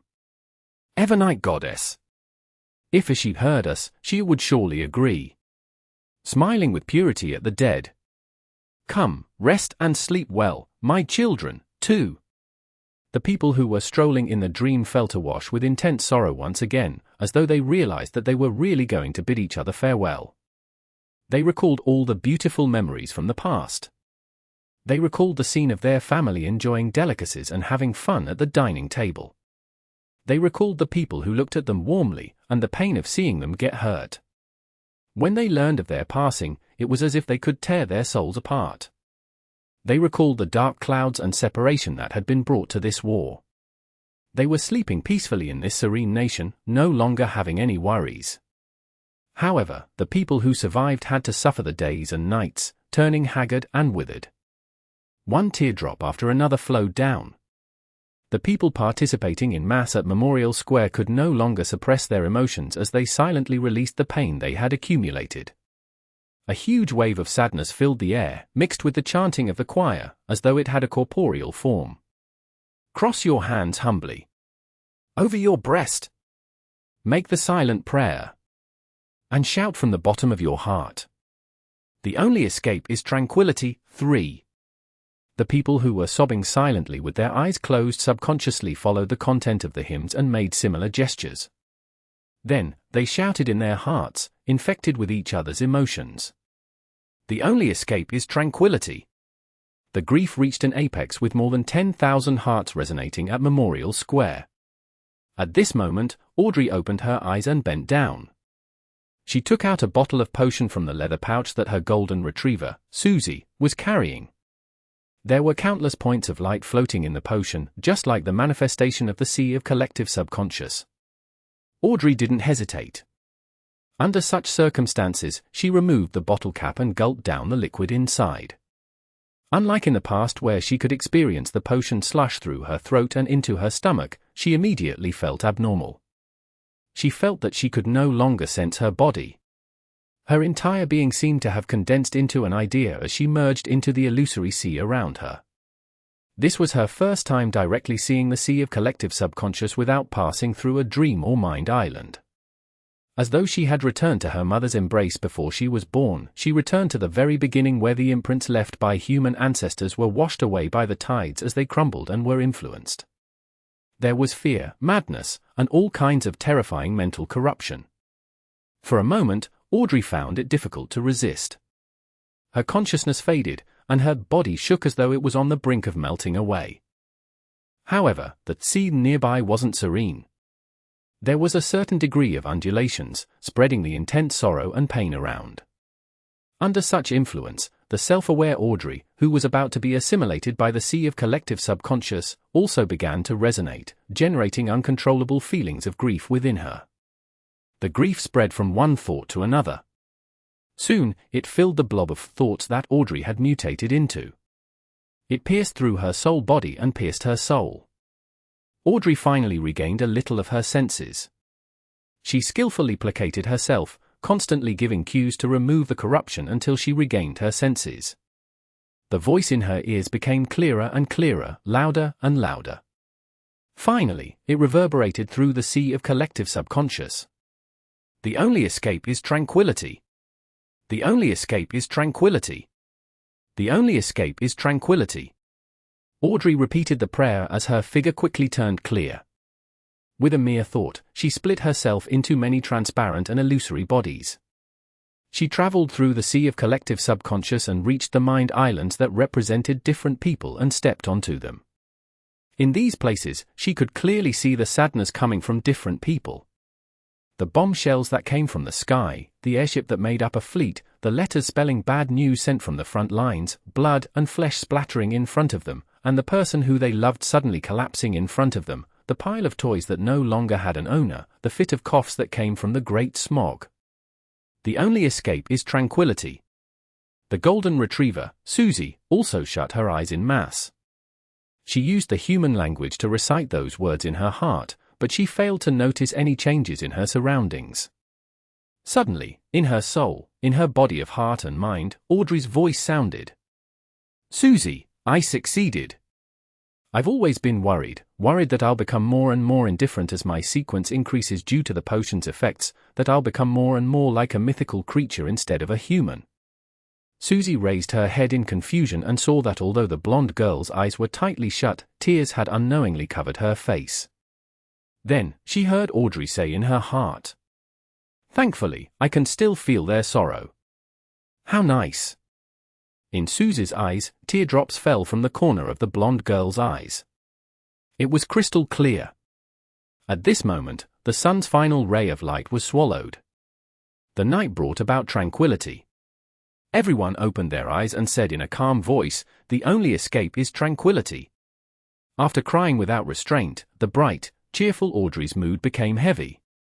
She became a little sensitive and a little sad. It made everyone who saw her feel a sense of love from the bottom of their hearts. Under all kinds of protection, she returned to Empress Borough and returned to her room. Only then did she have the chance to seriously examine herself and digest the knowledge and experience she gained from the sea of collective subconscious. Others might not be able to tell, but Audrey knew very well that the tall, blonde, blue-eyed beauty in the mirror already possessed extraordinary strength and exaggerated dragon-scale defenses. She could break through a block of steel with one punch. Oh, I can still use the dragon transformation. It's equivalent to using an incomplete mythical creature form. However, I have to wait until I get used to the potion and keep stacking up the correct psychological cues. Otherwise, I can lose control. Every dragon transformation can't exceed a certain amount of time. Otherwise, even if I have the means to treat my mind and soul, I'll be contaminated by madness and confusion, causing me to lose control. My current limit is about a minute. The core power of a manipulator is the manipulation. I can allow a body of heart and mind pass through the sea of collective subconscious and enter another person's mind island. I can directly change their subconscious and read their thoughts, silently driving them to do all sorts of things. Matching manipulation is virtual persona. I can create many personas, allowing them to have a corresponding body of heart and mind. This aspect can resist a lot of influence in the mind domain, and on the other hand, it can allow me to use them to silently invade the target's island of consciousness without any signs of it. I currently can have only 13 virtual personas. A manipulator can also create a terrifying the mental plague. By using the sea of collective subconscious, I can spread all kinds of mental illnesses and extreme madness. Yes, Orc has turned into mind deprivation, a huge area of effect version. It's no longer just the single effect of law. I can also transform my designated thoughts into a mind storm that will sweep the surroundings, affecting all my enemies. As a manipulator, it naturally comes with the ability to travel the sea of collective subconscious. It's called consciousness stroll. Otherwise my target would have long left by the time I arrived at a location after a series of complicated manipulations. Audrey looked at herself in the mirror and suddenly revealed a faint smile. Then, she puffed up her cheeks and opened her mouth as if she was about to spew something. Since her mythical creature form was a mind dragon, it definitely had to have some form of dragon's breath. This was an attack that could directly stimulate and harm the target's body of heart and mind and soul body. It dealt damage in an area of effect manner, an upgraded version of psychic piercing. Following that, Audrey's green eyes turned slightly and she looked away. She sighed inwardly.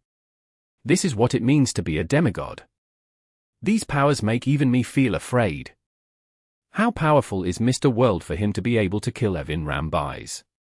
In the ancient palace above the fog. As the participants of the hunting operation made their preparations, they decided to organize a private gathering to discuss the details. A manipulator is that terrifying. The magician Force looked at Miss Justice beside her and blurted out in shock. Just now, Audrey had briefly mentioned the changes she had undergone after becoming a demigod. Although she didn't elaborate in detail to protect her trump cards, it still left the magician, the hermit, Judgment, and the star in shock. Actually, it's not that terrifying. Mr. World knows very well. Audrey cast her gaze to the bottom of the long, mottled table. The World German Sparrow didn't nod as he tersely acknowledged.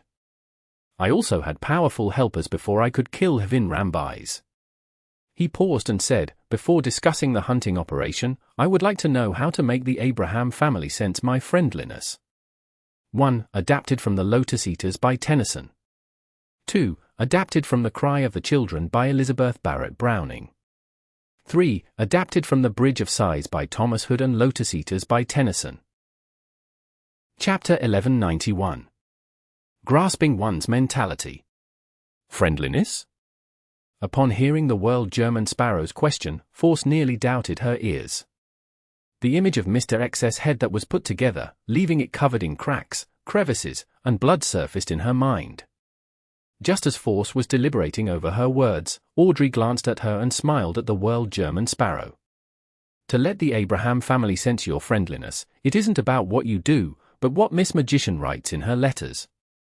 That's right, unless I appear directly in front of Miss Magician's teacher, his understanding of me will only be limited to the various rumors and things that Miss Magician tells him. As long as the story she tells is good enough, even if it doesn't fit the actual situation, it doesn't matter. Klein suddenly realized that he had been splitting hairs on the question. Force was somewhat enlightened by Miss Justice's words, but she didn't fully understand it. After looking at the hermit, the star, and company, Justice Audrey said to Force, you need to convey Mr. World's friendliness to your teacher. For this, you can fabricate some stories and not tell him the truth. Then what should I say? Force asked for advice. This wasn't because she wasn't good at making up stories. On the contrary, this was what she was most adept at. However, the problem was that writing a novel that was well received was different from a story that could convince people. If she could get a senior psychologist's advice on the latter, it would undoubtedly be easier. Audrey had already thought of the details of the letter before she opened her mouth. She replied unhurriedly, "It's obvious that your teacher has already noticed that you've rapidly advanced, and because of Mr. X's death and all sorts of sensitive issues, he has a certain level of doubt and vigilance regarding the Beyonder circles that you've participated in." Yes. Force nodded indiscernibly in agreement with Miss Audrey's judgment. If her teacher, Dorian Gray Abraham, was careless, he wouldn't have been able to survive to this day. He would have long been caught by the Aurora Order or died in the hands of other powers who were interested in the Abraham family. Audrey continued, "In such a situation, he will still maintain contact with you. He will teach you knowledge, give you formulas, and provide you with ingredients. This shows that, on the one hand, he acknowledges your character and morals, and on the other hand, he will also have a certain level of anticipation for you to obtain important information from the mysterious and dangerous Beyonder Circle, as well as you becoming a sequence for demigod. This is the mentality we want to exploit." Audrey originally wanted to use the more neutral term, grasp, instead of exploit, but after pausing for a moment, she chose to face herself directly and face the essence of the matter. With Force listening attentively and judgment, the Star, and the Hermit looking forward to what she had left to say, Audrey pursed her lips and said, "When you return, you can write to him and tell him that you have already become a traveler. It will make him happy for your growth, and also be surprised by such an exaggerated advancement speed. Then, you can answer the question he asked previously, saying that the gentleman who was seeking to purchase the Worm of Star had mentioned something, that the ancient curse in the Abraham family seems to come from a secret existence known as Mr. Door. This is a question that your teacher has never told you about but is definitely concerned about. Without a doubt, he will feel fear towards the gentleman who seems to know that you're related to the Abraham family. He will want to avoid you, but he will definitely yearn to know more. He will then try to find out what secret lies behind the curse that has plagued generations of Abrahams, one that he has no solution to. At the same time, a letter exchange isn't a direct meeting. It will give him a certain sense of security. He might change his residence, change his identity, and use a more roundabout way to receive the letter, but there is a high chance that he will not sever the connection. Maintain this connection. Step by step, reveal something more valuable. You will awaken your teacher's desire and use it to portray an image of Mr. World so that your teacher can experience some form of friendliness. At this point, Audrey stopped and looked at the World German Sparrow once again. She could roughly tell that Mr. World's goodwill towards the Abraham family was because he had a request, but as for the specific request, she wasn't a clairvoyant, nor had she read German Sparrow's mind. Naturally, she couldn't guess it, nor could she continue explaining. Klein nodded and said with a hoarse smile, "After we establish this kind of indirect connection, I might ask your teacher for a transaction and use the promise of breaking the curse to exchange for certain items of value." Through demonicity, he had already grasped the solution to the Abraham family's curse. However, he didn't plan on exchanging it for the Planeswalker potion formula or a Grade 0 sealed artifact. On the one hand, the difference in value was too great, making him feel guilty. On the other hand, he didn't want to bring a dangerous existence like Mr. Door back into the real world. It was being irresponsible to himself and the innocent. He was thinking of another way to make the curse of the Abraham family disappear to a certain extent. In other words, it might still exist, but it wouldn't affect the normal lives of the Abraham family and provide a certain range of improvements. Is that so? Mid to high sequence beyond us in the mind domain are really impressive. She can make people follow her arrangements without realizing it. Compared to when we first met, Miss Justice has seemed to undergo a complete metamorphosis. It makes people fear and respect her? Force glanced at Zio and seemed to read the same poignant thoughts from her eyes. After some thought, she mustered her courage and said to the World German Sparrow, "What if my teacher rejects your request? Did you think I would murder for property?" Klein lampooned in Chinese. He scoffed and said, "Don't worry, I won't harm him. I won't use any methods that will force him." Phew. Although Mr. World is a little scary, he's still a man of his word. Force slowly nodded and said, "I'll write a letter to my teacher according to Miss Justice's suggestion." Klein nodded slightly and surveyed the area. "You can begin discussing the hunt." Catlear took control and said, "The biggest problem with this operation is finding the Saint of Secrets Botis." Force immediately recalled how she had encountered him and raised her hand. "If I can borrow that powerful sealed artifact from my teacher, then I can bring it with me. I can often wander around Backland and use the convergence of Beyonder characteristics to attract Botis to a nearby location. This might attract other demigods of the Apprentice Pathway, or the leader of the Secret Order, Zaratul, or Blasphemer Amorn." The more Force spoke, the lower her voice became. She felt that this method was too dangerous. She didn't know what would happen to the other members who participated in the operation if Zaratul and Amon really appeared, but as bait, it was without a doubt that she would fail to escape. Catlear nodded and said thoughtfully, "If it's only a Grade 1 sealed artifact of the Apprentice Pathway, the law of convergence of Beyonder characteristics shouldn't be that attractive to neighboring pathways. The range will be limited to the demigods of the Apprentice Pathway. And from what I know, there aren't many of them. In fact, it can be said that there are very few of them. Most of them exist in the form of a characteristic or sealed artifact. I suddenly do not wish to become a sequence 4. Force's eyelids twitched when she heard that. Catlear cast her gaze at the World German Sparrow. "Let's not discuss the problem of whether there are any Grade 1 sealed artifacts of the Apprentice Pathway. If we want to let the Saint of Secrets and Miss Magician bump into each other, the prerequisite is that he is also in Backland. He mustn't be that cautious and often goes out." Upon hearing this, Leonard said from the angle of a professional official Beyonder, "It's actually not difficult. As a demigod of the Apprentice Pathway, Botis is definitely in charge of dealing with accidents among the upper echelons of the Aurora Order. He has sufficient mobility to aid the other members in different places. This is a term that appeared after the steam engine and the airship were invented. As long as you can create some matters against the Aurora Order in Backland, he has a high chance of showing up." As he spoke, Leonard glanced at Klein. Based on what he knew, in the chaotic battle outside Bayam City caused by German Sparrow, the Saint of Secrets had appeared and picked up a glove.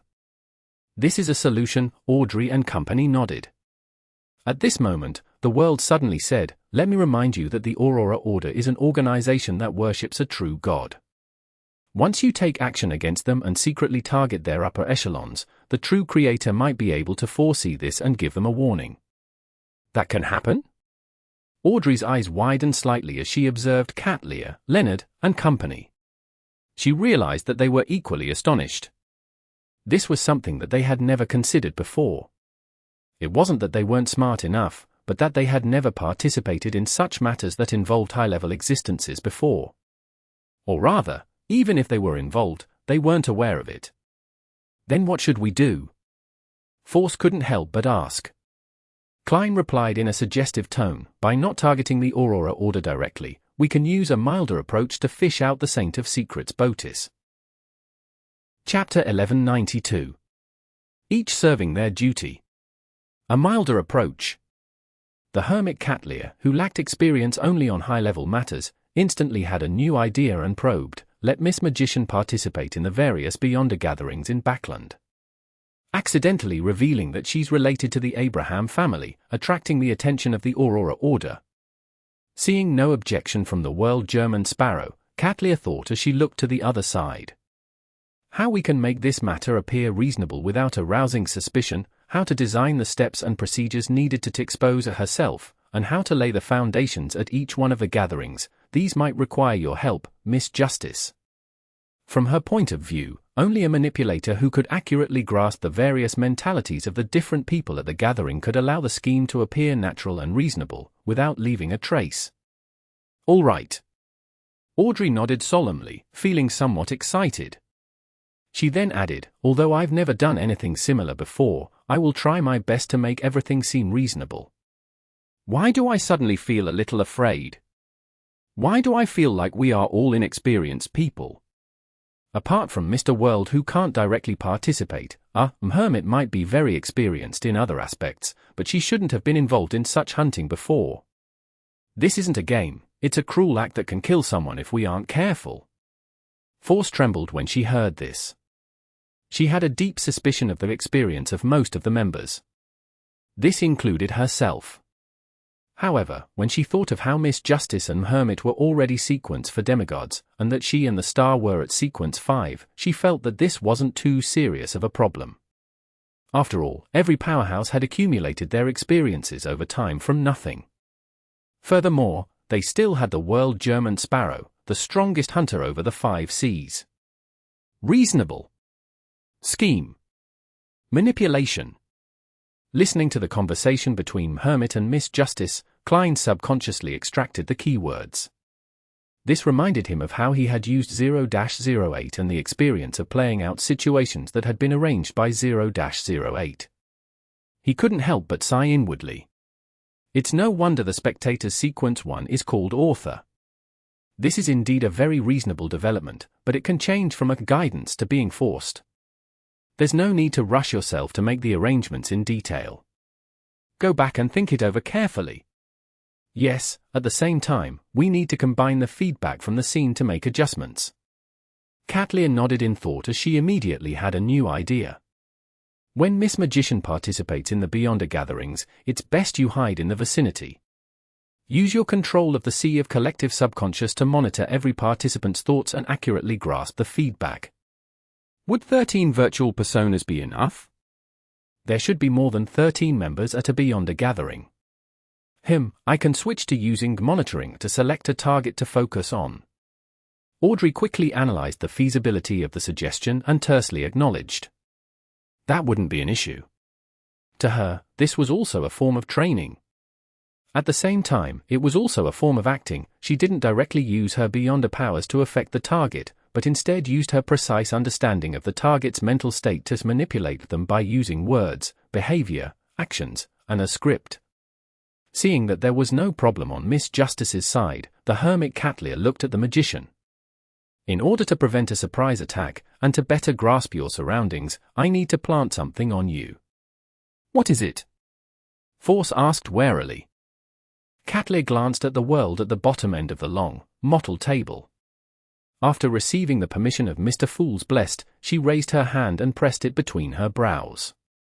A pair of transparent eyes appeared in front of her, ones that were without eyelashes, looking cold and heartless. This is the eye of mystery prying. After becoming a mysticologist, I can place it on someone else's body. Whatever it sees, it will be what I see. Furthermore, once it enters a concealed state, it will be very difficult to be discovered through other means. Katlia gave a simple introduction. Upon seeing this scene, Klein leaned back slightly and sighed inwardly. When he first grasped spirit vision, he had seen something similar behind old Neil. If he had the mysticism knowledge he had now back then, he would have detected the problem earlier. Perhaps things would have developed differently. If this strange eye were to be planted on me, wouldn't I be watched by Hermit when I go to the bathroom? Force secretly drew a cold gasp as she hesitantly asked, can we plant it before each gathering? If we make frequent contact with each other, we'll be easily discovered. Besides, the Saint of Secrets wouldn't only appear at times you choose. Katlia nudged the heavy glasses on her nose bridge and explained. Don't worry, I won't look at things I shouldn't see. It was a lesson learned through blood. Force fell silent for a few seconds before she slowly exhaled. All right then. Katlia nodded slightly and continued, after discovering clues to the Abraham family, the Aurora Order will definitely do a certain amount of investigation. And for safety, so as to prevent any accidents from happening, they will definitely send out someone with a certain level of confidence. Among them, the Saint of Secrets Botis is undoubtedly the person who is most interested in the matter regarding the Abraham family. In addition, Backlund isn't suitable for a King of Angels' main body to be active in, so the probability of him appearing is the highest. At this moment, the star Leonard, who was leaning against the back of his chair, raised his hand and said, not necessarily. According to the information we have gathered, the Aurora Order has other high-ranking members in Backland, St. Tenebrous. After Mr. A disappeared, he came forward to organize certain matters. When the time comes, the person responsible for tracking the clues to the Abraham family might very well be him, not the Saint of Secrets. After all, this is his diocese. The demigod I met when I assassinated Mr. X was St. Tenebrous. Klein nodded in enlightenment without bringing any attention to himself. Catley was already prepared for this. Without any hesitation, she said to the star, "This might require your help. In the near future, you should investigate more cases involving the Aurora Order and strike at them more. This way, it will be inconvenient for them to move around. After discovering clues about the Abraham family, they might very likely seek reinforcements, getting, yes, the more mobile and more concealed Saint of Secrets to be responsible for it." Leonard thought of his recent mission list and nodded slightly. Sure. As the captain of a Red Gloves team, he had the right to do so. The only problem is, could this be predicted by the true creator? After Leonard agreed, he turned to look at Klein. After some thought, Klein pointed out indirectly. "You are similarly under the gaze of a deity." Leonard retracted his gaze as though he had gained some understanding. He said to the hermit Cattleya, "I have no further questions." The hermit Catley raised her glasses and cast her gaze towards Judgment. "We will try our best to limit the Beyonder circles that Miss Magician will be involved into East Borough and the Backland Bridge area. These should be places you are familiar with. You have to constantly be aware of any abnormalities. Inform me immediately about the surroundings of the gathering's location." "All right." Although Zio was disappointed that she was involved in the periphery matters, she knew very well that with her strength, she could only do so much. At that moment, Cattleya thought for a moment before saying, "You are a judge. When the time comes, you might need to do some area of effector prohibition. This might not be effective against the Saint of Secrets, Botis, but it should be able to cause some interference. Don't doubt it. As support, mid-sequence Beyonders can similarly influence a saint to a certain extent.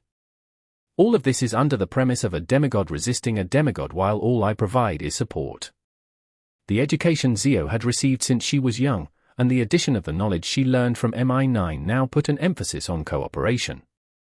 It was very easy to understand what Hermit was saying.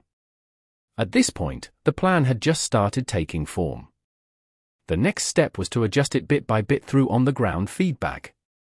Force heaved a sigh of relief when she suddenly thought of something. She hurriedly said, "Previously, Mr. World mentioned that Botis might have a Grade 0 sealed artifact. How should we deal with it?" Frankly speaking, she didn't have a direct impression of how terrifying a Grade 0 sealed artifact was. This was because she had never encountered one before and had never seen anyone encounter it before. However, she had experienced the Grade 1 sealed artifacts that German Sparrow had borrowed from Mr. Fool. She knew how terrifying it was, and with a Grade 0 sealed artifact being one grade higher than a Grade 1 sealed artifact, it was obvious how potent one was. In the rumors that Force had heard, some Grade 0 sealed artifacts could even destroy Backland, or even the world. Cattleya said after a few seconds of silence, "On the one hand, through Miss Justice's grasp of the minds of the people around you, she will be able to find traces of possible existences. On the other hand, with Miss Judgment's understanding of the various anomalies in the region, and combining it with divination, we will be able to determine ahead of time if there are any sealed artifacts. If we can't get any feedback from all of this, and if the Saint of Secrets has a Grade 0 sealed artifact with him, you don't have to be too afraid. He won't kill you immediately. He will definitely try to gain control of you and interrogate you at a safe place. We have enough time and opportunities to separate him from the sealed artifact. Remember, a sealed artifact that a Beyonder possesses isn't completely a part of his strength. During this process, didn't you record some high-level Beyonder powers? If the situation is critical, don't hold back, and try your best to escape. Sounds like you're not very confident either." Force's face suddenly turned pale as she forced a smile. "I'll try my best." At this moment, the World German Sparrow took the initiative to speak. "In times of necessity, pray to Mr. Fool. I will also ask him to provide his protection in advance and provide some revelations. As this operation wouldn't pose a threat to Klein's actual body regardless of the development, and it might involve a Grade 0 sealed artifact, he could only gain some revelations from his initial control of Sapphira Castle. That's good. Force, Zio, and company heaved a sigh of relief. When the private gathering was coming to an end, Klein glanced at Katlia and said, "It looks like there's no way to end the operation before New Year. I'll provide you with the advance payment." He then condensed some of mysticism knowledge he had never mentioned into a pale white brilliance and pushed it to the hermit. Chapter 1193. Heading E Ace. Dark Angel Sasria might very well be the negative personality that's expelled from the ancient sun god. Mr. Daw was once the most powerful king of angels. The Abraham family also possesses at least 2 Grade 0 sealed artifacts that's at the level of an angel of the apprentice pathway. The underlying rules of this world are chaos and madness. Pieces of mysticism knowledge resonated in Katlia's mind, causing her to feel weighed down in addition to her shock.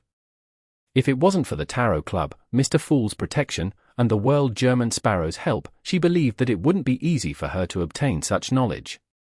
She definitely had to take a tremendous risk in exchange.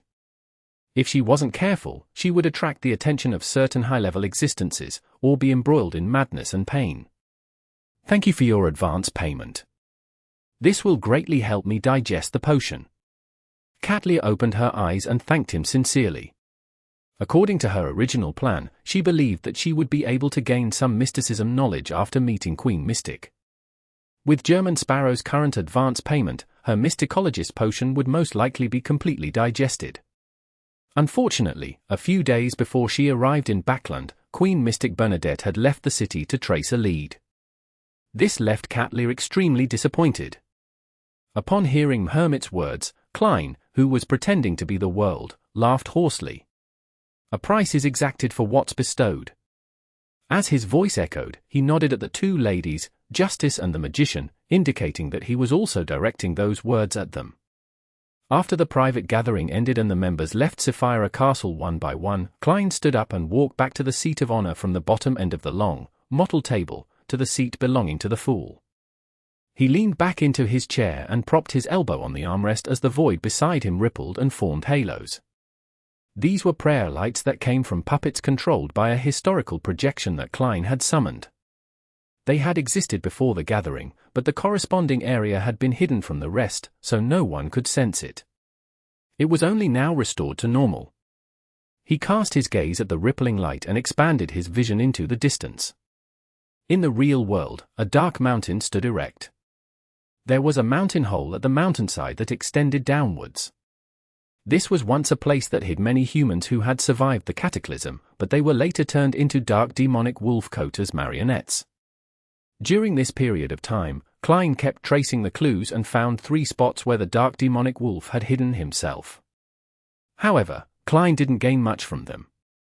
The reason was simple. Just like now, there was a rock in the cave. On it sat a young man wearing a classic black robe, a pointed hat, a broad forehead, and a thin face, Amorn. This angel of time seemed to sense the gaze from Sapphira Castle as he raised his head and adjusted his crystal monocle. The corners of his mouth curled up slightly. Klein retracted his gaze, his facial muscles twitching slightly as he muttered, "What a haunting presence. It's not like this fellow doesn't understand the dark demonic wolf's past. Is there a need for him to destroy all the clues I need? Furthermore, he've only come slightly earlier than me every single time. If it wasn't because he wasn't Amorn's match, he really wanted to hang him up and beat him." Phew. Klein exhaled and immediately returned to the real world. He wore a black top hat and carried a dim yellow lantern. He dispelled his maintaining of the historical projection and, without looking back, he left the mountain and ventured deep into the silent wilderness. There was no hesitation in his footsteps, as he had already obtained detailed information about the dark demonic wolf, Kota, from the Evernight goddess. He was well aware of the character, styles, and habits of the god of wishes. The reason why he was still searching for the dark demonic wolf's past was mainly because he wanted to verify the information. After all, the East Continent had been in the forsaken land of the gods for more than 2,000 years. The dark demonic wolf had escaped the Evernight goddess's attention for a sufficiently long period of time, so it was very likely that some abnormalities and changes in character would occur. If he made a plan following the intelligence provided by the Evernight goddess, there was a small chance that he would make the mistake of launching a surgical strike using an outdated map. Under the tremendous pressure from the true creator Anamorn, the chances of the dark demonic wolf transforming isn't low.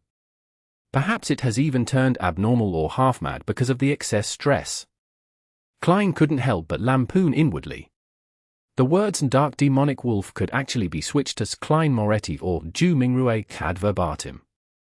It just needed to be said in future tense. The other reason for his persistence in pursuing the dark demonic wolf's past was that he was trying to fool Amorn, making it difficult for him to guess that he had already grasped the key information. Of course, this might not be able to deceive the god of deceit. His main goal was to obtain a victory of the mind, so as to adjust his mental state that was overly stressed. This allowed him to reduce the frequency at which he sought Miss Justice's treatment. Well, from the looks of it, the dark demonic wolf still maintains its clarity and rationality in the late Second Epoch.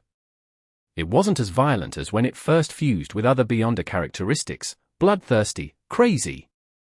His most important personality appears to not have changed, ever so suspicious. He doesn't even trust his phone marionettes. Once he decides to migrate, he would leave all the marionettes that he'd had before and sever all connections. Also, the dark demonic wolf seems to have migrated from the east over here. As he thought about it, Klein came to an abrupt stop. Under the darkness that was void of stars and the crimson moon, he cast his gaze in a particular direction by relying on his spiritual intuition. His expression gradually turned solemn as he raised his right hand and pressed on his silk top hat. Then, he adjusted the direction he was heading in and walked towards where his eyes were trained at. That was the east. In the endless darkness, the lantern in his hand cast a lonely shadow. His trench coat was almost the same color as the distant night as his footsteps quickened. Backland, Empress Borough, inside the Hall family's luxurious mansion. Audrey sat in front of the dressing table and began to seriously consider how to release the bait in a seemingly reasonable fashion. During this process, she suddenly thought of something. That was that, if she wanted to go near a Beyonder gathering and monitor the thoughts of the participants, there was a lack of quick and efficient methods. As a sequence for demigod, she neither could fly nor teleport. She also couldn't use the flames to jump secretly. It would be fine if it was late at night, but if she wanted to use dreams as a springboard, she could only rely on her feet during the day and evening. Oh. Actually, my speed isn't slow, but if I were to run faster than a steam train, I would definitely attract attention. There are so many powerhouses in Backland, so there's no lack of existences that can see through my psychological invisibility. Similarly, in my dragon form, I can fly, but that's just too eye-catching. Currently, I can only let my consciousness and spirit body enter the sea of collective subconscious, while I'm unable to bring my body in. As she pondered about the matter, Audrey could only consider purchasing sealed artifacts or mystical items that had traveling powers while deciding to travel through dreams if there were dreams. Otherwise, she could only rely on walking, carriages, or the metro. What a simple demigod. It's no wonder the full name is half human, half god. Those terrifying Beyonder powers are the godly side of things, while these are the human side of things. Audrey gave a self-deprecating laugh and reined in her thoughts. Backland, Hillston Borough. Sitting beside the fireplace, Force opened a book that was propped on her thigh as a platform for her to write. Holding a pen in her hand, she stared at the horizontal lines on the paper and the tarot cards that were scattered on the ground for a long time. What's wrong? You don't want to lie to your teacher? No, everything you write will be the truth. You don't want to set up your teacher. Zio walked over, crouched down, and looked up into Force's eyes. Force shook her head. No, it's not because of this. I do feel a little guilty, but I know that this is a good thing for the Abraham family. I'm just hesitating. I keep feeling that our destinies will change after writing this letter. Ah. Zio was a little stunned when she heard that. She didn't quite understand what her good friend meant. Force let out a sigh and said, "The battles from the past and now were actually not that dangerous for us. We had the ability to avoid it and obtain the corresponding resources to continue our peaceful lives. Therefore, my feelings for them don't run deep. We're like people standing beside a torrent. We could have watched everything go by safely, but after writing this letter, we might perhaps be swept into the torrent." Zio listened quietly. She opened her mouth and pursed her lips. "If not for this, do you think we can avoid the torrent of fate?" As she spoke, she picked up a tarot card from the ground. The surface of the card depicted an angel blowing a trumpet and the deceased. Judgment card. Force looked at the deck of tarot cards for a while before closing her eyes. She pulled her hair back and smiled. "I understand. This is an inevitable destiny. After praying to Mr. Fool and after obtaining the magician card, it was an unavoidable destiny." The fountain pen in Force's hand finally landed on the letter. Pritz Harbor. Dorian Gray Abraham, who had long left the Fishermen's Association and changed his identity, tore open the letter sent by his student. As he quickly browsed through it, his expression went from shock, joy, and confusion to horror. Bang! Dorian threw away the letter in his hand and knocked down the table in front of him. It was like a monster hiding on that piece of paper with a curse. He retreated to another corner, pulled open the drawer, and took out some items. Then, he rushed to the door and prepared to leave. When his right hand touched the brass doorknob, Dorian's action suddenly slowed down and finally stopped. He slowly turned around and cast his gaze at the letter on the ground. There was a complicated look in his eyes. After a few seconds, Dorian Gray Abraham slowly walked towards the letter. He walked with hesitation, feeling the dilemma and struggles, but he didn't stop. It was as if he had been seduced by the devil.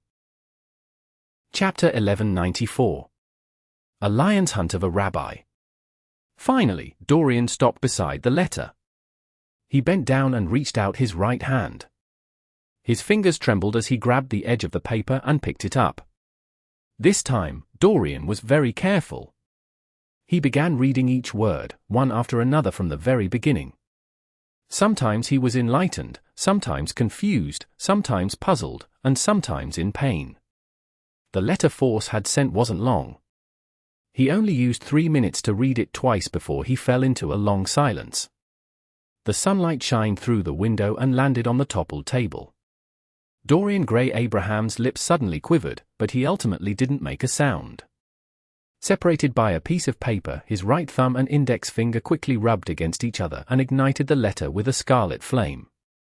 After doing all of this, Dorian packed his belongings, put on his disguise, changed his clothes, and left the rented apartment. Using the identity he had previously prepared, he went to another place. After settling down, he sat beside the desk and stared at the brass ornament, seemingly deep in thought. The area became darker and darker as the sunlight weakened.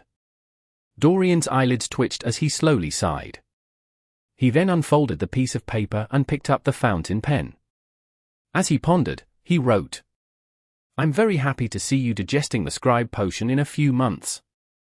This means that you might really become a demigod. These are the key points to take note of while acting as a traveler, at least the ones that I know of. However, you have to remember that everyone's personality is different. There will always be some differences in acting in real life, so you can't copy blindly. This doesn't mean that the acting principles of others are wrong, but that it might lead to a huge conflict in your heart, affecting your mental state. Sometimes, you can make appropriate adjustments to slow down the speed at which the potion is being digested, but it will only be beneficial to you. You have to remember, acting is a tool, not something to lord over you. I look forward to the day you completely digest the traveler potion. I will prepare the corresponding ingredients and a present for you. I'm very interested in the matter of the Abraham family's curse mentioned by that gentleman. I think you should have noticed long ago that I have done a certain degree of research on such matters. Otherwise, you wouldn't always ask me about such matters. I hope you can continue to learn about this matter at a deeper level." After writing the reply, Dorian Gray Abraham closed his eyes and quickly folded the paper. January 1351, Backland's new year was much bleaker than before. In a basement in West Borough, there were a few candles flickering with yellow flames, illuminating the surrounding altars, chairs, and round tables. At the edge of the light, in a place that was extremely dark, a figure appeared indistinct. At times, it would sway, sometimes stretching into a thin entity that didn't have any thickness. It was like a shadow that came alive.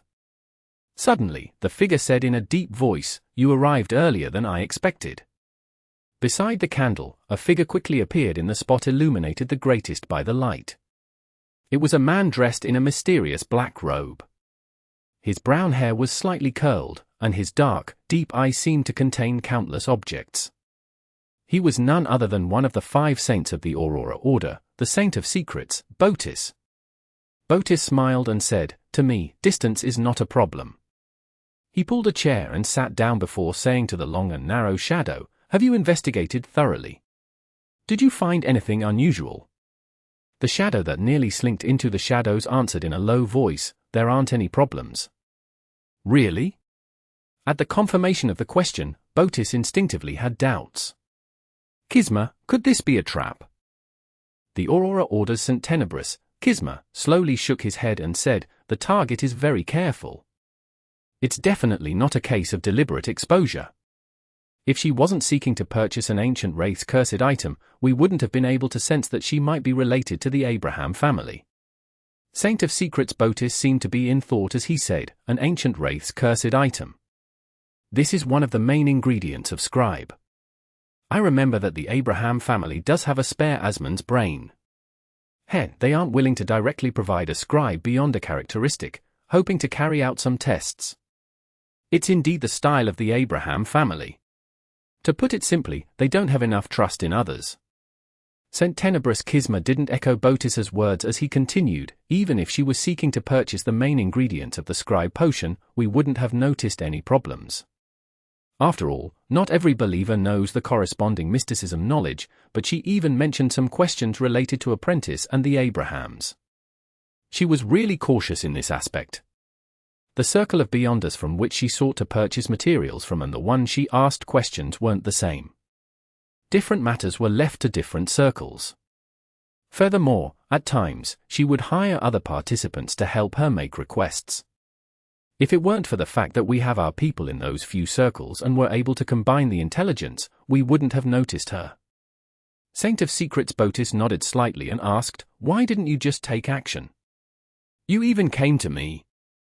In the shadows, the darkness stirred and replied slowly, "The situation in Backland is getting more and more tense. The Nighthawks, the mandated punishers, and the machinery hivemind are carpet sweeping the area, one spot after another. We're being watched very closely. If I were to handle this matter, it would be fine if there weren't any accidents. However, if an accident were to happen, I might not be able to escape due to not having grazed a secret sorcerer. Besides, aren't you the one who is most interested in the Abraham family?" Botis chuckled and said, "I'm not interested in them at all. I just want them to all die. To ensure my own safety, the most important thing is to nip revenge in the bud. This is the philosophy I abide by." As he spoke, the Saint of Secrets took out a crystal ball from his black robe's pocket.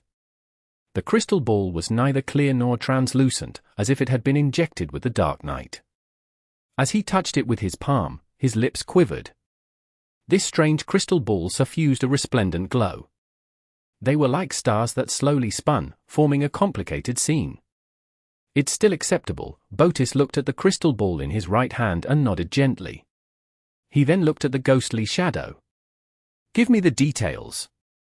When he learned that there would be a Beyonder gathering in a particular circle tonight, with the target possibly appearing, the Saint of Secrets Botis stood up and said to St. Tenebrous Kisma, "I need to make some preparations." As soon as he finished speaking, his right hand opened and with a gentle lift, his fingers closed. The region he was in immediately warped and vanished. The candles, flames, round table, and chairs that were originally located here vanished, leaving behind only the tiles and ceiling. After a while, the shadows moved and everything returned to normal. Nothing happened to Saint of Secrets Botis, but St. Tenebrous' figure appeared out of the darkness. He looked at Botis and said in a deep voice, "Your caution has exceeded the necessary limits. But this isn't a bad thing. I hope that I can resolve the problem without anyone noticing," Botis replied with a smile. "You can follow me. You can hide in the shadows as my support. You will not directly appear, and you will leave immediately once you discover anything amiss." "All right." St. Tenebrous Kisma slowly walked out of the shadows. He looked young and handsome with outstanding facial features, but his face seemed to be covered with a faint curtain of darkness. After coming close to Botis, there were a series of illusory chewing sounds that came from nowhere. The chewing sounds and the sound of digesting could be heard, as well as undisguised evil and hunger. This made the demigod shudder involuntarily. St. Tenebrous' eyes froze for a second as he cast a shocked and surprised look at Botis's face. The corners of Botis's mouth curled up as he revealed a rather cruel smile. A few seconds later, one of them used teleportation, and the other merged into the shadows and left the house. In an apartment that had been in disrepair for years, in the area intersecting Backland's East Borough and the Bridge area, there were a few rooms on the first floor of a cheap motel that had their rooms connected. When Botis walked out from the spirit world, the Beyonder gathering was only to be held 2 to 3 hours later. No one had arrived yet. He looked around and took in the long tables that were arranged messily. After observing the environment, he walked to a corner with his right hand pulling the curtain. The region was then enveloped by a shadow, distorting before vanishing. This was because there wasn't anything there to begin with. There was no objective measure, so no one would have discovered that there was a space missing. They would only feel that the distance between the walls and themselves was a little closer, but upon closer inspection, everything was normal. This was the space concealment power of a secret sorcerer. They could use this ability to split a place into two and conceal part of it. One had to use a specific door to enter. At that moment, in the area that had been divided and hidden, the room existed normally. There were floor tiles, a ceiling, and a cockroach crawling across the ground. The cockroach rushed to the boundary and was blocked by the endless darkness. After Saint of Secrets Botis surveyed the area, his gaze paused at a transparent vortex in midair. This was the door. Every hidden space would definitely have a door. After some thought, Botis reached into the black robe's pocket, took out a mirror, and inserted it into the door. The mirror twisted and quickly reflected the scene in the outside world. There were chairs and long tables randomly strewn around. The place was empty. In this way, Botis used this mirror to monitor the Beyonder Gathering's venue. Seconds changed to minutes as the Beyonders dressed in various disguises arrived. One of the hooded figures habitually chose a corner near the window. She took out a palm-sized notebook and casually flipped through a few pages, as though she was revising the main points of her questions or checking if she was fully prepared. And behind her to the side, there was an ordinary mirror embedded in the wall. Chapter 1195. Grade 0. In the region that had been concealed, the Saint of Secrets, Botis, narrowed his eyes slightly as he recognized Leymano's travels. This made him no longer have any doubts about the intel provided by St. Tenebrous Kisma. He recognized this notebook and knew that it was a mystical item that the Abraham family placed great importance on. It was one of the most powerful items below the high sequences, and the negative effects were negligible. Back when I was a mid-sequence Beyonder, I had yearned for this notebook so much. In the end, the Abraham family was wary of me and didn't place any importance on my needs at all. Now, have they learned their lesson? This woman shouldn't be a descendant of the Abraham family. Otherwise, she wouldn't have gone around searching for the cursed item of an ancient wraith. Botis muttered inwardly as his expression gradually turned grim, showing hints of a cruel fervor. After observing his surroundings for a while, he carefully reached into his black robe's pocket. The pocket seemed to contain a vast space as Saint of Secrets Botis dragged out a 3-layered jewelry box from within. This jewelry box wasn't tiny, making it difficult to hold it with one hand. It was mainly silver-black in color, and its surface was covered with exquisite decorations. There were rubies, emeralds, sapphires, and diamonds embedded in it, making it look rather luxurious. As he held the jewelry box in his hands, there was a hint of panic and fear in his expression. It was as if he was facing the abyss or listening to an evil god's ravings. The gathering continued as usual. Force put away Leymano's travels and focused on listening to the participants as though she was seeking some answers. During this process, she would occasionally ask questions, using gold pounds and spiritual materials as payment. However, she didn't receive any effective answers. Gradually, the Beyonder gathering came to an end. The host arranged for the different participants to leave from different exits. Soon, only Force and a few other Beyonders were left in the room. After receiving the signal of the host, Force stood up and resisted the urge to stretch herself as she walked towards the side door. At this moment, she realized that her body had stiffened. Her head could barely turn, but it felt like she was a toy that had its torsion spring wound up. From the corner of her eye, she saw that the grayish-white walls had turned silvery-black in an instant. They were covered in granules, as though they were made of metal. The remaining participants and the host had their skin lose the luster that it should have possessed. Their eyes were dull, their movements mechanical, as though they were large dolls. In the concealed area, Poise had opened the jewelry box at some point in time. The interior of its top layer wasn't exquisite enough, but it had completely restored the scene of the room. In the room, there were chairs and long tables scattered haphazardly. There were a few palm-sized puppets sitting or standing, as though they were trying to simulate reality. Among these people, the person standing was wearing a hooded robe. The shape of her chin was beautiful and her lips were plump and red. It was none other than Force. She and the remaining Beyonders, together with the gathering's host, had silently become toys. They had been taken into the highest layer of the jewelry box. The room that connected in the external world was only left with grayish-white walls, nothing else. The corners of Poise's lips curled up bit by bit. With his right hand, he closed the lid of the jewelry box. In just a single breath, he had magically controlled his target. This silver-black, three-layered jewelry box was the Grade 0 sealed artifact that he had snatched from the Abraham family. As it had never been obtained by the Orthodox churches, nor was it ever deeply understood, it didn't have a corresponding number.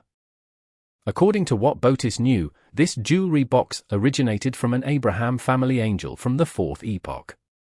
He'd enjoyed roaming the cosmos and heading to different places in the vast universe. However, once, when he'd returned to his family to rest, he died silently in his palace. His face was filled with fear, and his expression was twisted as if he had seen something extremely terrifying. A true mythical creature, one that could be considered a subsidiary god in the 2nd epoch, had actually died silently without causing a stir. The death was extremely bizarre. The Beyonder characteristic he'd left behind combined with his corpse, forming the jewelry box that was quite different from the other kind of sealed artifacts. And back then, Mr. Door, Bethel Abraham, not only didn't attempt to shatter it and restore it to a pure Beyonder characteristic, he had even given it a rather strange name, Box of the Great Old Ones. The first level of the Box of the Great Old Ones could turn the target's location into toys and switch locations with its interior. Poise had used this trait to easily achieve his goal. The second level of the Box of the Great Old Ones recorded different locations. Once it was released, the holder and the living beings within its effective range would head directly to the corresponding region. They would then wander around the cosmos like the angel from the Abraham family back then, exploring the universe. As for what was on the third level of the Box of the Great Old Ones, Poise knew about it but didn't dare to think about it. It was just like how he usually didn't dare come into contact with this Grade 0 sealed artifact. Smack! After closing the lid of the Box of the Great Old Ones, he grabbed the mirror that was embedded in the transparent vortex that was suspended in midair with his right hand. Once a certain area was concealed, a secret sorcerer had to use the corresponding door or directly remove the concealment to exit. Poise had chosen the latter method because it was the easiest and fastest method. The shadows stirred, and the area that disappeared returned to the real world. The room was finally complete. Poise didn't stay any longer. Without even looking at his surroundings, he made his body rapidly fade away. He held the many-gemmed, silver-black Box of the Great Old Ones as the colors saturated and overlapped with each other. He traversed the spirit world, which was filled with strange creatures, towards his designated location. In a few seconds, he walked out of the void, attempting to enter the ruins of the Battle of the Gods by crossing the huge chasm that split the seas. At this moment, the Poise stopped in midair. His eyes narrowed and his eyes instantly turned dark, dotted with countless points of resplendence. It was like the cosmos had been reflected in his eyes. The gravel formed by the stars spun rapidly, causing the cracks at the bottom of the sea to rapidly turn incorporeal, causing everything in front of him to shrink and condense into a wavering orange flame. This flame extended from the tip of a matchstick as it was extinguished. Everything that Poise had experienced after removing the concealed space was an illusion. He remained rooted to the ground. And the source of this illusion was the burning matchstick. The matchstick was held by a fair-skinned palm, and the owner of the hand was a woman wearing a purple-patterned black robe and a hood. She was sitting on a carriage that was halfway through the wall, formed from a gigantic pumpkin. Pulling the carriage were a bunch of grey rats. This was none other than Katlia, but her appearance, image, and bearing had changed. This was the power she gained from the magic of Cinderella. The core beyond a power of the mystery prior pathway sequence for mysticologist was called mystical reenactment, fully expressing the saying, knowledge is power. To put it simply, a mysticologist could draw power from different mysticism knowledge they grasped, and create all sorts of magic or witchcraft. As for the corresponding mysticism knowledge, the less that was known by others and the less it spread, the more powerful the spells became. The contrary could also be established. Once some knowledge and legends were known to many and no longer mysterious, the magic or witchcraft created by drawing on its powers would become almost ineffective. Katlia had no idea why the queen could create all kinds of magical powers that were rich in magical colors from the private fairy tales that Emperor Razel had told her, but that didn't hinder her learning and usage of them. After all, she had heard of those fairy tales from Queen Mystic. The magic she had used it to temporarily transform and disguise herself was called Cinderella. The magic that threw Saint of Secrets Poise into an illusion was the little match girl. With that, she had used it to stop the other party from teleporting away, creating an opportunity for the battle that would follow. Just as Poise had extricated himself from the hallucination, that Cinderella, who was sitting in the pumpkin carriage, placed her foot on the ground and spread out her arms, causing a huge cross to appear behind her. As for Katlia, she seemed to be carrying an illusory object. In the empty room, candlelights lit up, one after another, illuminating a long table covered with flesh and blood. Around the long table were three extremely blurry figures holding the globs of flesh as they constantly devoured the food. As if sensing something, the three figures turned their heads at the same time and looked at Poise. This Saint of Secrets' heart raced as he felt a chill rush out from deep within his soul. He then heard illusory gnawing, chewing, and digesting sounds. He could feel the undisguised malice and hunger. Poise's eyelid twitched. He hurriedly lowered his head and cast his gaze at the box of the Great Old Ones in his hand. The silver-black box had opened itself without him realizing it at some point in time. The magic that Katlia used was called the Feast of Betrayal. It stemmed from the mysticism knowledge she learned of the ancient sun god's death from the Tarot Club. Its purpose was to temporarily awaken or imbue the target with intelligence, allowing them to commit a betrayal. Without a doubt, the effects of encountering a sealed artifact that was filled with malice towards the owner would be excellent. However, if not for the fact that she had obtained the protection of Mr. Fool at every gathering they monitored, Katlia wouldn't have dared to use this magic. Once the three main leads of the betrayal feast sensed it, she would definitely die for obscure reasons. She wouldn't be able to resist her death and would die an abnormally horrifying death. Therefore, mysticologists were definitely individuals with high risk. Their strength came from walking the edge of the abyss, coming from things they shouldn't have seen or heard. In comparison, Queen Mystic, who could create magic from her father's private fairy tales, was much safer than other mysticologists at the same tier. Chapter 1196. The Ugly Duckling. When opening the first level of the box of the Great Old Ones, the long table, chairs, force, and the others were like dolls. They were either still or motionless. Otherwise, under the power of torsion springs, they made repeated simple movements. Upon seeing this scene, Poise's hair stood on end. For some baffling reason, he felt that he was about to join and become one of them. He instinctively wanted to react to the Grade 0 sealed artifact in his hand, but he saw the hooded, purple-robed woman retract her right hand and hold it to her mouth, slightly clenched. A dark color instantly formed in her palm. It was an ancient bugle with a charm that appeared very heavy and powerful. The horn of magic, the horn of destruction. Botis's pupils dilated as he lacked the luxury of time to deal with the box of the Great Old Ones. He grabbed forward with his right hand, as though he had raised an invisible screen that shielded the void. The area he was in was distorted once again. He disappeared and was concealed. Woo! The horn in Catlear's hand let out a soft hum. It echoed in the room but didn't extend out of its confines. With the sound waves overlapping, the shadows shattered and the ground cracked. The space that had been concealed by the Saint of Secrets was like a thick piece of glass that had been struck by a sledgehammer. Countless cracks appeared and intertwined with each other. Elsewhere, a towering knight in full black armor appeared out of the shadows. He held a long broadsword, and two dark red beams of light glimmered in his eye sockets, Saint Tenebrous Schisma. Woo! Once again, Catlear blew the horn. Everything in the room seemed to freeze into a translucent amber. Silently, the amber broke apart, and even the black-armored knight fell to the ground like a mirror, shattering into small shards. The distorted region returned to the real world. However, Botis also managed to grab the gaps between the two horn blows as he created numerous illusory doors to appear around them. Some of them were double doors that opened outwards, some were deep and recessed, some were covered in mysterious patterns, and some were hollow in the middle, allowing one to vaguely see the boundless darkness behind them. The illusory doors were in bountiful numbers, densely packed, and overlapped together, almost enveloping the Saint of Secrets. Without any time to think further, Botis immediately opened a greyish-blue door with 7 brass locks, and he threw the box of the Great Old Ones that was just about to have its second layer open inside. This was a secret sorcerer's exile. It could throw a target that he had gained initial control of into a corresponding chaotic space. As for the different illusory doors, they represented different scenes, ones where danger and opportunity coexisted.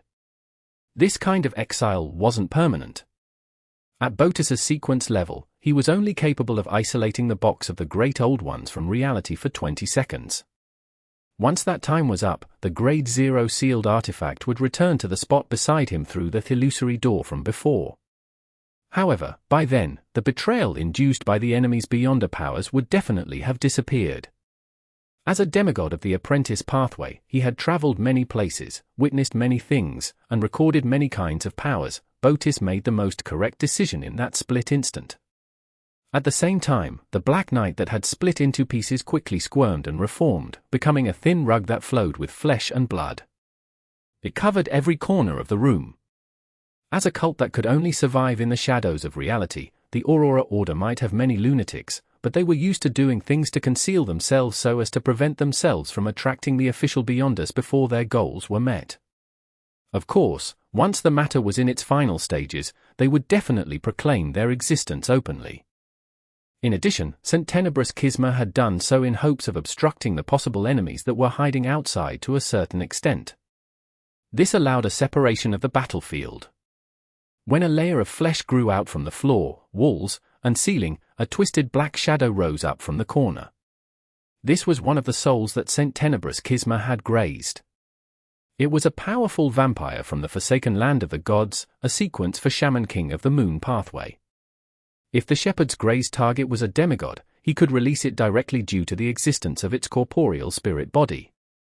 However, there only one could be released at any one point in time unless the corresponding shepherd had already become a Sequence 3 Trinity Templar. Seizing the opportunity that the horn in the female demigod's hand was dissipating, the twisted Shaman King reached out and dug out one of his eyes, a bright red, illusory eye. The eye shimmered with a bright, crimson glow as it instantly illuminated the entire room, as though the crimson moon had descended. Its pupil reflected the woman wearing the purple-patterned black robe and a dark-colored hood. Immediately following that, the Shaman King clasped the hand which was holding his eye, letting the crimson moonlight become completely devoured by darkness. A deep darkness appeared around Catlear as the solidified darkness bound her to the spot. It froze the scene. Upon seeing this scene, Botis took a step forward, phasing behind his enemy instantaneously. Performing one blink followed by another as a total of 8 figures dressed in black robes appeared around Katlia. These weren't avatars he created, but after-images he left behind due to his blazing blink. Some of them released lightning storm, while others condensed a blinding white spear. Some were covered in black armor as they slashed out a heavy broadsword that could appear capable of slicing through anything. Different figures with different powers either attacked or created a form of control, but their target was one and the same, Katlia. There was almost no pause in between their actions. When Botis's figure blinked to another corner, he quickly turned transparent as he was on the brink of disappearing. He had no intention of killing the enemy, as this was Backland. Also, the commotion created from their battle couldn't be suppressed any further. Once it affected the outside world, official angels might descend. The reason why he had first launched a series of counterattacks before teleporting away was because he wanted to suppress the enemy and prevent her from interfering with his and Saint Tenebrous Kisma's escape. This was a very reasonable strategy. However, a few seconds ago, in a room on an upper level of the old apartment, Zio had learned of all the changes in the venue through Miss Justice's mind voice. Although she was worried and anxious, she didn't panic at all. She followed the plan and jumped down from the window, somersaulting in midair as she pointed at the targeted area. "Teleportation is prohibited here." After doing this, she immediately distanced herself from the apartment to prevent the friendly demigods from being distracted. With this interference, the Saint of Secrets, Botis, failed to successfully enter the spirit world. A rusty, abnormally heavy door appeared in front of him as it tightly sealed the path. To Botis, an illusory door of this level wasn't able to stop him from leaving at all. He could open the door once he made some adjustments. But at this moment, something anomalous had happened over at the female demigod in the purple-patterned black robe. Silver light appeared in Katlia's eyes. They connected together like a mysterious giant snake. This was brief luck, derived from the knowledge she had obtained when analyzing the blood of a snake of fate. Regardless of the terrifying lightning, burning white spear, or the slash of the Black Knight, none of them hit the target. Katlia seemed to be standing at the eye of the storm. No matter how dangerous the surroundings were, she was unaffected. Those attacks and the attempts at control either narrowly passed her by or were cancelled out by friendly forces. They were unable to achieve the desired effect, and they even helped her weaken the dark shackles. Instantly, Katlia bowed her back slightly as white and illusory feathers grew out of them. They didn't belong to an angel, but rather, a swan. The ugly duckling had become a swan. As for what a swan was, to a sequence for demigod, the answer was obvious. It was an incomplete mythical creature form. And the ugly duckling could also become a swan. This was a powerful magic that could allow a mysticologist to reveal their incomplete mythical creature form once a day, with each instance lasting 10 seconds. The surface of Katlia's body immediately cracked open as flesh and blood gathered inside, forming eyeballs with clear blacks and whites. The countless eyeballs coldly scanned their surroundings, as though they were manifestations of multifarious knowledge. As such, the figure that bore their weight turned into a black blob that was even more abstract in a higher spatial dimension. Upon seeing the densely packed eyeballs, Saint of Secrets Botis and Saint Tenebrous Kisma felt dizzy. A knowledge storm took form in their minds. The layer of flesh and blood that enveloped the entire room began to tremble slightly. Some dripped down, while others squirmed intermittently. At this moment, an unimaginable aura pierced through the barrier formed from flesh and blood, pouring into the first floor of the dilapidated apartment and enveloping every corner of the apartment. At the same time, Saint of Secrets Botis and Saint Tenebrous Kisma were shocked. Their bodies, souls, and minds were in an uncontrollable state. This was dragon might which had undergone a qualitative change, a mind deprivation.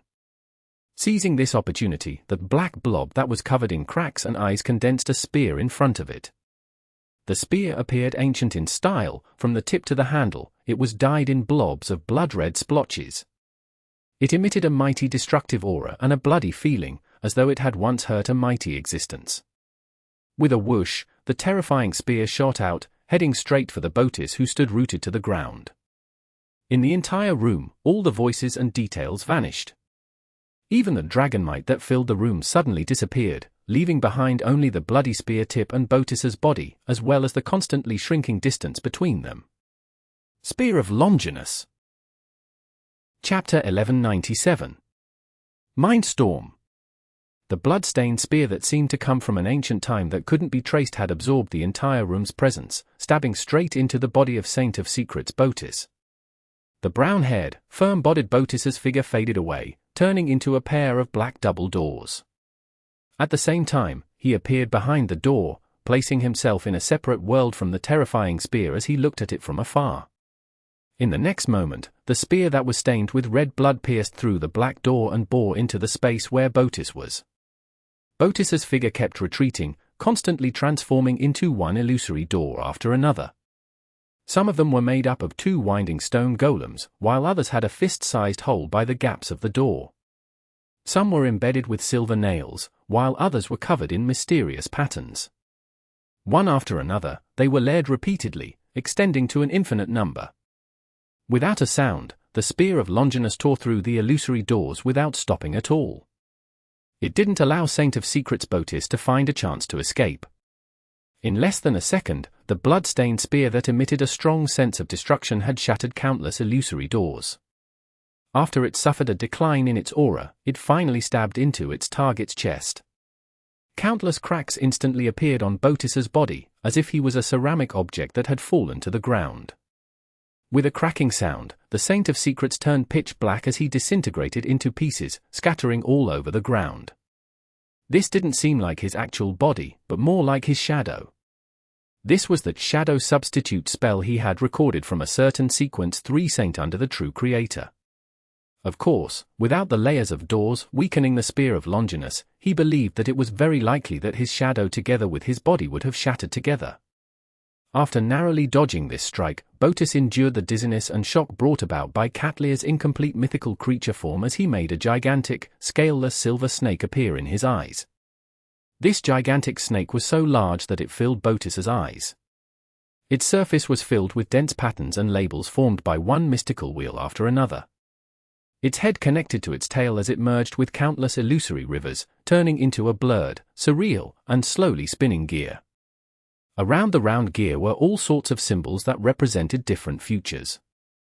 Suddenly, the black fragments that had yet to disappear on the ground flew up one after another and reorganized themselves on the spot, restoring Botis. The ground that was stained with dark red blood quickly retreated from the numerous illusory doors until it returned to the distorted black blob. The strong, fearful atmosphere receded like the tide and left the room.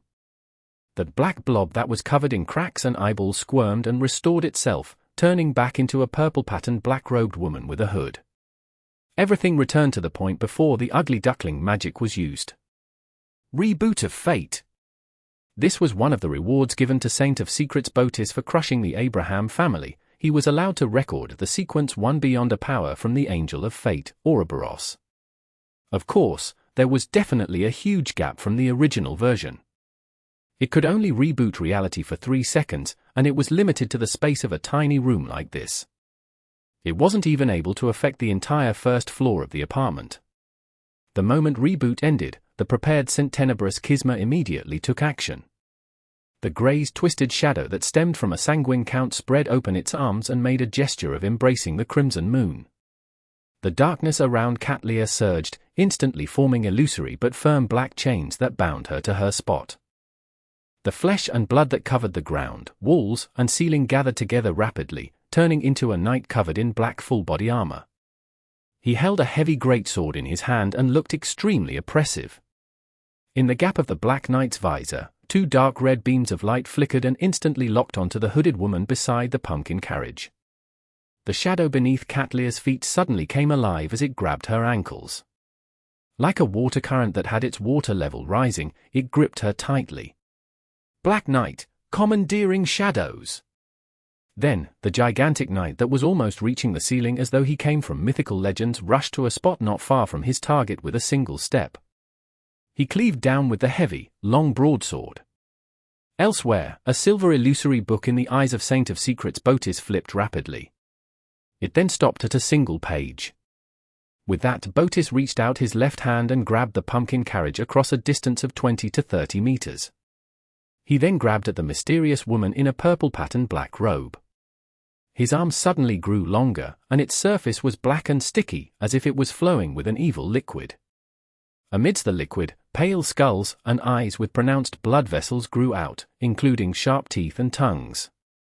All sorts of strange things grew out, causing extreme evil and extreme madness to spread rapidly through the area. In the room, the ground instantly cracked and the few cockroaches that were still alive collapsed to the ground. This was an attack from a particular state of abomination soir. Back outside Bayam City, Saint of Secrets Botis had been attracted by Tinder. It appeared as though he only watched from the sidelines for a while before picking up the item and leaving immediately. But in fact, he had been desperately trying to record the powers or states of the high-level existences.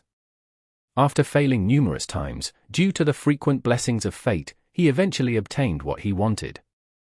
Of course, during that battle, he only managed to record one.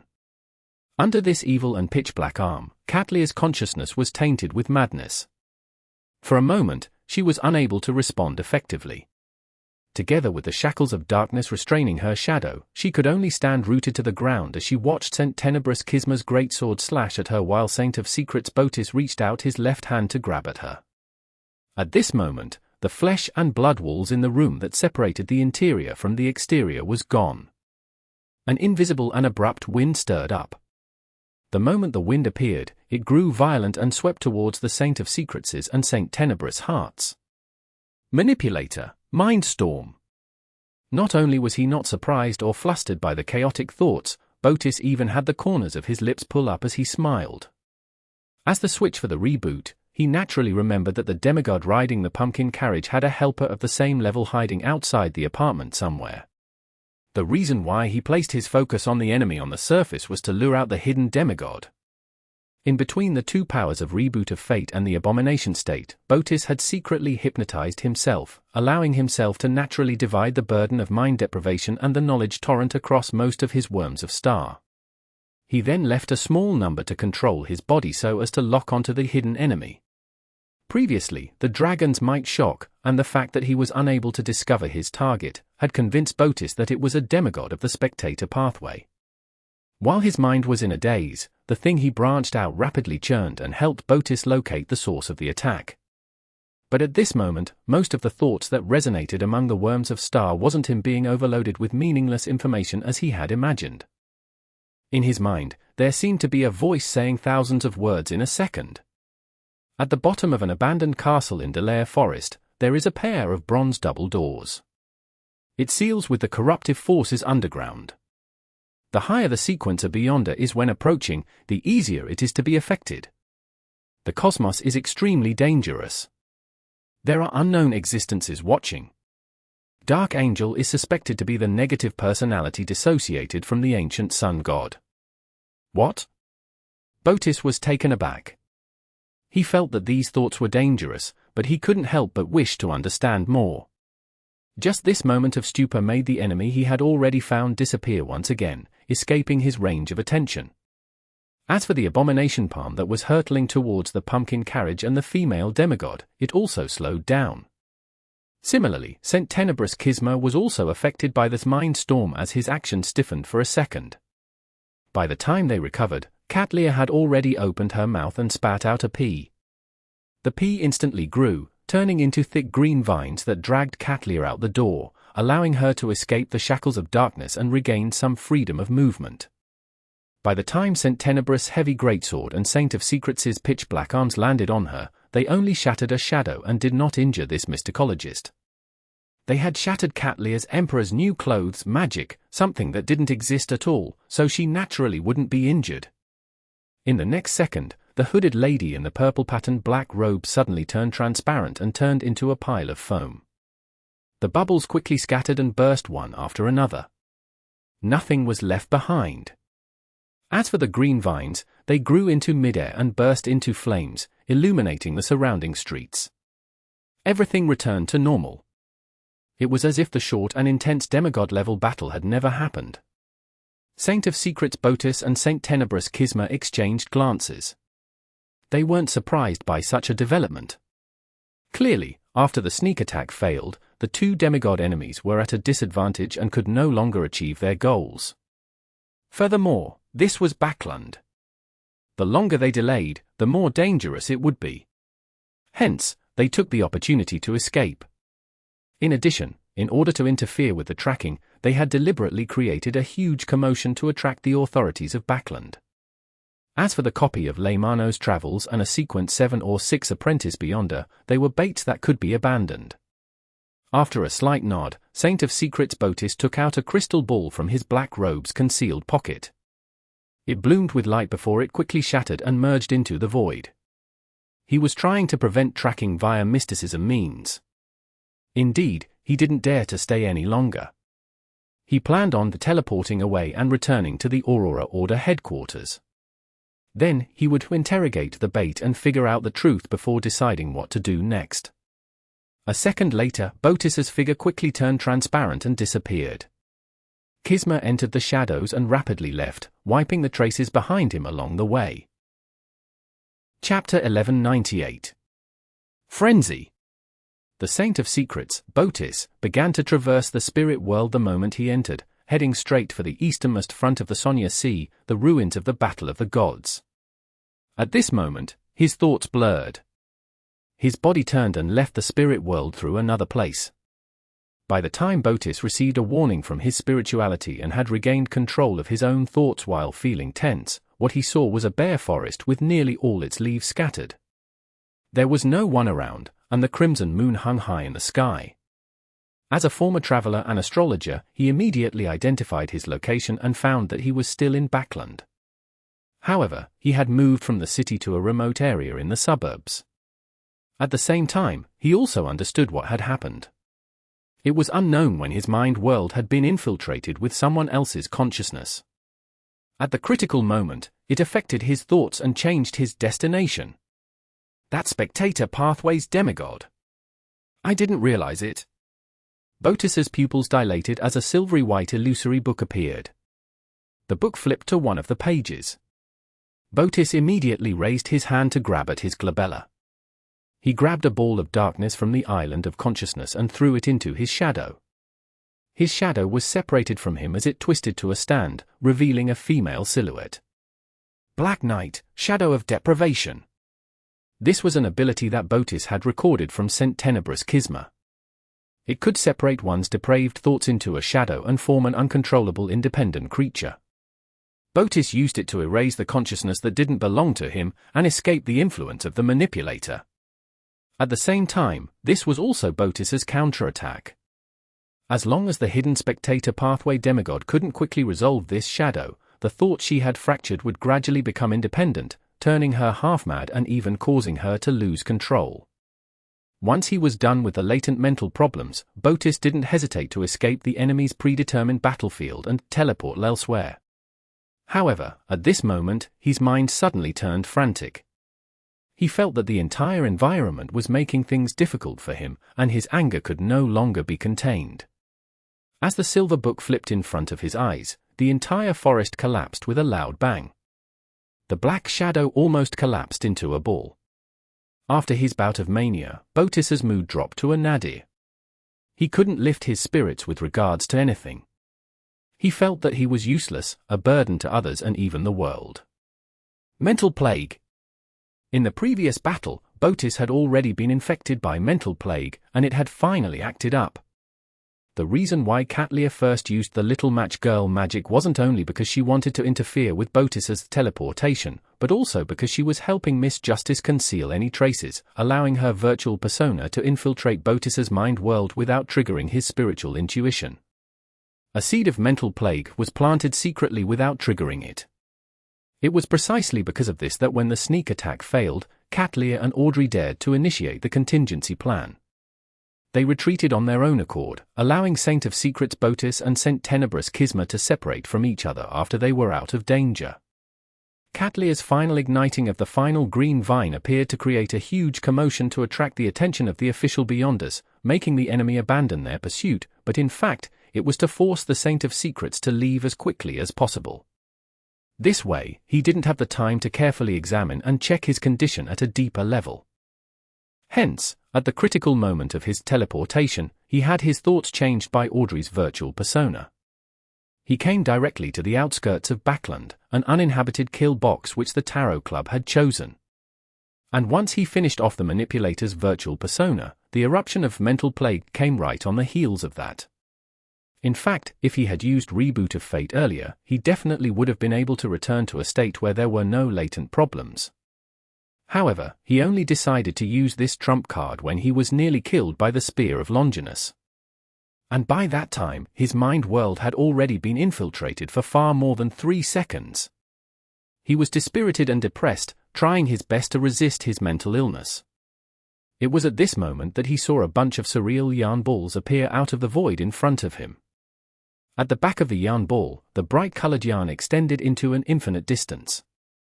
Following this line, Catlia, who was wearing a purple-patterned black robe and a dark-colored hood, walked over from the spirit world and appeared in front of the Saint of Secrets, Poise. She was unable to track down enemies that had done some level of interference, but she could establish a connection with the predetermined battlefield. She could trace Justice Audrey's virtual persona. The moment she arrived, Catlia closed her eyes and formed a phantom image that fell towards an invisible coffin. The already depressed Poise instantly felt extremely exhausted. He couldn't help but close his eyes, wanting to collapse. Sleeping Beauty. On the other side, Audrey's virtual persona, which hadn't fully turned independent, was like a dark shadow, bringing with it a sense of depravity. She raised her hand and pinched her forehead. Her pupils silently turned vertical, they were pale gold and cold. Poise's mind instantly exploded as bubbles of light appeared on the surface of his body. Within the bubbles, rays of starlight condensed into insects with their heads and tails fused into the void. Psychiatrist, frenzy. This could completely trigger the target's emotions and even cause him to lose control. Poise had already been infected with mental plague and was in an extremely abnormal state. Following that, he was affected by Sleeping Beauty's magic and was in an extremely dispirited mood. Frenzy now triggered everything, immediately making it difficult for him to control himself as he showed signs of losing control. Seizing this opportunity, Catlia opened her eyes, raised her right hand, and rapidly formed a handful of spinning star sand in her palm. The forest beneath the night became even darker. The crimson moon disappeared from the sky as stars appeared one after another. They were densely packed and dazzling. The stars scattered their rays of light, forming a magnificent pillar of light that enveloped the area around Saint of Secrets Poise and his surroundings. In the midst of the shock, Poise became a little more awake. His figure rapidly turned into a blur as he kept blinking, creating more than 10 afterimages in the forest. However, he could not escape the starlight's envelopment, nor could he teleport away. One by one, the starlight melted and dissipated the different Poise. Finally, there was only one person left, genuflecting, propping up his body with one palm as he struggled. Poise's body was in shambles. His eyes were already dark red, and he appeared to be on the brink of insanity. When the starlight was in its final moments, he blinked and dodged the follow-up attack of Audrey's virtual persona. Then, he kept blinking and created doppelgangers beside Catlia and Audrey's virtual persona. One of his doppelgangers grabbed with his left hand, distorting the area where Audrey's virtual persona was located. He concealed it in a bid to restrain the enemy. As for his other doppelganger, he spread open his arms and summoned a thick pillar of light surrounded by holy flames, letting it blast down into the concealed space. During this process, Poise's other doppelganger had secretly removed the concealment of space. Hence, as soon as the shadow corresponding to Audrey's virtual persona was freed from the restriction, it was enveloped by a holy pillar of light, quickly melting away. In his blinking state, Poise could use Beyonder powers at a speed faster than normal, but he couldn't sustain it for long. This was something that was achieved via using his numerous worms of star. Elsewhere, the Saint of Secrets, Poise, was also attacking Catlia. He had used various powers, and in the short span of a second or two, he had inundated his target with a barrage of attacks. This forced Catlia to constantly use the Emperor's new clothes magic to avoid it. She was momentarily unable to counterattack and was in grave danger. A few seconds later, Botis's the blinking finally slowed down. The mania in his heart also eased. At this moment, greyish-white and heavy scales suddenly appeared outside the forest. They were faintly discernible, as if they were forming an extremely oppressive behemoth. In the dark night where the crimson moon was obscured, a nearly invisible stream of breath swept down from top to bottom, enveloping Botis and Catlia. The two demigods felt as though they were struck by lightning as their psyche was torn apart. Their spirit bodies seemed to be penetrated. The breath of a mind dragon. With his mental state already in a terrible state and having used a couple of his trump cards, Botis's mind went blank. As the flashes flashed before his eyes, his body couldn't help but tremble. As for Catlia, she was carrying the moon paper figurine that she had obtained from Force. This helped her bear the burden of psychic piercing once. Although it was unable to completely eliminate the effects of mind dragon breath, it could help Catlia recover faster. This meant an opportunity in a battle at the demigod level. In just a second or two, Catlia's eyes returned to normal. As for Audrey, who was in her dragon form and hiding in the darkness outside the forest, she cast another mind deprivation on Botis. Without any hesitation, Catlia raised her right hand and condensed the terrifying spear that was stained with fresh blood. She threw it at the Saint of Secrets, Botis. This time, Botis could no longer dodge or resolve the situation. His chest was pierced through by the spear of Longinus. His body stiffened for a moment before it rapidly collapsed, turning into countless dazzling worms of star. Some of these worms of star vanished directly, while others devoured each other. Some of them fused into a distant spot, forming a new Botis. There was no longer any rationality left in his eyes. His body was continuously collapsing, revealing an incomplete and extremely weak mythical creature form. At this moment, an illusory door appeared beside him. It was greyish-blue that had 7 brass locks. The illusory door quickly opened as it spat out a 3-layered jewelry box embedded with various gems. The box of the Great Old Ones which had been exiled had returned. With a crazed look in his eyes, Botis caught the box, revealing a cruel and bloodthirsty smile as he tried to open it. The 3rd level. Chapter 1199. Inauspicious Box. Towards the return of Botis's Grade 0 sealed artifact or the restoration of its normal condition, the hermit Catlia and Justice Audrey had made a preliminary plan. After all, they weren't confident at killing a demigod in such a short period of time. If not for the fact that Botis had fallen into a trap, having suffered the lethal blows of mental plague, sleeping beauty, and frenzy, and putting him into a crazy and incoherent state, he actually had many opportunities to teleport away without being stopped. In that case, Catlia and Audrey could only wait for Botis to return to its safe house and release Force. Once the Eye of Mystery Prying provided them feedback, they could remotely create an opportunity for Miss Magician to summon the historical void projection. At this moment, facing Botis, who was on the path towards losing control with no way to reverse it and his crazy attempt to fully activate Grade 0 sealed artifact, Catlia and Audrey, one right in the middle of the scene and the other hiding outside the forest, simultaneously took the same action. They took out a translucent dark charm and recited a word in Jotun. Star. This was a teleportation charm. Following the patterns, labels, and symbols of the record on the Leymano's travels, Klein had made a charm himself. Since Sapphira Castle could mobilize the powers of the Marauder pathway, there was no reason not to respond to the pleas of the apprentice domain.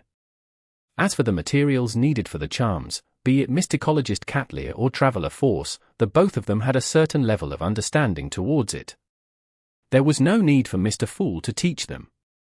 When the two of them teleported away with the triggering of the charm, having plans to come back after a minute or two to confirm the situation, there was a cruel smile on Botis's face. His eyes were filled with madness as his actions suddenly stiffened. No matter how hard he tried, he couldn't open the 3rd level of the box of the Great Old Ones. It was extremely heavy, as though it was enveloped and suppressed by layers of forces. There was no way to activate it. This made Botis feel like he was attempting to open a new world, not a box. In an instant, he sensed something, and the madness in his eyes disappeared. Extreme astonishment and fear arose in him. Tick-tock. Tick-tock. Wisps of light slid down from Botis's body. When they touched the ground, they transformed into insects formed from resplendent starlight. The insects' bodies were bent into a semicircle, forming a magical glow that resembled illusory doors. At this moment, his incomplete mythical creature form suddenly collapsed and disintegrated in an irresistible manner. The two eyeballs of his eyes landed on the ground and were stained with dust. These two eyeballs were frozen with an indescribable look of horror. They were maintained perfectly, completely different from the other parts of his body. A sequence for Secret Sorcerer died just like that. Pa!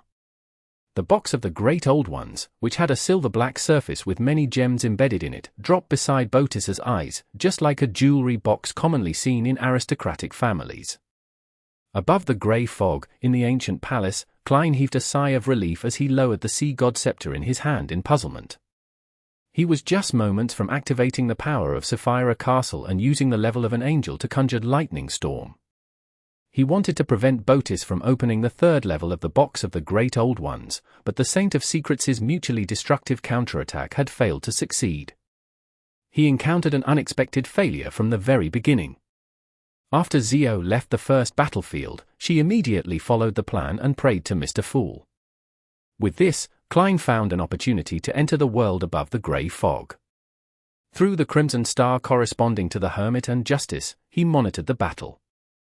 As she moved to the second battlefield, Audrey found an opportunity to pray, so that Klein could use her crimson star to directly interfere with the real world.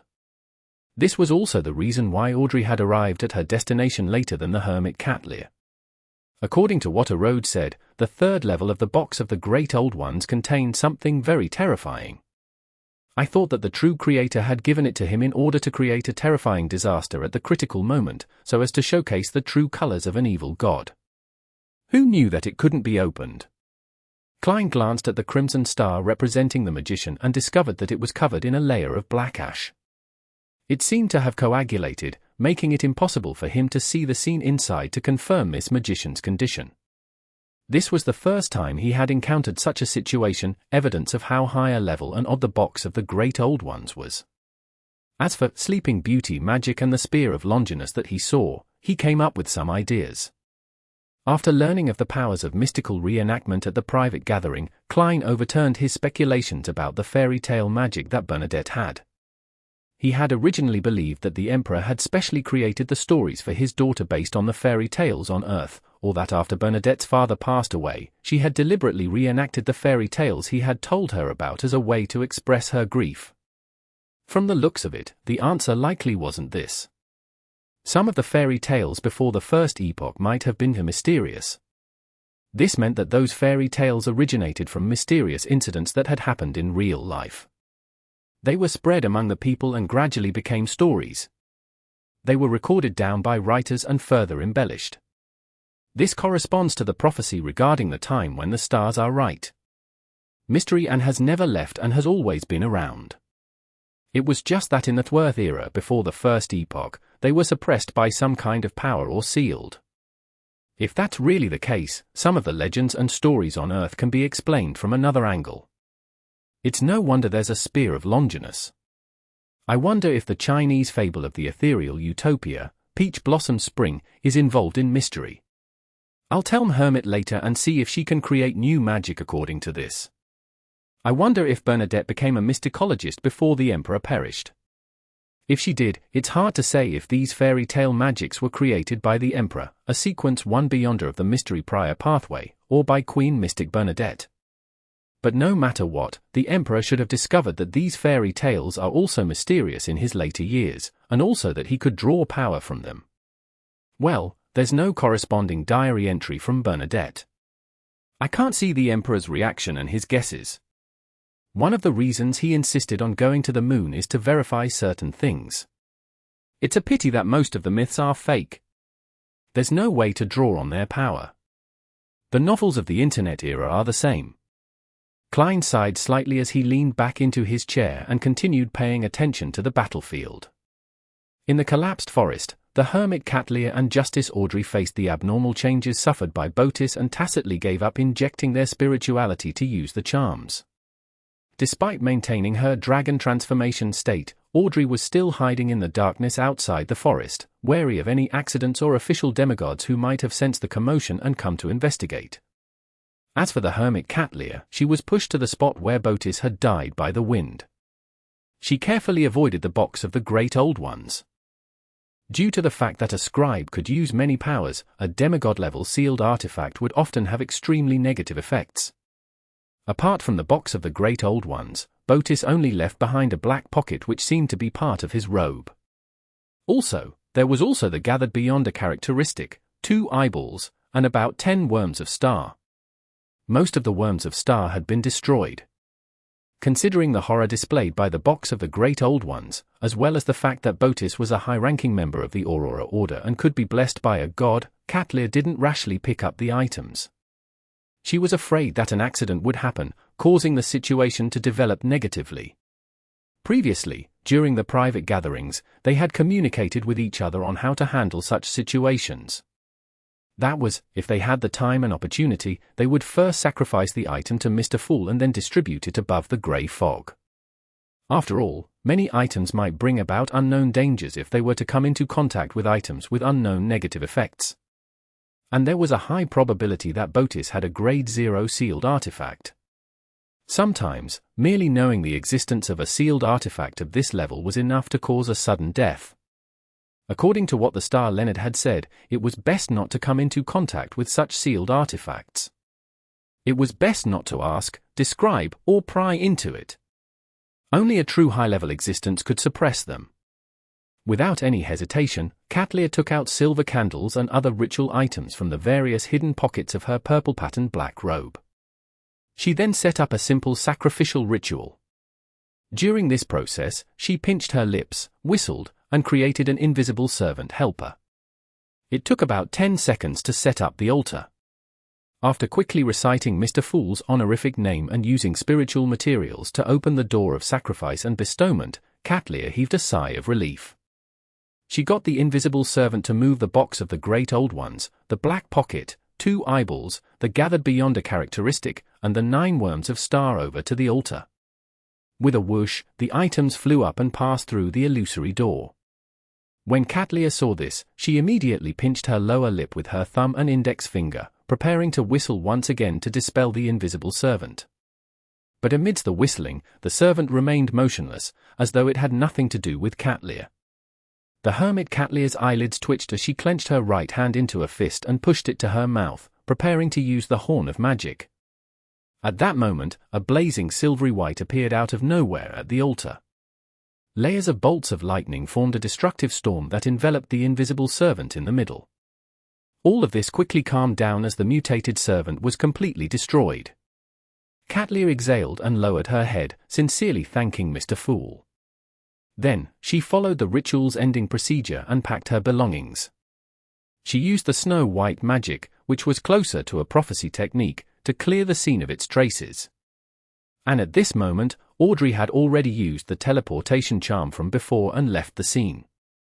Cat Lear looked around, and considering that Mr. Fool might need something more ritualistic, she took out a card from her pocket and threw it in the middle of the collapsing forest.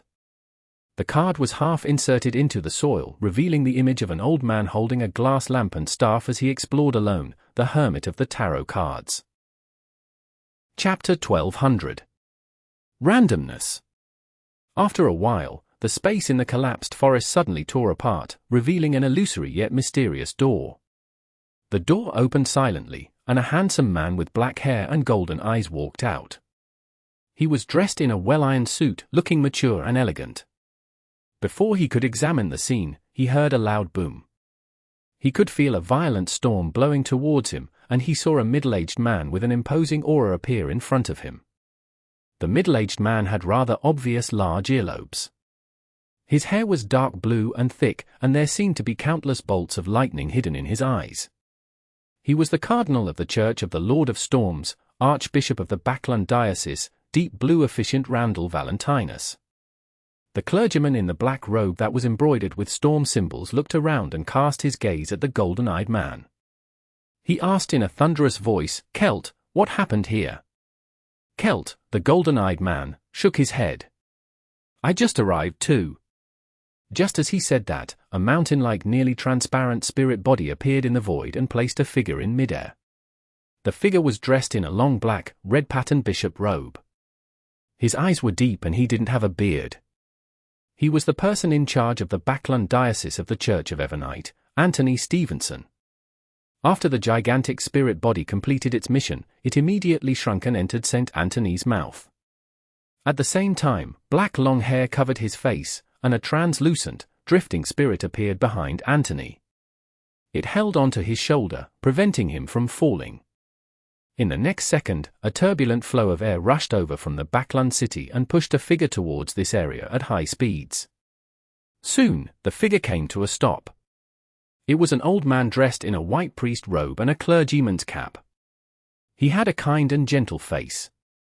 The air that was spewed out from the elder's back vanished as the black tube that was shimmering with metallic light retreated back into his body. This was the Archbishop of the Church of the God of Steam and Machinery's Backlund Diocese. He was a member of the Divine Council, Horamic Haydn. He strangely stopped in midair and looked around.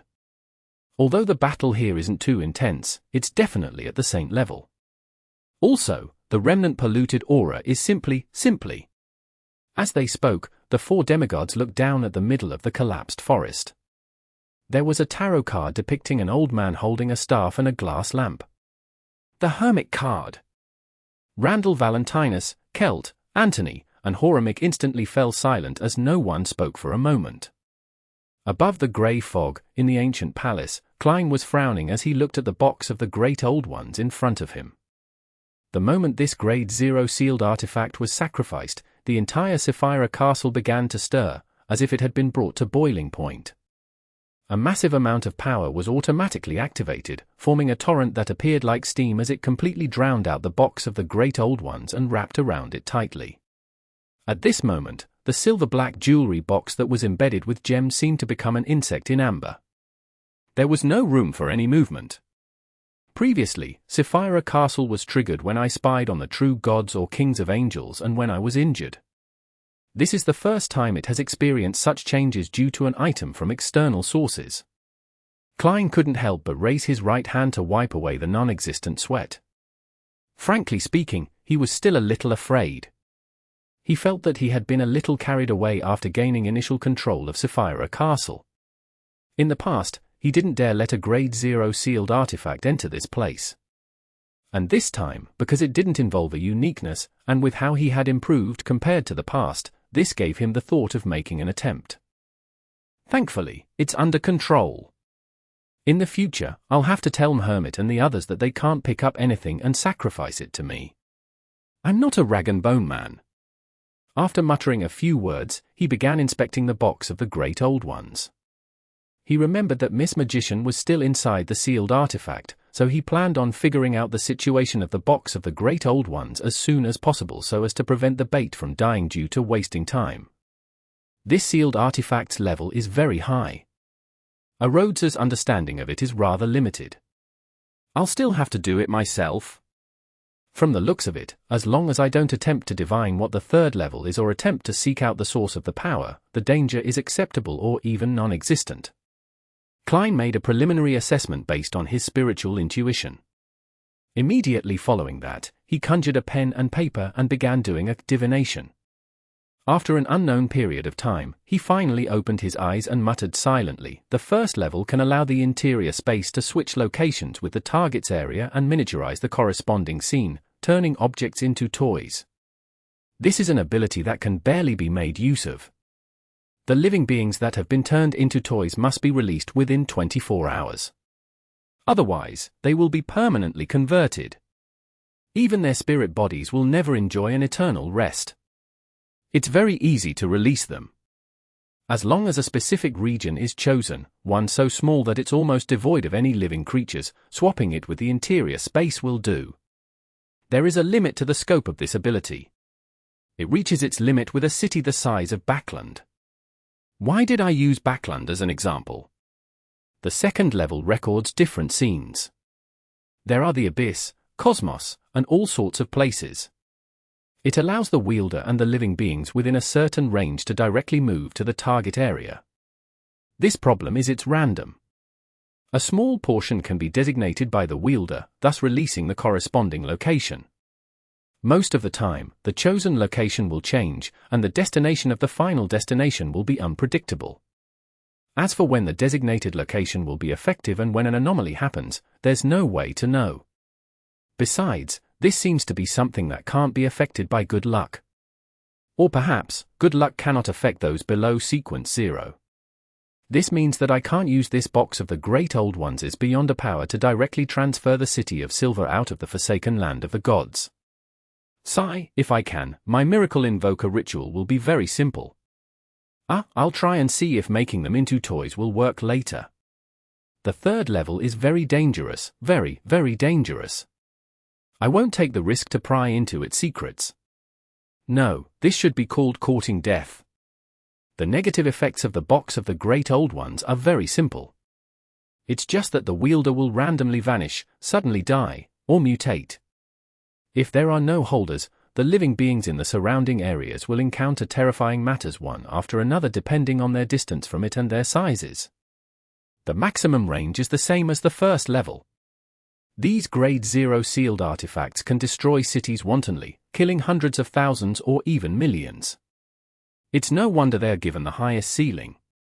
One is not to ask, describe, or pry into them. Where did the entities that vanish go?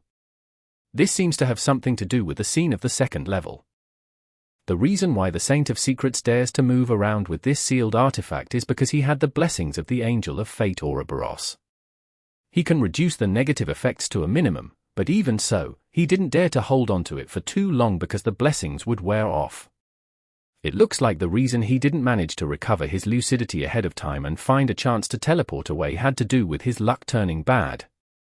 It's really hard to kill saints that are valued by a huge organization. I must say that Hermit is considered experienced and clear-headed. She didn't make any rash contact with it. Instead, she created an invisible servant to hold it. Furthermore, she sacrificed this Grade 0 sealed artifact to me in the shortest time possible. In theory, I can summon a historical void projection to hold this item. After all, it doesn't matter if it dies, vanishes, or mutates. However, the usage time cannot be guaranteed, unless I get Will or Septin's blessing. The way to seal it is to put it into the spirit world, and that's not enough. It has to be a space that has been distorted and hidden in the spirit world. Then, ordinary water has to be poured into it regularly, allowing the box of the Great Old Ones to play with microbes every day. With so many living beings, it can last for a very long period of time. With this train of thought, there are still many methods to seal it. After roughly figuring out the exact situation of the box of the Great Old Ones, Klein looked at the Grade 0 sealed artifact and felt that the third level no longer seemed as dangerous and impossible to open as before. He vaguely believed that as long as he extended his hand and removed the seal placed onto it by Sapphira Castle, he could easily open the third level of the box of the Great Old Ones. What a strong temptation! Klein retracted his gaze and waved his hand, causing the box of the Great Old Ones to fly towards the junk pile in the corner. Regardless of whether it was a Grade 0 sealed artifact or not, head over there to be quarantined and get a hold of yourself. As a terrifying Grade 0 sealed artifact, one has to have a number to show its importance. Unfortunately, I don't know how many Grade 0 sealed artifacts the 7 churches have obtained. It shouldn't exceed 50, right? Yes, the box of the Great Old Ones can be temporarily named 0 to 61. I'll adjust it according to the situation in the future. If Hermit isn't able to create a sealed environment, she can place 0 to 61 above the grey fog. Once she needs it, she can apply for it. Of course, she must pray to Will in advance for his blessings. I wonder what stage I'll have to be before the King of Yellow and Black who wields good luck can be genuine in name. There's a portion in Miracle Invoker, and there should be a portion in Attendant of Mysteries. Klein amused himself with his thoughts and finally picked up the Beyonder characteristic left behind by Saint of Secrets Botis. It looked like a crystal with countless rays of light refracted within it, forming illusory and resplendent doors. After staring at it for a few seconds, he suddenly threw the Beyonder characteristic into the air. The power of Sapphire Castle boiled once again. Under the control of Klein, it formed a corporeal semi-translucent wave and struck the crystal hard. The crystal instantly shattered, splitting into countless tiny dots of light. A pitch-black gas emerged from within before it rapidly melted away, twisting and dispersing inside Sapphire Castle. Under the law of convergence of Beyonder characteristics, those tiny dots of light slowly gathered together, and in nearly a minute, they reformed into the magnificent and dreamy crystal-like appearance from before, and landed in the palm of Klein's hand. The contamination inside was cleared. Inside Sapphire Castle, Klein was equivalent to a Sequence 2 angel. However, he mostly had the power, but not the corresponding levels Beyonder powers. He needed the right supporting item to help him. After putting down the secret sorcerer's Beyonder characteristic, he cast his gaze at Botis's remaining 2 eyeballs.